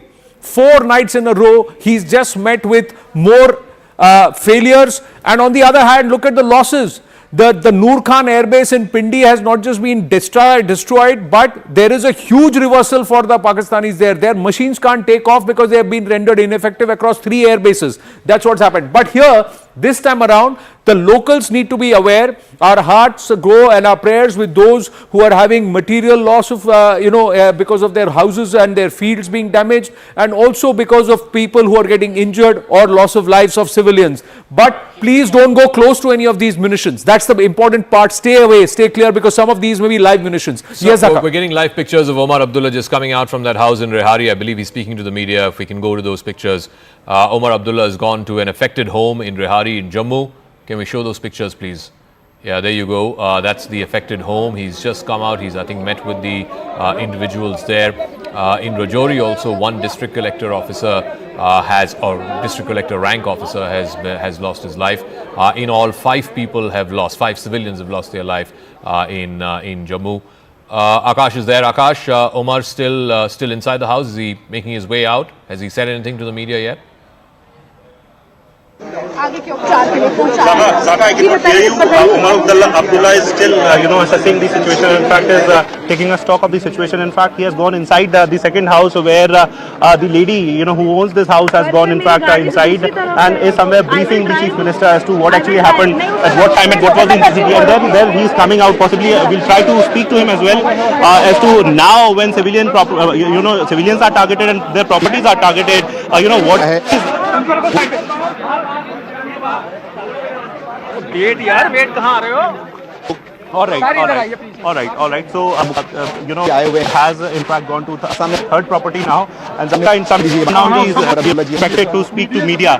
But then at this point in time, this is very important. There is a series, in fact, of houses, in fact, which have in fact received this sort of damage, where we have been told that there was possibly a drone that hit the building and then got exploded, and because of those splinters, we have the nearby properties, also got damaged. And in fact, the vehicles that are standing here, you can see the debris there on this particular car, and a lot of people are standing here at this point in time, and they are very furious because of the fact that they have been saying that we are seeing these actions on a daily basis now, and now some sort of strong retaliation should be there from the Indian Armed Forces.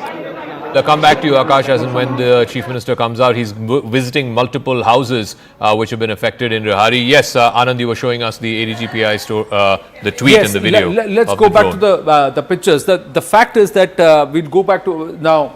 This has payload. Now, the only thing for our viewers and whoever are there in these local areas have to be that if there are fragments, portions that fall of debris or destroyed missiles, etc., or drones, just stay clear of them. Don't go and touch any of these parts, because a lot of them seem to have live munitions. The ADGPI has actually circled out, and this is live payload. So, with the aim, with the intent to destroy, destruct and hurt, and it's ballistic missiles, there are other projectiles, there's loitering munition, and also drones with a certain level of capability. If you see the wheels on these drones, it surely shows that it was carrying a significant level of payload with the intent of trying to drop and then perhaps head back. Though you can see these. So we have to see the nature, and a lot of these are either Turkey made or China made, these drones. Now these are the houses.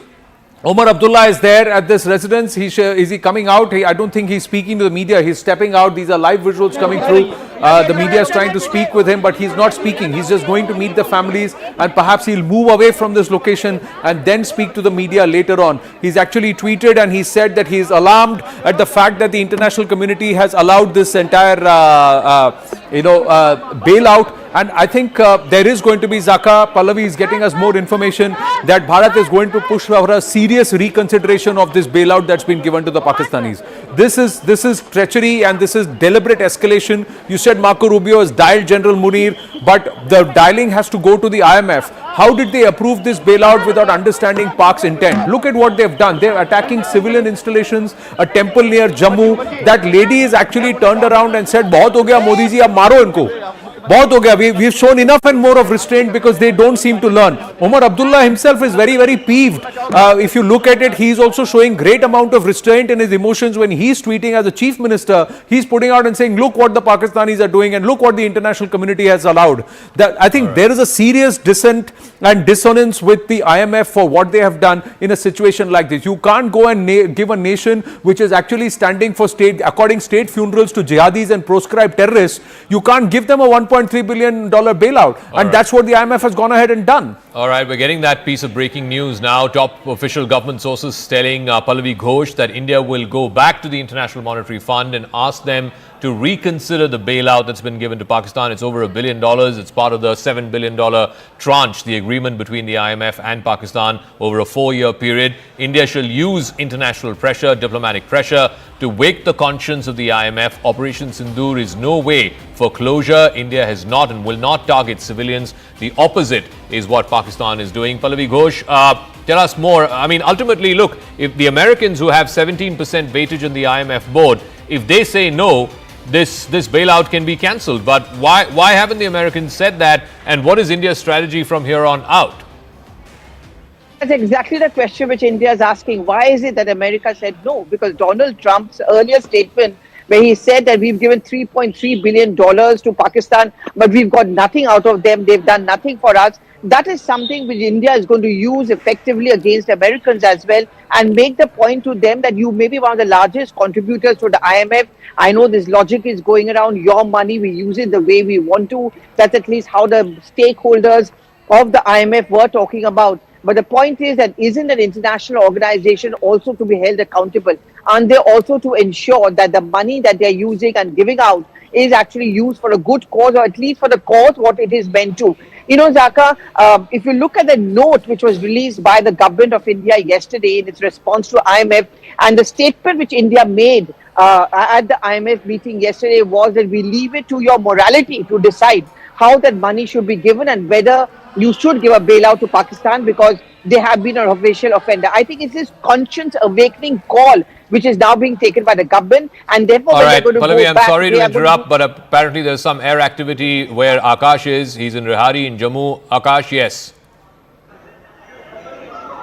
Zaka, I'm showing you the visuals, possibly some air activity. There I'm showing you the clouds there. We have this, okay, we have been asked to go inside because, you know, because there are, in fact, some attempts, there were some attempts, in fact, these attempts have been thwarted. I'm showing you the visuals of the air activities. I'm also, you know, hearing some sort of roar, possibly, you know, of the jets. But there I'm showing you the visuals of the clouds where we have that white smoke. And in fact, we have been told that there is some fresh attempt possibly when CM was here, Zaka. All right, that seems to be some activity there, some air activity. The reporters have been asked to move inside. These are the remnants of the damaged buildings in Rehari. So these are deferred pictures as well.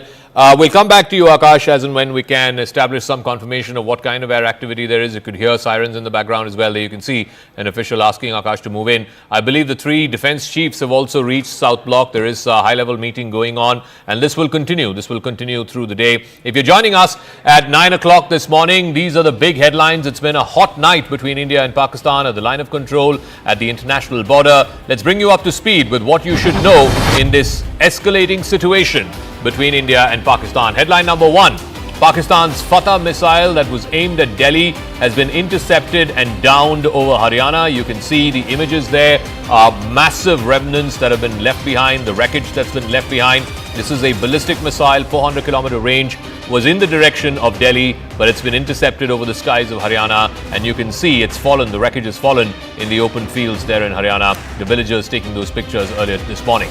Headline number 2, it's not just in Haryana, in Srinagar, in the Lasjan area, in the outskirts of Srinagar, parts of what is believed to be a Pakistan Air Force jet, which was brought down in a dogfight.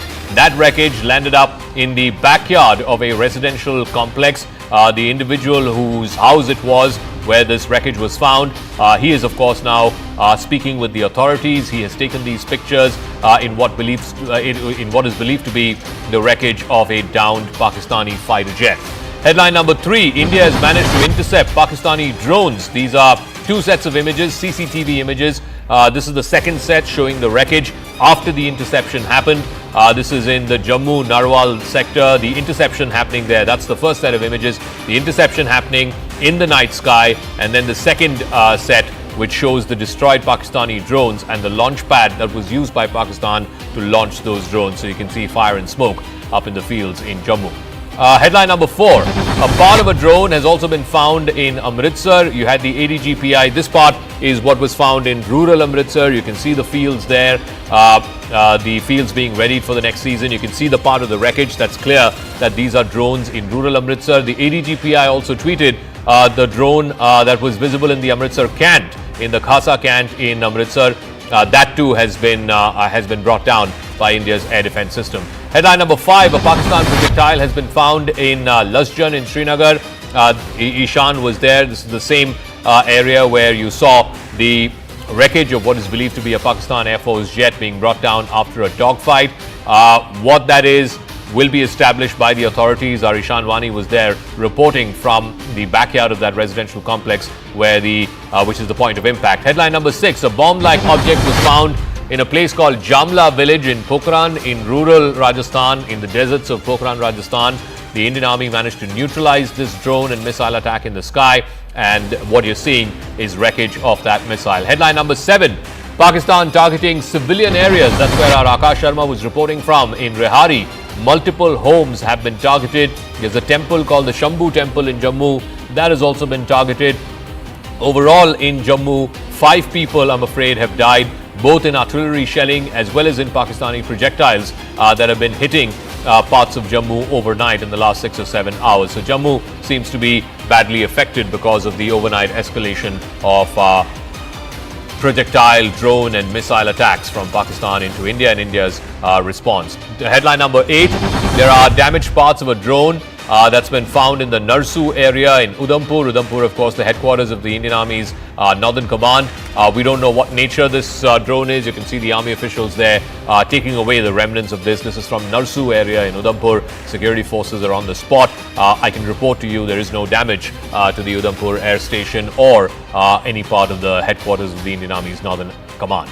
Headline number 9, amid the escalating attacks by Pakistan, Indian Army has released a statement. The ADGPI has put out a statement saying that multiple armed drones were spotted flying over the Khasa cantonment in Amritsar. The hostile drones were instantly engaged and destroyed by India's air defense units. Pakistan's blatant attempt to violate the sovereignty and endanger civilians is unacceptable. And headline number 10, Jammu and Kashmir Chief Minister Omar Abdullah has reached Rehari, which is the part where the civilian part that's been affected. 3 or 4 homes have been damaged there. There have been 5 casualties in all of Jammu. Omar Abdullah meeting with the victims, meeting with their families there, spending some time with the individuals who were affected, and of course he's now left from there. As we sort of bring you up to speed with what is happening here in the national capital, all 3 service chiefs are at the Ministry of Defence. They're in North Block right now, even as we speak. We're given to understand that further details of what the discussions will be known as well. Remember, at 10:30 there is going to be the briefing by the Foreign Secretary. If we can have a reporter to try and get a sense of the meeting that they're having right now, and they're likely to meet with the Raksha Mantri Rajnath Singh as well in the next few minutes. Arunima is joining us live. Arunima, yes. Yes, the 3 service chiefs have arrived in South Block. There is a string of briefings and meetings that is going on in South Block at the moment. The situation is now under control. The assessment part is now on. We have seen ADGPI put out details of the munition that has been used in Amritsar, drones which were carrying the munition as their payloads, the way they were taken down, and the details, the markings on the payload, all of that have been put out in the public domain. Assessment of the situation all the way from Udhampur to Jammu and also in Jaisalmer, that's on. There's a high likelihood that Raksha Mantri Rajnath Singh could also meet the 3 service chiefs shortly. By afternoon, after the press conference by the Foreign Secretary has ended, there's also a possibility of the Prime Minister being briefed by the National Security Advisor and the Raksha Mantri as well. One thing that one must highlight is that the deliberate misinformation that is going on from Pakistani social media handles, most of them have been blocked by India, but international media is picking up some of those and India is countering them, one of which said that, an Indian Air Force jet has been down. Then another misinformation was that the S-400 missile system has been damaged. All of these being denied officially by Government of India. No, Arnima, I was just coming to that the PIB needs to fact check things a little faster and perhaps in a little more active manner. They have been doing a fantastic job, but Pakistan's disinformation campaign continues. They are trying to claim that some brigade headquarters has been destroyed and that some bases, they have even named the airfields have been destroyed, etc. They have also said that some storage of missile-based storage system has also been destroyed, along with downing of jets, and like you said, some of our air defense systems being destroyed. All of these are not factual, they are all false, but there is a tendency that वो कहते हैं ना Arunima, if I can say that कि जब तक सच खड़ा होकर अपनी बात कहता है, झूठ पूरा शहर घूम के आ जाता है. So that is something which is happening, and this is a massive disinformation campaign that the Pakistanis have tried to launch. And that is something that needs to be countered far more effectively. The PIB is doing a fantastic job, but they need to be a little more quick on the counter. Yes, and the problem is that even though we are checking and putting out information that has been verified, there are international media houses, since these are Pakistani official handles, which are putting out baseless information. There are a lot of international news outlets that are picking up, quoting Pakistani sources. Let me give you a string of disinformation that has happened since early this morning. First, Pakistani media claimed that the Udhampur air base has been damaged. It has been categorically denied by the Indian Air Force and by South Block that none of our air bases have suffered any damage, be it Pathankot, be it Jammu or Udhampur. Next, they said that in Chandigarh, a missile depot has been damaged. Again, something negated by South Block. We just spoke about the S-400 missile system. Pakistan has claimed, and international news outlets have picked this up, that our S-400 missile defense system, our air defense system has been damaged as well. Completely baseless, denied. They have put out old photographs and said that Indian fighter jets have crashed in their operation that began last night post midnight. Again, India has fact-checked, saying this is an old video which is being recirculated. So yes, both the South Block and the Ministry of Information and Broadcasting negating the lies of Pakistan. Right. Thanks for that, Arunima, and I think we'll continue to put that out, and kudos to the PIB. They're working very, very hard. These are times of where war is at multiple levels. Bharat is waging a war on terror, but the Pakistan military and the Pakistan state seems to have unleashed a war against Bharat itself at various levels, and they are very devious. The enemy is very devious. They will use a lot of disinformation, and their aim is to also create and divide Bharatiya people based on communal lines or other lines, and we have to mount a collective effort, a whole of Bharat approach has to be mounted. Let's quickly go across to Siddhant Mishra joining us at this point. Siddhant, Marco Rubio has picked up the phone and spoken to General Munir. What does this indicate? In the meantime, Bharat is also launching a massive non-kinetic counter because it's a diplomatic offense on the IMF bailout. So take us through what's happening on the non-kinetic front. Yes. Well, as far as non-kinetic front is concerned, Anand, then this morning we received a statement from foreign ministers of G7 countries. In fact, they have condemned Pahalgam terror attack, and in fact, they urge both sides to de-escalate. Perhaps coming to your question, Marco Rubio is speaking directly to Asim Munir, signifies that US knows who is calling the shots in Pakistan, point number one. Point number two, last time around, Marco Rubio rejected his counterpart, Foreign Minister Ishaq Dar, and spoke directly to Shehbaz Sharif. But then US also realized that nothing is going to happen because Shehbaz Sharif is a puppet prime minister. So today they decided to speak directly to Asim Munir. So this message should go out loud and clear to the world that who is running this country. Point number one. Point number two, that there was a surprise visit from Saudi Arabia, Anand. In fact, we were the first one to report that, and the Saudi Deputy Prime Minister met EM S. Jaishankar. In fact, we have also been told that he called on Prime Minister Modi. Though there were no photographs released by the Indian side regarding that particular meeting. Yesterday he was in Islamabad. The pictures were released by Shehbaz Sharif's office of him and Asim Munir meeting Saudi envoy, and today Saudi Arabia has confirmed in a statement that they are giving efforts to mediate, mediate so that de-escalation can take place between India and Pakistan. We have also been told, Anand, though I don't have an independent confirmation on this, that it could be that US and Saudi Arabia both are giving joint efforts to de-escalate situation, perhaps putting pressure on Pakistan, Asim Munir and generals of Pakistan to de-escalate and step back. Perhaps this is what I could sense at this point in time, because this morning call to Asim Munir perhaps shows that Marco Rubio must have blasted at Asim Munir for his misadventures and something which has happened in the region which never happened since 1971. What the region witnessed last night. It's all because of Asim Munir.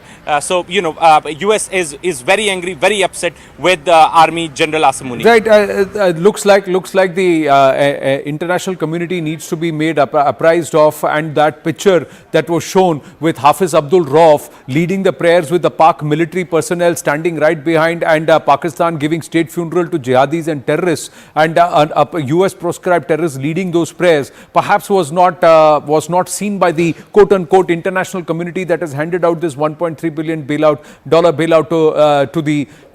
to Pakistan. So and now there are reports coming through that there is a checkered past of the DG ISPR Ahmad Sharif Chaudhry itself, and somewhere his connections to yet another group of jihadis and terrorists, and connections to Osama bin Laden. All this perhaps lost on the international community. Let's hope that the PIB machinery facts check and also puts it out, and the diplomatic machinery puts out these facts to the world to see those who they think are benign have gone ballistic over Bharat with ballistic missiles. So that's what happened. Let's look at this. Pak jets down. Pak jets have been downed. Two of them in Jammu and Kashmir region, one around in Srinagar, one in North Kashmir. So this is confirmed wreckage that's seen there. We'll get you more details, and let's hope that in that briefing all these details are put out. There is munitions with payload, drones that have been downed, and also in Pokhran there is a missile, a ballistic missile that's been seen. Another ballistic missile that's been noted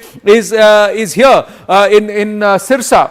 There are also a drone launch pad on the other side, Jammu international border. Pak military post with tube drones has been a tube drone launch pad that's been negated, and that post was also a launch pad for terrorists, so that's been totally demolished. This is Lasjan Srinagar, again confirmation of projectiles falling and also possible debris of an aircraft that's been downed by the Indian Air Defence System, by our forces.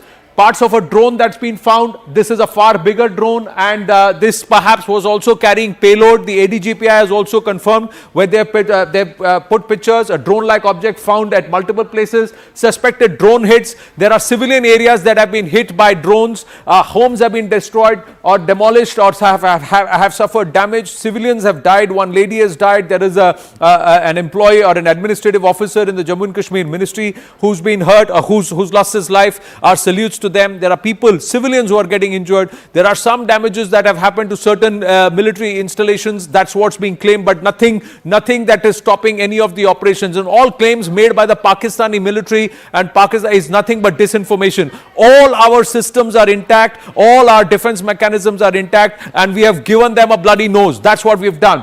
Now, this is another news. A missile-like projectile or object has been found in the village of Samastipur under Adanpur in Jalandhar. Now, the discovery of this missile has caused a certain amount of worry in the locals, but the cops have already reached the spot. Now, you can see the markings. These are Pak markings. These are Pak markings, and this is again at least an 8-10 feet projectile that's been found. Was it carrying what kind of payload it was carrying? We'll have to wait and see. Sometimes there could also be drop tanks of certain aircraft that could be seen. So we have to wait for verification from the ADGPI and from our official sources to see what this is. Yes, Anshul. So yes, this debris has yet again been found. This time this debris that has been found has actually been found in Jalandhar. But the agencies are at spot. They are trying to figure out as to what could this debris be. But in all likelihood, this is being looking like a debris that was actually destroyed by the anti-defense systems of a country, and hence these whatever this missile is or whatever this object is. This object was not able to fulfill its mission to carry out any sort of destruction or carry out any sort of an attack on our territory. This was in fact destroyed by our air defense systems, and now this has fallen. But yes, the initial investigations are underway at this point in time. The debris has now been picked up by the agencies, and now the further testings have started. Anshul, very quickly, Adampur also happens to be a big Air Force base. Are authorities there, local police there, saying whether that was the target of the attack and it's been intercepted en route? Yes. This is what is being said by the authorities over here, that the Air Force base was being targeted, much like what is happening in places like Udhampur and Pathankot as well, where they are trying to target our Air Force bases. But our air defense systems are very, very active and doing a great job at this point in time, thwarting each and every attempt that is made by the enemy state of Pakistan. Okay, thanks Anshul for that. So you can add Adampur also to that list. So both Pathankot and Adampur, two big Air Force stations that India has in the Northern Command. Both of them have been targeted. Of course, all of these have been reprised as well. So there's been no damage at all. And that's what top IAF sources have told CNN News 18, that there's been no damage at all to any of our aircraft or to our S-400 air defense systems. Siddhant is also there with us. Akash, if we can go across to Akash, he's in Rihari in Jammu. We'll try and go across to him in just a moment. So the big picture, if you're joining us at close to 9:30 o'clock in the morning on Saturday, the 10th of May, it's been a hot night between India and Pakistan. There are multiple missile, drone, even a ballistic missile attack that Pakistan launched on India. India has responded to each one of those. Our air defense systems have busted each of these attacks. And in response, India has taken down 2 or 3 important Pakistani Air Force air stations, including the biggest one in Noor Khan, which used to be called the Chaklala Air Base, one of the biggest that Pakistan has. That's been the attempt, of course, was to try and render the runway useless. Then there is the Murid Air Base just a little further down. And then you have the Surakot Air Base, the Rafiki Air Base in Surakot in southern Punjab. But remember, there's a lot of misinformation and disinformation, fake news that's doing the rounds as well. So the PIB, the Press Information Bureau, and their website and their social media handles have put out this. There is a claim by some Pakistani social media handles suggesting that the S-400 air defense systems, which India managed to procure from Russia, there is some disinformation doing the rounds that there's been damage to the S-400 systems. That news is absolutely fake. It's been now put out in the PIB fact check, their website, as well as their social media handles. And maybe we can have one of our anchors from our newsroom on our plasma screen showing that from time to time. So don't believe any of these fake stories, this disinformation, this misinformation. We'll try and get Griha or someone to go up there and show that to us in a second. But I also want to go across to Akash and try and get a sense, Akash. Now, you know, the picture, the meta picture seems to be emerging. I'll come to Rehari in one second, but the meta picture, which is what our viewers want to know. Clearly, there have been attempts at some of our forward air bases and air force stations from Udhampur, Srinagar, Pathankot, certainly, even the one in Jalandhar. We will get further information. The pictures that we're showing, it seems like the Adampur Air Force Station was the target. Of course, it was intercepted, and in response, India has taken down some of these leading frontline Air Force bases of Pakistan. What is the meta picture you're hearing from the Indian Air Force? Right. So you rightly pointed out some of the Air Force stations, in Avantipur, in fact, Jalandhar and Pathankot as well, were on target. And in fact, Jammu was very much on target. And, these attempts were thwarted. We know that how not only drones, but missiles were fired. And we have been told that India strongly retaliated. And this is the reason why, we had a dogfight where we have a confirmation that dogfight indeed happened in Srinagar. And then the air defense also worked in a similar way. But Zaka, I want to highlight here, the Indian Air Force has officially denied that there is no impact or there is no hit, on S-400 hybrid, air defense system. And in fact, there are several sort of locations that have been propagated by the Pakistani handles, and all of this information is in fact rebutted by the Indian Armed Forces, because this is very important at this point in time. Though we don't have access to these Pakistani handles, but yes, international media is somewhere picking the information, and the official version from Indian Armed Forces should be carried as well. And that's the reason why Indian Air Force has now come out in public and said that there is no damage or hit to any S-400 battery or the sort of system. Also, as far as these attacks are concerned, so Zaka, their primary target is, of course, the air assets, fighters, and the air defense systems as well. I was discussing it a bit earlier that how they have been targeting. They have, in fact, they want to try, S-400 and Akash missile system. One, they don't know the locations. Second, they want, and this is possibly the reason why they want to target all the, Air Force stations specifically that are very close to the borders. Akashji, they are masters at disinformation. They are masters at disinformation. The Pakistanis will try anything and everything.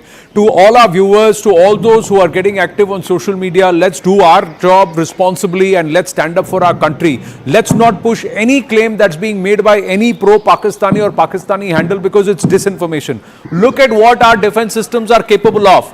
Trust this. This is what, for 4 nights, not a single missile projectile has been able to find its mark. They have all been neutralized. This is a live picture of how our air defense systems, the Indian Armed Forces air defense systems, are neutralizing projectiles, missiles, loitering munitions sent by the Pakistanis. And this is all happening in the air. Listen to this. You can see the projectile trying to travel over the Indian airspace, and there you will see the flares first coming in, which are the distraction, and then the mechanism, how it works, and the entire projectile then being damaged, split into multiple parts, into shreds. It's being torn into shreds on our skies. So these are the fireworks courtesy the Indian Armed Forces. So these are the fireworks courtesy the Indian Armed Forces, and what's being blown to bits is the Pakistani devious intent. So have a look at this. Let's play the nats again. Let's look at the whole sequence. Have a look at the whole sequence.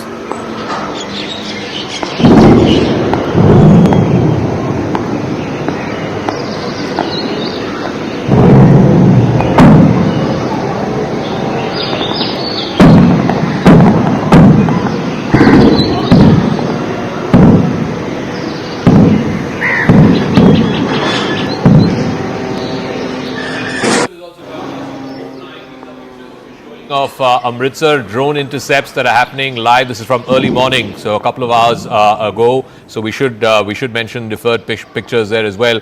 Tejinder, I believe that there is some anti-terror operation also that's happened in light of what's been happening, the hot situation both along the LC as well as the IB. What information do you have on that as we continue to show these pictures? These are the skies over Amritsar, where there is a live intercept happening of a swarm of drones sent in by Pakistan. This is from a few hours ago on the skies over Amritsar. But Tejinder, yes, go ahead.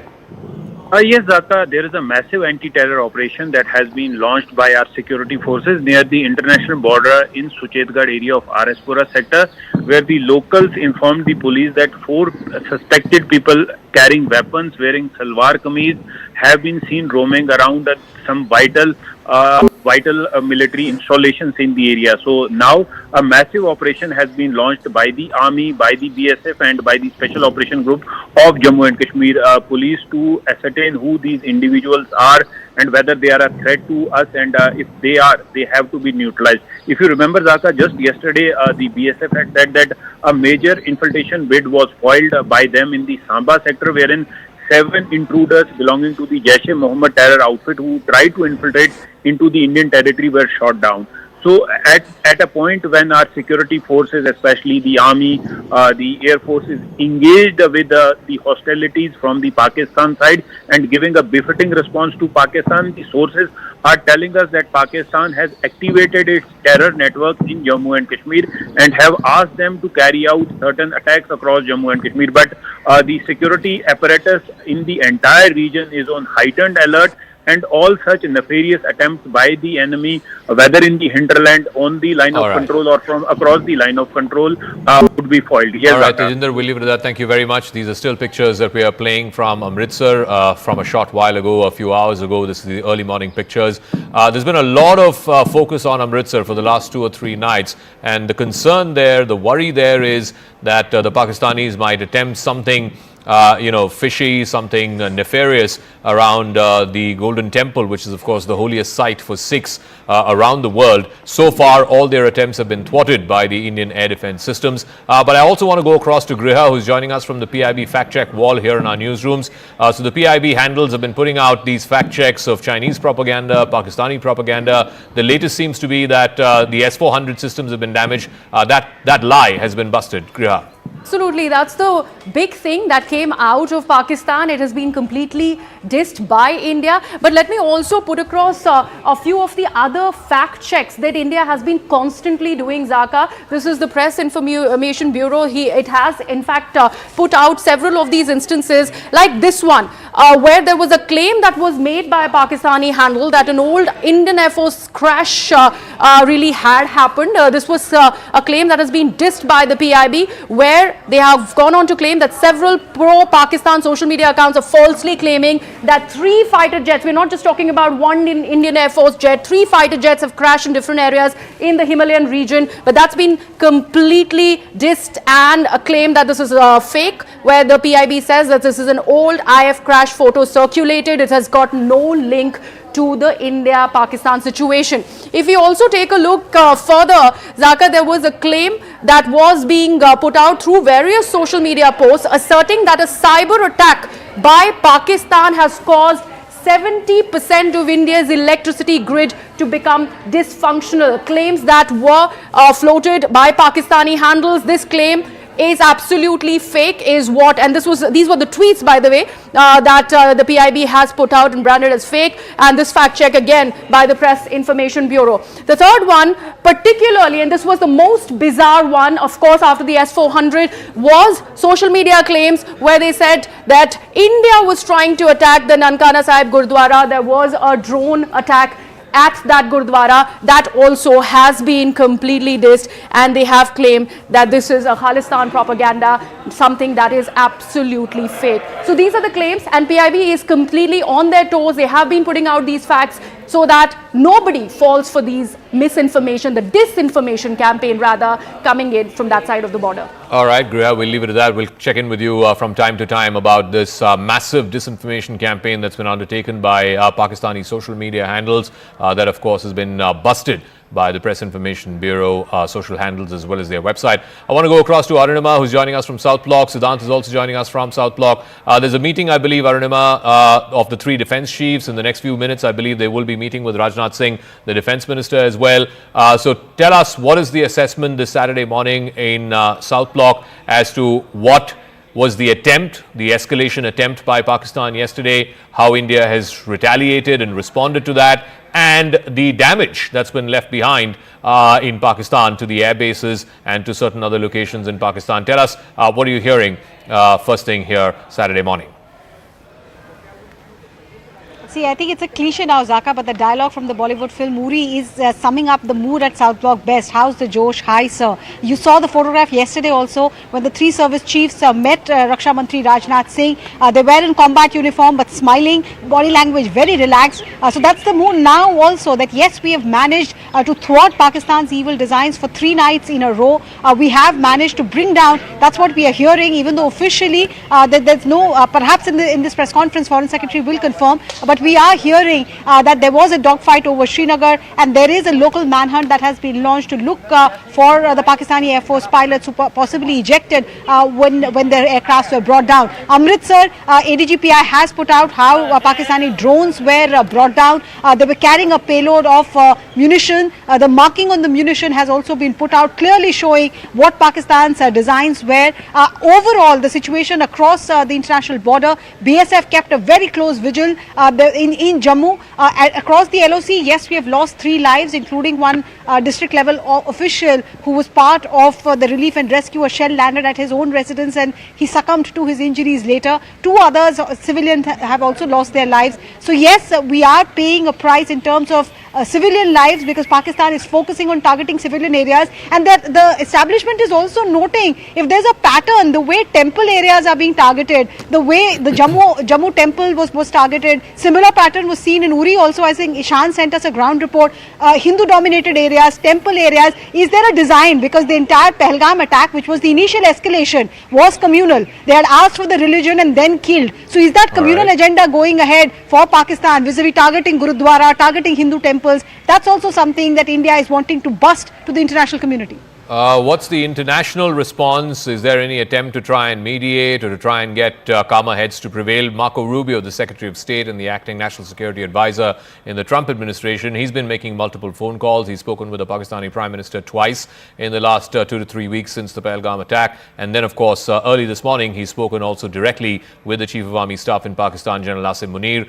What is the sense you're picking up from the international community? The Americans trying to have these phone calls, working the phones, the Saudi Deputy Foreign Minister in Delhi first, then in Islamabad. Siddhant, what more are you picking up?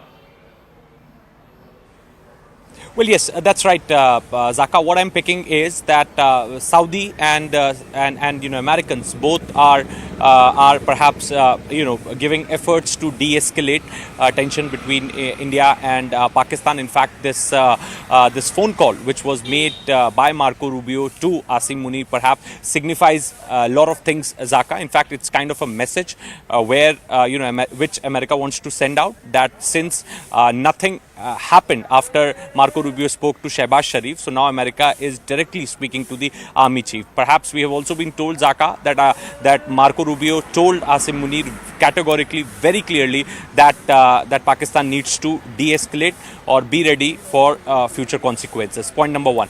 Point number 2, Zaka, as you rightly said, a Saudi Deputy Foreign Minister was here in India day before yesterday and was in Pakistan yesterday. In fact, Saudi Arabia is also using its office and also leverage with both India and Pakistan to de-escalate tension. So, at this point in time, we should look both Saudis and Americans, proactively using their leverage with India and Pakistan to diffuse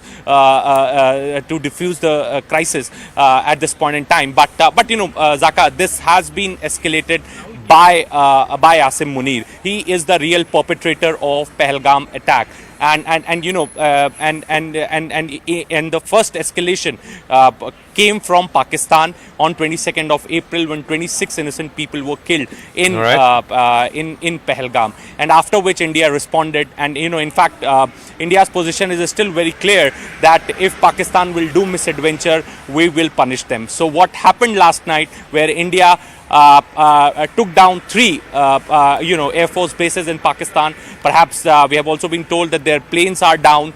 All their attempts to infiltrate Indian territory have been thought is a punishment to Pakistan, and India wants this message to be projected in this manner, that since Pakistan did misadventure, so we punished Pakistan. The Noor Khan Air Base, of course, is the biggest. It used to be called the Chaklala Air Base. It has both the fighter jets, the F-16s, the military transport aircraft, the C-130s, and then there's the Murid Air Base, both of which are close by to each other, just a few kilometers, and those two have been badly affected.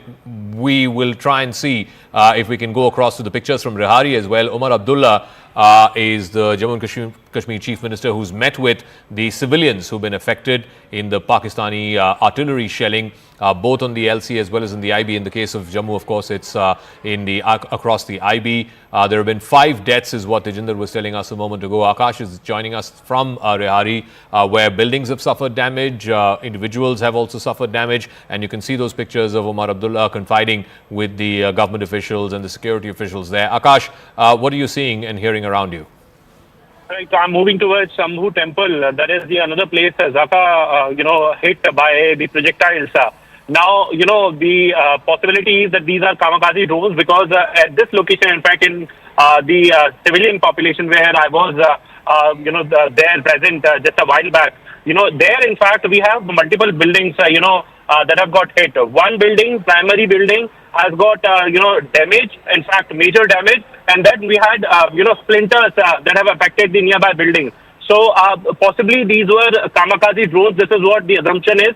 But then even now on and off the air activities are happening in Jammu specifically. We talk about, and air defense system is somewhere thwarting those attempts where Pakistan is somewhere trying to target the establishment, the military establishment primarily, but then we have the civilian infrastructure that has got impacted. And in fact, this Jammu temple and this civilian population, one colony in Jammu, have been hit by the Pakistani drones or the missiles. In fact, forensic teams are very much there.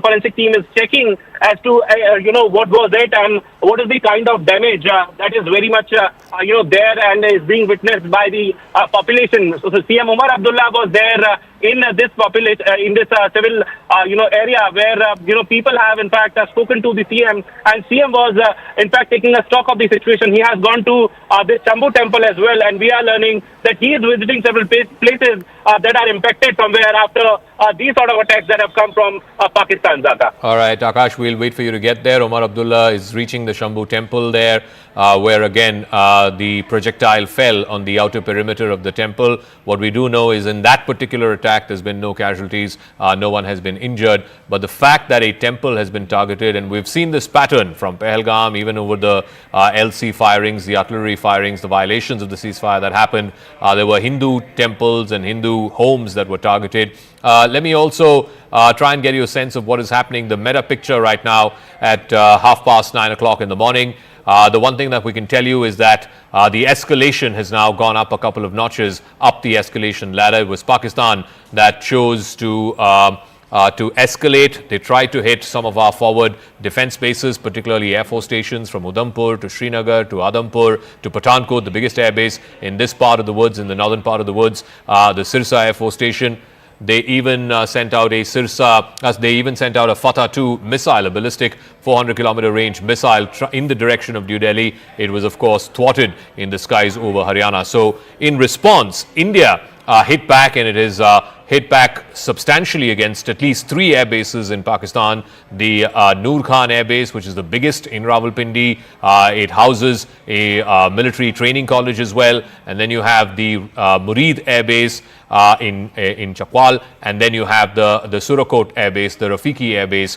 3 air bases have been hit by India in retaliatory firing. Anshul is now joining us. He's, of course, in Jalandhar.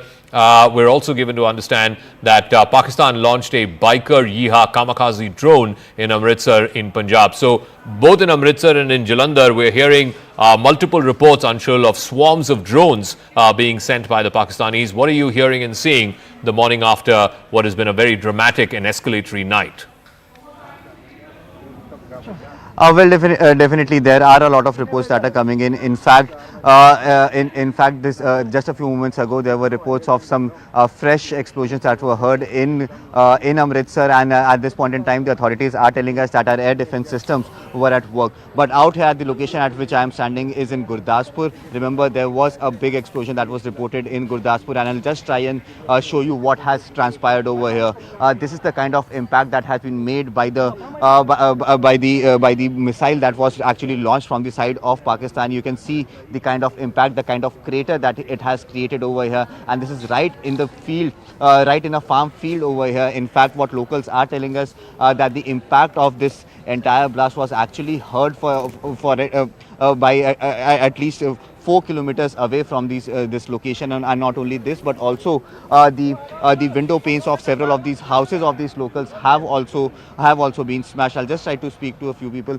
So, आप ये कितने बजे यहाँ पे ये हादसा हुआ? 4:45 पे 4:45 पे क्या हुआ था? जब कैसे पता लगा कि यहाँ पे लो जगदी आई आ ਤੇ ਇੱਕਦਮ ਜਗੀ ਆ ਲੋ ਫੇਰ ਡੇਪੇ ਆ ਤੇ ਉਹਦੇ ਉੱਪਰ ਪ੍ਰਭਾਵ ਕਾ ਵੱਜ ਗਿਆ ਤੂੰ ਬਦ ਨਿਕਲਿਆ ਤਾਂ ਨੂੰ ਹਾਂਜੀ यहाँ पे फिर आर्मी पुलिस एजेंसीज कब तक पहुंची? ਬਾਅਦ ਚ ਆਈ ਪੁਲਿਸ ਪਹਿਲੋਂ ਪਿੰਡ ਦੇ ਬੰਦੇ ਆ ਉਹ ਡੇਰੀ ਕੋਲ ਵੇਖਿਆ ਫਿਰ ਇੱਥੇ ਵੇਖਿਆ ਫਿਰ ਬਾਅਦ ਚ ਆਏ ਬੰਦੇ ਤੇ ਉਹਨਾਂ ਫਿਰ ਆੜ ਕੇ ਇਹ ਆਡੇ ਲਾਗੇ ਮੁੰਡਾ ਆ ਗੋਠੀ ਵਾਲਾ ਇਹ ਪਹਿਲੋਂ ਆਇਆ ਇਹ ਘਰ ਤੇ ਆੜ ਕੇ ਤੇ ਵੇਖਿਆ ਹਾਂਜੀ ਤੇ ਆਹ ਗੱਲਬਾਤ ਹੋਈ ਇੱਕ ਉਹ ਡਿੱਗੇ ਵਹੀ ਇਹਨੇ ਭੈਣੀਆਂ ਪੰਚਾਇਤਾਂ ਨਾਲ ਉੱਥੇ ਡਿੱਗੇ ਆ ਤੇ ਬਾਅਦ ਚ ਸਾਨੂੰ ਸਰਪੰਚ ਨੇ ਫੋਨ ਕੀਤਾ ਸੁਖਦੇਵ ਸਿੰਘ ਨੇ आंदा भी वेखो कितना बच गए अही भी बचे अही किसी को इंजरी या किसी को चोट लगने की तो कोई ना किसी ਨੂੰ ਲੱਗੀ ਚੋਟ ਪਿੰਡ ਦੇ ਸਿਮਟ ਲੱਥੇ ਆ ਸ਼ੀਸ਼ੇ ਟੁੱਟ ਗਏ ਉਹ ਰਾਜੂ ਬਿੱਲੇ ਵੀ ਸ਼ੀਸ਼ੇ ਟੁੱਟੇ ਆ ਇਹ ਕੋਠੀ ਦੇ ਵੀ ਟੁੱਟੇ ਉਹ ਕੋਠੀ ਦੇ ਟੁੱਟੇ ਸਾਡੇ ਵੀ ਟੁੱਟ ਗਏ ਆ तो यहाँ पे कुछ मिसाइल जैसा भी मिला था जो ਕੋਈ ਗੱਲਬਾਤ ਨਹੀਂ ਸਿਰਫ ਲੋ ਵੇਖੀ ਆ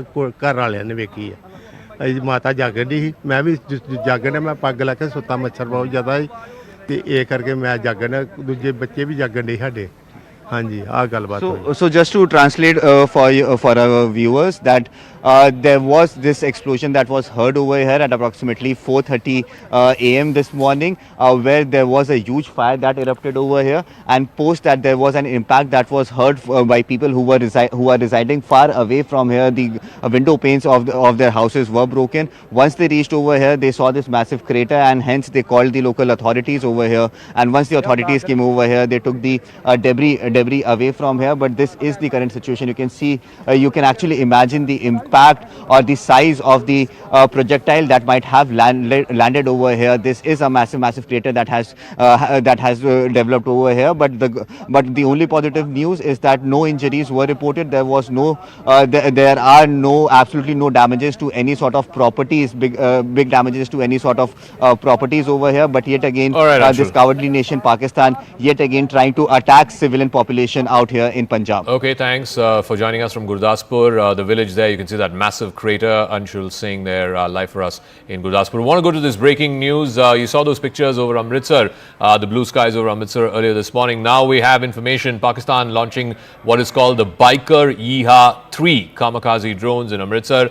This, of course, endangering residential areas in Punjab. So there have been multiple attempts in Amritsar, in Jalandhar, in Pathankot, in Gurdaspur. So Punjab seems to be facing the brunt of these drone swarms as well as possible missile attacks by Pakistan, all of which, of course, has been neutralized by Army Air Defense guns today. The pictures that we were showing, the blue sky pictures that we were showing a short while ago, there you go on the bottom right part of your screen. These are from about 5 a.m. in the morning. You can see the air defense systems neutralizing and taking down these kamikaze drones that were sent across from the other side by Pakistan. The drone was aimed to target civilian areas and to claim civilian lives. That's been now confirmed by defense officials. Aman is also joining us, and so is Siddhant. Aman, so there's going to be multiple meetings as you would expect. Rajnath Singh will be meeting with the three service chiefs. The three service chiefs are meeting right now in South Block. There's a press conference by the Foreign Secretary at 10:30 in about 45 minutes from now. It is a hectic morning, Saturday morning in New Delhi. Absolutely, Zaka, and I'm just outside the Ministry of External Affairs, where in about 45 minutes from now, the Foreign Secretary and the two officers from the Air Force and the Army will be briefing the media again on what has transpired since morning. So we'll wait for the briefing to know what exactly they say, but what top sources, Zaka, are telling me are two things. Number one, saying that it is the IMF bailout. Pakistan has done this operation, this escalation against India soon after getting the IMF bailout. So it is up to the world community now to understand and to contemplate, to review what this IMF bailout actually means. India objected to it fully yesterday at the IMF, but of course the structure of the IMF is such that India could not block it. The bailout has been given, and this is what India is trying to point out now, that Pakistan waited for this IMF bailout and then has launched this big retaliation against India, big strikes through missiles targeting our forward air bases, Sirsa, Pathankot, Udhampur. They are trying to attack our forward air bases, and Pakistan is the escalator. This is the number one point that I'm learning from sources. Second point, that US Secretary of State Rubio has called up Asim Munir. He's not called up the Pakistani Prime Minister, he's called up the Pakistani Army Chief directly to tell him to de-escalate. This is very significant. Indian government sources are saying, number one, it shows that Pakistan is the escalator. That is why the US Secretary of State has directly called up the Pakistani Army Chief. Number two, that it is the Pakistan Army which is calling the shots very clearly. It is not the Pakistan political machinery. It is the Pakistani Army which is calling the shots, and that is why you see the US Secretary of State directly calling up the Pakistani Army Chief. So this is also something we will try and pose to the MEA today. What is their view on this development? India is very clear that India's retaliation to Pahalgam April 22nd attack was over with Operation Sindoor on May 7th. Since May 7th, in the last 96 hours, it is Pakistan which has done escalation after escalation, first sending 200 to 300 drones across India from Leh to Sir Creek, 36 locations. Yesterday morning, 26 locations again are targeted by Pakistan, and this time adding ballistic missiles to try and take out our major air force bases. This is major escalation, Zaka. We have responded by striking as deep as the Rawalpindi air base of Pakistan, and this is India's warning to Pakistan that if Pakistan does not stop here, if it does not de-escalate and stand down, India will go to any lengths now to harm Pakistan. And that is what the message India is also going to give to the world community, that it needs to reign in Pakistan. And I think US Secretary of State called to Asim Munir, Zaka, in that sense is very significant. Oh, it absolutely is. It's the first phone conversation between the Secretary of State. He's also the acting National Security Advisor, speaking directly to the Chief of Army Staff, General Asim Munir. Really, if Asim Munir decides to stand down today in the next moments, then India will stand down too. All right, if in case you're just tuning in at 48 minutes past the hour here on a Saturday morning on CNN News 18, these are the big headlines that we're tracking right now. Headline number one, India intercepting Pakistani drones over Amritsar, managing to destroy them. This is at about 5 o'clock this morning. You can see those drones being destroyed by the Army Air Defense System, working to the T, and this, of course, is from the skies above Amritsar. Headline number two, a missile-like object was found in a village called Samaspur in Adampur. Adampur hosts one of the big Air Force stations in northern India. This is in Jalandhar district. So a lot of these Air Force stations and air bases have been the target of attacks by Pakistan overnight. The discovery of this missile has caused a degree of panic amongst the locals. The police have reached the spot and have taken away the debris. Headline number three, Pakistan attempting to scale this up, climb up the escalation ladder a couple of notches.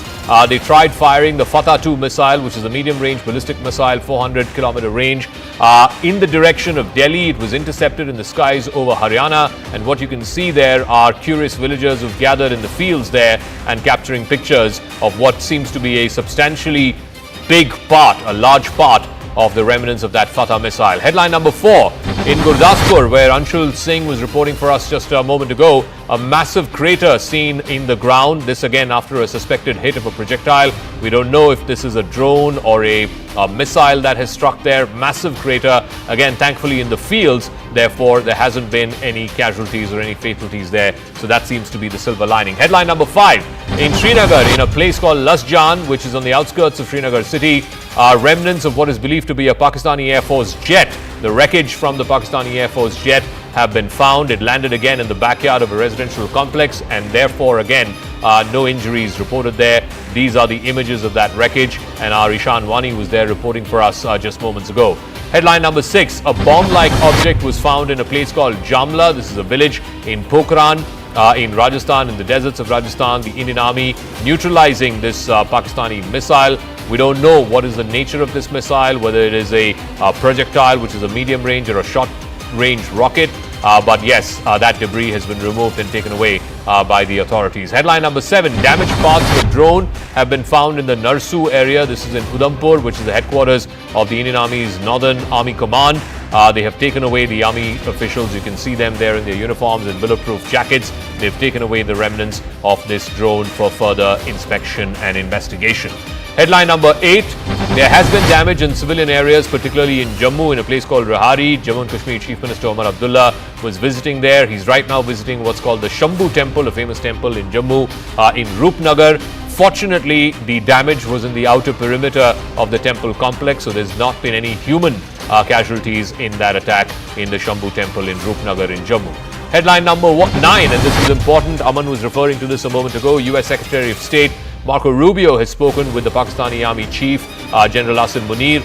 This was earlier today. The US State Department has put out a readout, and it has said that Secretary Rubio urged the Pakistani Army Chief to stand down, to de-escalate, and that America is willing to work with both India and Pakistan to try and get calmer heads to prevail. All right, we're getting a piece of breaking news. The BSF in Jammu has managed to destroy terrorist launch pads in Sialkot in Pakistan, is what we're given to understand. You can see those images on the left side of your screen. Arunima has more details on this. Arunima, so massive shelling, artillery shelling on both the LOC as well as in the international border. But in Sialkot in Pakistan, there's been substantial damage that the BSF has managed to inflict. What more do you know?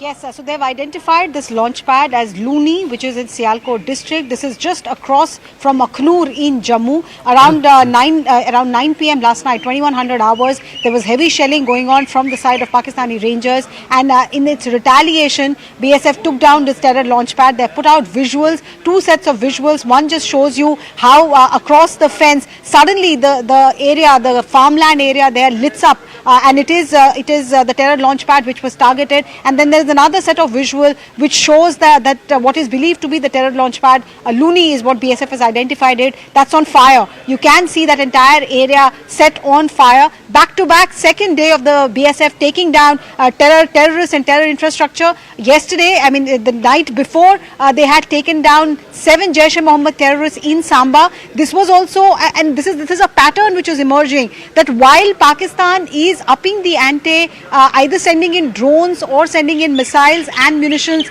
they're also utilizing the possible distraction. They think that our forces are distracted to put in infiltration attempts. So Samba sector, BSF neutralized 7 Jaish-e-Mohammed terrorists. Yesterday again there was movement noticed at the Sialkot terror launch pad, and that has been destroyed as well. So Pakistan's misadventures are being thwarted at every level by the Indian Army, by the Indian Air Force, and also by the Border Security Force. Arunima, doesn't it make us all feel proud of our defense forces, our entire mechanism, think tank, which is not just out-thought the enemy, but also tried to prove that where their thinking ends, that's where our thinking begins. So there is a certain level of preparedness that is evident at all levels. We've just got more news coming through, and we'll also try, as we get you, total 6 drones have been shot by the Indian Air Force and the Indian Armed Forces in Kutch in Gujarat, 4 by the Nalia Indian Air Force Base, and 2 by the Air Force Base or the Indian Armed Forces in Bhuj. So there are 6 drones overall that have been shot down over even in Gujarat. So wherever the Pakistanis have tried to enter, the Pakistan Armed Forces, the military has tried to enter, they have been thwarted at various levels. The first probe level drones were negated. Then the probe level projectiles were negated. Then the missile defense systems were busted there on the other side, on the enemy side. Then the Dushman tries air raids. When that happens, 4 air bases have been rendered useless. In fact, most of their machines can't even operate from those air bases. So Dushman again facing reversals. Then they try to go ballistic. They try to use their Fateh missiles, Fateh 1 and 2 missiles, Barak and Akash, neutralize them in the Akash itself. And again, more drones that they are trying to send towards military installations in Bhuj. Again, those drones with munitions have been now decimated, have been destroyed. We'll also try and go across to Pallavi Ghosh to try and also outline how the entire jihadi connection, this entire Pak military is an out-and-out patron of jihadis, and they consider them as mujahideen or soldiers itself. And that is not just because of the pictures that were seen when you had a US proscribed terrorist in Hafiz Abdul Rauf leading the prayers, and jihadis of Jaish and Lashkar, they were getting state funeral and with military personnel standing in attendance. But the DG ISPR, there is now conversation that the DG ISPR has a jihadi pedigree. The DG ISPR has a jihadi pedigree. His father was a proscribed terrorist, flagged off by the UN Security Council itself, and he was an aide of Osama bin Laden. He actually leaked key information and details to Osama bin Laden. So that's the connection. Let us hope that the Indian machinery, the diplomatic machinery, the whole of Bharat approach that we are witnessing highlights this to the international community. This is the pedigree, and this is the group to whom the 1.3 billion bailout has been given by the IMF. These are things that we need to put out to the world to show this is the Pakistan that's being backed and by the IMF, and they should be branded terror state Pakistan. Does India up the diplomatic ante? We'll wait and watch. Now going back to the drones, Akash is with us on the phone line. Akash, so more drones neutralized by the defense systems. Now there is also talk that Pakistan tried to go ballistic, and they got a bloody nose there too, with Barak and Akash equally effective in our skies. Yes, they tried ballistic missiles last night and in fact early morning today, Anand. And yes, air defense system of India, thwarted those attempts. But as far as these drones are concerned, so these 6 drones have been, destroyed by Indian Air Force. 2 at Bhuj and 4 are at Nalia. We have been given to understand. And also, Anand, since we know that Pakistan is basically targeting air assets and in fact the airbase stations here in India. So we know that how air defenses are very much there working, pretty fine. We know that Akash air missile, in fact surface to air missiles and also the fighter jets, are very much employed. We have seen the dogfight in Srinagar today. We are still waiting for the confirmation as far as, downing of 2 Pakistani jet is concerned. And also, other developments when we are learning about the Pathankot thing, learning about the Jammu thing and also, some sort of ceasefire violations that are happening across LC. So multiple fronts, Anand, but as far as western borders are concerned and western places here in India are concerned, so they are being targeted by Pakistani forces. Right. There are 2 messages that are gone from our forces, from the whole of Bharat approach and salute to our armed forces. Look at these pictures.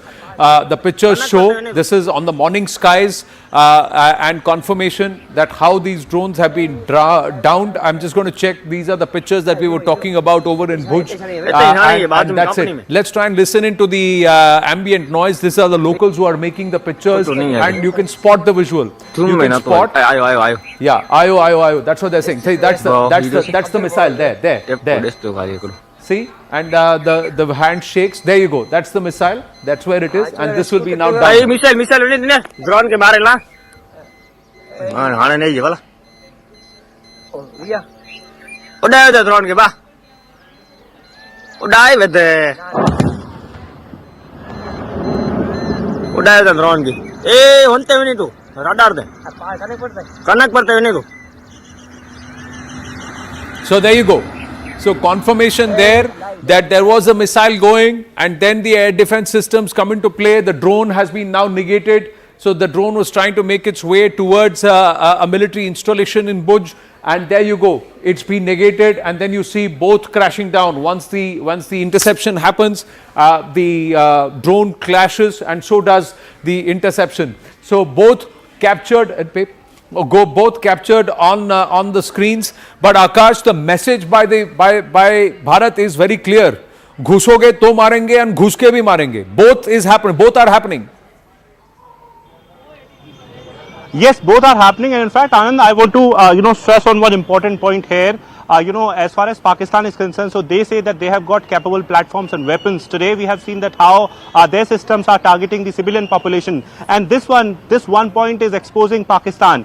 They say that they are not targeting civilian population. Either your systems are getting failed or you are intentionally targeting civilian population. In both the cases, you are getting exposed. This is one a place that is outside one temple here, Shambhu temple in Jammu, where the projectile came in the morning. I'll show you the destruction. In fact, Rajesh ji is showing you the sort of destruction here.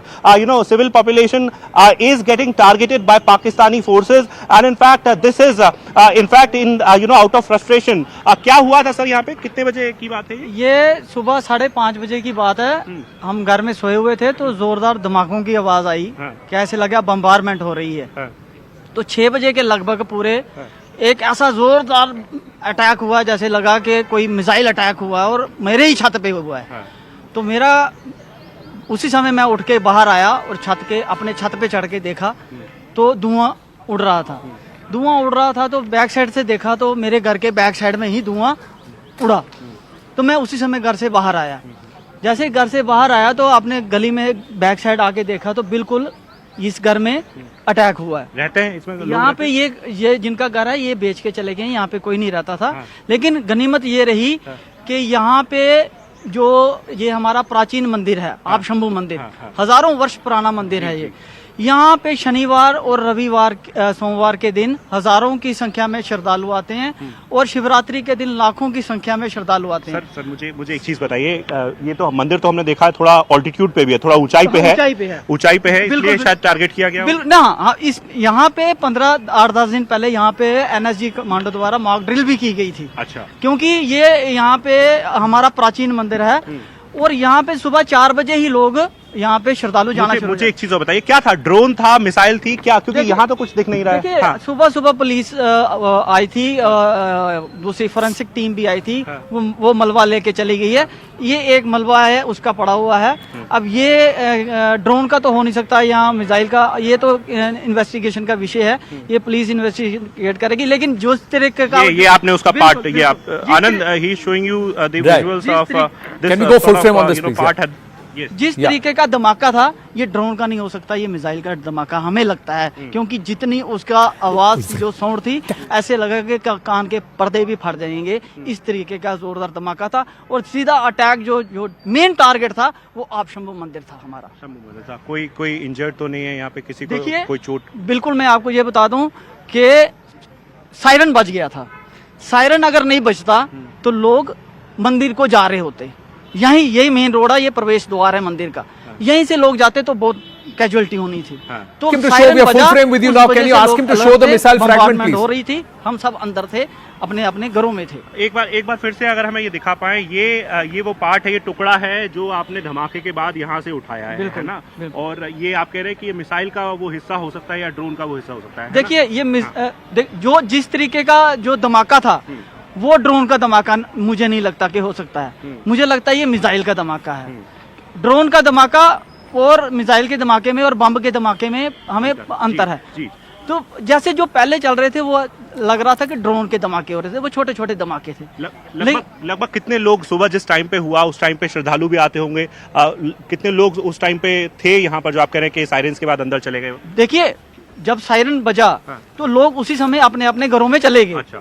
नहीं तो यहाँ पे 4 बजे ही श्रद्धालु अपने बाबा के चरणों में माथा टेकने जाते हैं। हमारा हजारों वर्ष प्राचीन मंदिर है यहाँ पे। यहाँ पे पहली बार अटैक हुआ है और ये बिल्कुल टारगेट करके, इसी मंदिर को टारगेट करके अटैक किया गया है। क्योंकि यहाँ पे 10 दिन पहले भी मॉक ड्रिल हुई थी। क्योंकि पहले भी आपने देखा हमारे बॉर्डर पे, वहाँ पे भी मंदिर को टारगेट किया गया, तो इधर भी यहाँ पे मंदिर को टारगेट किया गया। All right, Anand, I'll show you the visuals. Why this is important? Because this is the entry gate of this temple, and he is saying that at that time, air sirens were on, and that's why people who were present here, who were in fact, coming to this temple, were asked to, go back to their places, and this was the time when this particular projectile hit the space here. And in fact, Rajesh ji will show you. This is, adjacent to this temple, the entry, in fact, gate of the temple, and this temple is at a height, in fact at an altitude from where you can see the entire Jammu area. So possibly this was the target and it was an intentional target. This is what people are suggesting here. We still don't know as to if it was a drone or if it was a missile, but we know this for a fact that how ballistic missiles are being used by Pakistan since morning, and not just in Jammu but in other areas as well, where in Srinagar we have reports, Avantipura, in Avantipura we have reports, for Pathankot we have reports, and in fact we have reports for different parts in Gujarat as well. We know about the dogfight that happened in Srinagar, and we know about the sort of instances and in fact the incidents that have happened in the different parts of country,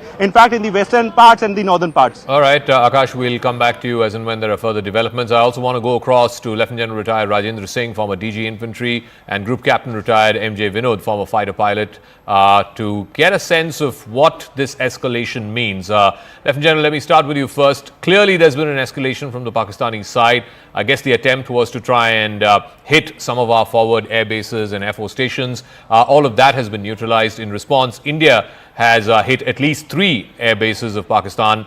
The old Chaklala air base, it's now called the Noor Khan air base, the Rafiki air base and the Murid air base.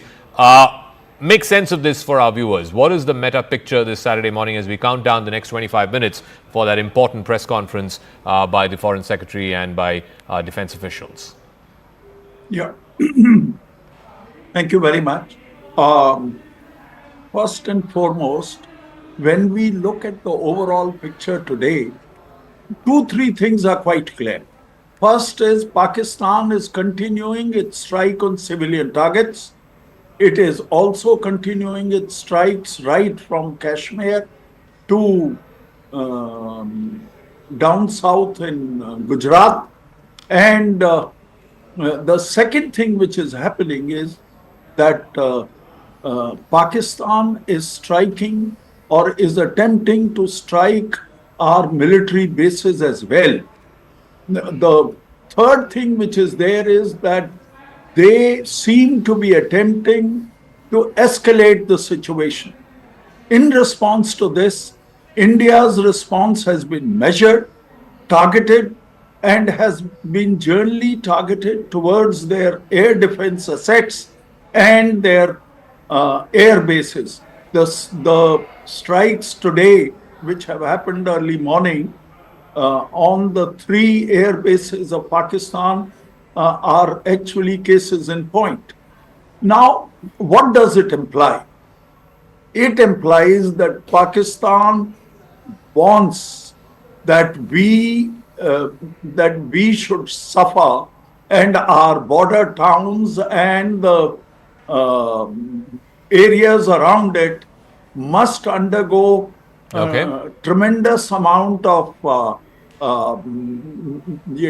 civil defense alerts, and they are wanting to escalate a situation in which India is forced to take even stronger measures. All right, let me go across to Group Captain Augustin Vinod also. Group Captain, so one pattern is very, very clear, that the attempt by the Pakistani side was to try and take out, or at least attempt to take out, some of our forward air bases.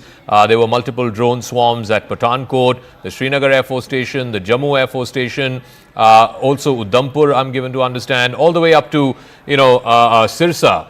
Why? And in response, India has attempted to take down Noor Khan, which is, of course, one of their biggest air bases right in the heart of Rawalpindi. Why are either side trying to attack each other's air bases? Why is that the first line of defense that's being tried to be taken down? Great question, Zaka. In fact, just a while ago, I was discussing with Akansha the same thing. If you look at the pattern, when we hit their terrorist target, they didn't have an equivalent target to it. So they had some kind of choice, but they made a wrong choice. Okay, because of which we said, okay, it's not a tit for tat, but we will, if you're going to hit us 3, we are going to hit you 3 and leave it at that. And at every point, Jaka, we, of course, discussed ad nauseum on that. Gave you off ramp and continue to give you off ramp. Even today, though it's very nearly war, we are not even declaring a war. Even today, we are not crossing the red line in two sense, LAC, LOC, or IB. We are saying this side of the line, and trying to every time tell you this is our capability. Please wake up. But that seems to be not happening. If you look at, Noor Khan, erstwhile Chiklala, like you said, we took out their strategic asset, most probably an MRTT or C-130. And you look at Murid, all their UCAVs comes from there. Their strategic UAVs comes from there. UAVs which can carry, I believe, even the nuclear air-to-ground weapons come from there. Okay. We have taken that out. And Rafiki is again a very important base because it has 6 fighter squadrons.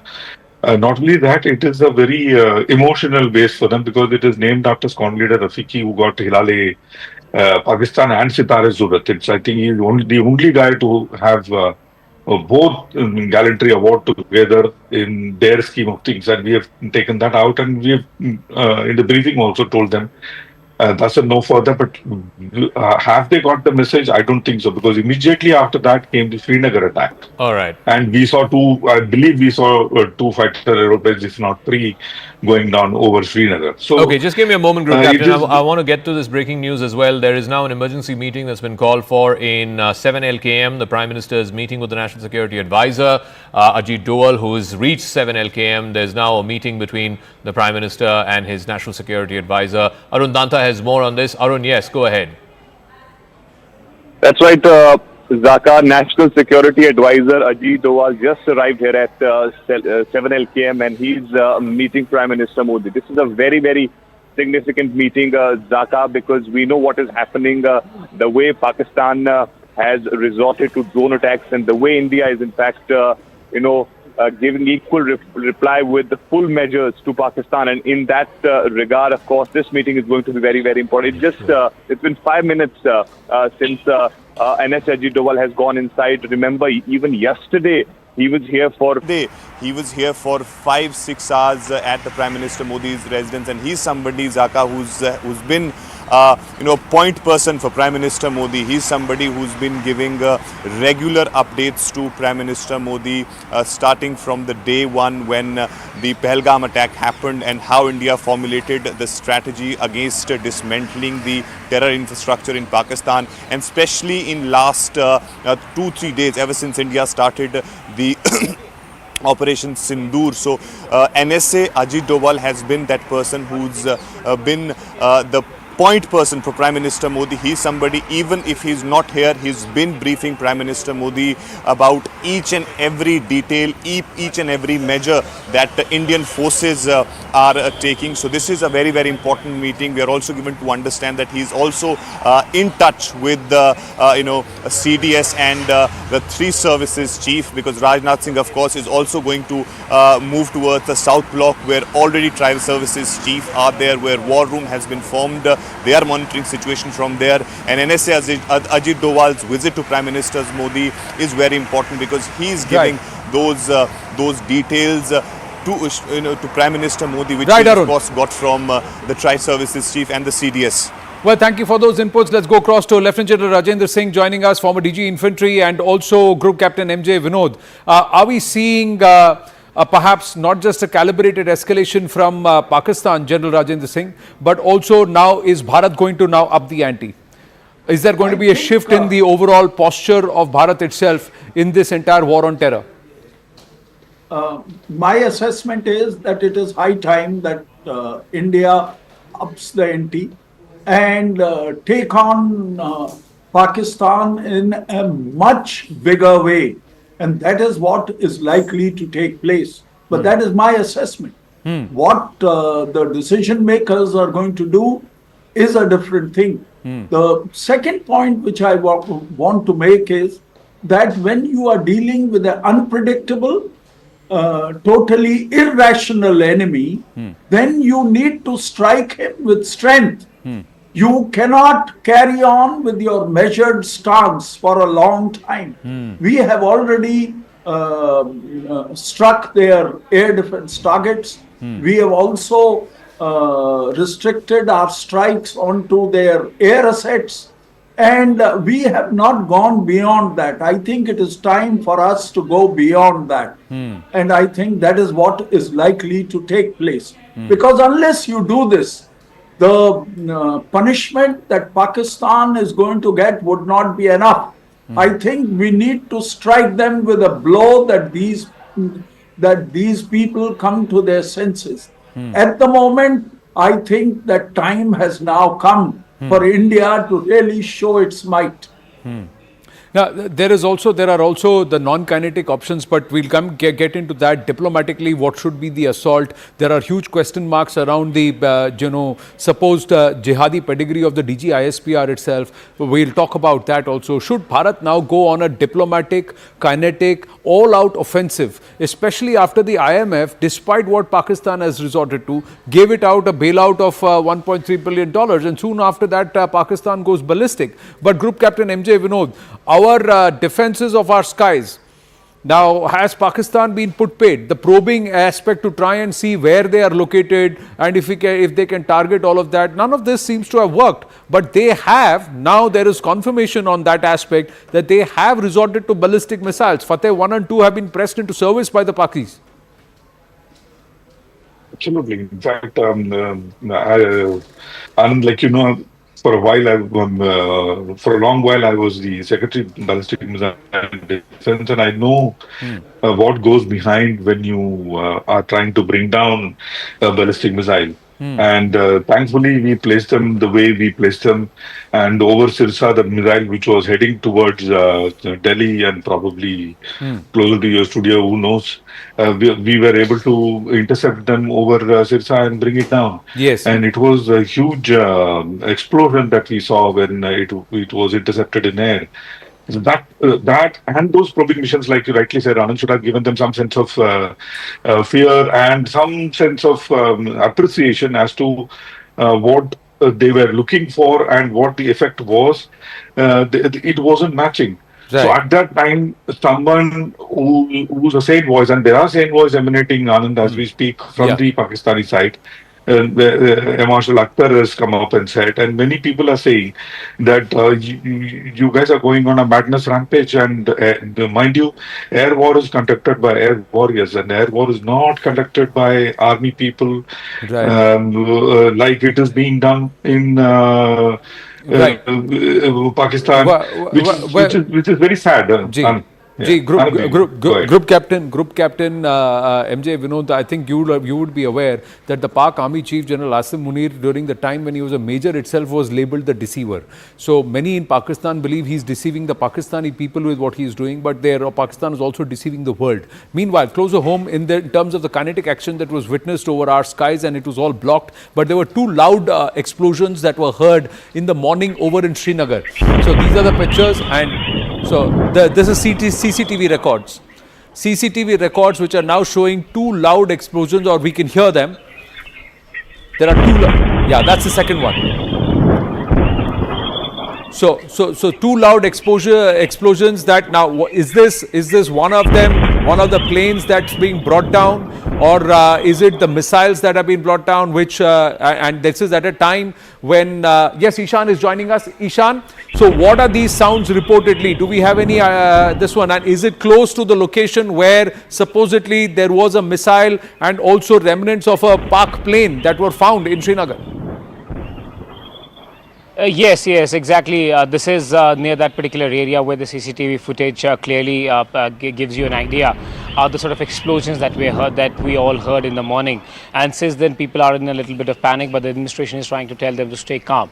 Well, there are reports that there's a possibility of an aircraft of Pakistan origin which has been shot down on the outskirts of Srinagar. And since then, we don't want to divulge any further operation details because it's an operation in progress. But two of these objects were recovered from the house of one of the persons living there. It's a very closely knitted locality where they fell, and lucky enough for the residents, that didn't fall on any of the houses, could have led to damage, but those were taken away by the police. And now what we have been given to understand is that a team is looking after it, what kind of object it is, whether it is part of a aircraft that possibly could have been brought down, because they believe that they have been able to successfully neutralize aircrafts over Srinagar. Whether it's an aircraft or a drone which was neutralized, that remains to be seen, and that's being investigated. That part is being done by the security forces. Right, and if it is two aircrafts, Pakistani jets that have been neutralized over Jammu and Kashmir, what happens to the pilots, and have they been apprehended? Plenty of questions doing the rounds. There's nothing confirmed. We are standing by for the briefing, the MEA briefing,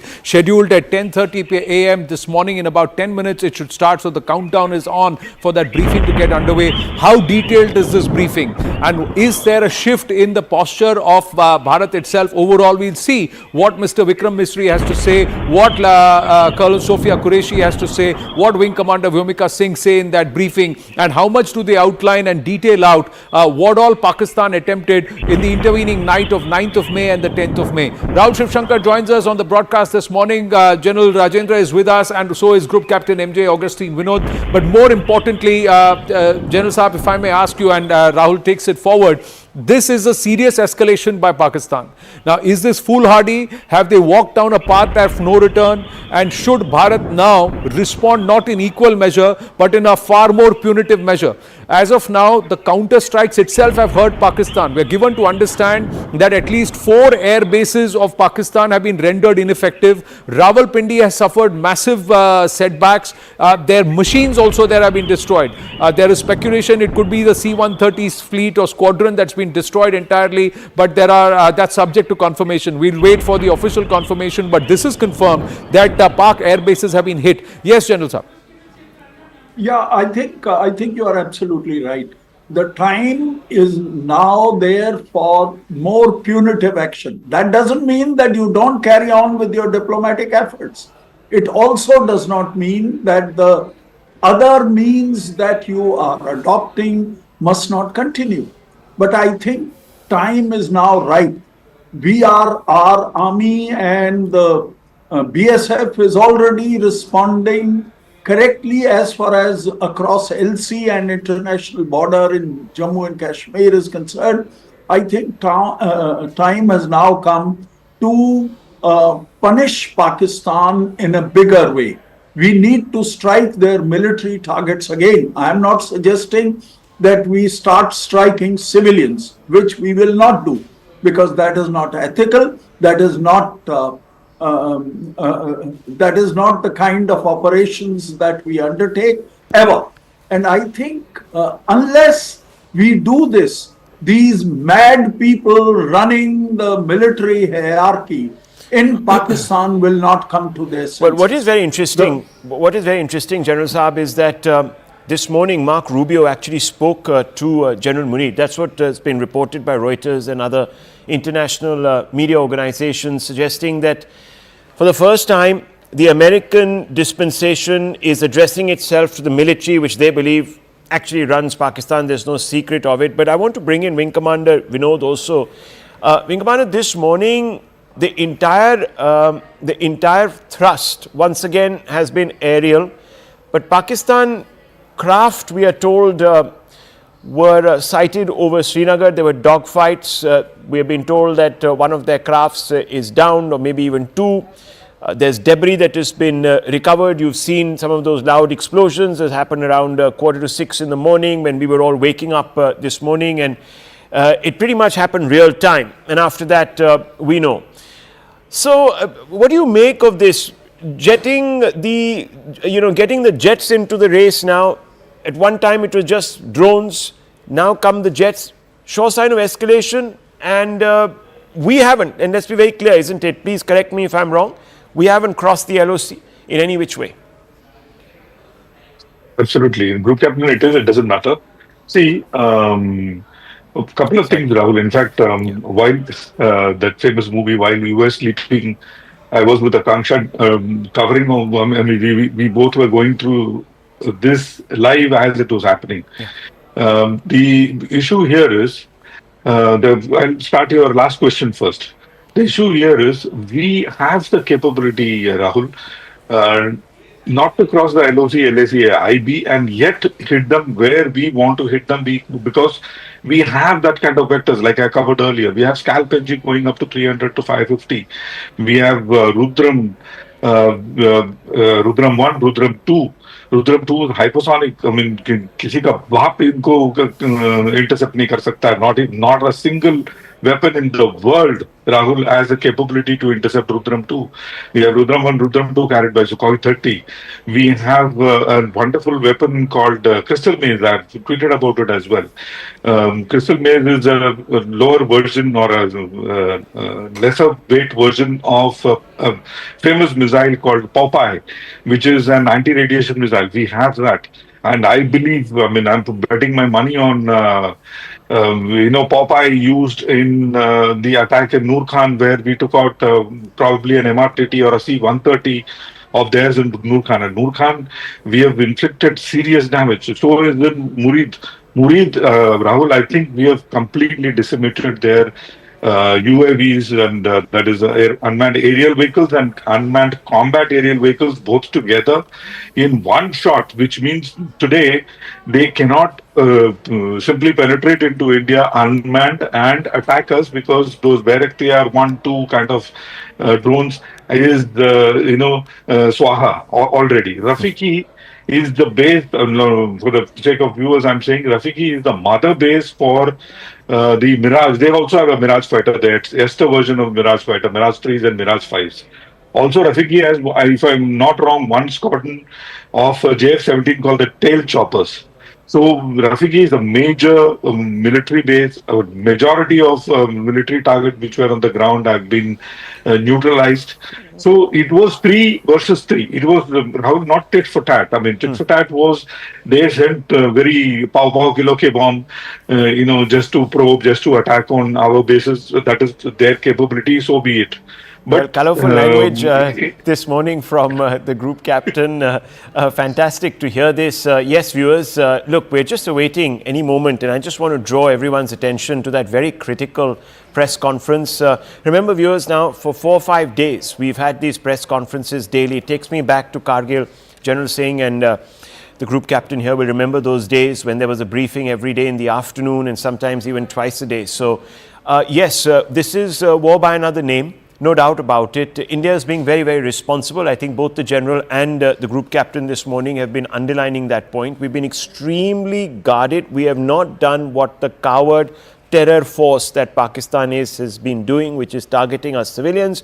We've only been targeting their military assets, their military infrastructure after their terror infrastructure. So if there's been any graduated escalation, we are still within the bounds of law. We are still giving them what is known as, viewers, escape ramp or a ramp out. We also now know that the Americans have started interlocuting with the military directly. The call has gone out from, yes, General Saab, go ahead. As far as our actions up till now is concerned, firstly, it's very heartening to hear the group captain about the kind of damage that we have been able to inflict. It is very good. But the point which I am making is that we need to up the ante. We need to start bleeding Pakistan economically. There is a need for naval blockade. Just coming to that, we're 2 minutes adrift of that press conference. I want to quickly go across to my colleague, Griha, because there's a lot of fake news that Pakistan is trying to sort of put out there. I just want her to go through some of that fact-checking that is being going on by the PIB. Yes, over to you. Absolutely, Rahul. Thank you so much for that. Let's one by one take into account the kind of fake news propaganda that's been called out by the Press Information Bureau here in the country. Let's begin with the first one here. Indian female Air Force pilot captured. That was the claim that was made by one of the Pakistani handles where they had posted the picture of the Air Force pilot and a fake video doing the rounds where they claim that she has been captured. It has been completely rejected by the PIB, where they say that the pilot has not been captured. Pro-Pakistan social media handles have claimed that an Indian female Air Force pilot, squadron leader Shivani Singh, has been captured in Pakistan. This is fake news, doesn't have to be believed. Now, Rahul, the problem is that it's not just restricted to Pakistani propaganda. There are global reputed media houses who are posting certain unverified facts, and that is becoming rather problematic, and that is also constantly being called out by the Press Information Bureau here in the country. Here, this is the one that has been posted by Al Jazeera, where they have spoken about how there have been about 10 explosions around Srinagar airport in Indian administered Kashmir. That's how they refer to Kashmir as, and reports have been in fact put across. This has been completely called out by the PIB, where they are saying that Al Jazeera English has claimed that there have been those 10 explosions at the Srinagar and around the Srinagar airport in Jammu and Kashmir. This claim is fake. Rely only on official sources for authentic information. Do not fall for these false claims intended to mislead and cause confusion. Underlined fact that has been posted by the PIB. Another one that's coming in here, where the PIB says that it is being claimed that there is a temporary closure of services on Delhi-Mumbai airline route, an important one for anybody traveling within the country, where they are again saying that it's a fake claim. The Airports Authority of India has extended the temporary closure of 25 segments of air traffic service routes within Delhi and Mumbai flight information regions due to operational reasons only, and that has also been dissed. Another one, something that was of course rather bizarre, was the claim that was made by another Pakistani handle, where Pakistan said that it has destroyed the Indian S-400 air defense system. That claim again has been fact-checked, and they are saying that this is what the truth is. Posts circulating on social media that claim that Pakistan has destroyed an Indian S-400 air defense system. Remember, an important one, a jeweled feather in the ADS crown of India. Absolutely a fake claim, says the PIB. Reports of destruction or any damage to an S-400 system are absolutely baseless. So all of these fact-checking accounts, they have been put out across at the Press Information Bureau website and also on the social media platform. Absolutely. The real facts now will be presented in just a few minutes. We were told that at 10:30 the briefing is going to begin. We know that the NSA is meeting the Prime Minister right now. That's also news that has come through. But it's a minute past 10:30. That meeting is going to happen any moment now. It'll be interesting to hear from, I suppose it would be the Foreign Secretary, Mr. Misri. He's been helming these along with the two Indian Armed Forces personnel there. So we're being told that that is the same team that is going to be addressing this press conference. So it's a wait and watch, viewers, because our side has been very, very conservative with the news. We haven't tried to make bombastic claims, even though there have been many questions lingering in the air about casualties that the Pakistanis have suffered, action that has been taken on Pakistan soil. We have kept it extremely, extremely anodyne, factual, understated. And even when questions have been posed to the team that comes out for these press briefings about whether India has taken this action or that action will be brought down X plane or Y plane, they have said these are operational details which can't be disclosed because these are ongoing operations, which of course is extremely important. Now, we're keeping an eye on that, but just a very quick one, viewers, a quick update to where we stand. About 10:30 in the morning, a total of 6 drones have been shot by the IF in Karachi, Gujarat, 4 shot down in Nalia and 2 in Bhuj. BSF Jammu has destroyed launch pads in Sialkot. We have news coming in that the NSA is meeting the Prime Minister. They are clearly going into another huddle, perhaps even reviewing the night's progress, the operations, going back on the effectiveness of the Indian action. You are seeing pictures of many Pakistani projectiles that have been knocked down, missiles included. There was talk in the morning that there were even one particular kind of projectile headed towards Delhi which was knocked out of the skies close by.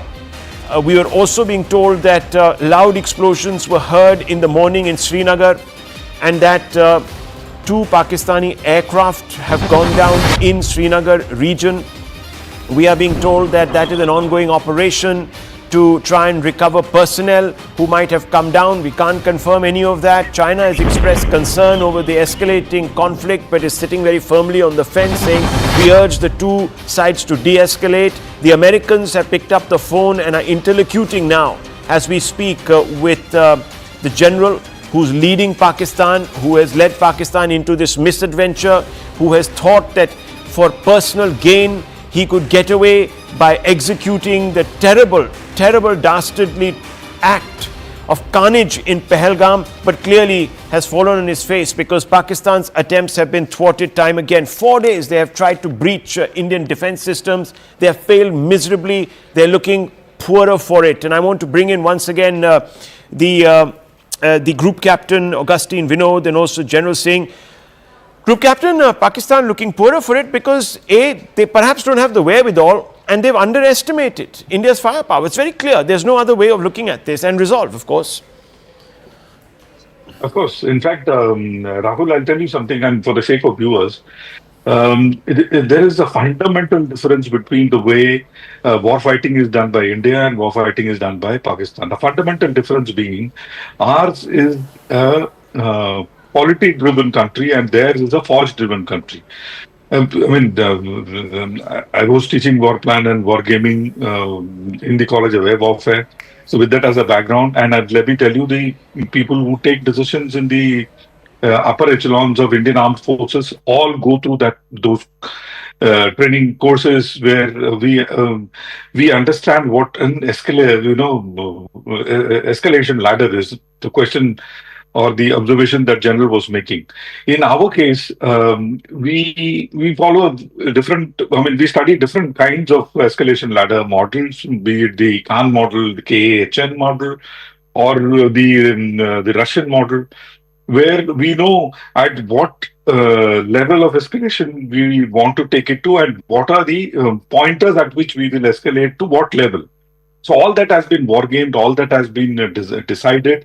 And like I said, since we are a polity-driven country, we have other aspects also, Rahul, to keep in mind before we escalate it to make it extremely prohibitive for Pakistan.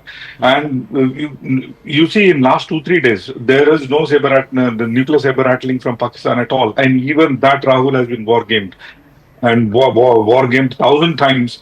At what stage will he press that red button? Right. And I must tell the viewers and you, there is no war game conditions in which the Pakistan can and will press that button, and which is why probably the reason why he's not nuclear saber rattling anymore. Okay, Be that well, as it may. some inputs In coming our in, case, sir. Some inputs coming in. Let me just update our viewers as well as you, of course, so you can make something out of this. We also have General Singh with us. This is a Chinese statement that has come out, Chinese government. We strongly urge both sides to act in the larger interest of peace and stability, exercise calm and restraint, return to the track of political settlement through peaceful means, and refrain from any action that could further escalate tensions. The Chinese putting pressure on both sides to de-escalate. Of course, with India, we have not been told whether there has been direct contact between the Indian government and the Chinese government. So clearly this is just being put out by them on their social media handles. In fact, we are being told that AFP is quoting a spokesperson of the Chinese External Affairs Ministry. So that's really what's happening, a briefing. And Siddhant joining us for more on this. Siddhant, what can you tell us about all these interlocutions that are going on? So the Americans are calling the Pakistani General Munir. The Chinese are urging India and Pakistan to de-escalate. Any conversations happening at the official level, or just these statements by the spokespeople, etc., etc.? Well, these statements do matter, Rahul, especially in these times when there have been missiles fired by both sides. And in fact, as far as Saudi Arabia and United States, these two countries are concerned, perhaps from a day one, it appears to me that they have mainly been involved in mediating, perhaps talks or rather, pushing de-escalation. In fact, in the same series today, Marco Rubio spoke to Asim Munir directly to the Army General. In fact, we have been told that very clearly, in a very clear word, Marco Rubio told Asim Munir to de-escalate. Perhaps last time when he spoke to Shehbaz Sharif, nothing happened, and this time around Americans realized that let's speak to the person who is the mastermind and who is calling the shots in Pakistan. Now we're getting to know that the Chinese have come up with a statement. In fact, the Chinese have said in the statement that they strongly urge both sides to act in the larger interest of